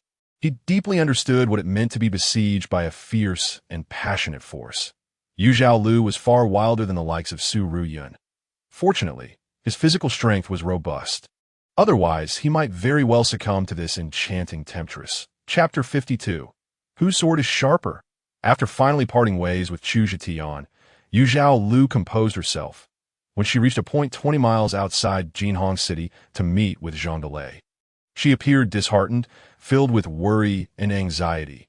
"Master, what is the situation inside the city? What has happened to you? Where is junior brother Chu?" the earnest Jean Delay inquired, his voice laced with concern. Taking a deep breath, Yu Zhao Lu's tone grew somber. "Delay, we must storm into Jinhong City and eliminate the remnants of the Dark Night Palace. Additionally, divide 1,000 men to encircle the area within 100 miles of Jinhong City to search for junior brother Chu's whereabouts." "What? Searching for junior brother Chu's whereabouts? Master, what is the matter?" Upon hearing this, Zhang Daler immediately inquired with a mixture of surprise and uncertainty.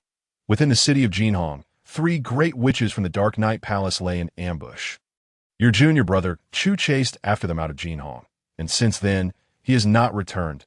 The voice of Yu Chaolu seemed to be imbued with profound worry and anxiety.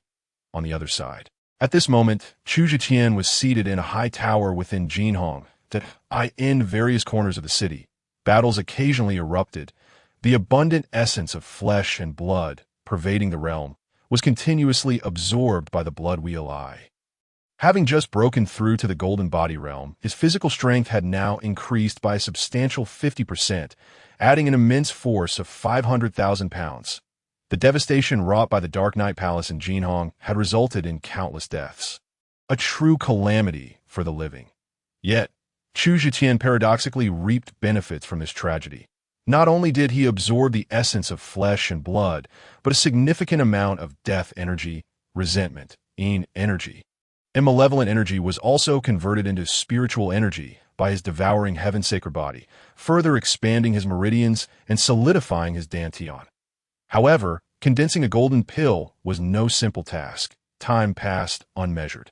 Chu Zhiqian's dantian further solidified, transforming from its initial mercury-like state into a clay-like form.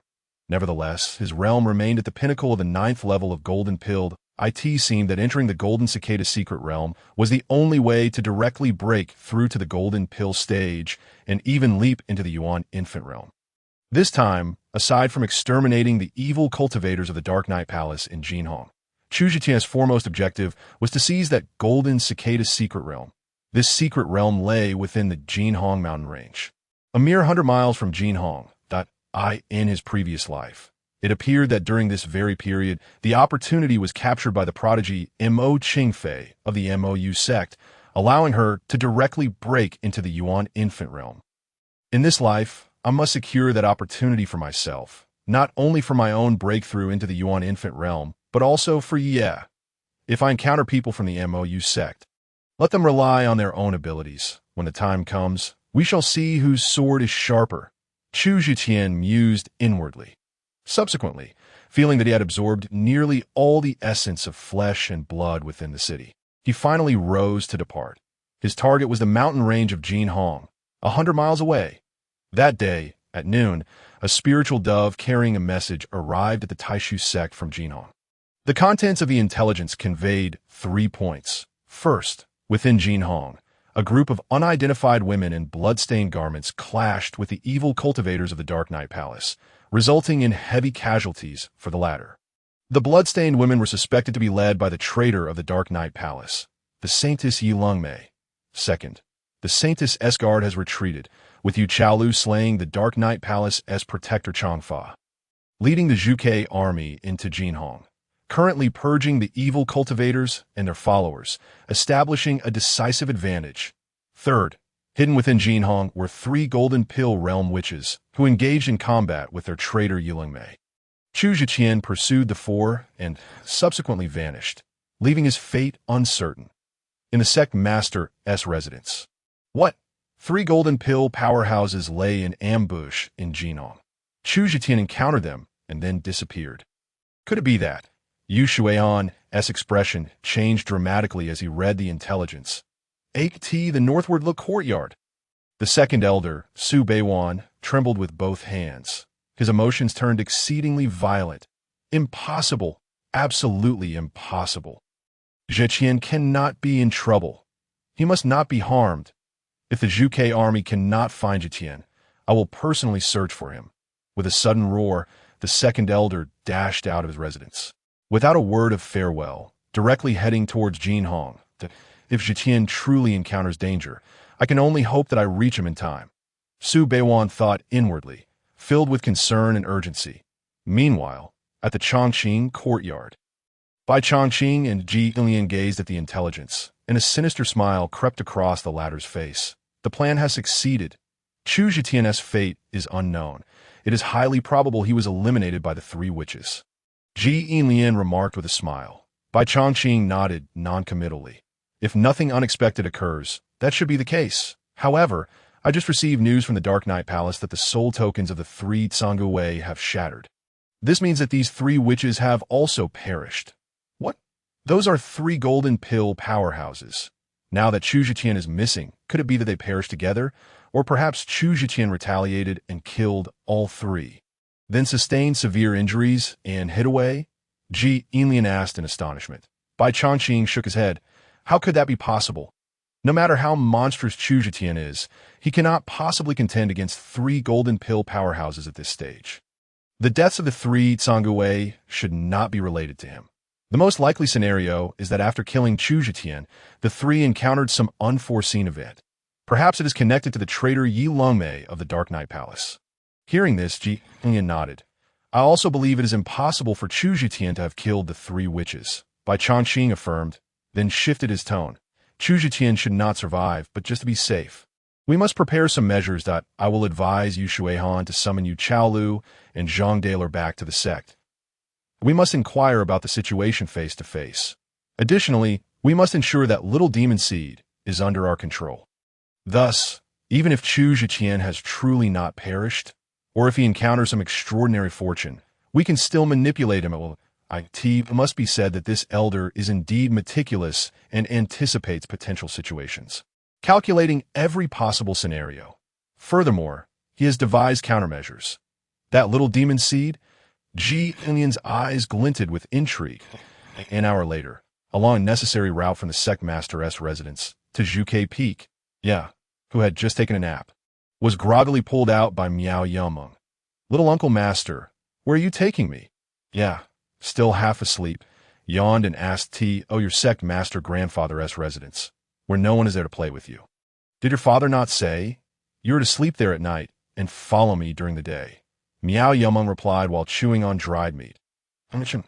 Ye nodded happily upon hearing this.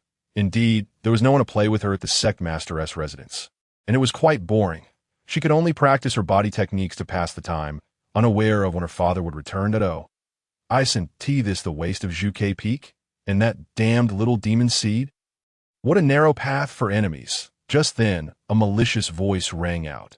Turning towards the sound, they saw a group approaching. The forefront was none other than Bai Tianming. Chapter 53. The Little Demon Seed Murders. This 15 or 16-year-old youth wore an expression full of malice. Especially when he gazed at Yi. His eyes brimmed with hatred and resentment. Was this little brat's father who had slain his own father. Bai Yifei and his grandmother, Zhong Wanlin. He also held Chu Zetian responsible for the death of his grandfather, Bai Pengju. Bai Tianming. What do you want? Miao Yameng's expression tightened as she hastily shielded Yi behind her, warily regarding them. The dried meat in her mouth was instinctively tucked away. With a cold sneer, Bai Tianming replied, Nothing. I merely wished, Yi cried out in alarm, her large eyes filled with indignation and concern. There lay Miao Yameng, her typically playful doll-like face now marred by a ghastly smile. Does my little master feel ashamed? You're right, my little master has been far too lazy. If only she were as diligent as Yi. She wouldn't have been beaten so badly. Quickly run back to the sect leader's residence. There's no need to worry about my little master. Yi shook her little head defiantly. Yi will not leave. Ha! What a useless child. Zhuke Peak is filled with nothing but useless beings, little bastard. Do you intend to help your little master by staying? Oh, how fierce you look. Come on, hit me. Bai Tianming laughed triumphantly, grinding Miao Yuming's face under his foot, taunting a 6-year-old girl. The crowd from Bai Hufeng erupted in laughter. Scoundrels! Let go of my little master. Yi will fight you. Seeing Miao Yameng humiliated, Yi's small face flushed with anger. In the next moment, she clenched her tiny fists and charged at Bai Tianming, like a little leopard colliding forcefully with him. Within her diminutive frame lay astonishing strength, enough to knock Bai Tianming back. You dare to collide with me, little bastard, seeking death. Your father is dead outside. I'll send you to meet him. Bai Tianming, staggered by the impact from a 6-year-old girl, immediately became furious, with a powerful kick. He sent Yi flying. Bai Tianming, you beast! How dare you lay a hand on a child? Scoundrel! Miao Yameng, witnessing this, was instantly alarmed. Ignoring her injuries, she crawled up and lunged at Bai Tianming. However, the group surrounding Bai Tianming quickly overpowered Miao Yameng once more. The useless beings of Zhuke Peak can't even protect themselves, let alone worry about this little demon. The older generation isn't even a match for Bai Tianming. It would be better to kill her. Keeping her alive is merely a waste of resources. Weren't the useless beings of Zhuke Peak quite formidable? Didn't they try to stop us? Let's see if the sect leader and the second elder can help you now. Kill her! In an instant, fists and feet rained down upon the young girl. Meanwhile, Yi, having been kicked aside, rose once more from the ground. You scoundrel! You're talking nonsense. How could my father die outside? A dark aura began to envelop Yia. Her once bright black and white eyes gradually transformed into an inky black. In the next moment, her petite figure surged forward with astonishing momentum towards Bai Tianming, possessing the Lingxi immortal body and the effects of practicing the 36 body techniques. Yia's physical prowess exceeded that of ordinary people by 100-fold. In just a few days, the little one's physical strength had soared. Her petite yet formidable physique, combined with the explosive power of the demon bloodline, made her akin to a small tyrannosaurus, delivering a punch that sent Bai Tianming flying. "Let go of my little master! I will kill you all!" The once innocent voice of Yi now carried an eerie and icy tone. In the next moment, she charged at the Bai Hufeng crowd, who were still beating Miao Yama. With a series of impacts, chaos erupted. Cries of pain filled the air. "Quick! Hurry and summon the peak leader. This little demon is killing people." At that moment, Chu Zhitian remained blissfully unaware of the turmoil unfolding between Yia and Miao Yama.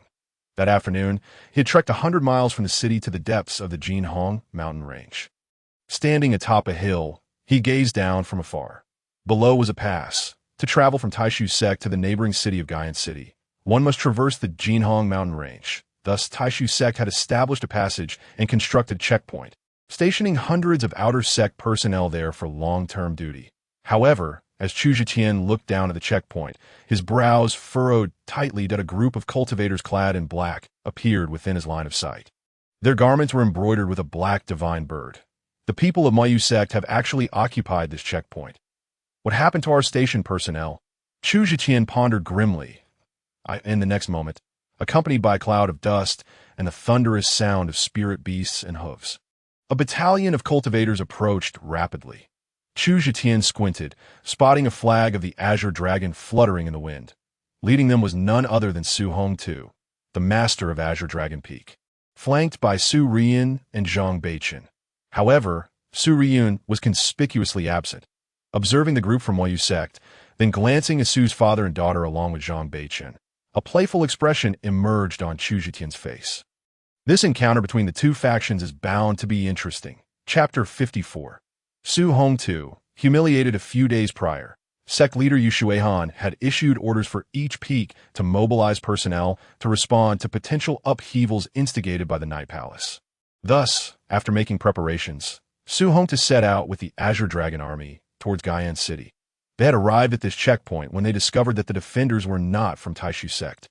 Why are the people from Moyu Sect here? Where are our station personnel? As they drew nearer, Su Riyun furrowed her delicate brows. How absurd! How could the people from Moyu Sect be here? Did those outer sect wasteful beings fail to hold their ground and get eliminated? Zhang Beichen scoffed coldly. "Let us go. We need to find out what is going on," Su Hongtu said solemnly. Before they could approach, a team emerged from the opposite side, led by a gaunt middle-aged man with a goatee. Beside him was a young man appearing to be around 30, with a soft and effeminate demeanor, exuding arrogance and flamboyance. "Halt! This checkpoint and the surrounding 100 miles have been temporarily requisitioned by Moyu Sect. You are to turn around and take a detour immediately," the young man coldly commanded as they closed the distance to 50 meters. His tone was domineering and overbearing. "Preposterous. This is the territory of Taishu Sect. Who allowed you to be here? Furthermore, where are our station personnel?" As soon as the words left his mouth, Zhang Beichen stepped forward, angrily questioning. His demeanor was equally forceful. "Your station personnel? They were uncooperative, so we subdued and captured them. But fear not, we spare their lives." "You lot don't want to cooperate either," the effeminate young man replied with a sneer. "You seek death. Do you think our Azure Dragon Peak S elite are akin to those outer sect wasteful beings? Get lost and hand over your possessions as an apology. We can overlook your injuries to those outer sect wasteful beings. Otherwise, today will be your burial ground," Zhang Beichen retorted angrily. During this period, he had been seething with frustration, and at that moment, it felt like a release. Though his talent was not on par with Chu Zhitian, he was still among the top talents within Taishu Sect, backed by Azure Dragon Peak. He was accustomed to acting with impunity. Having just broken through to the innate level last night, he was eager to showcase his prowess before his master and sister Riyun. "Just you?" The effeminate young man's expression turned even more disdainful upon hearing this. Since you seek death, I shall grant you your wish. Zhang Beichen coldly snorted and drew his sword. Cha TSK, what a truly worthless sect this is. As for me, Mo Qingchun, I am merely the 7th-ranked 3rd-generation disciple of our MOU sect. Having said that, he cast a sidelong glance at Zhang Beichen and spat disdainfully. Such a waste dares to challenge me. Ridiculous, utterly ridiculous. Upon hearing these words, Zhang Beichen was so enraged that he spat another mouthful of blood. He had initially believed that after breaking through to the innate realm, he would be nearly unmatched among the younger generation. Yet to his dismay, not only had he failed to display his might in front of his master and junior sister Ruyan, but he had also been humiliated in such a manner. Then, Su Hongtu coldly snorted, "You young whelp, do not be so presumptuous. Do you think that being at the 3rd level of Hunyuan grants you the freedom to act as you please? This is the territory of my Taishu sect. No matter how powerful the MOU sect may be, you have no right to seize control here or even injure my disciples. Today I, Su Hongtu, shall take it upon myself to educate you on your place." With that, Su Hongtu's aura surged, the oppressive force of the 7th level of Hunyuan enveloping the effeminate youth. Mo Qingchun, he was the master of Qinglong Peak and the commander of the 10,000 Qinglong army behind him.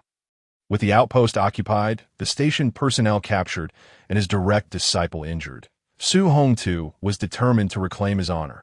Otherwise, would he not be left utterly humiliated? So it is the master of the Qingchong Peak of Taishu sect? I have long admired you, Mo Laodao, the elder of the MOU sect, replied mockingly. Unfortunately, you are not worthy to educate the disciple of Mo Laodao. But at that moment, a scornful voice cut through the tension. A more formidable aura pervaded the scene. 7th level of Jidan, the sword elder of MOU sect. Su Hongtu exclaimed in shock, abruptly halting his intended attack. His expression shifted to one of horror and panic. Su Rian and the members of the Qinglong army also changed countenance. Zhang Beichen, too, was overwhelmed by the terrifying aura of the Jidan realm, spitting yet another mouthful of blood. The amount he had spat in this brief time rivaled that of many women in a year. What an honor! I, a mere elder at the Jidan realm of MOU sect, am actually recognized by a peak master of Taishu sect. Mo Laodao, a tall and lean middle-aged man, said with a mocking tone. No need for flattery. Su Hongtu's face alternated between shades of green and white due to the mockery, yet he had no choice but to restrain his aura and clasp his hands. Asking, might I inquire what the sword elder seeks by occupying the outpost of my Taishu sect? Historically, the Taishu sect and MOU sect have maintained an understanding of mutual non-interference. That Mo Laodao chuckled lightly. His tone indifferent. It's nothing much, just that our holy maiden, Mo Qingfei, misplaced a jade hairpin while frolicking in the Golden Rainbow Mountains a couple of days ago. Thus, we of the MOU sect wish to temporarily seal off this area to search for the hairpin. With that, he turned to Su Hongtu aggressively. What? Do you have an objection, Master Su? This line of reasoning was more an insult than an explanation, as if pointing a finger at Su Hongtu's nose and declaring, the MOU sect is powerful enough to come up with any excuse to act as it pleases on your Taishu sect's territory. What will you do about it? Upon hearing this, Su Hongtu's face turned an ashen hue, his hands trembling slightly with rage. That moment, Su Hongtu found himself in an utterly precarious position, akin to being roasted over an open flame. Advance? He was no match for Mo Laodao. Should a battle ensue, he would surely be utterly defeated, perhaps even killed on the spot. The opponent was a Jidan expert, and he, at the 7th level of Hunyuan, was simply outclassed. Even if the 10,000 Qinglong army surrounded the opponent, they would ultimately be annihilated. Retreat? As the master of Qinglong Peak, his dignity would be utterly shattered. How could he allow himself to be ridiculed while others looked on? Fortunately, Su Rian noticed her father's predicament, her eyes flickering with understanding before she stepped forward.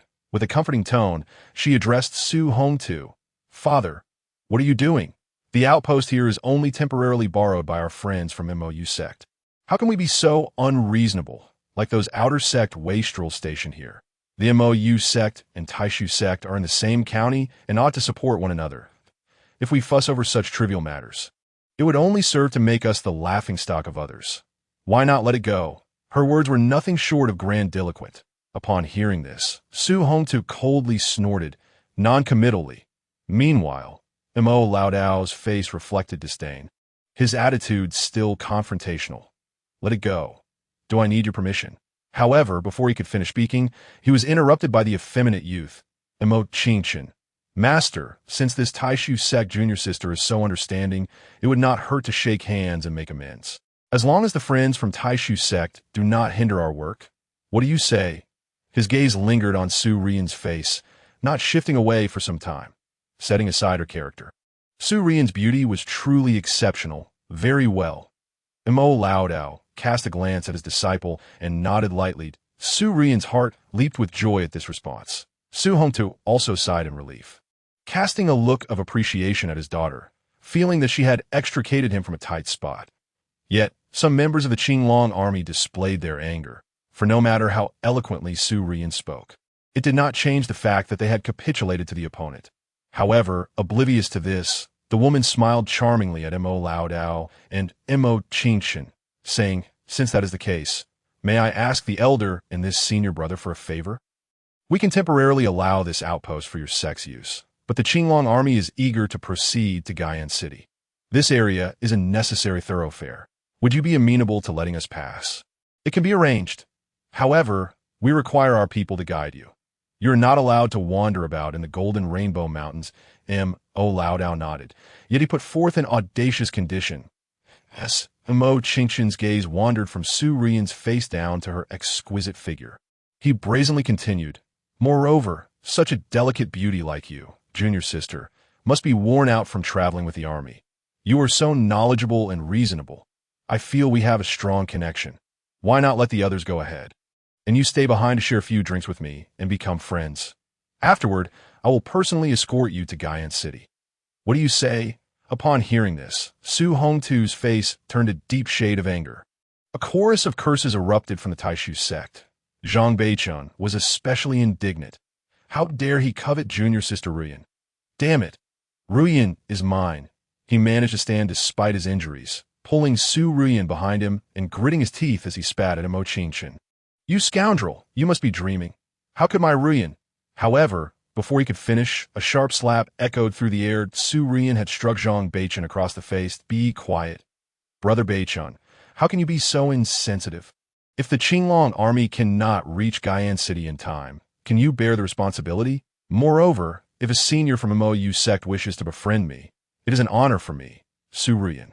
How could you speak so hurtfully? She recalled the MOU sect's power and Mo Qingchen's exceptional strength, and some thoughts began to form in her mind that if, in the future, she could have the protection of a powerful senior from another sect. Zhang Beichun covered half of his face, spitting yet another mouthful of blood. He stared at Su Ruyan with wide eyes. Disbelief etched across his features, that he had thought that by risking his injuries to defend her, she would be profoundly moved. Instead, he had received a slap and the accusation of insensitivity that in that moment. Zhang Beichun questioned his very existence. Su Ruyan paid him no further heed, turning instead to Mo Qingchen with a charming smile. Senior brother Qingchen, then it's settled. Agreed. Mo Qingchen nodded with a sense of triumph, and then turned to Mo Lao Dao, clasping his hands. Master, since that is the case, let us allow the friends from Taishu sect to pass. Let a few of my junior brothers lead them, and we can also return the captured station personnel to them. Consider it a favor for my junior sister Ruyan. Mo Lao Dao nodded. Very well. Su Hongtu's expression was grim as he glanced at his daughter, but chose not to speak, that he was exceedingly selfish and pragmatic. To him, this situation was already the best outcome possible, the very least. He had managed to rescue the outer disciples of his sect. Meanwhile, Zhang Beichun clenched his teeth, remaining silent. The situation was beyond his control. However, not everyone for the Taishu sect was so discerning. There were always those with fiery tempers. Even if they were to strike a stone with an egg, they would not hesitate to do so. How dare you? This outpost, including the entire Golden Rainbow Mountains, is under the jurisdiction of my Taishu sect. We must pass through here, yet we require permission from you, MOU sect, and cannot even roam freely. What kind of disgraceful are amidst a cacophony of furious curses and roars, a figure burst forth. He was stocky, with rugged features, his tiger-like eyes ablaze with wrath and determination. Following closely behind him were 100 others. With a clang, Su Yan has arrived 20 meters away from Mo Lao Dao and Mo Qingchen, drawing his sword and pointing it menacingly at them. "Leave the Golden Rainbow Mountain Range. Otherwise, we shall fight to the death." The 100 resolute men behind him unsheathed their swords in unison, echoing his battle cry, "Leave or face death." Including Su Yanha's, the strength of these Qinglong army soldiers peaked at the 9th level of the acquired realm. Yet, the spirit they exuded, one of preferring to be shattered jade rather than intact clay, soared to the heavens. However, at this moment, Su Hongtu, their commander, felt neither pride nor empathy. Instead, his expression darkened to an extreme. "Su Yanha's, do not act recklessly." Su Hongtu barked in anger. Upon witnessing this, Mo Lao Dao and Mo Qingchen were visibly stirred. Yet they soon displayed a look of profound disdain. "Fight to the death. You think you are worthy?" Mo Lao Dao sneered menacingly. The terrifying aura of a 7th-level core formation expert emanated once more. The elder of the MOU sect advanced step by step towards Su Yanha's and his comrades. His eyes filled with a chilling, murderous intent. The outcome was evident.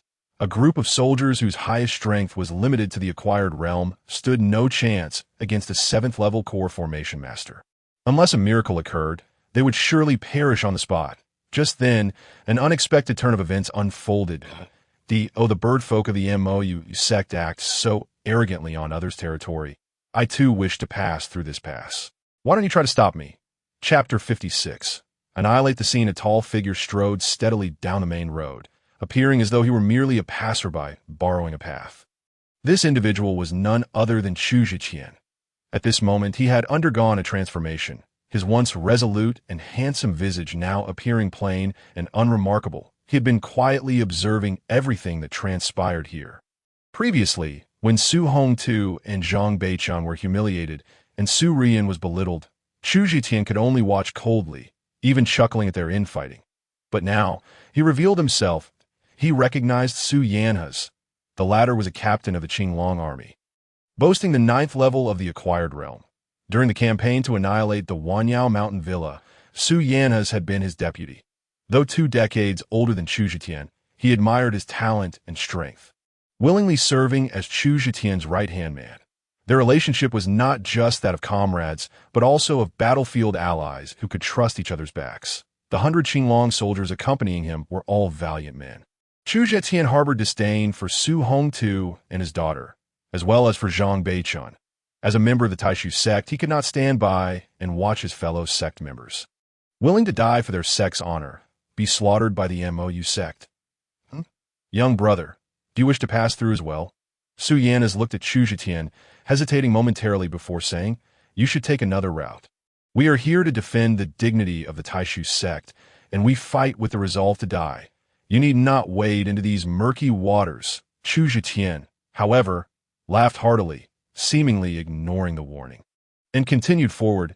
As he walked, he declared with bravado, "Finally, there are a few with backbone on Qinglong Peak, not all soft and spineless like the merchant women. You seek to charge ahead? Then count me in." Upon hearing this, Su Hongtu's expression shifted between green and red. Su Rian, Zhang Beichun, and the other Qinglong soldiers behind them displayed faces of shame and fury. "Bastard!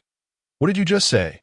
Previously reasonable, Su Rian now pointed her sword at Chu Zhiqian, her voice laced with indignation. Su Hongtu and Zhang Beichun also glared furiously at the plain-looking youth. Chu Zhiqian scoffed derisively. The first peak master of the Taishu sect, tyrannical within yet weak and submissive without. You can tolerate the occupation of your own sect's pass. What else could you be but soft? And you, degrading yourself, using your beauty to pave the way, even staying behind to serve drinks.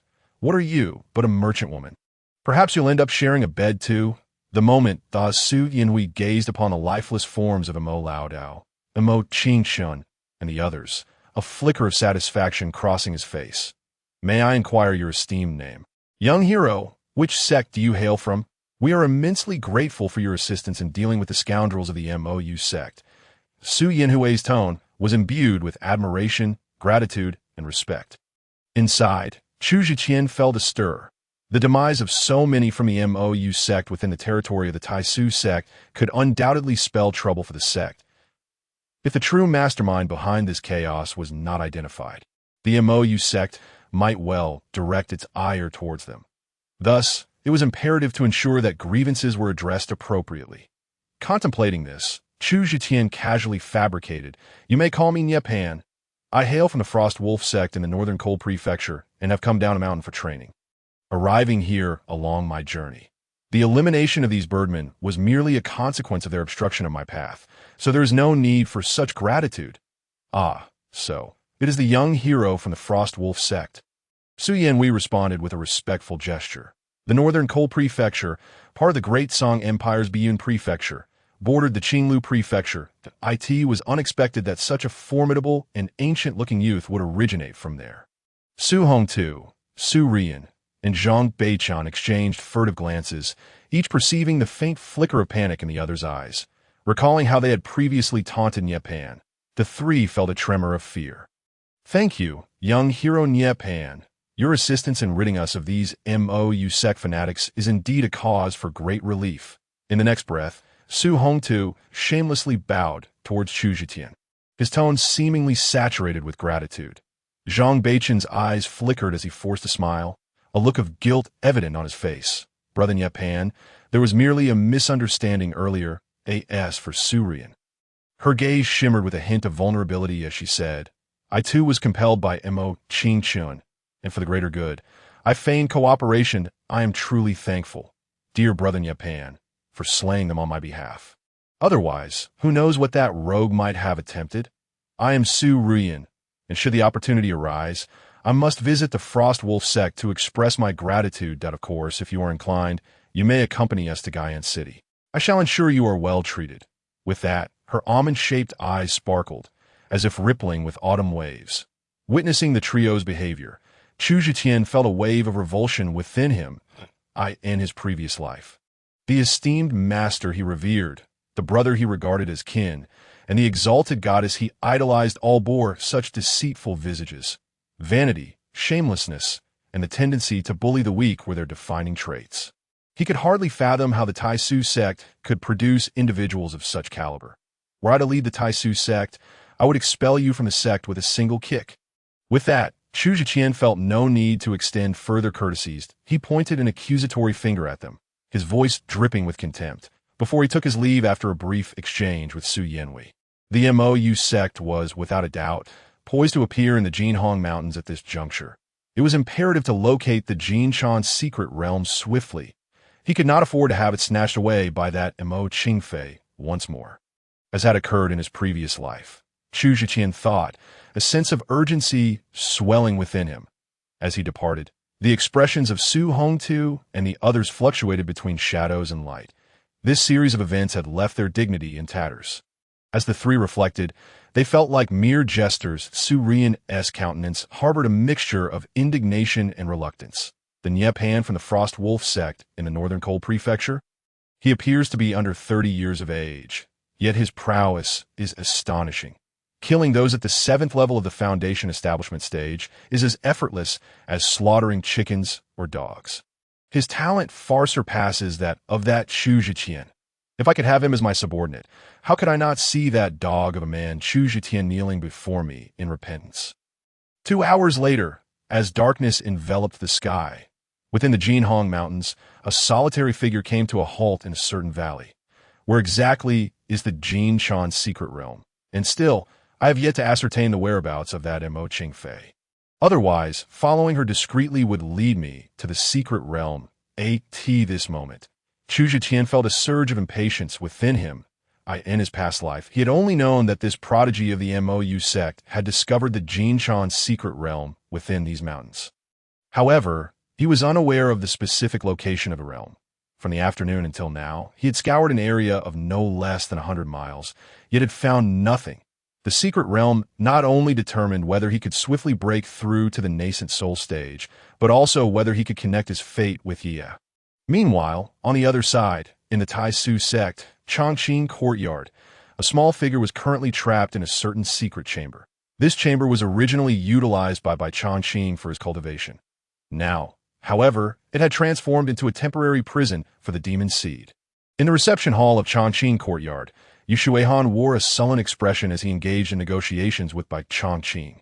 Great Elder, though Ye is a demon seed, she is still but a child. Is it truly necessary to confine her? Bai Chongqing snorted coldly. Why is it unnecessary? This afternoon, a disciple from Baihu Peak met his end at her hands. Does the sect master remain oblivious to this? Upon hearing this, Yu Shihan's expression flickered. I am well aware of the events. Were it not for Bai Tianming and others provoking her, even going so far as to grievously injure Miao Yamen, Ye would not have lost her composure. The child's nature is not inherently malevolent. At this point, he spoke with a hint of authority. Elder, do not forget that I am the sect master of this sect. Even if action must be taken against you, you cannot bypass me to make decisions unilaterally. Just place her under my care. I will ensure she does not leave the sect master's residence. In response, Bai Chongqing merely chuckled coldly. Sect master, your concern for this demon seed seems to stem from Chu Zhitian, does it not? Now that he is no longer among the living. Yu Shuhan's countenance instantly darkened. Chu Zhitian is not necessarily dead. Feigning concern, Bai Chongqing remarked, I too hope he is alive and will indeed lead the sect to greatness in the future. Yet, facing 3 Foundation establishment grandmasters, is that truly feasible? Thus, sect master, why persist in your concern for his daughter? Furthermore, do not forget that we, the elders, possess the authority to oversee and even impeach the sect master, as well as the duty to safeguard the entire sect. This little demon seed may still have ties to the Dark Knight Palace, potentially attracting that nascent soul stage evil ancestor. I can see that point. I may still be able to manage a thing or two. But you, sect master, would likely find it difficult to cope. Therefore, it is far more prudent to keep this demon seed confined here with me. Sect master, please take your leave. By the end of his statement, the tone of the great elder bore an unmistakable air of finality, clearly indicating his unwavering resolve to not relinquish the child. In the secret chamber, a small figure curled up in a corner. Father, Ye misses you so much. Where are you? They all say you won't return, but Ye does not believe them. Father, can you hear me speaking to you? At this moment, Ye produced a jade pendant that hung around her neck. Steeling herself, she pierced her finger with a hairpin, allowing blood to drip onto the jade pendant. Leaning closer, she murmured, Please hear me. Hundreds of miles away, just as Chu Zhiqian found himself in a quandary, he suddenly felt a wave of energy emanating from his chest. His expression sharpened, and he hastily retrieved the jade pendant that hung around his own neck. This was a communication jade pendant. It was a functional treasure that Chu Zhitian had exchanged for in the treasure vault before departing the sect. It had cost him several thousand contributions to the sect. The pendant existed as a pair, one worn by him and the other by Ye, allowing for communication over a distance of 1,000 miles. However, it could only be used once at this moment, as Chu Zhitian listened to his daughter's voice through the pendant. A wave of longing and heartache surged within him. He almost gave in to the impulse to respond. Yet just as he opened his mouth, he forcefully suppressed the urge. No, I cannot respond. Chapter 58. Truly. The little lucky charm of Father Chu Zhitian endured, refraining from replying to. He could not ascertain whether others were present by her side. If Yu Chaolu reported back to the sect, claiming he was missing while he was secretly communicating with Ye, would that not expose his ruse?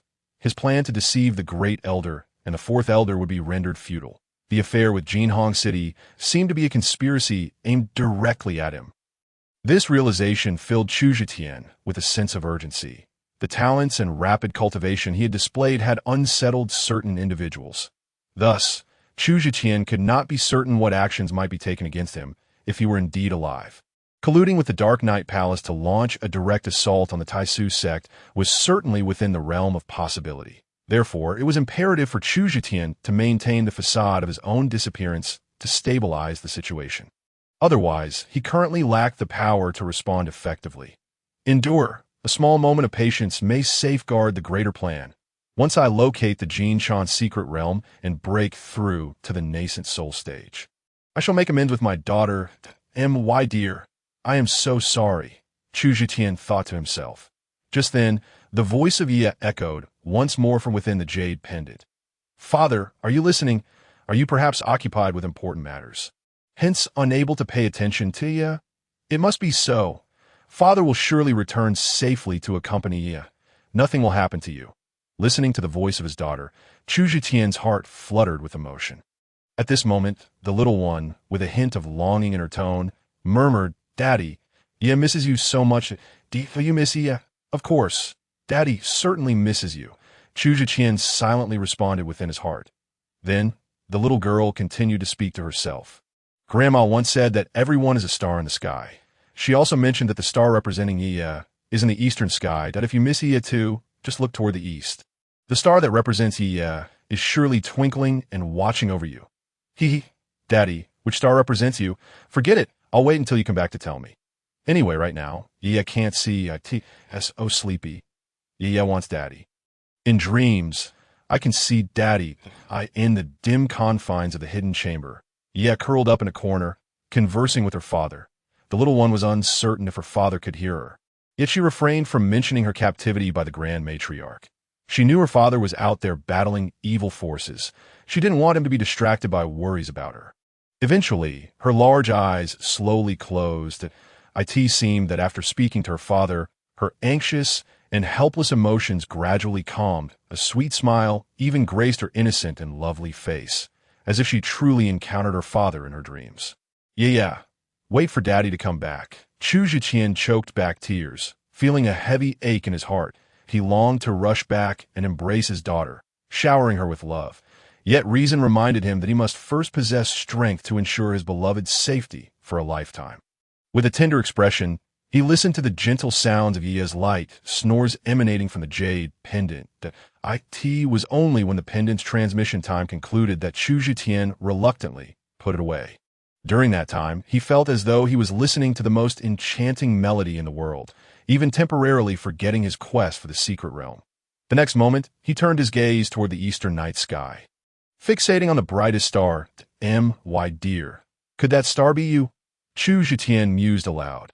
After gazing for a while, just as he withdrew his glance, he suddenly spotted a glimmer of light in the eastern direction. Chu Zhiqian's expression sharpened, quickly transforming into one of delight.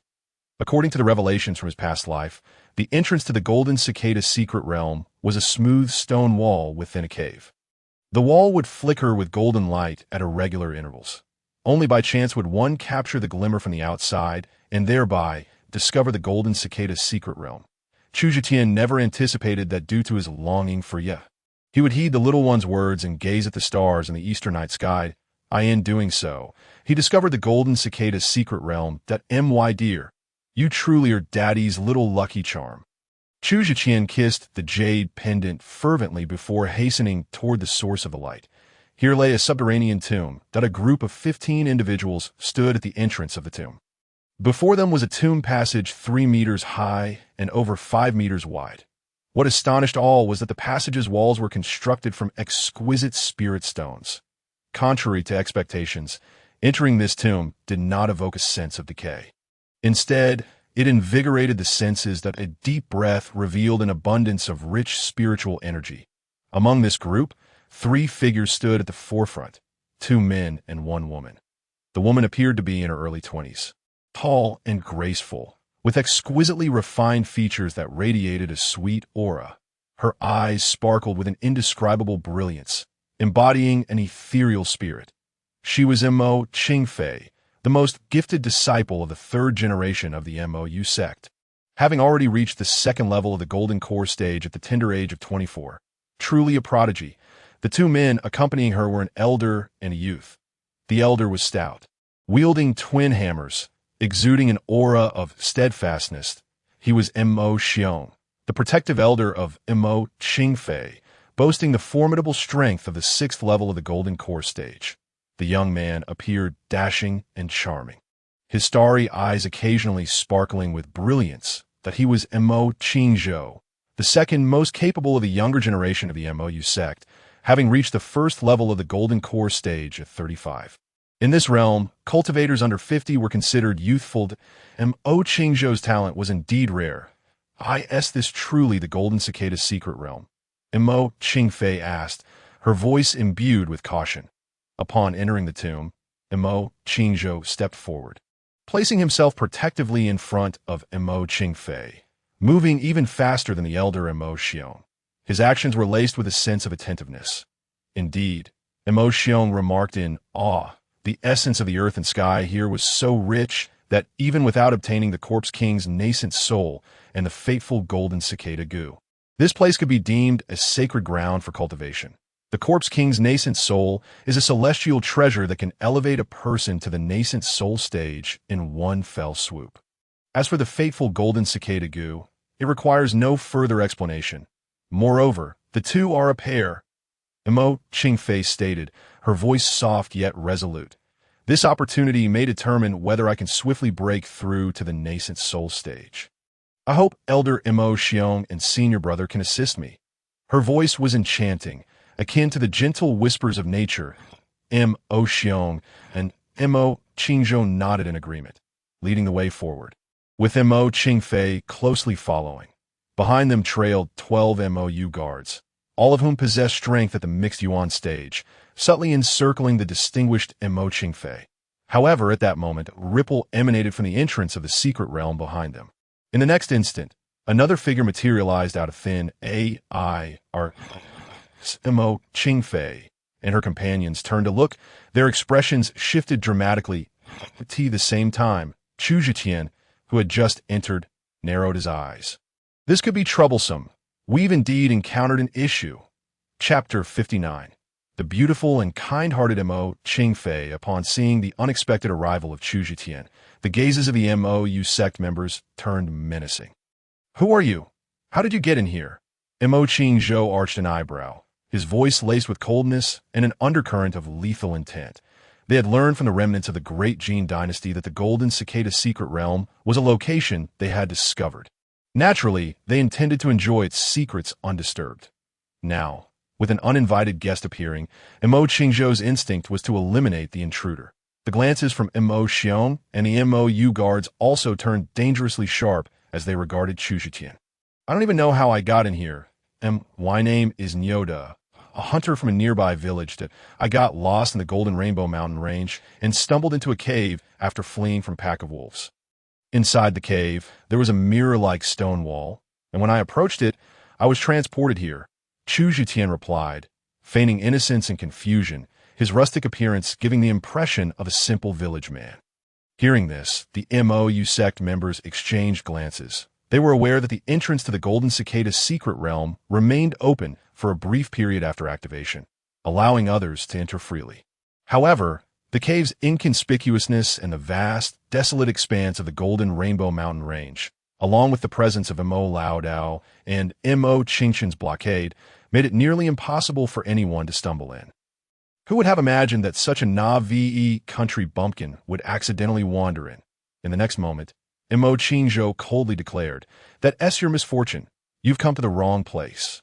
Lao Ba, send him back home. He casually pointed to one of the MOU guards, commanding him to eliminate the villager. Seeing that his act of ignorance was futile, Chu Zhiqian prepared to fight back. However, just then, a calm and melodious voice interjected. "Enough. He is merely an ignorant villager. He poses no threat to us." The speaker was none other than Mo Qingfei. After sizing up Chu Zhiqian for a moment, she continued, "Nyoda, is it? Since you've come in, you may as well follow us. This is an ancient tomb, and there may be dangers ahead." Upon hearing this, Mo Qingzhou scoffed. "Only my Qingfei junior sister possesses such kindness." "You lucky." Chu Zhiqian promptly expressed his gratitude to Mo Qingfei. "Thank you, young lady. Not only are you as beautiful as a celestial being, but your heart is also as compassionate as that of a bodhisattva." Mo Qingfei couldn't help but chuckle at his words. "You, simple village man, certainly have a way with words." With a smile that could topple kingdoms, she added, "All right, stay close to us." Her laughter was captivating enough to momentarily mesmerize Chu Zhiqian, leaving him momentarily entranced despite his steadfast resolve. However, witnessing Mo Qingfei's cheerful demeanor toward Chu Zhiqian, a shadow of malice flickered in Mo Qingzhou's eyes. The eldest disciple of the Mo sect had long sought Mo Qingfei's affection, and his inherently petty nature, coupled with a fierce possessiveness, made him deeply resentful of this unexpected encounter. In his heart, Mo Qingfei was unequivocally his woman. Once, due to a fellow disciple who engaged in a private discussion on cultivation insights with Mo Qingfei, he harbored a deep-seated grudge. Seizing an opportunity during a sect competition, he incapacitated his rival with a single strike. If he could treat his fellow sect members with such disdain, one could only imagine how he would regard a mere country bumpkin. Witnessing Chu Zhitian daring to converse with Mo Qingfei and even eliciting a smile from her, Mo Qingzhou's murderous intent flared once more. Thus, in the very next moment, as Chu Zhitian attempted to follow, Mo Qingzhou positioned himself directly in his path. "You lowly peasant, halt! While my junior sister possesses a kind heart, this ancient tomb harbors numerous dangers, and we are under no obligation to carry you. A burdensome liability." With a mocking smile, Mo Qingzhou produced a collar from his spatial treasure. "Here, put on this collar and crawl on the ground like a dog. I shall treat you as my pet spirit hound." As his words fell, the MOU guards erupted into laughter. "Qingzhou, you truly have a knack for jesting. Does this rustic peasant even qualify as your spirit hound? A spirit hound should be capable of leading the way. What can he possibly do? Hey, peasant, why don't you hurry and wear it? To serve as our esteemed senior brother, the MOU sex dog, is truly a stroke of fortune for you." Ha ha ha! At this moment, a surge of anger coursed through Chu Zhiqian, his eyes glinting with cold fury. In the next instant, he cast a cautious glance at the 6th-level golden core Mo Xiong and mused to himself, "Let you revel for a while. Once you help me trigger the traps, you shall learn what it means to provoke a formidable existence." What kind of gaze is that, you lowly wretch? Sensing Chu Zhitian's stare, Mo Qingzhou's countenance darkened. Stepping forward, he thrust the dog collar before him and coldly threatened, "Did you not hear me? You have two choices. 1, crawl on the ground like a dog, and I may graciously lead you along. 2, I shall slay you on the spot." At this juncture, Mo Qingfei interjected, "Senior brother, cease your antics. It is beneath our dignity to stoop to the level of this country bumpkin." She furrowed her delicate brows, seemingly displeased and speechless at her brother's behavior. Upon hearing her words, Mo Qingzhou huffed and relented, but his gaze towards Chu Zhitian remained laden with malevolence. "You best exercise some wisdom, you wretched fool." After issuing his warning, Mo Qingzhou finally turned and walked away. Chu Zhitian feigned relief, wiping the cold sweat from his brow. "Thank you, miss." He expressed his gratitude to Mo Qingfei once more. "It was nothing," she replied with a slight nod. Subsequently, Chu Zhitian adopted a demeanor of utmost sincerity, following the MOU sect members deeper into the tomb. Yet from behind, his eyes occasionally flashed with a glint of malice. Although this was an ancient tomb, the rich spiritual energy invigorated the spirit. Along the path, the walls of the tomb were adorned with luminous pearls and glowing jade, illuminating the surroundings brilliantly, as far as I know. There are certain dangers lurking within this subterranean palace. Even golden core masters can perish here. In her past life, Mo Qingfei had faced perilous trials. In this life, I originally intended to lead all members of the MOU sect, including her, to their doom and seize the opportunities for myself. However, now, the opportunities must remain mine, and I shall spare Mo Qingfei's life. Chu Zhitian thought to himself. That moment, the anticipated crisis arrived. Chapter 60. Use him to lure the corpses. Ha ha ha! A chilling, eerie sound erupted as the group traversed the initial tomb passage and entered a spacious area. Several figures burst forth from the tomb chambers on either side. They wielded heavy swords and donned battle armor from the era of the Great Jin Dynasty. Their skin was a sickly blue-black, flesh withered, and eyes glowing crimson. They were corpse demons. Moreover, they were green zombies. Be careful, Mo Xiong warned upon witnessing the scene. "These mere green zombies, allow me to handle them." Mo Qingzhou chuckled, drawing his sword and charging forward. Mo Xiong and the 12 MOU guards followed suit, engaging in battle. Corpse demons are a kind of malevolent entity. They are formed from the remains of human cultivators or other races, absorbing spiritual or Yin energy, commonly found in ancient tombs or places of great malevolence. The moment they transform into corpse demons, they become immensely powerful. Even the lowest grade purple zombies possess strength comparable to that of acquired stage cultivators. The green zombies before them, however, are formidable enough to make even Hunyuan experts retreat in trepidation. Nevertheless, among the MOU sect members, the weakest was a Golden Core Master, so they were not afraid of these green zombies. Clang, clang, clang. The desiccated flesh of the corpse demons was as tough as steel. Weapons clashed against them, producing a sound akin to metal striking metal.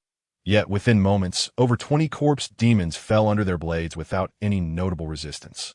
Regrettably, these corpse demons, having withered and died, did not release any blood essence for Chu Zetian to absorb at this moment. Whether it was Mo Qingzhou, Mo Xiong, or the MOU guards, their expressions were relaxed. Mo Qingfei, in fact, could not be bothered to engage. The only one trembling was Chu Zetian, who had huddled beside Mo Qingfei. What are these creatures? Are they truly dead? He stammered, swallowing hard, his voice quaking with fear. Seeing him in such a state, Mo Qingfei could not help but smile. Rest assured, they are all dead and cannot harm you, Mo Qingzhou, however, wore a mocking expression. Pathetic, a few corpse demons have frightened you to this extent? This time he did not feel anger at Chu Zetian's proximity to Mo Qingfei. Rather, he found the display of fear amusing and contemptible. Corpse demons? Chu Zetian exclaimed in shock, shaking his head repeatedly. No, I must leave this place. The creatures inside are far more terrifying than the wolves outside. With that, he feigned turning to flee. Now you wish to leave? It is too late. A joss stick's worth of time has passed, and the entrance to the secret realm has closed. What a fool! Huh! Upon hearing this, Chu Zetian trembled. How could this happen? I must get out. How can I escape? Mo Qingfei regarded him with a hint of exasperation. In the next moment, she shook her head and said, You need not fear. As long as you stay close to us, the corpse demons cannot harm you. Are there more of these ghastly creatures ahead? No, I shall not follow. If all the corpse demons here are dead, then I shall remain here. When you leave, will you come back to take me with you? Chu Zetian's eyes were filled with terror and pleading. His behavior prompted another round of laughter from Mo Qingzhou and the others. Mo Qingfei frowned, appearing somewhat impatient. Finally, she nodded. Very well, you may stay here for now. Subsequently, the MOU sect members conducted a brief regrouping and searched the tomb chambers on either side. Thereafter, they continued deeper into the tomb. Meanwhile, Chu Zetian, paralyzed by fear, remained rooted in place. Once the others had distanced themselves, he retraced his steps back into the earlier passage. I must break through as soon as possible. A Golden Core Master should not be underestimated. Even with my physical strength, I lack absolute confidence against this group of MOU sect experts. However, once I break through to the Golden Core stage, no one in the secret realm should pose a threat to me, including that 6th level Golden Core Mo Xiong and those 2 Corpse Kings. In the next moment, he focused his mind and activated the ultimate Tao True Scripture. Instantly, streams of spiritual energy surged into his body like rivers flowing into the sea. The surrounding rich spiritual energy was rapidly depleted. Even the high-grade spirit stones embedded in the walls of the tomb visibly transformed into a grayish-white color at an accelerated rate. Time passed, second by second. Chu Zetian's dantian continued to solidify and compress, slowly progressing toward the transformation into the Golden Core. After more than half an hour had elapsed, a surge of intense spiritual energy fluctuations erupted from Chu Zetian's body. A radiant golden light shone from his dantian, where a solid, metallic-like golden core spun rapidly within. This was a golden core, formed entirely from the extreme compression of spiritual power. Golden Core Realm. Success. At last. I can now wield some of the supernatural abilities from my memories that it seems I have acquired a few genuine trump cards. A confident smile blossomed on Chu Zetian's face, brimming with certainty. Supernatural abilities are unlike ordinary martial techniques or spells. The prerequisite for mastering divine abilities lies in possessing a certain comprehension of the fundamental laws of heaven and earth. Furthermore, once invoked, such powers often entail considerable expenditure or necessitate unconventional means. Accompanied by a specific cost that in his previous life, the formidable Chu Zhitian, on the verge of shattering the void, naturally grasped various celestial principles. Particularly in the realm of swordsmanship, he had reached an insightful state. However, in this life, prior to attaining the Golden Core stage, he found himself unable to wield the divine abilities he once commanded with ease. Even if he were to deplete all his spiritual energy in one go, it would still fall short of sustaining a single invocation of such powers. Nonetheless, he could still employ 2 or 3 divine abilities within a short span without significant issue. Not every Golden Core practitioner can summon divine powers. Even as a novice in the Golden Core realm, his true combat prowess surpassed that of other Golden Core cultivators. It was a prudent strategy. A confident smile graced the lips of Chu Zhitian. Old comrades, I can finally enable you to shine once more to this moment. Having broken through to the Golden Core realm, some of the foundational cards he had relied upon in his previous life were poised to reveal their brilliance. The once mighty Zhitian War Sovereign would gradually return. Meanwhile, within half an hour, the members of the Moyu sect had traversed several areas within the underground palace, dispatching no fewer than 100 corpse demons along the way, including 2 particularly formidable zombie demons comparable to Golden Core experts. As they navigated through a region shrouded in corpse mist, they ventured several hundred meters deeper, only to find themselves in a grand hall. At the far end of the hall stood a pair of tightly shut doors. The grand and weighty doors were intricately carved with a dragon and a phoenix. Yet, before the entrance loomed a massive coffin. All eyes were too cautious and solemn to admire the magnificence of the hall, fixated instead on the gigantic coffin, as if something unfathomably terrifying lay within. Beyond these doors lies the true main burial chamber. Intoned Mo Xiong gravely. Mo Qingfei's gaze was locked onto the coffin, her exquisite features clouded with concern. What stands before us now is indeed the greatest threat here. They had gleaned from the remnants of the great gene that this golden cicada secret realm was, in fact, the tomb of a feudal lord and his Tao companion from the era of the Great Gene Dynasty. Within the tomb, the most significant opportunity also posed the greatest peril, embodied by the 2 corpse kings transformed from these individuals. Each corpse king harbored a unique infant soul and a fateful golden cicada goo. The guardian coffin in the hall outside the main burial chamber was that of the male corpse king, who, according to the remnants of the Great Gene, had once possessed strength that transcended the Golden Core realm. Reaching the void realm in death, he had transformed into a corpse king, rivaling the pinnacle of the Golden Core's 9th level. The female corpse king within the main burial chamber had been at the 8th level of the infant soul realm in life, now wielding power estimated to be between the 4th and 6th levels of the Golden Core. The remnants of the Great Gene were indeed insidious. They had withheld crucial information. Their initial plan was to ignore the male corpse king and directly enter the main burial chamber to jointly vanquish the female corpse king. Following that, Chu Zhiqian would use the infant soul of the corpse king to break through to the infant soul realm before dealing with the male corpse king. However, now entering the main burial chamber would inevitably disturb the male corpse king. The pinnacle of the Golden Core was rather troublesome, and Mo Qingfei furrowed her brows. Actually, it's quite manageable.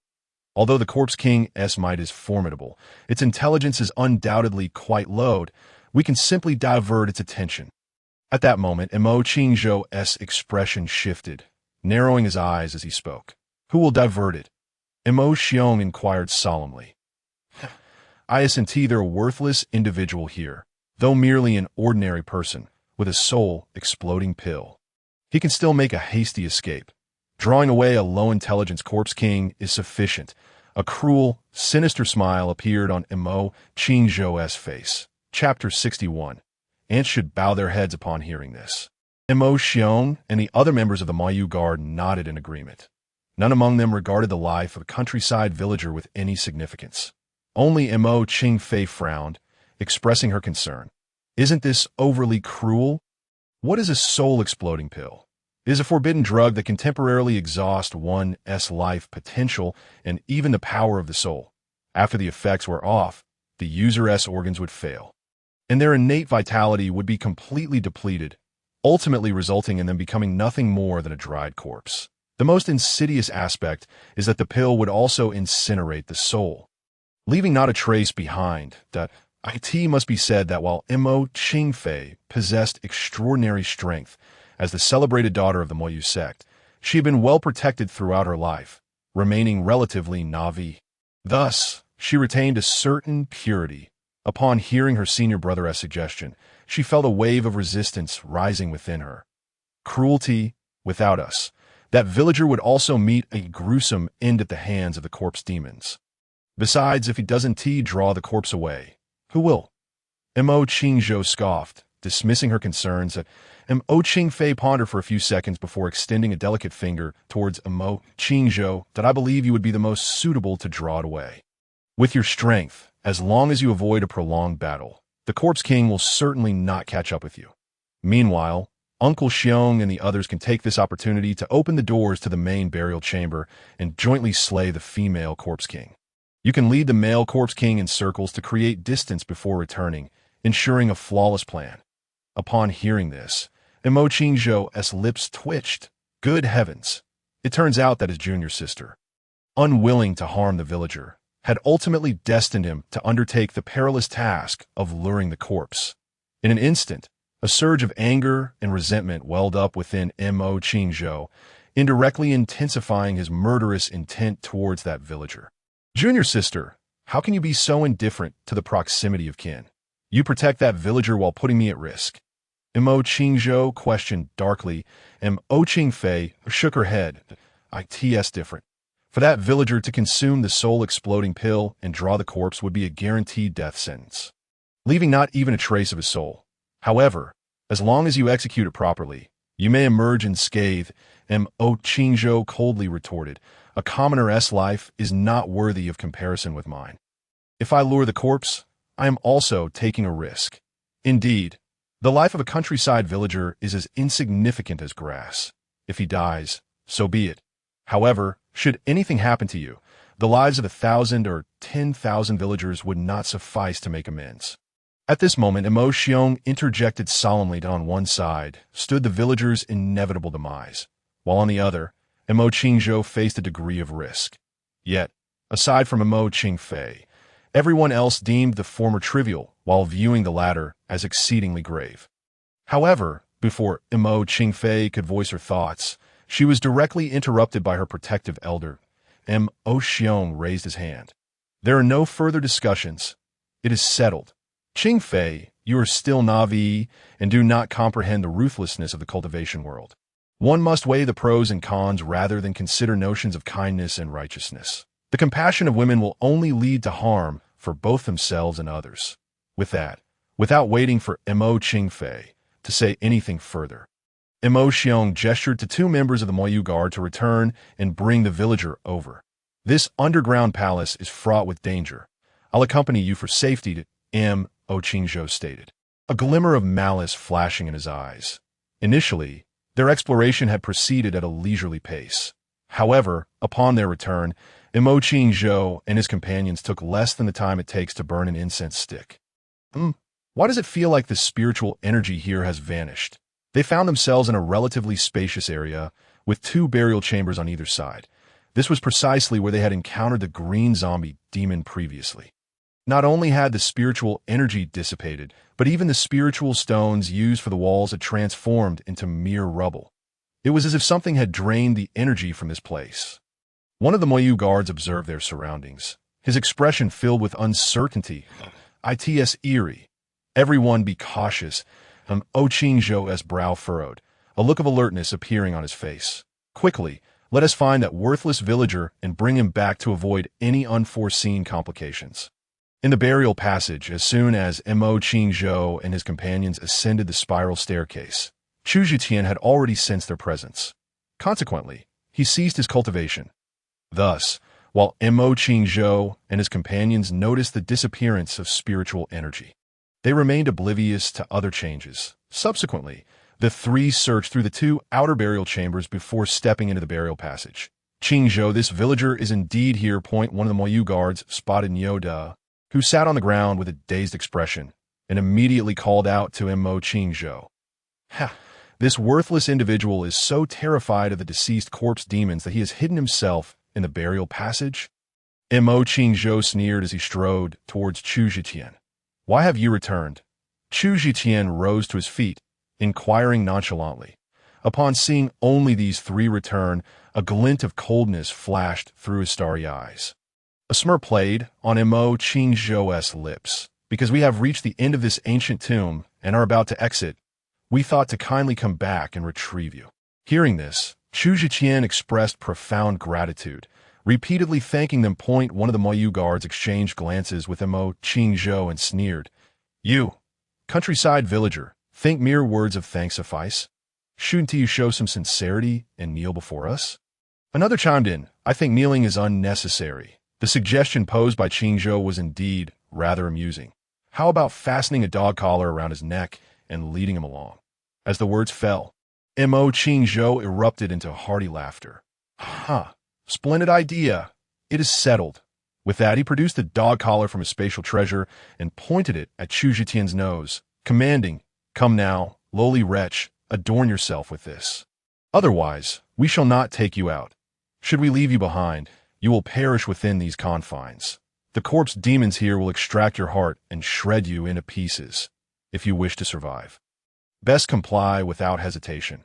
The two Mo guards chuckled as if toying with a fool. They not only sought to use this ox-like figure as bait, but also aimed to humiliate and torment him before his demise. There is no greater cruelty than this. Chu Zhiqian narrowed his eyes as he regarded them. Once he confirmed that only these three had returned, he had already devised their fates, especially as they pranced about in front of him.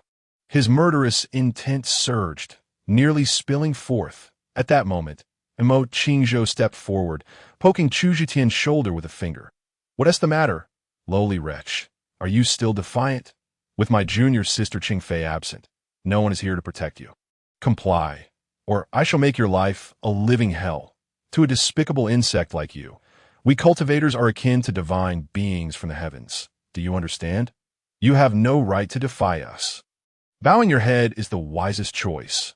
Upon hearing these words, the formidable figure, Oxta, finally nodded in response. Very well.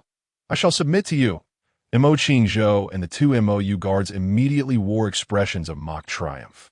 Having such a lowly wretch to amuse them in this ancient tomb seemed rather delightful. Bang, bang. However, before their smiles could fully blossom, an unexpected twist occurred, accompanied by the sound of two thunderous impacts. The two figures were sent flying. It was the two Mo guards. Upon hitting the ground, their chests were visibly caved in, ribs shattered inch by inch, after spewing copious amounts of blood mixed with internal organs. They convulsed a few times and fell silent. They had been killed by Chu Zhiqian's single punch. Following this, tendrils of blood essence were automatically absorbed by his blood wheel, enhancing Chu Zhiqian's physical prowess once more. Mo Qingzhou's expression changed drastically. After glimpsing the corpses of his subordinates, he fixed a furious and astonished gaze upon Chu Zhiqian. The expression that once regarded him as an insect now bore a hint of gravity. In this moment, even he, despite his foolishness, realized that Oxta was no simple mountain peasant. He was a wolf in sheep's clothing. You scoundrel, you were hiding your strength all along. Mo Qingzhou gritted his teeth. Chu Zhiqian sneered, Foolish wretch, now you understand? Alas, it is too late. Die. As the words left his lips, Chu Zhiqian hurled a punch towards him. To avoid revealing his true identity, he refrained from using the sky-splitting sword. Most importantly, with his foundation at the first level of the Golden Core stage, combined with his formidable physical strength, he held absolute confidence in overwhelming Mo Qingzhou. Qingzhou's expression hardened as he hastily raised his sword to block. The 3-foot azure blade he wielded, known as the Sky Slicer, was a rare Earth-grade treasure. Clang! Chu Zhiqian's fist collided with the Earth-grade weapon. In the next instant, their clash emitted a metallic sound. The immense recoil left Mo Qingzhou's hands numb, forcing him to involuntarily take a step back. The formerly fierce and arrogant expression on his face was now replaced with disbelief. Although Oxta radiated a similar aura of the first level of the Golden Core stage, the might of his punch far surpassed that of his own. After just one exchange, Mo Qingzhou realized he was utterly outmatched. In that moment, all pride of being the senior brother of the MOU sect dissipated, and he turned to flee. Didn't you want me to bow down? Why are you running? Seeing this, Chu Zhitian stomped his foot, unleashing terrifying physical strength that propelled him over 100 meters in an instant. 20 breaths later, boom! The walls of the tomb, once gray and white with spirit stones, were reduced to dust by the impact of Mo Qingzhou. At that moment, the senior brother of the MOU sect fell to the ground like a broken sack, blood gushing from his mouth. His face turned as pale as paper. Most of his bones lay shattered. His organs were also crushed and displaced. Only the resilient life force of a golden core cultivator kept him barely alive. The sky slicer had long slipped from his grasp. The next second, he gazed in horror at Chu Zhitian, who approached him like a demon come to claim his life. Thud! With his knees unable to support him, Mo Qingzhou collapsed to the ground and a forced, servile smile twisted his face. Please, spare me. We can discuss this. Mo Qingzhou, suppressing his inner hatred, pleaded for mercy from Chu Zhitian at such a young age. Under 50, he had reached the first level of the Golden Core stage. If he could survive, his future held limitless potential. He truly could not accept the thought of dying. Observing the pitiful sight of his opponent on the ground, a cold smile crept across Chu Zhitian's face. He stepped closer to Mo Qingzhou, looking down upon him, and said, Didn't you want me to bow? Well, I have lowered my head, but you must kneel. Mo Qingzhou nodded vigorously. Yes. Previously I was blind to your worth. Spare my life, and I shall serve you like a dog. Just don't kill me, and I will be your loyal servant. Woof, woof. In a desperate bid for survival, the once arrogant Mo Qingzhou knelt before Chu Zhitian and began to bark like a dog. Yet in the next instant, Chu Zhitian reached out and seized the sky slicer that had fallen to the ground. With a swift thrust, a head flew into the air amidst the sound of flesh tearing. I have no need for a dog like you. Chu Zhitian's voice was frigid. Buzz! Following this, an unprecedented wave of intense heat surged into his body, refining and nourishing his flesh, thus having just broken through to the golden body realm. His physical strength skyrocketed by 500,000 pounds. Killing a golden core cultivator could enhance my physical power so immensely. Exhilarating, Chu Zhitian felt invigorated, and the image of Mo Xiong appeared in his mind. As for Mo Qingfei, he harbored no murderous intent. After searching the corpse for a moment and collecting the spatial treasures into his sack, Chu Zhitian departed from the scene. Within the Guardian Hall, Mo Qingfei and Mo Xiong awaited 100 meters away from the immense coffin. Qingfei, once oxta draws the corpse king from within the coffin, you must use the dragon and phoenix blood pearl to open the hall door. Once our people have entered the main tomb, be sure to close the door swiftly. We shall have more than enough strength to deal with the female corpse king inside. That time. You will take the breaking realm pill in the main tomb to quickly reach the pinnacle of the 9th level of the Golden Core stage, then refine the Corpse King's nascent soul to break through to the nascent soul realm. When that time comes, confronting the male Corpse King will be a piece of cake. While waiting for Mo Qingzhou's return, Mo Xiong briefed Mo Qingfei on the upcoming arrangements. Understood? Uncle Xiong, Mo Qingfei nodded. After Mo Xiong's guidance, she had managed to adjust her emotions, no longer feeling conflicted over sacrificing Ox D at this moment. Her beautiful eyes sparkled with excitement and anticipation, thinking of soon stepping into the nascent soul realm. Crack, crack! Just then, an unexpected occurrence arose, accompanied by a sharp, grating sound. The lid of the massive coffin began to move. Everyone turned to look, feeling a chill run down their spines. A pair of watchful eyes concealed in the shadows revealed uncertainty. The Corpse King was about to emerge. Chu Zhitian thought to himself, this moment. He had already arrived. Concealed at the entrance of the Guardian Hall, within a segment of the tomb path, he focused intently on the enormous coffin, feeling an inexplicable throbbing in his forehead. That was precisely where the blood wheel I was located. The blood wheel I is reacting to this coffin? Boom! Another loud crash reverberated, accompanied by a terrifying wave of energy. The incredibly heavy coffin lid was forcefully smashed away. Following this, an overwhelming black mist erupted from the coffin like an explosion.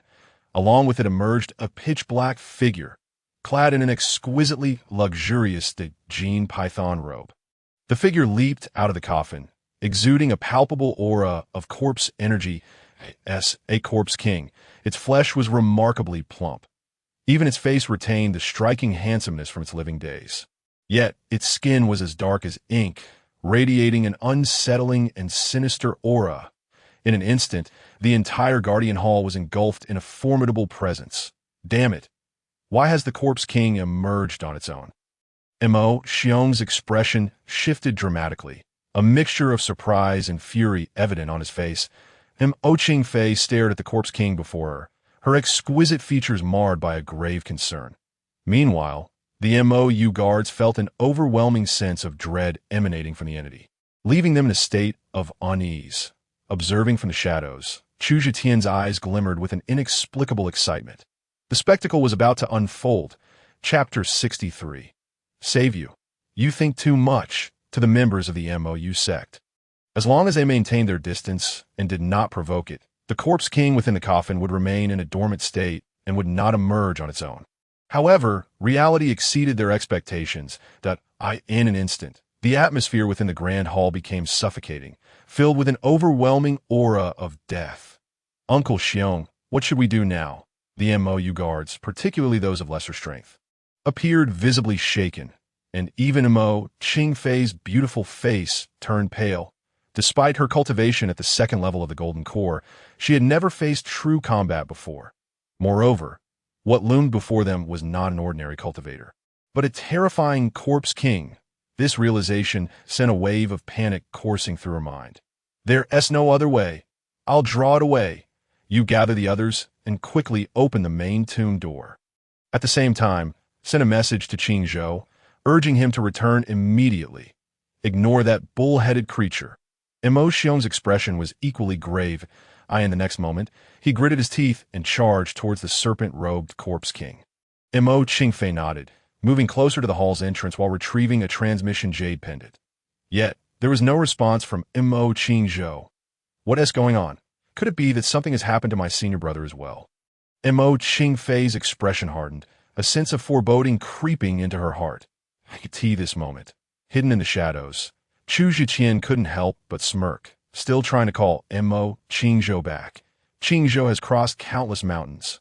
He won't be returning, Buzz, at that moment. The energy surged through Mo Xiong's twin hammers as he unleashed a furious strike towards the Corpse King, displaying the might of a 6th-level Golden Core cultivator. Demon, take this! Roar! The Corpse King opened its mouth, releasing a deafening roar. Its fist, enveloped in a suffocating aura of death, collided with Mo Xiong's twin hammers. The strength of its formidable body was akin to that of a divine weapon. Mo Xiong let out a muffled groan, staggering back with each step. His eyes widened in shock. What a fearsome creature! In that brief encounter, he felt the terrifying power of the serpent-robed Corpse King. Once a corpse demon is formed, it becomes impervious to blades and possesses immense strength. Achieving the level of a Corpse King grants its physical prowess an even more terrifying edge. Moreover, the serpent-robed Corpse King not only boasted a powerful physique, but also harbored a potent aura of death within. For the Corpse King, this aura was comparable to spiritual energy for human cultivators, yet far more sinister and terrifying. The enhancement from the aura of death elevated the serpent-robed Corpse King's strength beyond that of an ordinary 9th-level Golden Core cultivator, nearly equating to a half-step into the nascent soul realm. At this moment, Mo Qingfei and the 10 MOU guards watched in horror as Elder Mo Xiong was repelled by the Corpse King in a single exchange. Their expressions were grave to the extreme. Roar! In the next instant, the Corpse King, shrouded in a thick mist of death, charged once more towards Mo Xiong. Uncle Xiong, be careful. Mo Qingfei urgently warned that it's fine. I'll lead it away without confronting it directly.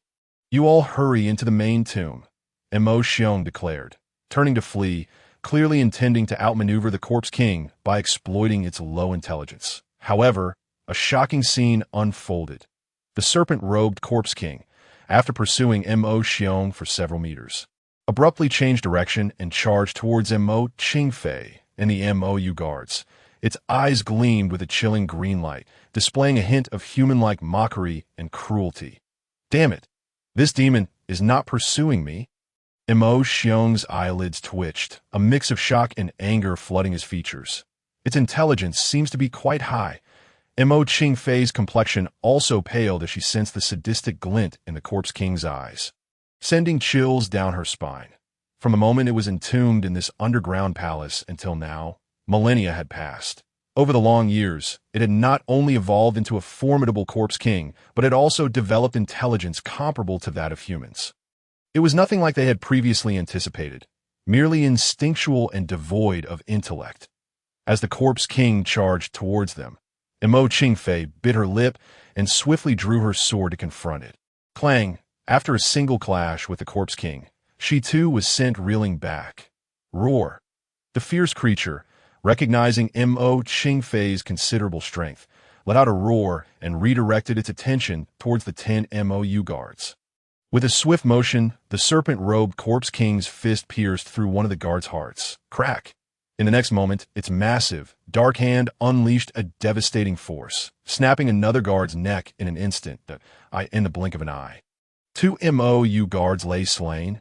Witnessing this scene, Chu Zhiqian frowned in dismay. He realized that the individuals killed by the Corpse King yielded no essence for him to absorb. The bodies, tainted by the corpse poison, were rapidly transforming into corpse demons, thus hindering the release of their vital essences. In his plan, apart from sparing Mo Qingfei, all the other MOU sect members were meant to serve as nourishment for his celestial devouring body. This was tantamount to stealing his prey. Chu Zhiqian's heart darkened as he glared at the unfolding chaos.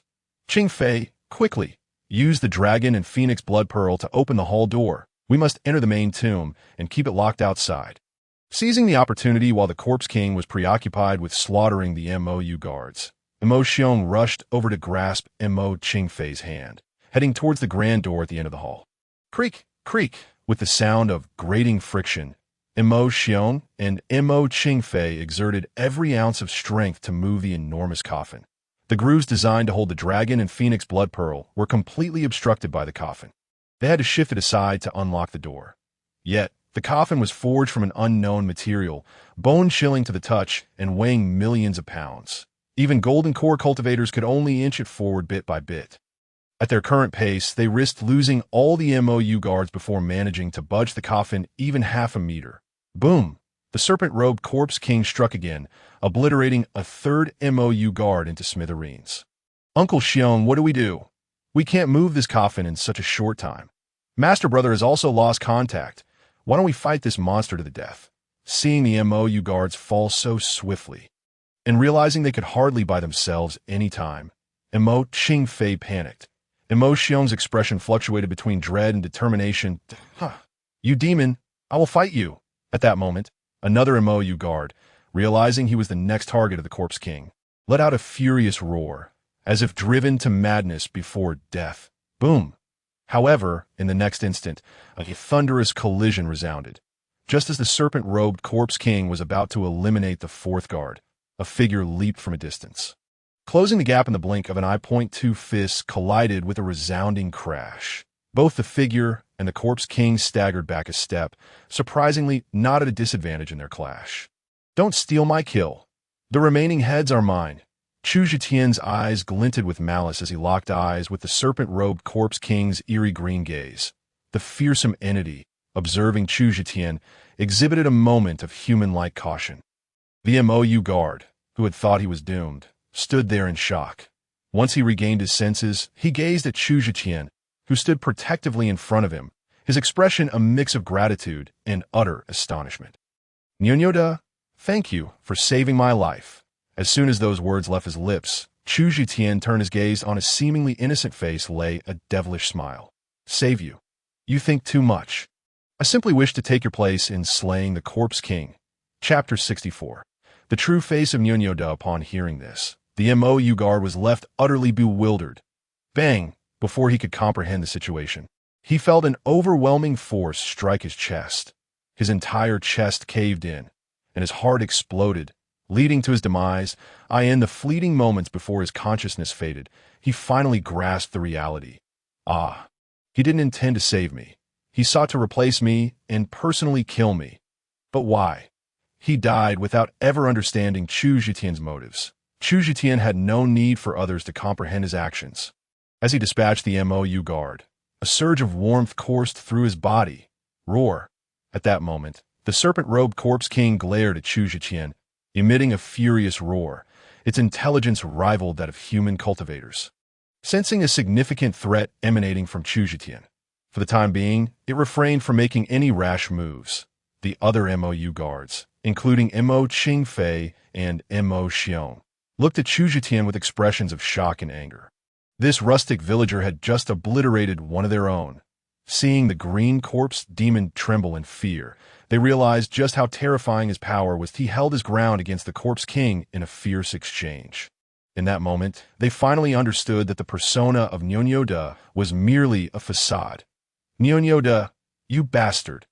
Mo Qingfei cast a glance at the lifeless form of the MOU guard, and then fixed her furious gaze upon Chu Zhitian, cursing him vehemently. In the next moment, her expression shifted as a sudden thought struck her. Could it be that my senior brothers have also fallen victim to your treacherous hands? Chu Zhitian merely regarded her with indifference, offering no reply. With a flick of his wrist, a magnificent sword materialized in his grasp. With another swift stroke, he dispatched a second MOU guard, given his current prowess. Eliminating these Hunyuan realm experts was as effortless as a mere flick of the wrist. He felt the invigorating warmth coursing through his body. Chu Zhitian mused that the demise of these MOU guards was well-deserved. It was the Zhanqiang sword of his senior brother. Nianyo De, I shall avenge you. Mo Qingfei's eyes widened in shock as she fixated on the sword in Chu Zhitian's hand. Enraged, she prepared to charge at him, intent on battling with all her might. However, at that moment, Mo Xiong raised his arm to block her. Qingfei, this is not the time for vengeance against Qingshou. We must quickly move the coffin. Hearing this, Mo Qingfei clenched her teeth in resentment. Reason told her that Uncle Xiong was right. Creak, creak, accompanied by a series of jarring grinding sounds. Mo Xiong and Mo Qingfei exerted all their strength to gradually shift the massive coffin. Roar!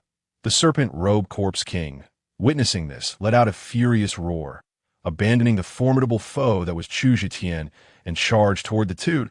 Its madness had evidently intensified.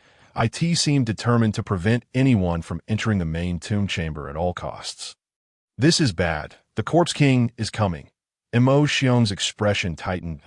Mo Qingfei also readied herself for battle. Whoosh! Just then, having just slain the last of the MOU guards, Chu Zhitian leaped forward, positioning himself before the serpent-robed corpse king. Continue your efforts. I shall hold this beast at bay. Chu Zhitian cast a cold glance back and spoke out of course. His intentions were not altruistic. He too desired entry into the main tomb chamber. Seeking their assistance to unlock the door, we do not require your help. You scoundrel. Mo Qingfei, still inexperienced in the ways of the world, spat her words through gritted teeth, her exquisite and sweet visage brimming with fury. Her once vibrant eyes now bore a fierce glare directed at Chu Zhitian, filled with animosity and disdain. Qingfei, there is no time for idle chatter. We must focus on the task at hand. Mo Xiong quickly admonished her, straining to shift the enormous coffin. Bang, bang, bang, boom! Chu Zhitian and the serpent-robed corpse king engaged in a fierce close-quarters battle. The former had sheathed the Zhanqiang sword and was now trading blows with the corpse king, fist against fist, foot against foot. Each collision reverberated with the force of 100,000 pounds. The overwhelming spiritual energy and corpse aura rendered their attacks terrifyingly powerful. The bodies of the MOU guards were reduced to mere pulp. The spirit stones embedded in the walls of the grand hall shattered continuously. The thick columns, as wide as a person's embrace, collapsed with a thunderous crash. Exhilarating. Chu Zhitian became increasingly invigorated, his starry eyes alight with fervent battle spirit. This clash of might, this brutal exchange, seemed to bring him immense pleasure. Roar, roar. Yet the serpent-robed corpse king continued to roar in fury, its corpse aura swirling violently. It observed Mo Qingfei and Mo Xiong gradually moving the massive coffin aside. Its madness only escalated in its subconscious. The main tomb chamber was a place that must not be trespassed by others. Within, it seemed to guard something of immense importance. Yet it found itself firmly obstructed by Chu Zhitian, unable to advance a single step. After what felt like an eternity, as the fierce battle between Chu Zhitian and the Serpent Robe Corpse King raged on, Mo Qingfei and Mo Xiong finally combined their efforts to shift the colossal coffin 3 meters aside. This revealed a circular indentation atop the door to the hall. On the door, a dragon and a phoenix were depicted, their mouths facing each other as if in mutual affection. The indentation lay precisely between them. Qingfei quickly placed the dragon and phoenix blood orbs into the indentation. Mo Xiong urged urgently, in truth, there was no need for his prompting, as Mo Qingfei already held a blood-red, translucent orb the size of a fist in her hand. In the next moment, she embedded it into the indentation on the door. Rumble. The doors began to slowly open. Whoosh, as soon as a gap wide enough for a person to pass through appeared. Mo Qingfei and Mo Xiong transformed into 2 fleeting shadows, swiftly darting inside. Once inside, Mo Xiong cast a quick glance at the wall behind the door and moved to activate the mechanism to close it again. After the remnants of the Great Gene fell into the hands of the MOU sect, they received special treatment and divulged nearly all the information regarding the Golden Cicada secret realm. Thus, Mo Xiong was not only well acquainted with the mechanisms and layouts here, but also had a clear understanding in his heart. Uncle Xiong, Nyota is still outside. Should we let him in before closing the door? Mo Qingfei instinctively called out. Upon hearing this, Mo Xiong scoffed disdainfully and rebuked.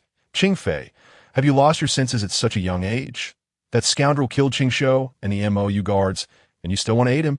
The elder, tasked with protecting their path, felt a surge of anger. Indeed, this talented young woman possessed extraordinary strength and gifts, but her nature was far too pure. One could even say she was overly virtuous. I merely wish to slay him myself. If he perishes at the hands of that corpse king outside, would not be a boon for him.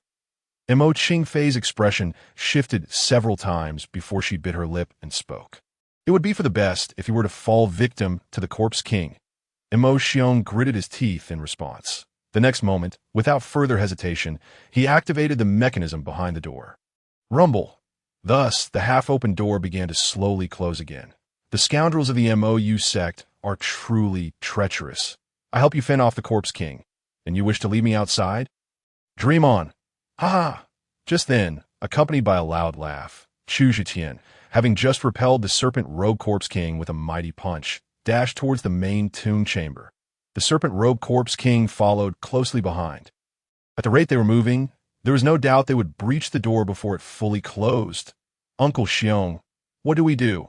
A hint of panic crept on Mo Qingfei's delicate face. Let him die. What else can we do? Mo Xiong's eyes glinted with a fierce and frenzied light. The next moment, he unleashed a powerful palm strike. A massive imprint surged forth, crashing directly into the enormous black coffin within the main tomb chamber. Inside that coffin lay the very female Corpse King. Chapter 65. This move is for you, and for myself. Uncle Xiong, what are you doing? Mo Qingfei gasped in shock upon witnessing his actions. Mo Xiong's intent was clear. He aimed to awaken the female Corpse King. This scoundrel likely could not be slain by a single Corpse King. Thus, he sought to summon another. Ideally, they would both perish in the ensuing conflict. Mo Xiong's words dripped with malice. What shall we do now? Mo Qingfei's brows knitted tightly. It seemed that the Corpse King's intellect was not low. Once awakened, it might not necessarily attack anyone. Do not forget the life-saving card the sect master gave you when you departed the sect. Mo Xiong quickly reminded her. Upon hearing this, Mo Qingfei's expression shifted, and she hastily retrieved a spirit talisman from her spatial artifact. Talisman seals, much like artifacts and weapons, are external means available to cultivators. The talisman that Mo Qingfei produced was an evasive talisman, an exceedingly rare top-grade spirit talisman. Not only could it render the cultivator invisible, but it also erased their presence entirely. This item was specifically prepared by the MOU sect master as a means of protection for Mo Qingfei before she left the sect. After all, The loss of such a prodigy would be a tremendous blow to the Mo sect. With a swift motion, Mo Qingfei tore the talisman apart without hesitation. In an instant, she and Mo Xiong began to fade from view. Boom! As the massive coffin in the main tomb chamber was disturbed, a figure sprang forth. The entity wore sumptuous attire, retaining the appearance of its former self. Its features were exquisitely refined. Clearly, it had once been a breathtaking beauty of unparalleled grace. Yet now, its skin was as dark as ink, its eyes glowed with an eerie green light, and a pervasive aura of death enveloped it, stripping away any semblance of beauty. Whoosh, whoosh! At that moment, Chu Zhiqian and the serpent-robed corpse king burst into the chamber one after the other. Roar! The female corpse king let out a deafening roar, radiating an aura of unrestrained ferocity as it charged outward. In an instant, both corpse kings set their sights on Chu Zhiqian, utterly oblivious to the presence of the two hidden figures in the tomb. Mo Qingfei and Mo Xiong concealed themselves in a corner of the chamber, observing the ensuing battle between man and corpse from a distance. Unbeknownst to others, a trace of conflict flickered in Mo Qingfei's expression, while a cold smile adorned Mo Xiong's face. It must be said that compared to Mo Qingzhou, this elder tasked with protection bore a more serpentine disposition. The former was merely short-sighted and arrogant. Lacking in guile, in contrast, Mo Xiong was truly venomous and ruthless. This tactic of luring corpses to kill was executed with remarkable finesse. However, as the battle progressed, Mo Qingfei's expression turned increasingly conflicted, while the cold smile on Mo Xiong's face gradually morphed into deep shock and gravity. For Chu Zhiqian, despite facing two formidable corpse kings, remained unyielding. Boom! With a swift motion of his leg, he sent the female corpse king flying across the room. She collided with the wall of the main tomb chamber, her entire body emanating a surge of corpse energy, as if about to be shattered. The area where she was kicked caved in noticeably. It was evident that this female corpse king was significantly weaker than the python-robed corpse king, likely only comparable to the 8th level of the Golden Core. In the face of Chu Zhiqian at that moment, she seemed inadequate, although Chu Zhiqian's qi refining strength was merely at the 1st level of the Golden Core. His physical form was exceptionally formidable. The spiritual power refined through the extreme Tao true book and the devouring heavenly sacred body was far more condensed and pure than that of ordinary cultivators, thus amplifying his might considerably. Coupled with the combat experience and various powerful martial skills etched in his memory, Chu Zhiqian's prowess could be described as invincible below the nascent soul realm. Boom! Boom! Boom! At that moment, the entire main tomb chamber trembled violently due to the fierce clash between one man and two corpses, as if it were on the verge of collapse. Finally, after dozens of collisions, he exclaimed, satisfying, "But you two monsters, this is where it ends. Let me free you." With those words, Chu Zhiqian delivered a heavy punch to the head of the female corpse king, the head being the most vulnerable point of a corpse demon, shattered with a resounding crack, akin to the explosion of a watermelon, leading to her immediate demise. Roar, roar, roar.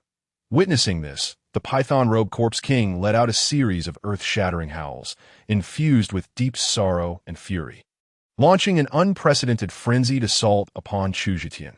After exchanging a few more blows, Chu Zhiqian finally drew forth the earth-grade sword, Sky Slasher, which he had seized from Mo Qingzhou to transform into a corpse king and harbor such deep feelings for your lady. Once I too was as passionate as you. Therefore, I could bestow upon you this move, Prison Dragon Breaks Chains, as a gift to you and to the former me. Buzz! Chu Zhiqian's eyes glimmered with an unparalleled sharpness, and a radiant golden light erupted from his lower abdomen. The golden core he had just condensed burned like a sun, shrinking by a third in the blink of an eye. Following this, the spiritual power within him surged like boiling water, rapidly infusing into the Sky Slasher sword in his hand. Clang, clang, clang. The earth-grade sword, under such intense influx of spiritual power, appeared to be unable to withstand the pressure. With a series of crisp sounds, cracks began to appear along the blade. Simultaneously, a 5-clawed golden dragon coiled around the Sky Slasher, formed from the vigorous and pure spiritual energy within Chu Zetian, radiating a faint dragon's might. This dragon was ensnared by golden chains, as if trapped within an unbreakable prison. However, the next moment, as Chu Zetian swung the sword, a dragon's roar resonated, mingled with the sound of chains snapping. The five-clawed golden dragon broke free, sweeping towards the python-robed corpse king with an incomprehensible ferocity. Divine ability, prison dragon breaks chains, Chu Zetian silently declared. Boom! The five-clawed golden dragon collided with the corpse king, sending him hurtling backward, his head and upper body disintegrating into powder mid-air. Clang, clang, clang. With a loss of spiritual power, the Sky Slasher could no longer endure and fell apart into metallic fragments scattered across the ground. The divine ability manifested. The Corpse King was obliterated. Even an Earth-grade sword could not withstand such force and was rendered utterly useless. Old friend, you remain as formidable as ever. A smile crept across Chu Zetian's lips as his eyes sparkled with excitement. Despite the significant depletion of his spiritual power, his spirit soared. Yet at that moment, his gaze suddenly sharpened. Buzz! Two golden hammers appeared as if from thin air, hurtling towards Chu Zetian with lethal intent. It was Mo Xiong, hidden in the shadows, launching a surprise attack, seizing the opportunity when Chu Zetian had just employed his divine ability. This strike was the most powerful technique Mo Xiong had ever mustered, aimed at severely wounding or even killing Chu Zetian, for he knew that this was his only chance. Buzz! In the face of Mo Xiong's deadly assault, Chu Zetian seemed prepared, as the golden core within him erupted once more with radiant light. The mighty spiritual power instantly coalesced into a layer of golden shield. Though formed from spiritual energy, the shield gleamed with a metallic luster, exuding an indescribable golden texture. Divine ability. Indestructible golden bell. If the previous prison dragon breaks chains was an offensive divine ability, the indestructible golden bell was a defensive one mastered by Chu Zetian. Clang. Accompanied by a piercing metallic clash, the dual hammer struck against the indestructible golden bell, merely causing it to warp slightly. Boom! Following that, a fist like a cannonball struck heavily against Mo Xiong's chest.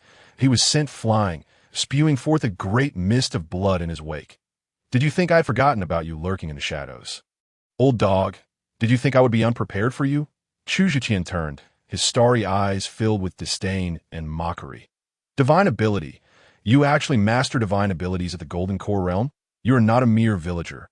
Nyoda, who exactly are you? Mo Xiong gasped, his eyes wide with shock after spitting out another mouthful of blood. Dead men need not know so much. Chu Zetian's voice was frosty as he advanced menacingly towards Mo Xiong.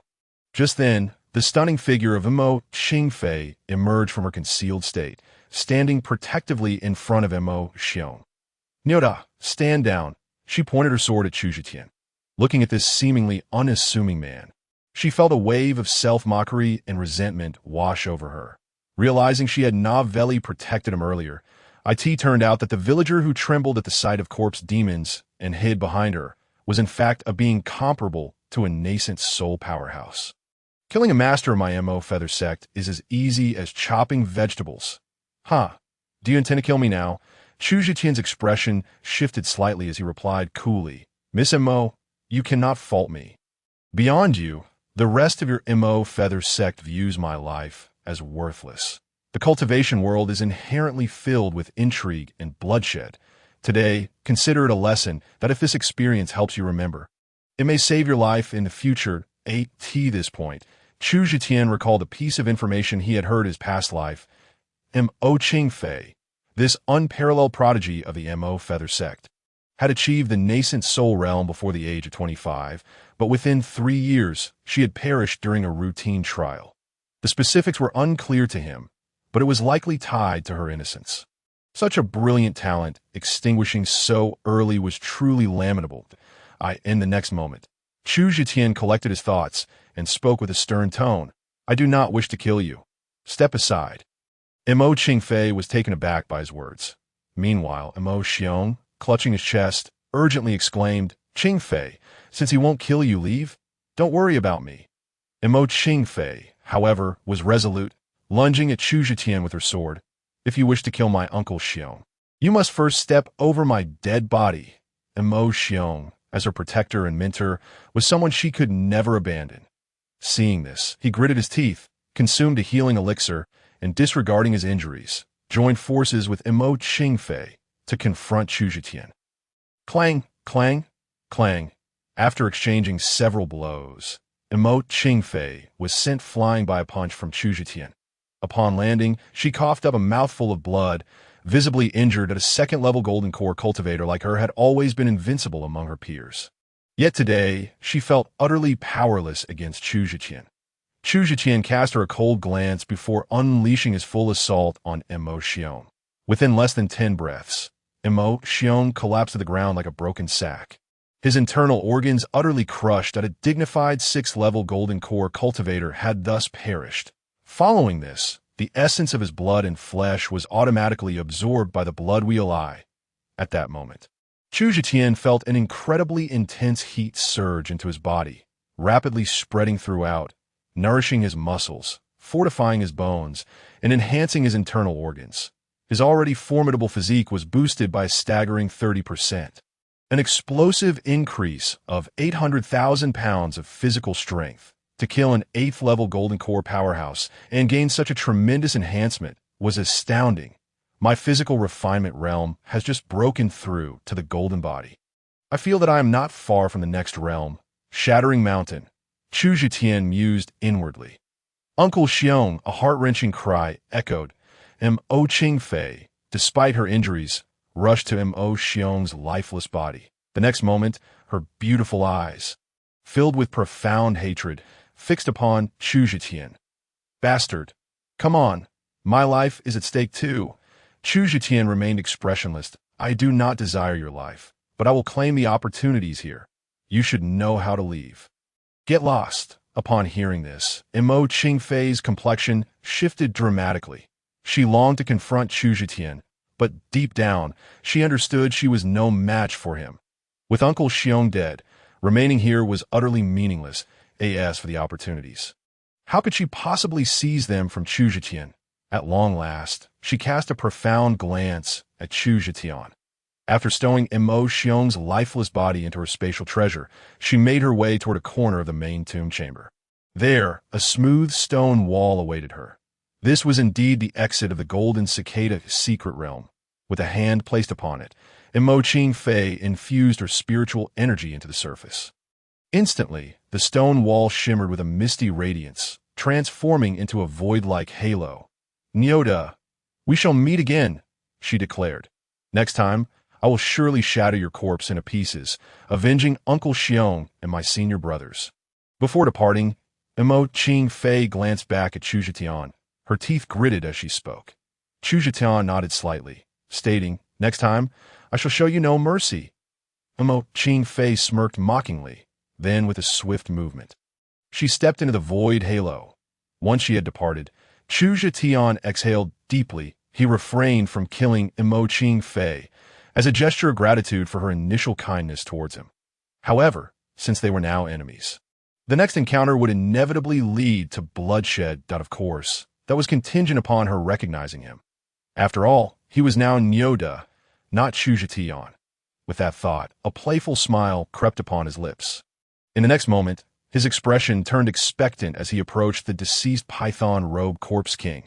Upon the dispersal of the corpse energy within, the flesh of the Corpse King had turned to ashes, leaving behind only a skeletal frame, more precisely a half-frame, for its upper body had been utterly obliterated by the dragon's binding lock. Upon closer inspection, he noticed a cicada, no larger than a fingernail, situated where its navel would have been.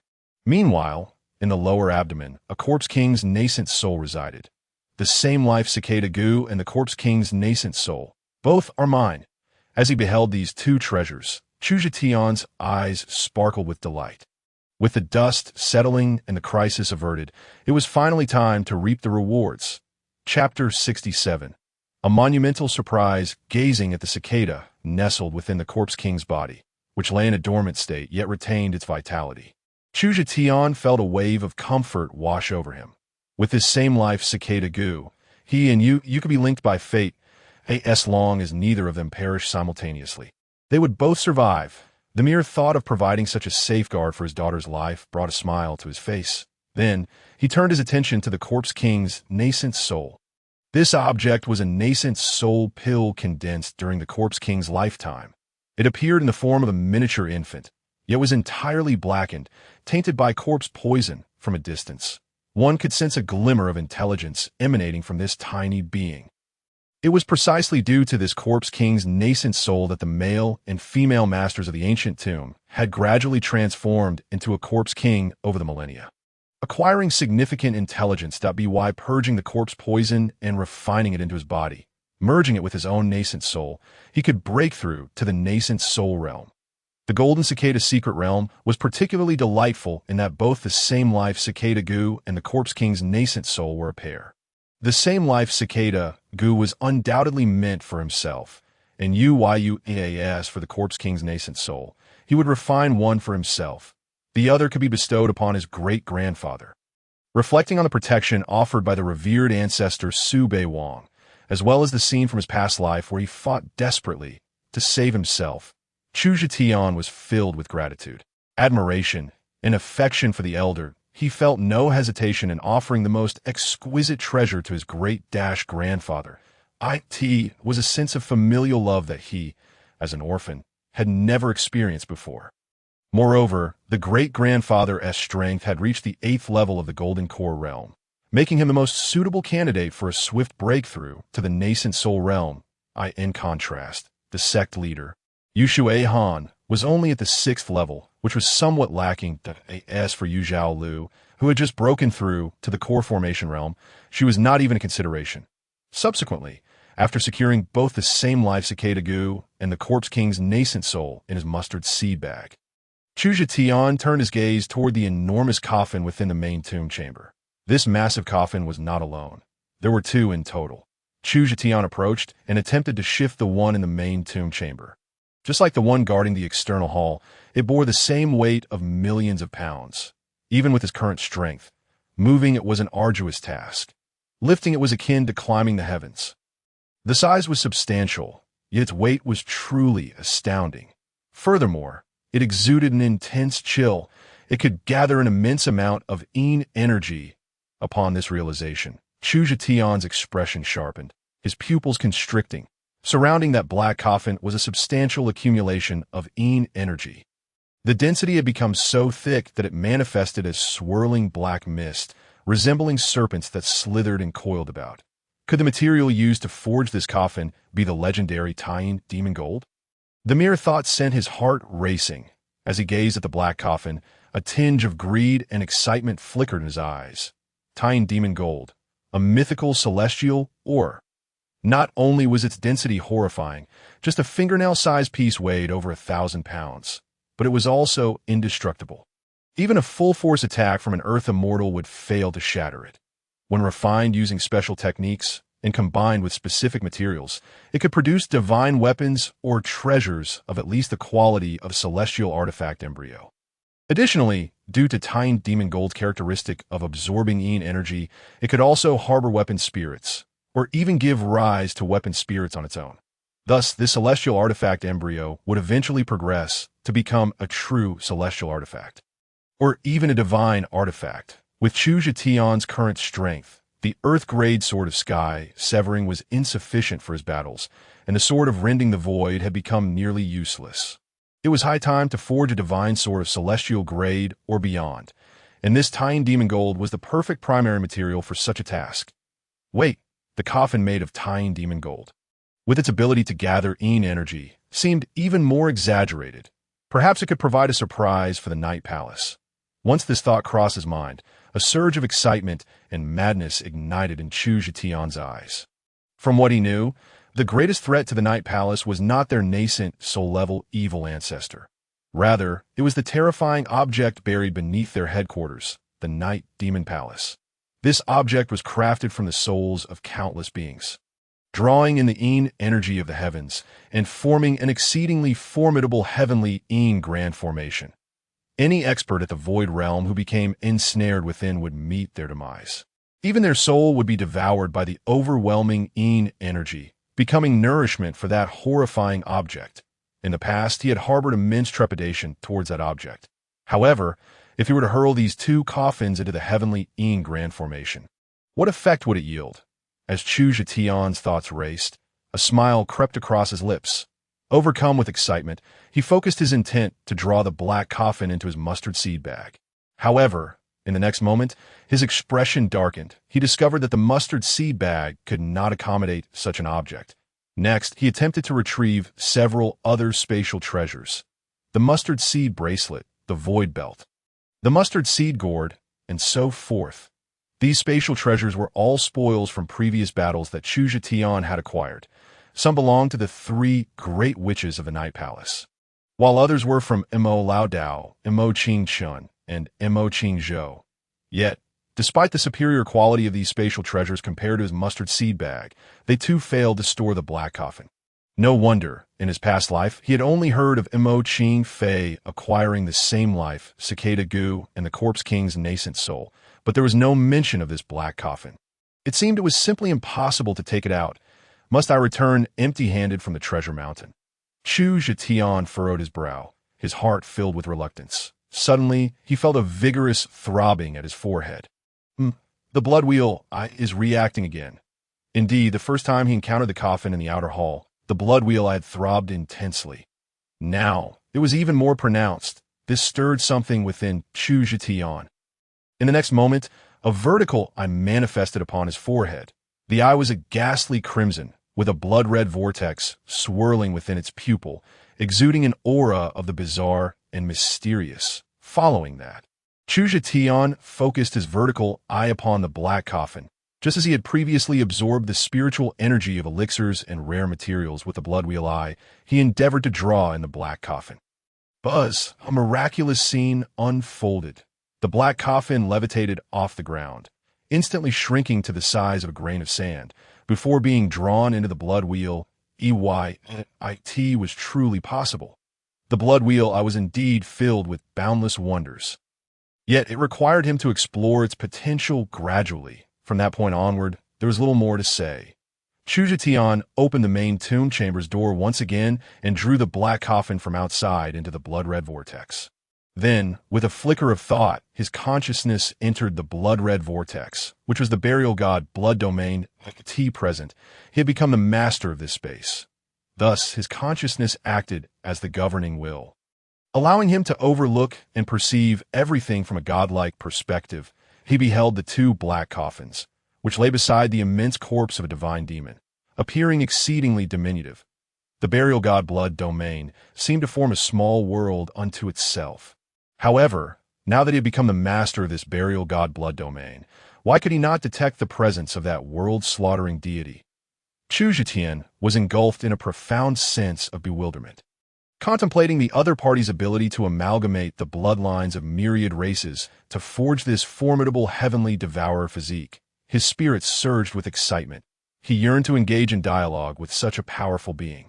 Yet he remained utterly oblivious to any trace of the other's presence. Where he pondered, did this deity of slaughter conceal himself in slumber? Subsequently, he quelled his exhilaration and assumed a dignified lotus position upon the ground. When I break through to the nascent soul realm, that will mark my return, he declared. Await your father. At that moment, within the god burial blood domain, as Chu Zhetian's consciousness departed from the crimson world, an immense visage loomed in the sky. Those colossal eyes glimmered with an unspeakably malevolent light, fixated upon two black coffins. Chapter 68. Is that girl related to Zhetian? In the Jinhong mountain range, within a secluded valley, upon exiting the Golden Cicada's secret realm, Mo Qing Fei found herself inexplicably transported to this location. Upon her emergence, she let out a muffled groan, another vivid crimson seeping from the corner of her mouth. Her exquisitely beautiful face, for a fleeting moment, lost all color, even taking on a pallid hue. It must be noted that Chu Zhetian truly lacked compassion for the delicate. His earlier assault on Mo Qing Fei had merely been with the assumption that he could not slay her. In fact, to prevent this young lady from impeding his pursuit of Mo Xiong, he had been merciless in inflicting severe injury upon her. This act had directly led to her grave wounding. Moreover, With her entire sect perishing within the secret realm, she was left in utter despair, rendering her both mentally and physically depleted. To exacerbate her plight, she had also inhaled a substantial amount of corpse energy while within the secret realm. In her prime state, such energy would pose little threat, as long as she utilized her spiritual power to protect her internal organs from invasion. She could gradually expel it. However, in her current condition, Mo Qingfei was wholly incapable of suppressing the spread of the corpse poison within her body. Even consuming a great elixir left her feeling as though she might faint at any moment. Biting her tongue, she mustered her spirit to rise, stumbling toward the valley's exit. In my current state, I cannot even hope to encounter other cultivators if I were to stumble upon some wolves or wild beasts. I fear the outcome would be dire. Furthermore, I sense my body succumbing to the corruption of the corpse poison. Mo Qingfei, destined to transform into a loathsome corpse demon. Mo Qingfei bit her lip and, relying on her instincts, made her way toward the outpost. Unbeknownst to her, both Mo Lao Dao and Mo Qingshun had already perished, as she still harbored hopes of reuniting with them. Owo. However, fear manifested as reality. Accompanied by a low, mournful howl, several pairs of green, glistening eyes appeared from the shadows. It was, indeed, a pack of wolves. A flicker of unwillingness and despair washed over Mo Qingfei's pale countenance. Is this truly the will of heaven? Nyoda, it appears I shan't have the chance to rip you to shreds. But even as a ghost, I shall not spare you. Whoosh! In the next moment, the pack of wolves darted left and right, swiftly encircling Mo Qingfei, their green eyes fixated upon her, brimming with a thirst for blood and slaughter, poised to strike at any moment. Zhiqian, where are you? You little rascal, summon your ancestor. Yet, just then, a flurry of urgent calls echoed within the valley. The voice was laden with deep anxiety and concern, seemingly approaching rapidly. Owo. The wolf pack turned their heads in unison toward the source of the sound. With a flash, a palm imprint radiating white light swooped down, obliterating one wolf into a mist of blood. Whoosh! In an instant, the wolves sensed the imminent threat and, in a panic, scurried away with their tails between their legs at a pack of beasts, seeking death. Su Beiwang, his eyes aflame with rage, bellowed. The newcomer was none other than the second elder of the Taisu sect. Upon receiving the news of Chu Zhitian's mysterious disappearance, the elder had hastily made his way to the vicinity of Jinhong City, personally searching for traces of the young man. Alive or dead, I must see him. Bang! Bang! Subsequently, Su Beiwang unleashed several more strikes, reducing multiple wolves to mere pulp. The thought of what might happen if Zhitian were to meet with misfortune, his body devoured by these beasts, filled Su Beiwang with an overwhelming sense of fury. In the next moment, his sharp gaze fell upon the wobbly figure of Mo Qingfei, standing nearby. Where did this little girl come from? Is she injured? Su Beiwang mused, hastening his steps towards her. Little girl, what are you doing wandering alone in these deep mountains at this hour? Have you seen my descendant? Zhitian, he scrutinized Mo Qingfei closely, his expression shifting to one of anticipation. Who is Zhitian? I have not encountered him. Mo Qingfei replied, shaking her head. However, before she could finish her sentence, darkness enveloped her vision, and she collapsed forward. Head first, Su Beiwang was startled and rushed to catch her. The moment he made contact with Mo Qingfei, his eyes glinted with sharp intensity. There is a surge of spiritual energy. This little girl is also a cultivator. She possesses a golden core. Yet, she was gravely injured, her internal energy in disarray. Moreover, there was an unsettling aura reminiscent of a corpse emanating from her. Su Beiwang gasped as he assessed Mo Qingfei's cultivation level. Suddenly, a realization struck him, and he swiftly hoisted her up and headed toward the outpost. This young girl had achieved the Golden Core realm at such a tender age. Which family produced such a prodigy? More importantly, how had she sustained such severe injuries? Did it have any connection to Zhitian's disappearance? Meanwhile, Su Beiwang had raced from the Taisu sect to Jinhong City overnight. On the other hand, Yu Chaolu and Zhang Daliai also received summons to return to the sect immediately. The following day, the hour of Chun. Having hurried back to the sect after enduring the night, Yu Chaolu and her companion first arrived at the Zhuke Peak. Within the Peak Master's residence, the atmosphere was stiflingly oppressive. Master, has junior brother Chu truly gone missing? Miao Yumeng inquired, her voice trembling with tears, after being grievously injured by the disciples of the White Tiger Peak the previous day. Her face remained ashen. Zhang Wenxuan and Tang Yitai also bore expressions of disbelief. Meanwhile, Zhang Dalai stood to the side, his head hung low, his face as grim as the depths of winter. Master, senior brother, what on earth has transpired? Did junior brother truly encounter the Night Palace's Great Witch? And Master, I have heard whispers that you are to marry into the Heavenly Blade sect. Is this true? The past few days have been a relentless barrage of misfortune for them and all disciples of Zhuke Peak. Word had spread throughout the Taisu sect, following the death of Zhong Wanlin. The Grand Elder of the Heavenly Blade sect had come seeking retribution, to placate their wrath and protect her disciple. The Peak Master of Zhuke, Yu Chaolu, was to marry the Grand Elder of the Heavenly Blade sect as a concubine. And Chu Zhiqian, the Taisu sect's brightest talent, had encountered 3 Golden Core Great Witches in Jinhong City. His fate now remained uncertain, with grim prospects ahead. Thus, even without anyone explicitly informing Miao Yumeng, the 3 had already grasped the situation. Why the long faces? Worry not. My marriage to the Heavenly Blade sect is merely a temporary measure. As for your junior brother Chu, I firmly believe he shall return. Yu Chaolu scolded her beloved disciples sternly. Yet, as she spoke, a hint of sorrow and concern flickered across her expression, as though she were not only comforting them, but also seeking solace for herself. Putting on a full act. Even though Yu Chaolu understood that this was Chu Zhitian's plan, deep down she felt no extreme worry for him. She could not allow this sentiment to surface. After all, there were 2 formidable spirits within the sect keeping a watchful eye. Is it truly so, Master? Are you not merely comforting us upon hearing this? Miao Yumeng wiped her tears and asked. Zhang Dalai, Zhang Wenxuan, and Tang Yitai all gazed at Yu Chaolu with eager eyes, as if seeking reassurance. However, at that moment, a voice, cold and dripping with schadenfreude, rang out. Your master is, of course, only comforting you. The Grand Elder of the Heavenly Blade sect has already been promised to her.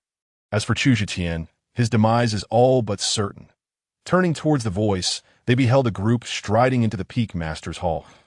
At the forefront stood by Putin, the temporarily appointed master of the White Tiger Peak.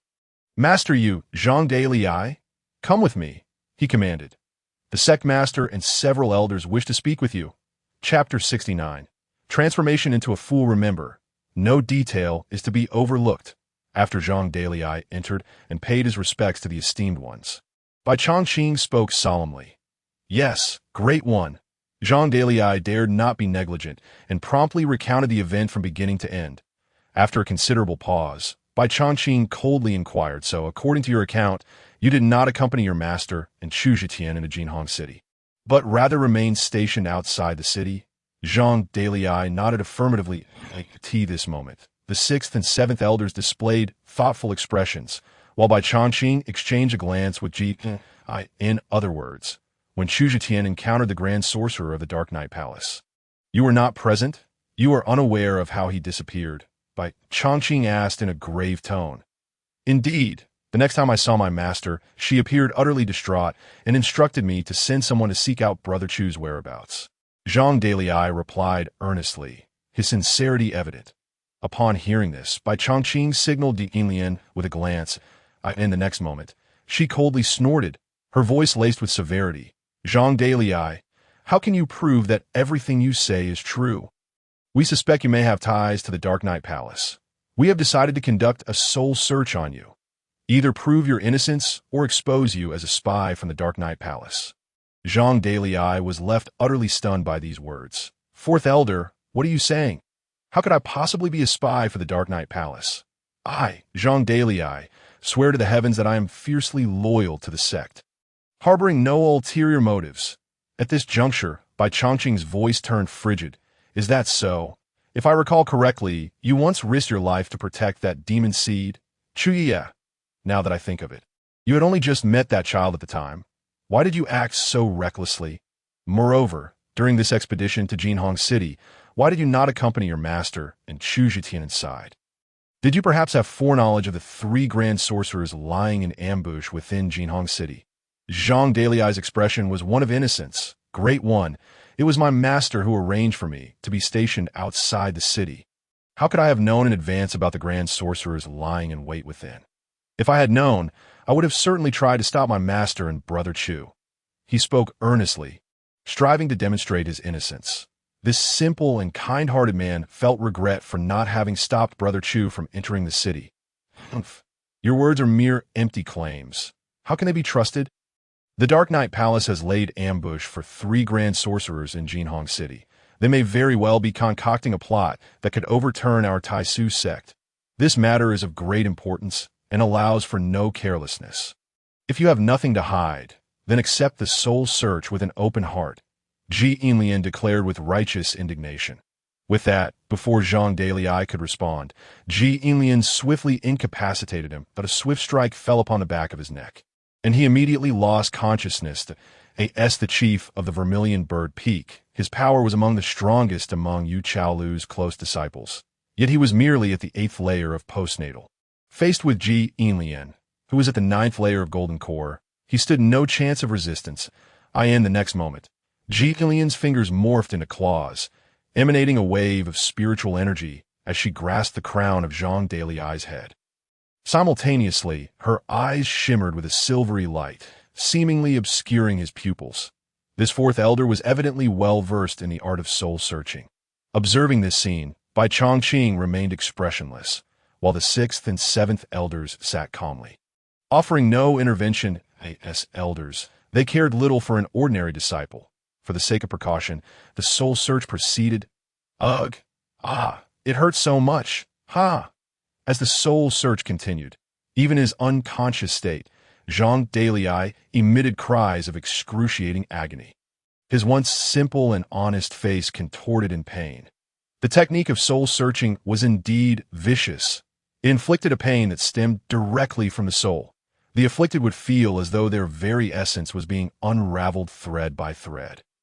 For a time, the interrogation chamber echoed with his cries of despair. Half an hour later, Yu Chaolu emerged from the interrogation chamber. "You may return now," Sect Master Yu Xuan announced. "What of Daliai? Has he not yet been questioned?" "I shall await his return," Yu Chaolu replied indifferently. Hearing this, the expressions of Yu Shuihan, the 3rd and 5th elders, shifted, revealing a hint of unease. The decision to subject Zhang Daliai to a soul search had already been agreed upon by the upper echelons of the sect. After all, the sudden appearance of 3 grand sorcerers in Jinhong City was indeed a matter of grave concern. To clarify the situation, sacrificing an ordinary disciple was a negligible cost. Moreover, as it was merely a soul search, as long as Zhang Daliai could withstand it, it would not truly be a sacrifice. Perhaps he had already finished the questioning and returned ahead of time. "Do not worry about him. Just leave," Yu Shuihan said, his tone dismissive. Yu Chaolu frowned, sensing something amiss. How could Daliai not wait for her, his master? Just then, the door to another interrogation chamber swung open. However, only Bai Chongqing and the other 3 elders emerged. It hurts so much. Ah, ha! As the door opened, Yu Chaolu was met with a cacophony of strange sounds emanating from within. The sounds fluctuated between silly laughter, pained moans, and heart-wrenching wails. Yu Chaolu's expression shifted, and she hurriedly entered the chamber. Upon witnessing the scene inside, her beautiful eyes instantly filled with tears. There lay Zhang Daliai on the floor, still in a state of confusion, judging by his condition. It seemed unlikely that he would ever regain consciousness. His features, along with his entire body, twitched incessantly, as if the pain had not yet abated. White foam continuously spilled from his mouth, and beneath him lay a pool of foul-smelling liquid. Daliai, what has happened to you?" Yu Chaolu cried out, disregarding the stench as she rushed to her beloved disciple's side, anxiously examining his condition. She could hardly fathom what her disciple had endured within those walls. In the next moment, she abruptly turned, her gaze fixed coldly on Ji Inlian. "4th elder, Did you conduct a soul search on my disciple? Indeed, we suspect he has colluded with the Dark Knight Palace. To uncover the truth, we performed a soul search on him. Ji Inlian affirmed with a nod, her demeanor indifferent. Yu Chaolu's voice dripped with sarcasm as she questioned, "So, has the search concluded? Does my disciple have any ties to the Dark Knight Palace?" Upon hearing this, Ji Inlian offered no answer, her tone growing even more detached. "We elders act with the greater good of the sect in mind, and we have no obligation to explain or account for our actions to you. Furthermore, do not forget that you are soon to be wed to the Tiandao sect. I shall find a way to restore him. You need not concern yourself with it." Bai Changqing, too, remained impassive. "Peak Master Yu. Step aside. Focus on preparing for your marriage to the Tiandao sect. Ensuring our sect's stability for the coming decades is what you should consider now." Yu Chaolu glanced once more at the dazed and foolish Zhang Daliai, then swept her gaze between Bai Changqing and Ji Inlian, a surge of deep sorrow and hatred swelling within her. Zhang Daliai was her beloved disciple, an orphan who had followed her since childhood. Their bond as master and disciple was akin to that of mother and son. Yet now, he had been tormented to this state. Ji Inlian repeatedly claimed she would find a way to restore him. But the damage inflicted by a soul search was a wound to the very spirit. Was recovery so simple? At that moment, Yu Chaolu recalled Chu Zhitian's warning before their parting, urging her to be wary of the fourth and great elders. Zhitian's foresight had proven accurate. Given their identities, powers, and positions, what calamity could they unleash upon the Taisu sect if they harbored ill intentions? "No, I must endure now and cannot reveal anything. All will be addressed when Zhitian returns." Contemplating this, Yu Chaolu gently caressed Zhang Daliai's twitching features as if attempting to soothe her disciple's suffering. In the next moment, she slowly rose, her gaze drifting toward the Inlian. "Very well. I shall entrust my disciple's recovery to the fourth elder. I ask that you do your utmost to help him." She then turned to Yu Shuihan, her eyes flashing with mockery and resentment. "Sect Master, is Yi still in your residence? Should I go to fetch her myself? Or will you send her back to Vermilion Bird Peak? Given that Zhitian's fate is uncertain, I shall take responsibility for raising Yi." Upon hearing this, Yu Shuihan's expression flickered as he replied, "Did your disciples not inform you?" Yu Chaolu's heart sank at his words. "What do you mean, Sect Master? I was brought here immediately upon returning to the sect. What have my disciples told me? What has happened to Ye?" At that moment, Bai Changqing's cold voice rang out, "Humph, that little demon seed went insane and harmed a disciple of the White Tiger Peak. She has since been confined in Changqing Courtyard." Upon hearing this, Yu Chaolu's face turned ashen. "What? Ye is merely a 6-year-old child. How could you imprison her?" She could never have anticipated that upon returning to the sect, she would be met with such a series of calamities. The eldest disciple has been driven to madness. Even Ye has been confined by Changqing, Ji Inlian. What are your true intentions, you wretched old thieves? A 6-year-old child? Humph. In my view, she is evidently a significant threat buried within our sect by the Night Palace. It is entirely possible that she may bring disaster upon the sect, or even attract the malevolent ancestor of the Night Palace. Therefore, I must personally oversee her. I did not directly eliminate this malignant seed out of respect for the sect leader. Bai Changqing spoke solemnly, his words always claiming to prioritize the sect's interests. In fact, he has even laid the groundwork for an impending plan. Their scheme is not to completely obliterate the Taishu sect, but rather to orchestrate a substantial transformation through the hands of the Night Palace. At that time, they will collude with external enemies, assassinate the sect leader and other high-ranking members, and purge those who oppose him. They have already negotiated the division of spoils with the Night Palace. Those who perish in the process, including the corpses and souls of the sect leader and several elders, will be offered to the malevolent ancestor of the Night Palace as sacrifices for refining demonic artifacts. Consequently, by Changqing and Ji Yinlia as the great-grandfather, Su Beiwang had been contemplating a suitable partner for his grandson, Chu Zhitian. Ever since the latter's marriage to Su Vin ended, Ikati was akin to how one's elders would fret over the matrimonial affairs of their descendants. However, after much reflection, Su Beiwang concluded that none of his granddaughters were worthy of Zhitian, the girl from the MOU sect before him. However, seemed a fitting match. Not only was she strikingly beautiful and of commendable character, but her strength and talent were also evident. If Zetian were to marry her, it would be a remarkable gain on multiple fronts. Not only would it provide the young man with a formidable ally, but through the identity of Mo Qingfei, the Taisu sect could forge a familial bond with the Mou sect, the foremost sect in Qinglu County, thereby establishing mutual support. That wouldn't that old scoundrel Yu Shuihan be grinning from ear to ear? It would be beneficial for both Zetian and the sect without any drawbacks. Su Beiwang wants to marry you to his great-grandson. Mo Qingfei's expression revealed a hint of peculiarity. What? Are you unwilling? Did you not say that a life-saving grace deserves repayment? Do you mean to say you are insincere and merely speaking without intent? Although Su Beiwang possessed a boisterous and somewhat brash nature, having lived a long life, he was not as straightforward as he appeared. Even if he wasn't cunning, he was certainly shrewd. Thus, in order to advocate for Zetian, he resorted to moral persuasion at this juncture. He shifted his tone. Or do you believe that my great-grandson Zetian is unworthy of you? Little girl, do not think that achieving the Golden Core realm at your young age is something remarkable. My great-grandson will surely surpass you in prowess. He is more than qualified to be matched with you. In his heart, Chu Zetian was a star of imperial caliber, capable of leading the Taisu sect to prominence in this realm. No one could rival this young man in excellence.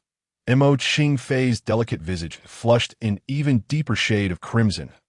And unworldly, she found herself at a loss when faced with Su Beiwang's moral persuasion.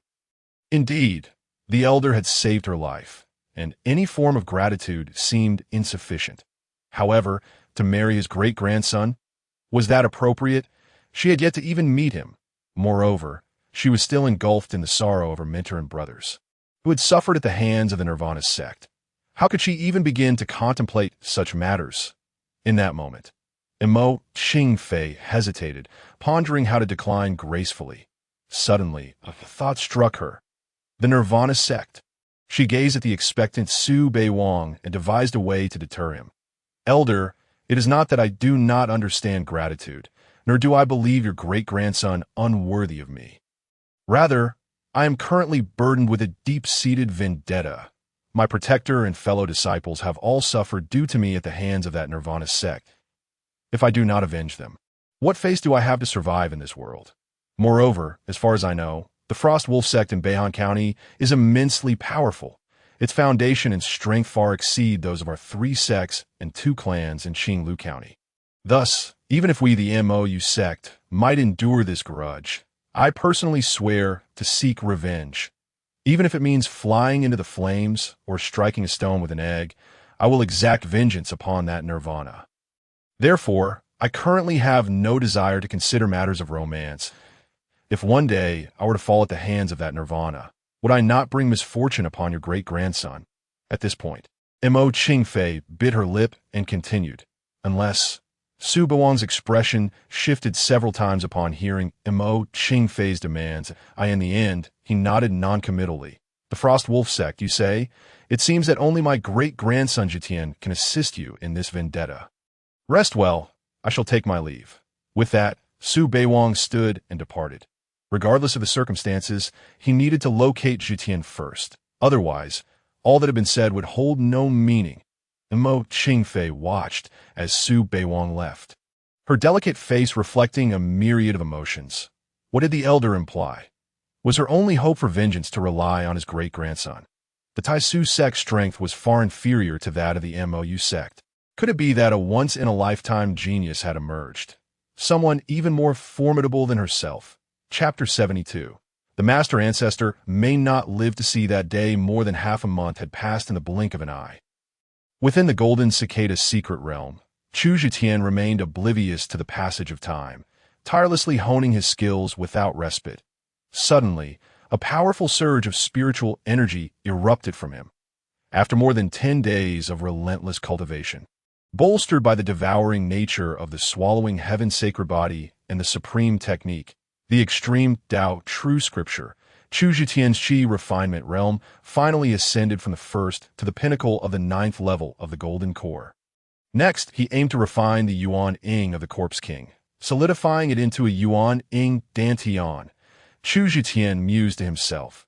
The leap from Golden Core to Yuan-Ing was a formidable hurdle that had thwarted countless cultivators, for it involved more than merely cultivating spiritual power. Typically, a practitioner must also enhance their primordial spirit and fortify their mental strength. Subsequently, they would need to connect their mental strength with their Dantian, establishing mutual awareness.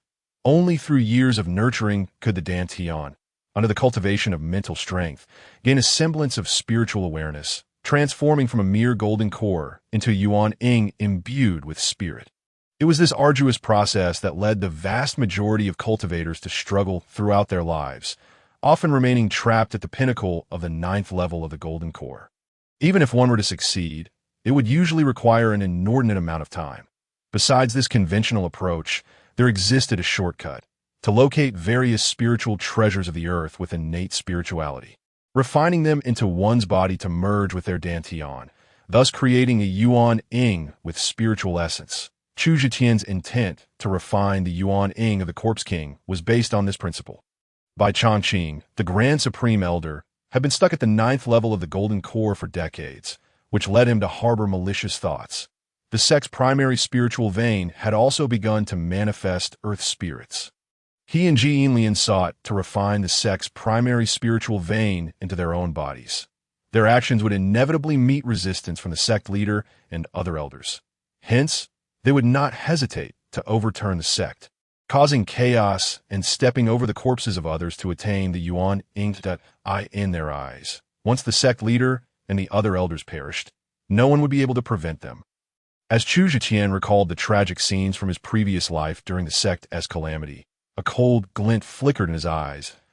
In this lifetime, he was determined to thwart all that and preemptively crush the schemes of Bai Changqing and the others. In the next moment, he focused his mind and began to refine the Yuan-Ing of the Corpse King. Once he crossed into the Yuan-Ing realm, his strength would undergo a cataclysmic transformation. The primordial spirit would manifest, and the infant core would internalize. He would traverse the vast void, comprehending the essence of heaven and earth at that juncture. The Yuan-Ing Dantian could further merge with his mental strength, thereby capturing the principles of the universe. Even a faint glimpse of these principles would allow him to infuse his offensive and defensive maneuvers with the force of those principles. Such power would be utterly devastating to cultivators beneath the Yuan-Ing level. Chu Zhiqian thought to himself. Previously, upon reaching the Golden Core realm, he could display divine abilities only because he had some understanding of certain principles of heaven and earth. However, within those divine abilities, he could not encapsulate the force of those principles. The abilities he manifested were merely shells without substance. Yet, once he entered the Yuan-Ing realm, the power of his capturing dragon and severing lock technique would be incomparable. Even ordinary moves could harbor the force of those principles. Nevertheless, while his primordial spirit was not yet sufficiently robust, utilizing such power would consume an extraordinary amount of mental strength, making it inadvisable to squander it unless absolutely necessary. With a vision of the Yuan-Ing realm in his heart, Chu Zhiqian dedicated himself to refining the Yuan-Ing of the Corpse King. How much time had elapsed since I entered the Golden Cicada's secret realm? I have vanished from the world. It should buy me some time against Bai Changqing and Ji Yinlian. Yet within this realm, I remain unaware of external matters. This feeling is truly unsettling. I must break through swiftly and return home. Yi is still waiting for me. And there's Zhao Lu. I must hurry back before she embarks on her journey to the Heavenly Blade Sect. Changqing Courtyard. Within the secret chamber, Yu Zhao Lu sat cross-legged, her spiritual power circulating within her. This chamber was originally Bai Changqing's cultivation space, naturally rich in spiritual energy. It was comparable to Yu Shuihan's exclusive training chamber. Having been confined here with Yi, she was determined not to waste her time.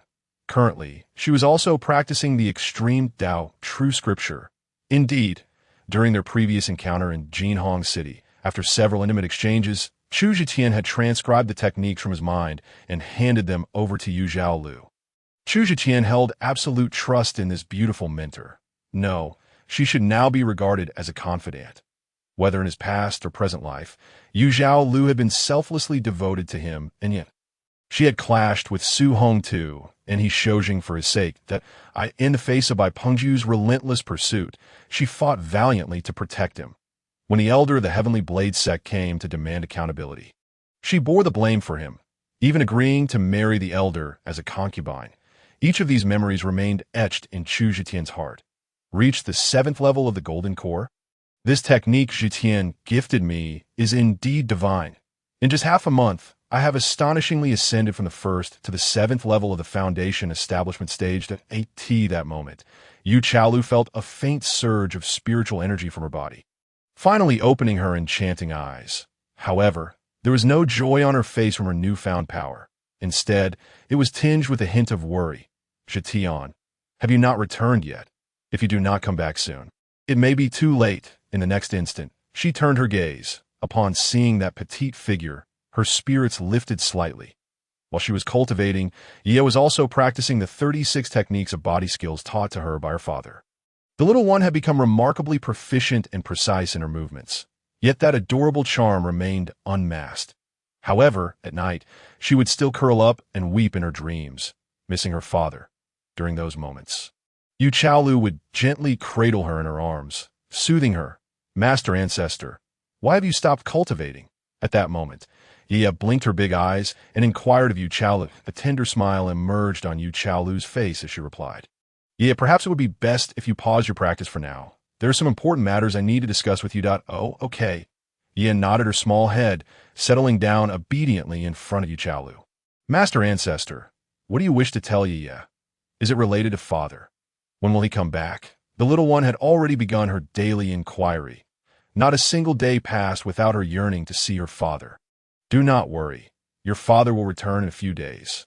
However, Master Ancestor may need to embark on an early journey and will not be able to stay with you any longer. Therefore, it is crucial that you remember what I am about to say and follow my instructions diligently. Yu Chaolu's expression shifted to seriousness, and upon seeing this, Ye straightened her posture. Yes, whatever Master Ancestor says. Ye will remember and obey. Chapter 73. The journey to Tiandao Gate. Do you still remember the items Master Ancestor gave you the first time she brought you back to Zhuke Peak? Observing Ye's obedient demeanor, Yu Chaolu gently patted her little head. Yes. Ye certainly remembers. Master Ancestor gave me so many wonderful things. Ye nodded enthusiastically. During that initial meeting, Yu Chaolu had gifted the little one a mustard seed pouch filled with delightful treats and a few practical items. And do you recall the escape talisman? Please take it out and show me if you still have it, Yu Chaolu inquired. The escape talisman, much like the concealment talisman used by Mo Qingfei, allowed the user to vanish from sight. However, the escape talisman was not as powerful as the concealment talisman. It merely rendered the user invisible to the naked eye without masking their presence. Moreover, it only worked for the user. The invisibility lasted long enough, up to 2 or 3 days, making it a rare and precious Earth-grade talisman. This demonstrated how much Yu Chaolu was willing to invest in Ye. Hearing this, Ye's small hand conjured an escape talisman out of thin air. Here it is, Master Ancestor. Very good. Yu Chaolu nodded in satisfaction, then spoke in a serious tone. Today, someone will come to take Master Ancestor away. At that time, you must tear apart this escape talisman and follow closely behind me as we leave this secret chamber. Afterward, you must continue to stealthily accompany me, but be sure not to let anyone discover you. Can you do that? Yeah. She was already aware that the Grand Elder might have ulterior motives, and she could not bear to leave you here any longer. Thus, she preferred to have the little one secretly accompany her to Tiandao Gate, rather than risk falling into by Chongqing's hands. With her presence, as long as she maintained a facade of cooperation with the Tiandao Gate members, they should not pose any threat to a 6-year-old girl. Yu Chaolu knew that Chu Zhitian would eventually seek out Tiandao Gate, and by then, she might have already, but she was determined to keep Ye safe until Zhitian arrived to rescue her.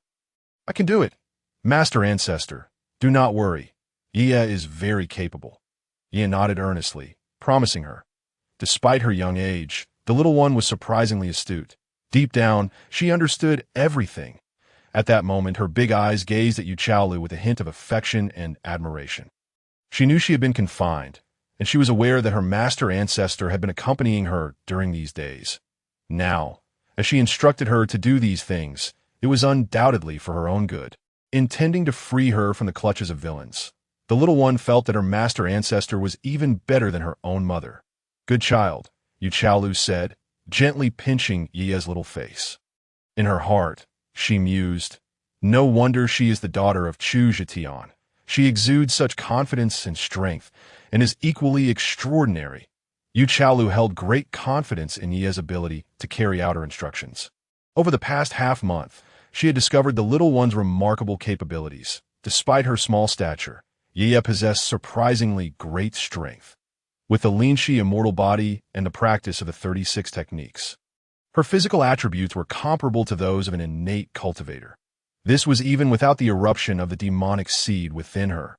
Once that seed were to erupt, she had previously even injured by Tianming, who was at the 3rd level of innate cultivation. That had been half a month ago. Now, she was likely even more formidable.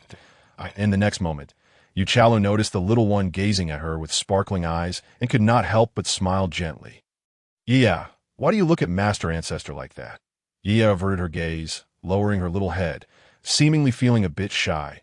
While fiddling with her fingers, she murmured, "Because Yi likes Master Ancestor. I think Master Ancestor is better than Mother. It would be wonderful if Master Ancestor could be Yi's mother." Upon hearing this, Yu Chaolu's heart swelled with an overwhelming sense of affection and tenderness, akin to the floodwaters of the Yellow River. In the next instant, she embraced the little one, planting a kiss on Yi's cheek. "Then from now on, when there are no others around, do not call me Master Ancestor. Call me Mother, okay?" In truth, Yu Chaolu felt a bit shy to say this outright. She would much rather be Yi's mother than her Master Ancestor.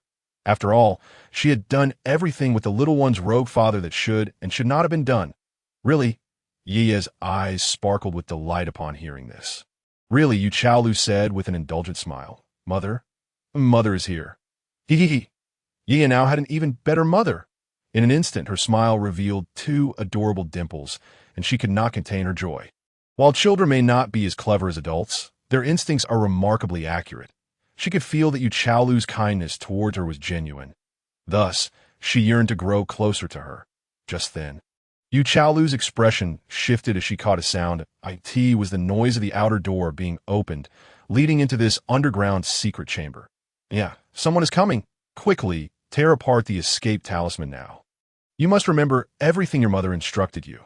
Yu Chaolu released Yi, speaking urgently. She had not anticipated that they would arrive so swiftly. Yi nodded her small head, but kept her mouth tightly shut, refraining from speaking further. With a swift motion, her small hand tore apart the talisman. In an instant, her petite figure began to blur until it vanished completely. Meanwhile, Yu Chaolu hastily moved to the corner of the secret chamber, setting up a makeshift arrangement. From her spatial treasure, she retrieved a pile of miscellaneous items, stacking them into the shape of a child. Then, she removed her outer garment and draped it over the pile. Boom! Just as she finished, the stone door of the secret chamber was forcefully opened from the outside. Yu Chaolu cast a cold glance in that direction. There stood Bai Punkoan, along with another high-ranking member of the Bai clan. Bai Hengxiu, accompanied by a group of female disciples from the Foreign Affairs Hall. Their attire indicated they were part of a bridal procession. "Yu Chaolu, tomorrow is the auspicious day you agreed upon with Elder Zhongwan Hai of Tiandao Gate. As a concubine, it is your duty to present yourself. The journey from our sect to Tiandao Gate is quite long. You should prepare yourself and depart today," Bai Hengxiu stated expressionlessly. This individual was the second son of the Grand Elder Bai Chongqing and one of the 4 vice-sect leaders of the Taisu sect. Yu Chaolu surveyed the area, but did not see the sect leader, Yu Shuihan Daha. "Yu Shuihan, you, as a father, do not even come to see me off before leaving, do you? Do you not care about your daughter at all? Or do you, as the sect leader of Taisu, feel ashamed that I am marrying into Tiandao Gate as a concubine?" In her heart, Yu Chaolu mocked silently. In this moment, she acutely felt the powerlessness of a weak sect devoid of dignity. If Taisu sect were as formidable as Mou sect, boasting several nascent soul experts, would they have been coerced by Tiandao Gate due to the death of a Zhongwan Lin? The daughter of the sect leader, the master of a peak, reduced to marrying as a concubine. All this humiliation stemmed from weakness. Perhaps only Jetian could change all of this. Chapter 74. There's still time that morning. Yu Chaolu departed from Taisu sect, heading towards Tiandao Gate. Zhu Ke Peak, Zhang Wenxuan, Tang Yitai, and Miao Yumen gathered together. The atmosphere at the scene was overwhelmingly oppressive. On the faces of the three, there was a palpable expression of deep indignation. Not far away, on the bed, lay the unconscious Zhang Dalei. Since returning from the Insight Institute, this elder brother had remained in a comatose state for half a month. Occasionally, he would emit a silly laugh or a wail. It was feared that even if he were to awaken, he would be reduced to a complete fool. The fourth elder Jianlian had claimed she would find a way to restore him. But it seemed that was merely lip service. Perhaps she truly had no means to help. You think Master truly is willing to marry that Zhong Wanhai as a concubine? At this moment, Zhang Wenxuan inhaled deeply and asked in a somber tone. Before departing, Yu Chaolu had returned to Zhu Ke Peak, thwarting several personal disciples from accompanying her, while also instructing them on certain matters. Most importantly, she urged them to leave the sect for a while under the pretext of seeking a physician for Zhang Dalei. Everything was to be addressed once their junior brother Chu returned. Besides that, Yu Chaolu persistently claimed that she had long admired the grand elder of the Tiandao sect and admonished them not to weep and wail as it would hinder her happiness. Master is deceiving us, Miao Yumeng exclaimed with reddened eyes. When I was young, Master once mentioned that she wished to slice that Zhong Wanhai into 1,000 pieces. She had visited the Tiandao sect to see Master Zhao Xia and witnessed her sister being tormented to an unbearable state by that Zhong Wanhai. Hence, she has always harbored resentment against the sect leader. How could Master possibly have feelings for someone with the surname Zhong? Clang. As her words fell, Tang Yitai drew his sword from its sheath. His face, usually marked by a roguish demeanor, was now filled with an expression of profound anger. If that is the case, Master-S trip to the Tiandao sect must be fraught with peril. Enduring days that feel like years. As her personal disciples, how are we any different from her children? Master has suffered such humiliation. If we do not take action, how can we show our faces in this world? Zhang Wenxuan gritted his teeth in agreement. Third junior brother is right. We must do something. Even if it means shattering our own bodies, we cannot allow Master to be dishonored. Miao Yumeng nodded in resolute affirmation. The innocence that typically graced her youthful face was now replaced with a steely determination. That scoundrel Zhong dares to lay a hand on Master. He can only do so over our dead bodies. In the next moment, the three locked eyes and recognized the madness and determination within one another. Let us go. Let us go. Let us go. 2 days later, the Jinhong mountain range, accompanied by a surge of spatial fluctuation, Chu Zhiqian's figure materialized out of thin air in a valley. Coincidentally, upon exiting the Jinshan secret realm, he should have appeared randomly within a 100-mile radius. However, it was a remarkable coincidence that he found himself in the exact location where Imo Qingfei had previously appeared. At this moment, he had already broken through to the Yuaning realm. Moreover, due to the memories of his past life, Chu Zhiqian was now a Yuaning powerhouse who wielded the power of Taoist principles. After discerning his direction, he swiftly made his way out of the valley. He then altered his appearance and arrived at Jinhong City, 100 miles away. What? I've been in the Jinshan secret realm for a full 18 days. Upon glancing at the water-operated celestial clock on the city walls that recorded the date and time, Chu Zhiqian's countenance changed dramatically. He quickly calculated with his fingers. His breath hitched, a profound sense of urgency and guilt surged within his starry eyes. Today was the so-called auspicious day, the very day Yu Chaolu was set to wed Zhong Wanhai as his concubine. Damn it, I thought I could break through to Yuaning in about 10 days. I never anticipated it would take this long. Thinking of how Yu Chaolu had waited for him all this time, and now was being forced to marry Zhong Wanhai, even entering the bridal chamber. Chu Zhiqian felt his breath become unsteady. That I promised Yu Chaolu that I would return in time to stop all of this.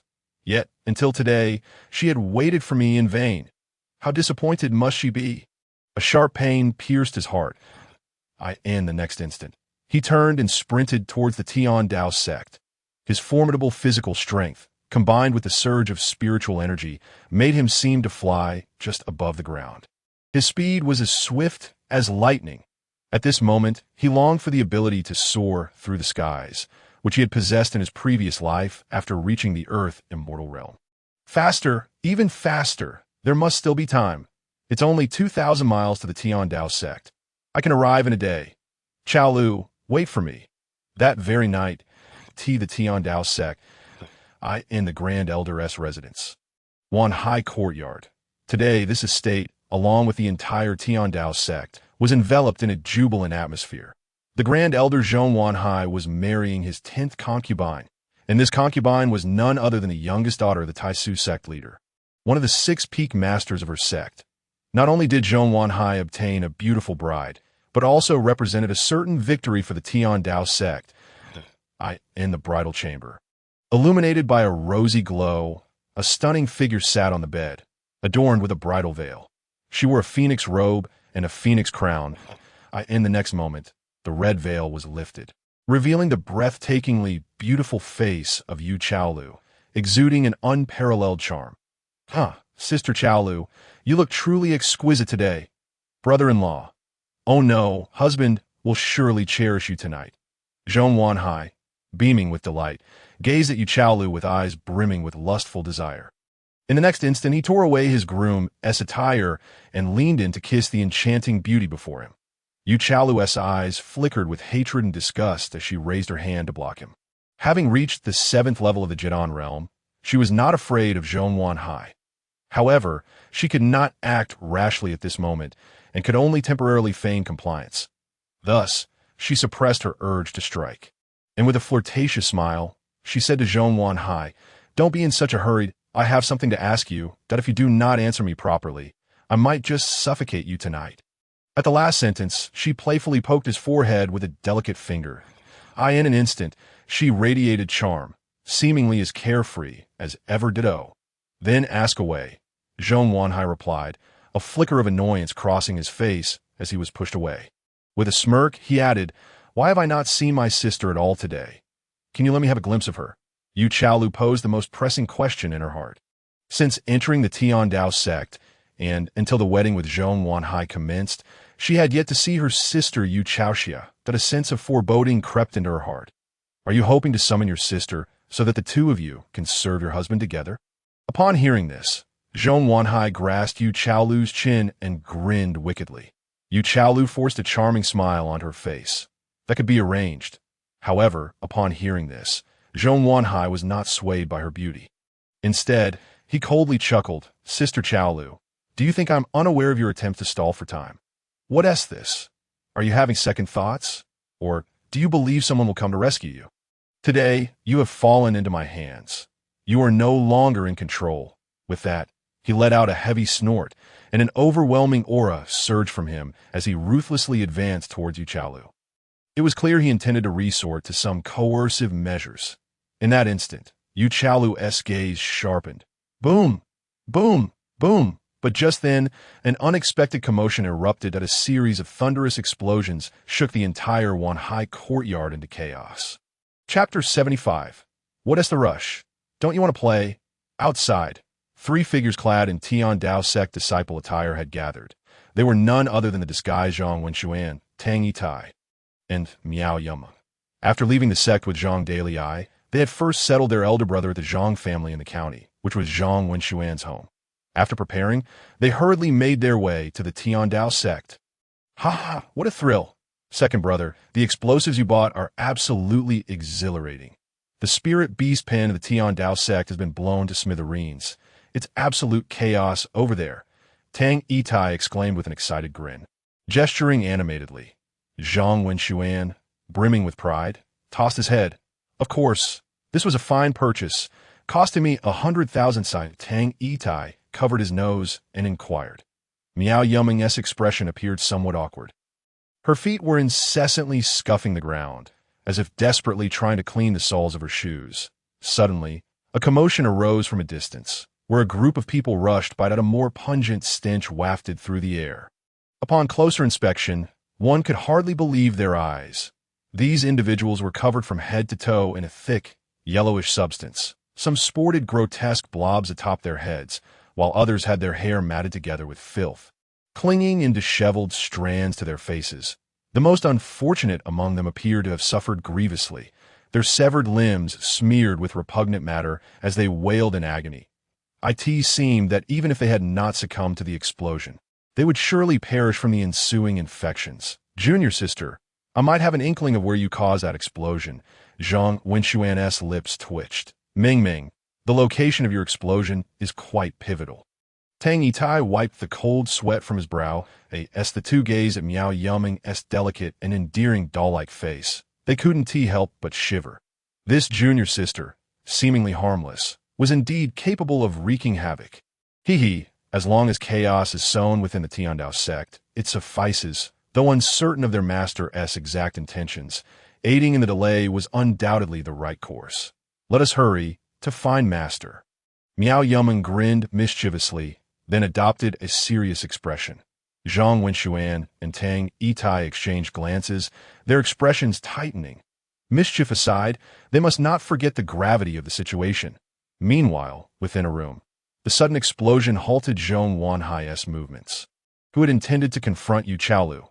Peering through the window, he beheld the chaos and flames outside, his expression darkening. Wretched woman, was this your doing? Zhong Wanhai glared at Yu Chaolu with malice, his surprise. A look of astonishment flickered across Yu Chaolu's face. However, her mind quickly began to hypothesize it had to be Yumeng and her companions. It could not be by Punkuin or by Hengxiu, for they had left the Tiandao sect immediately after delivering the bride. Nor could it be the Zhitian faction. Otherwise, the chaos would have been far more lethal. Thus, it could only be her few direct disciples. The thought of her disciples being so disobedient, following her into this tumult and foolishly causing a ruckus of the Tiandao sect, stirred a myriad of emotions within Yu Chaolu: concern, anxiety, gratitude, anger, and helplessness. You little rascals. Have you completely disregarded Master's words? It seems I've been too lenient with you. She thought bitterly, her expression taut. Just then, Zhong Wanhai cast a cold glance at Yu Chaolu before turning to assess the situation. Who dares to be audacious within the Tiandao sect? If I catch them, I shall flay them alive. Yu Chaolu's eyes narrowed, and she acted swiftly. With a swish, a sword materialized in her hand, aimed directly at Zhong Wanhai's back. His expression shifted as he swiftly drew his blade to parry. The clash of metal resonated, sending shockwaves through the air. Stumbling back 3 steps, Zhong Wanhai's face displayed disbelief. What? 7th level of Foundation establishment. How could your strength be so formidable? In that brief exchange, he realized the true extent of Yu Chaolu's power and was utterly astounded as far as he knew. She was merely at the mixed element realm. When had she reached the 7th level of Foundation establishment, he was only at the 3rd level. The difference of 4 minor realms left him at a distinct disadvantage in this encounter. Without answering, Yu Chaolu merely scoffed. Zhong Wanhai, where do you think you're going? Don't you want to play with me? With that, she launched another fierce assault. The room became a whirlwind of blades and swords. Tables, chairs, furniture, and even the bed crafted from spirit beast bones disintegrated under the tumult of their battle. Had it not been for the protective array woven into Zhong Wanhai's residence, the structure would have been reduced to rubble. After trading blows for several exchanges, Yu Chaolu seized an opportunity and thrust her sword into Zhong Wanhai's abdomen. He grunted in pain, retreating hastily. Once steady, he pressed a hand to his wound, glaring at her with the ferocity of a wolf. Zhong Wanhai, tell me, what has happened to my sister? Yu Chaolu demanded with a piercing tone. Zhong Wanhai, with a sinister grin, remained unfazed by the dire circumstances. You wish to see your sister? Very well. Once I incapacitate you and toy with you to my heart's content, I shall let you go to her. Upon hearing this, Yu Chaolu's eyes widened, her brows furrowing in fury. What have you done to my sister? If I do not see her today, I will ensure you suffer 1,000 tortures. Zhong Wanhai clutched his wound, yet erupted into maniacal laughter. Ha ha! Yu Chaolu, do you truly believe you can contend with me? Your cultivation at the 7th level of Foundation establishment is indeed surprising, but that is all it is. In the next moment, 2 fingers of his revealed a purple pill. "Do you recognize this?" he sneered. Yu Chaolu's pupils dilated, her expression shifting dramatically. Explosive spirit pill. The quality of this pill reached the pinnacle of heavenly grade, capable of igniting one's inner spiritual energy and exponentially enhancing their power. Once consumed, the user's strength would surge for a short duration. With Zhong Wanhai's third level of foundation establishment, consuming the explosive spirit pill would grant him the combat strength of half a golden core cultivator. Yu Chaolu would be completely overwhelmed. Indeed, it is the explosive spirit pill. Zhong Wanhai's face radiated triumph, as if the pain from Yu Chaolu's earlier strike had vanished, with this heavenly grade pill in hand. He was utterly confident he could overpower her. This pill not only boasted remarkable effects, but also minimal side effects, merely exhausting spiritual energy and causing temporary weakness without harming one's foundation. Wretched woman, is reaching the 7th level of foundation establishment truly impressive? Soon, I shall consume the explosive spirit pill, inflict severe injuries upon you, cripple your dantian, sever your meridians, and toy with you until your demise. Ha ha!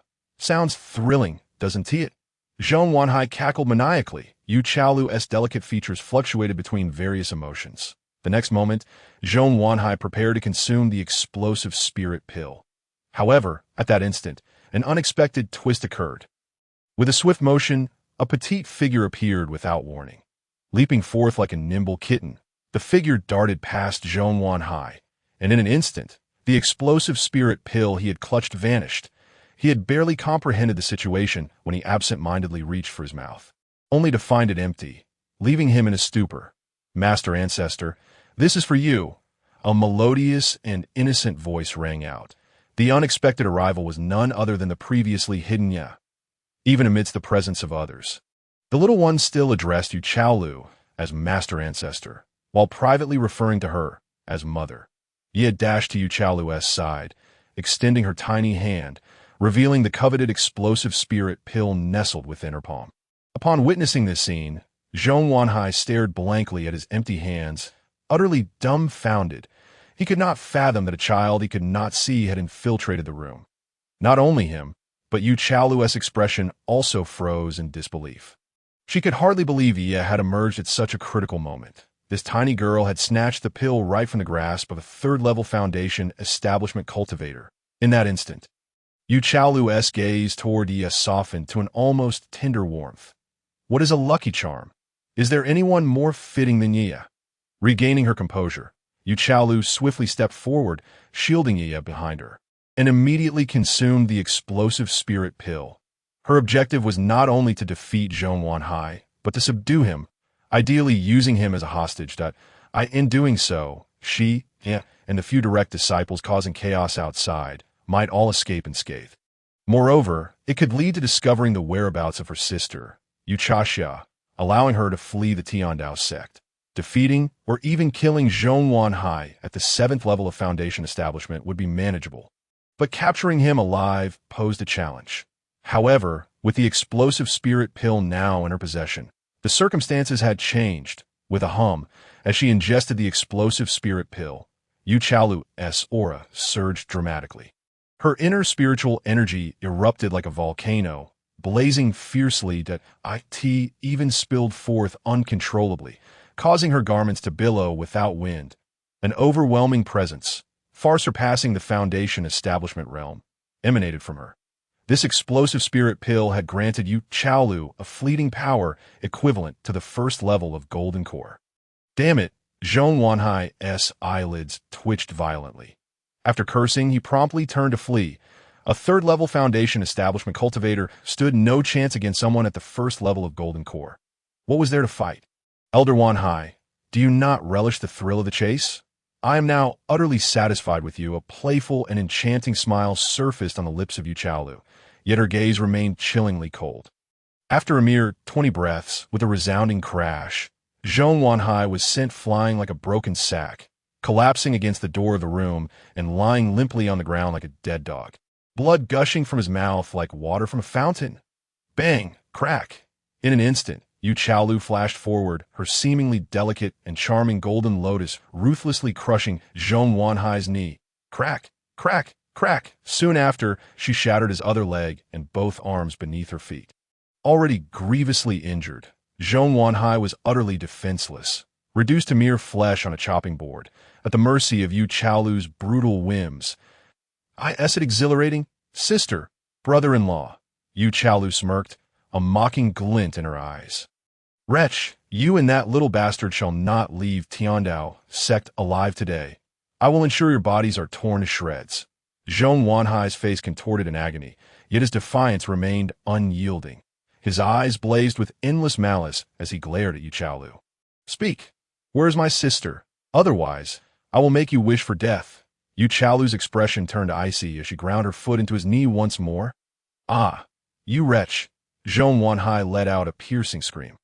However, no one else could hear him over the cacophony engulfing Tiandao sect. Explosions, flames, screams, and curses drowned out his voice. Moreover, he had previously instructed that no one was to disturb the ceremony. Who in Tiandao sect did not know of this elder's tyrannical and capricious nature? Who would dare provoke his wrath? Yet, while the people of Tiandao sect hesitated, there were those who dared. Tap, tap, tap point. 3 stealthy figures leaped over the wall and entered the courtyard, swiftly following the sounds toward this direction. Master, a low yet fervent voice rang out. Who else could it be but Miao Yuma and her companions? Upon seeing Yu Chaolu at the door and the accompanying the 3 were overcome with joy. Master, Miao Yuma, eyes brimming with tears, rushed forward, nearly throwing herself into Yu Chaolu's embrace. Zhang Wenxuan and Tang Yitai followed closely behind. In that moment, they were oblivious to Zhong Wanhai lying on the ground. After embracing Yu Chaolu, Miao Yuma suddenly felt something squishy beneath her feet. As she glanced down, she instinctively rubbed her shoe against it.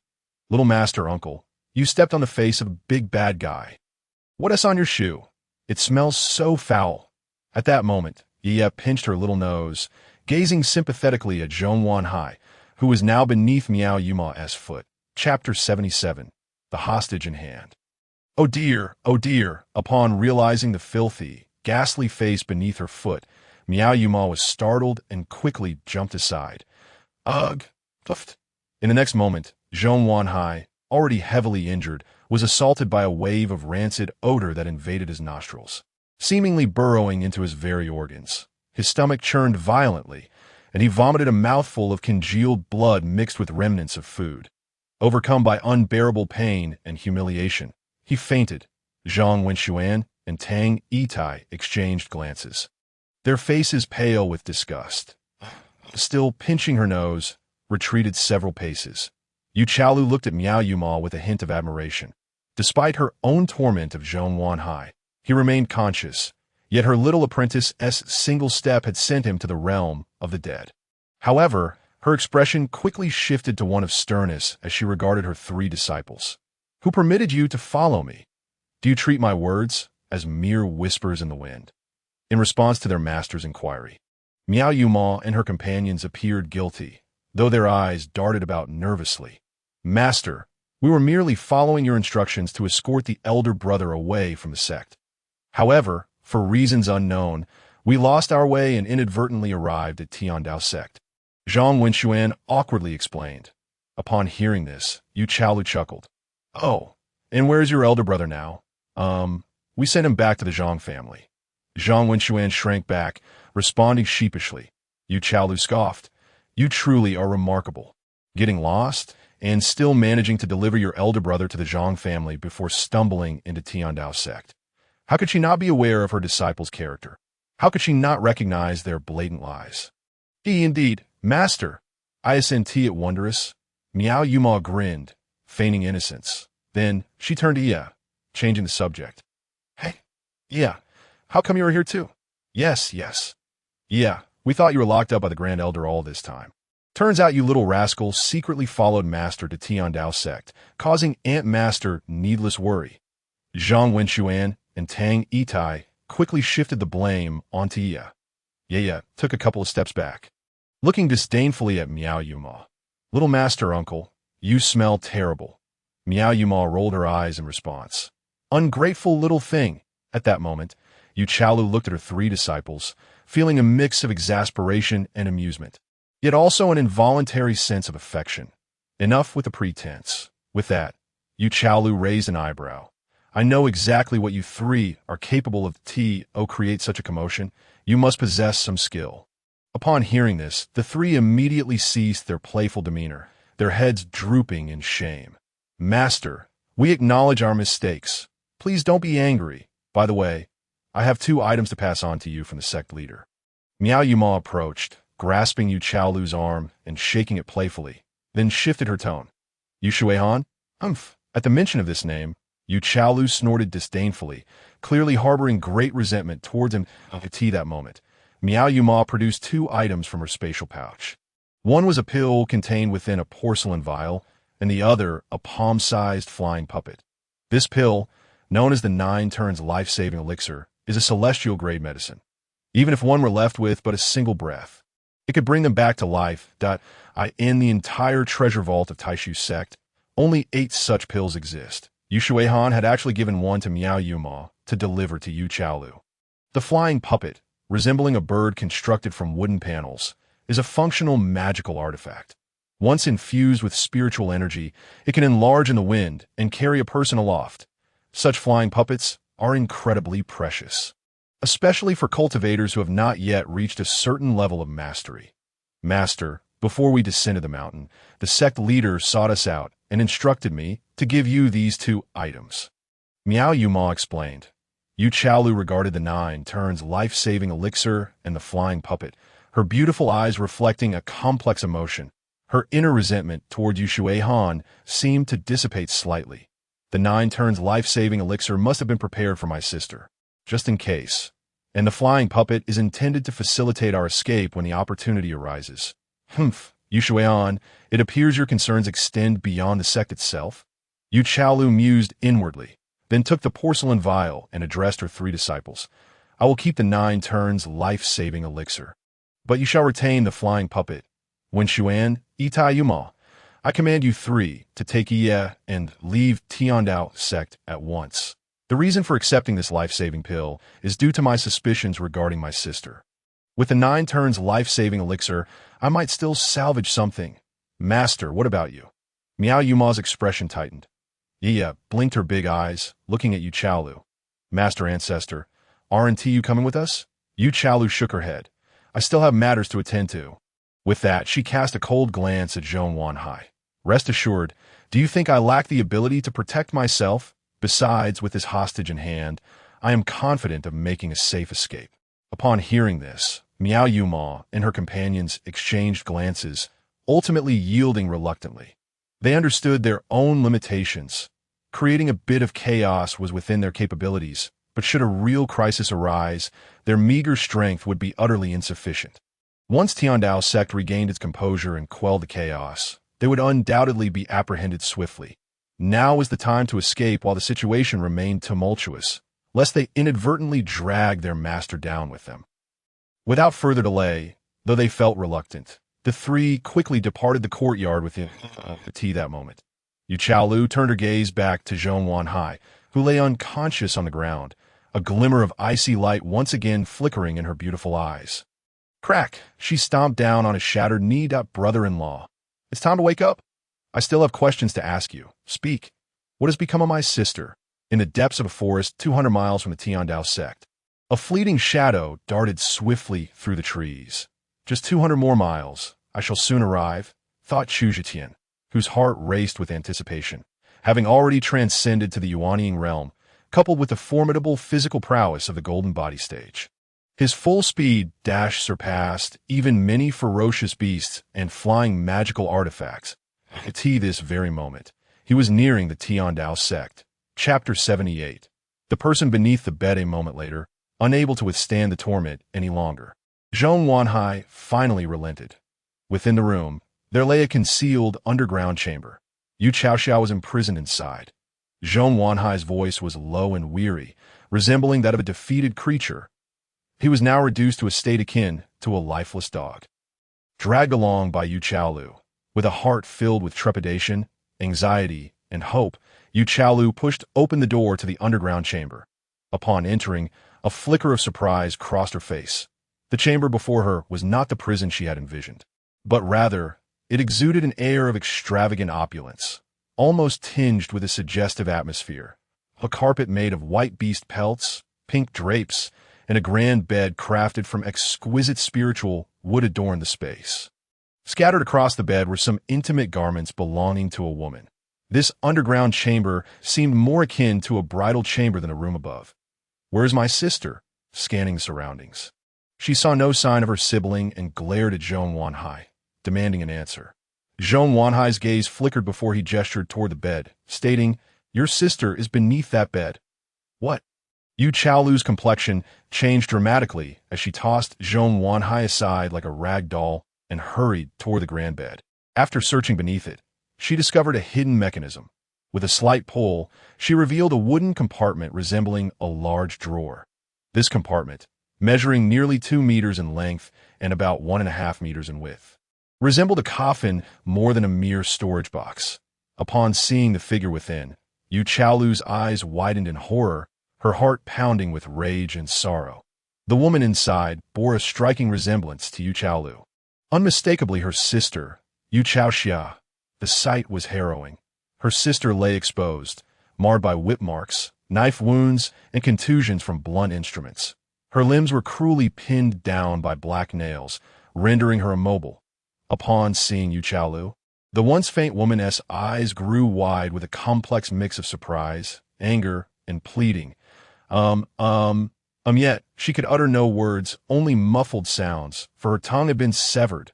"Sister," Yu Chaolu cried out in anguish. She then shattered the wooden compartment and pulled the black nails from her sister's body. With trembling hands, she gently caressed Yu Chaoxia's face, tears streaming down her cheeks. From a young age, their mother had passed away, leaving their father, Yu Shuihan, consumed by sect affairs, with no time to care for her. It was her sister, 10 years her senior, who had always looked after her, cared for her, and accompanied her. Though Yu Chaolu had little concept of motherhood, her bond with Yu Chaoxia was unbreakable. To see her sister in such a wretched state was beyond her worst fears. "Sister, it's all right now. I have come to save you." Yu Chaolu's demeanor shifted from that of carefree indifference to one of fierce determination. She quickly opened Yu Chaoxia's mouth and placed the invaluable 9 transformations vitality pill inside. Observing this scene, Zhong Wanhai wore a twisted smile, as if relishing some form of revenge. "Oh, she's not dead yet. Quite resilient, isn't she?" "Yu Chaolu, what do you think of my design? I have rendered your sister limbless, severed her tongue, and confined her below, allowing her to hear my nightly revelries with other women." "Ha!" Yu Chaolu suddenly turned, her gaze piercing with unbridled hatred. "Why? Why would you do this to my sister? Is it because Zhong Wanlin perished at Taishu sect that you would inflict such barbarity upon her?" Hearing this, Zhong Wanhai's face contorted with deep resentment. "Of course, my actions are not solely for the sake of revenge for Wanlin. Do you know what your sister has done to me over the past few decades? From the moment she became pregnant, she has been slipping the absolute lineage powder into my meals and drinks. I have numerous wives and concubines, yet she alone bore me a son. I could never understand why, even thinking it was my own bodily issue. It turns out it was that wretched woman's doing. She has condemned me to a lineage-less existence, and I shall make her suffer endlessly for it." "Ha ha!" Yu Chaolu glared at Zhong Wanhai, her voice laced with venom. "Isn't it because you have never regarded my sister as a human being? This is your retribution." Yu Chaolu recalled how her sister had confided in her about secretly drugging Zhong Wanhai. Since their marriage, Yu Chaoxia had endured various forms of abuse at his hands. Relying on the strength of the Tiandao sect, which overshadowed Taishu sect, Zhong Wanhai had mercilessly beaten and berated her, indulging in cruel humiliations to satisfy his twisted desires. Yu Chaoxia felt certain that she would eventually perish at Zhong Wanhai's hands.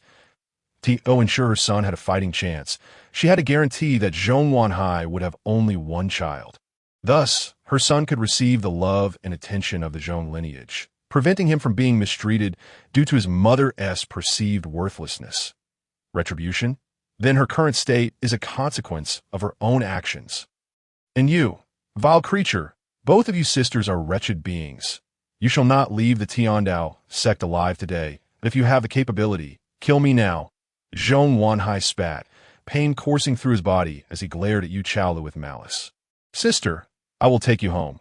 Taking a deep breath, Yu Chaolu suppressed her impulse to tear Zhong Wanhai apart and attempted to lift her sister. Just then, a cold, commanding voice echoed through the chamber. Yu Chaolu, I know you are inside. Come out. The voice, resonant even through the underground chamber, clearly belonged to a formidable master. Sister, wait for me here. Yu Chaolu's expression shifted as she instructed her sister, then dragged the lifeless Zhong Wanhai into the courtyard outside. To her astonishment, the area was already surrounded by members of the Tiandao sect. Leading them was a man of towering stature, the current sect leader, Zhong Guangxiao. Upon seeing his son's pitiful state, a fierce aura of rage emanated from him. Yu Chaolu, how dare you? Release my son at once. Chapter 79. No tears until the coffin appears. Boom. Somewhere within the Tiandao sect, another explosion erupted, sending plumes of flames into the sky. Alongside the fire, a foul stench permeated the air. From above, an unknown viscous substance began to rain down. Help! Rescue me! A chorus of screams and pleas for assistance filled the air. Four figures, 3 adults and 1 child, watched the chaos from a distance. Their expressions varied. Little junior sister, are you addicted to blowing things up? Tang Itai remarked, exasperated. Indeed, we should make our exit from the Tiandao sect quickly. If we get caught, we cannot drag Master into this mess. Zhang Wenxuan added, wiping sweat from his brow. What do you know? Though I'm unsure what Master has planned, allowing the Tiandao sect to remain in disarray is certainly beneficial. That we still have gunpowder. So let us blow up a few more places, Miao Yumeng declared, eager for further chaos. Clop, clop, clop. Out at that moment, a group of disheveled individuals emerged from the direction of the earlier explosion, drenched and covered in muck. Miao Yuming's eyes sparkled with excitement as she drew her sword and charged forward, handing a short sword to Iya, a blade gifted to her by Master during her early training. Iya, come. Follow little uncle and let us take them down. Knowing Iya's combat prowess surpassed her own, Miao Yumeng pulled the child along. Wow, little uncle is amazing. Iya nodded eagerly, her small stature bounding energetically behind Miao Yum, appearing both comical and endearing. Halfway through their charge, Miao Yumeng abruptly halted, dipping her sword into a pile of debris created by the explosion. Seeing her, imitated her actions. Moments later, the two of them unleashed a flurry of attacks, each swing of their swords infused with magical energy, wreaking havoc upon their foes, truly a sight to behold. Zhang Wenxuan and Tang Itai observed the scene, their expressions involuntarily twitching. Third junior brother, it would be wise to refrain from provoking our little junior sister in the future. The former coughed, darkening his countenance as he offered a warning. And you, be a bit kinder to this little rascal.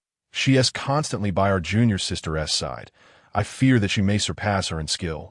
Tang Itai added, his own face revealing a glimmer of eager anticipation. Let us proceed. We should also make our presence felt. However, at that moment, their expressions shifted dramatically. An overwhelming aura surged towards them with alarming swiftness. This is bad. An expert from the Tiandao sect is approaching. A Hunyuan master. Little junior sister, cease your skirmish at once. Activate the flying puppet and flee. Meanwhile, Yu Chaolu found herself encircled by the formidable Tiandao sect leader, Zhong Guangxiao, accompanied by a cadre of skilled fighters. Release your son? Zhong's sect leader. Do you take me for a fool? If you let him go, how would I be able to leave?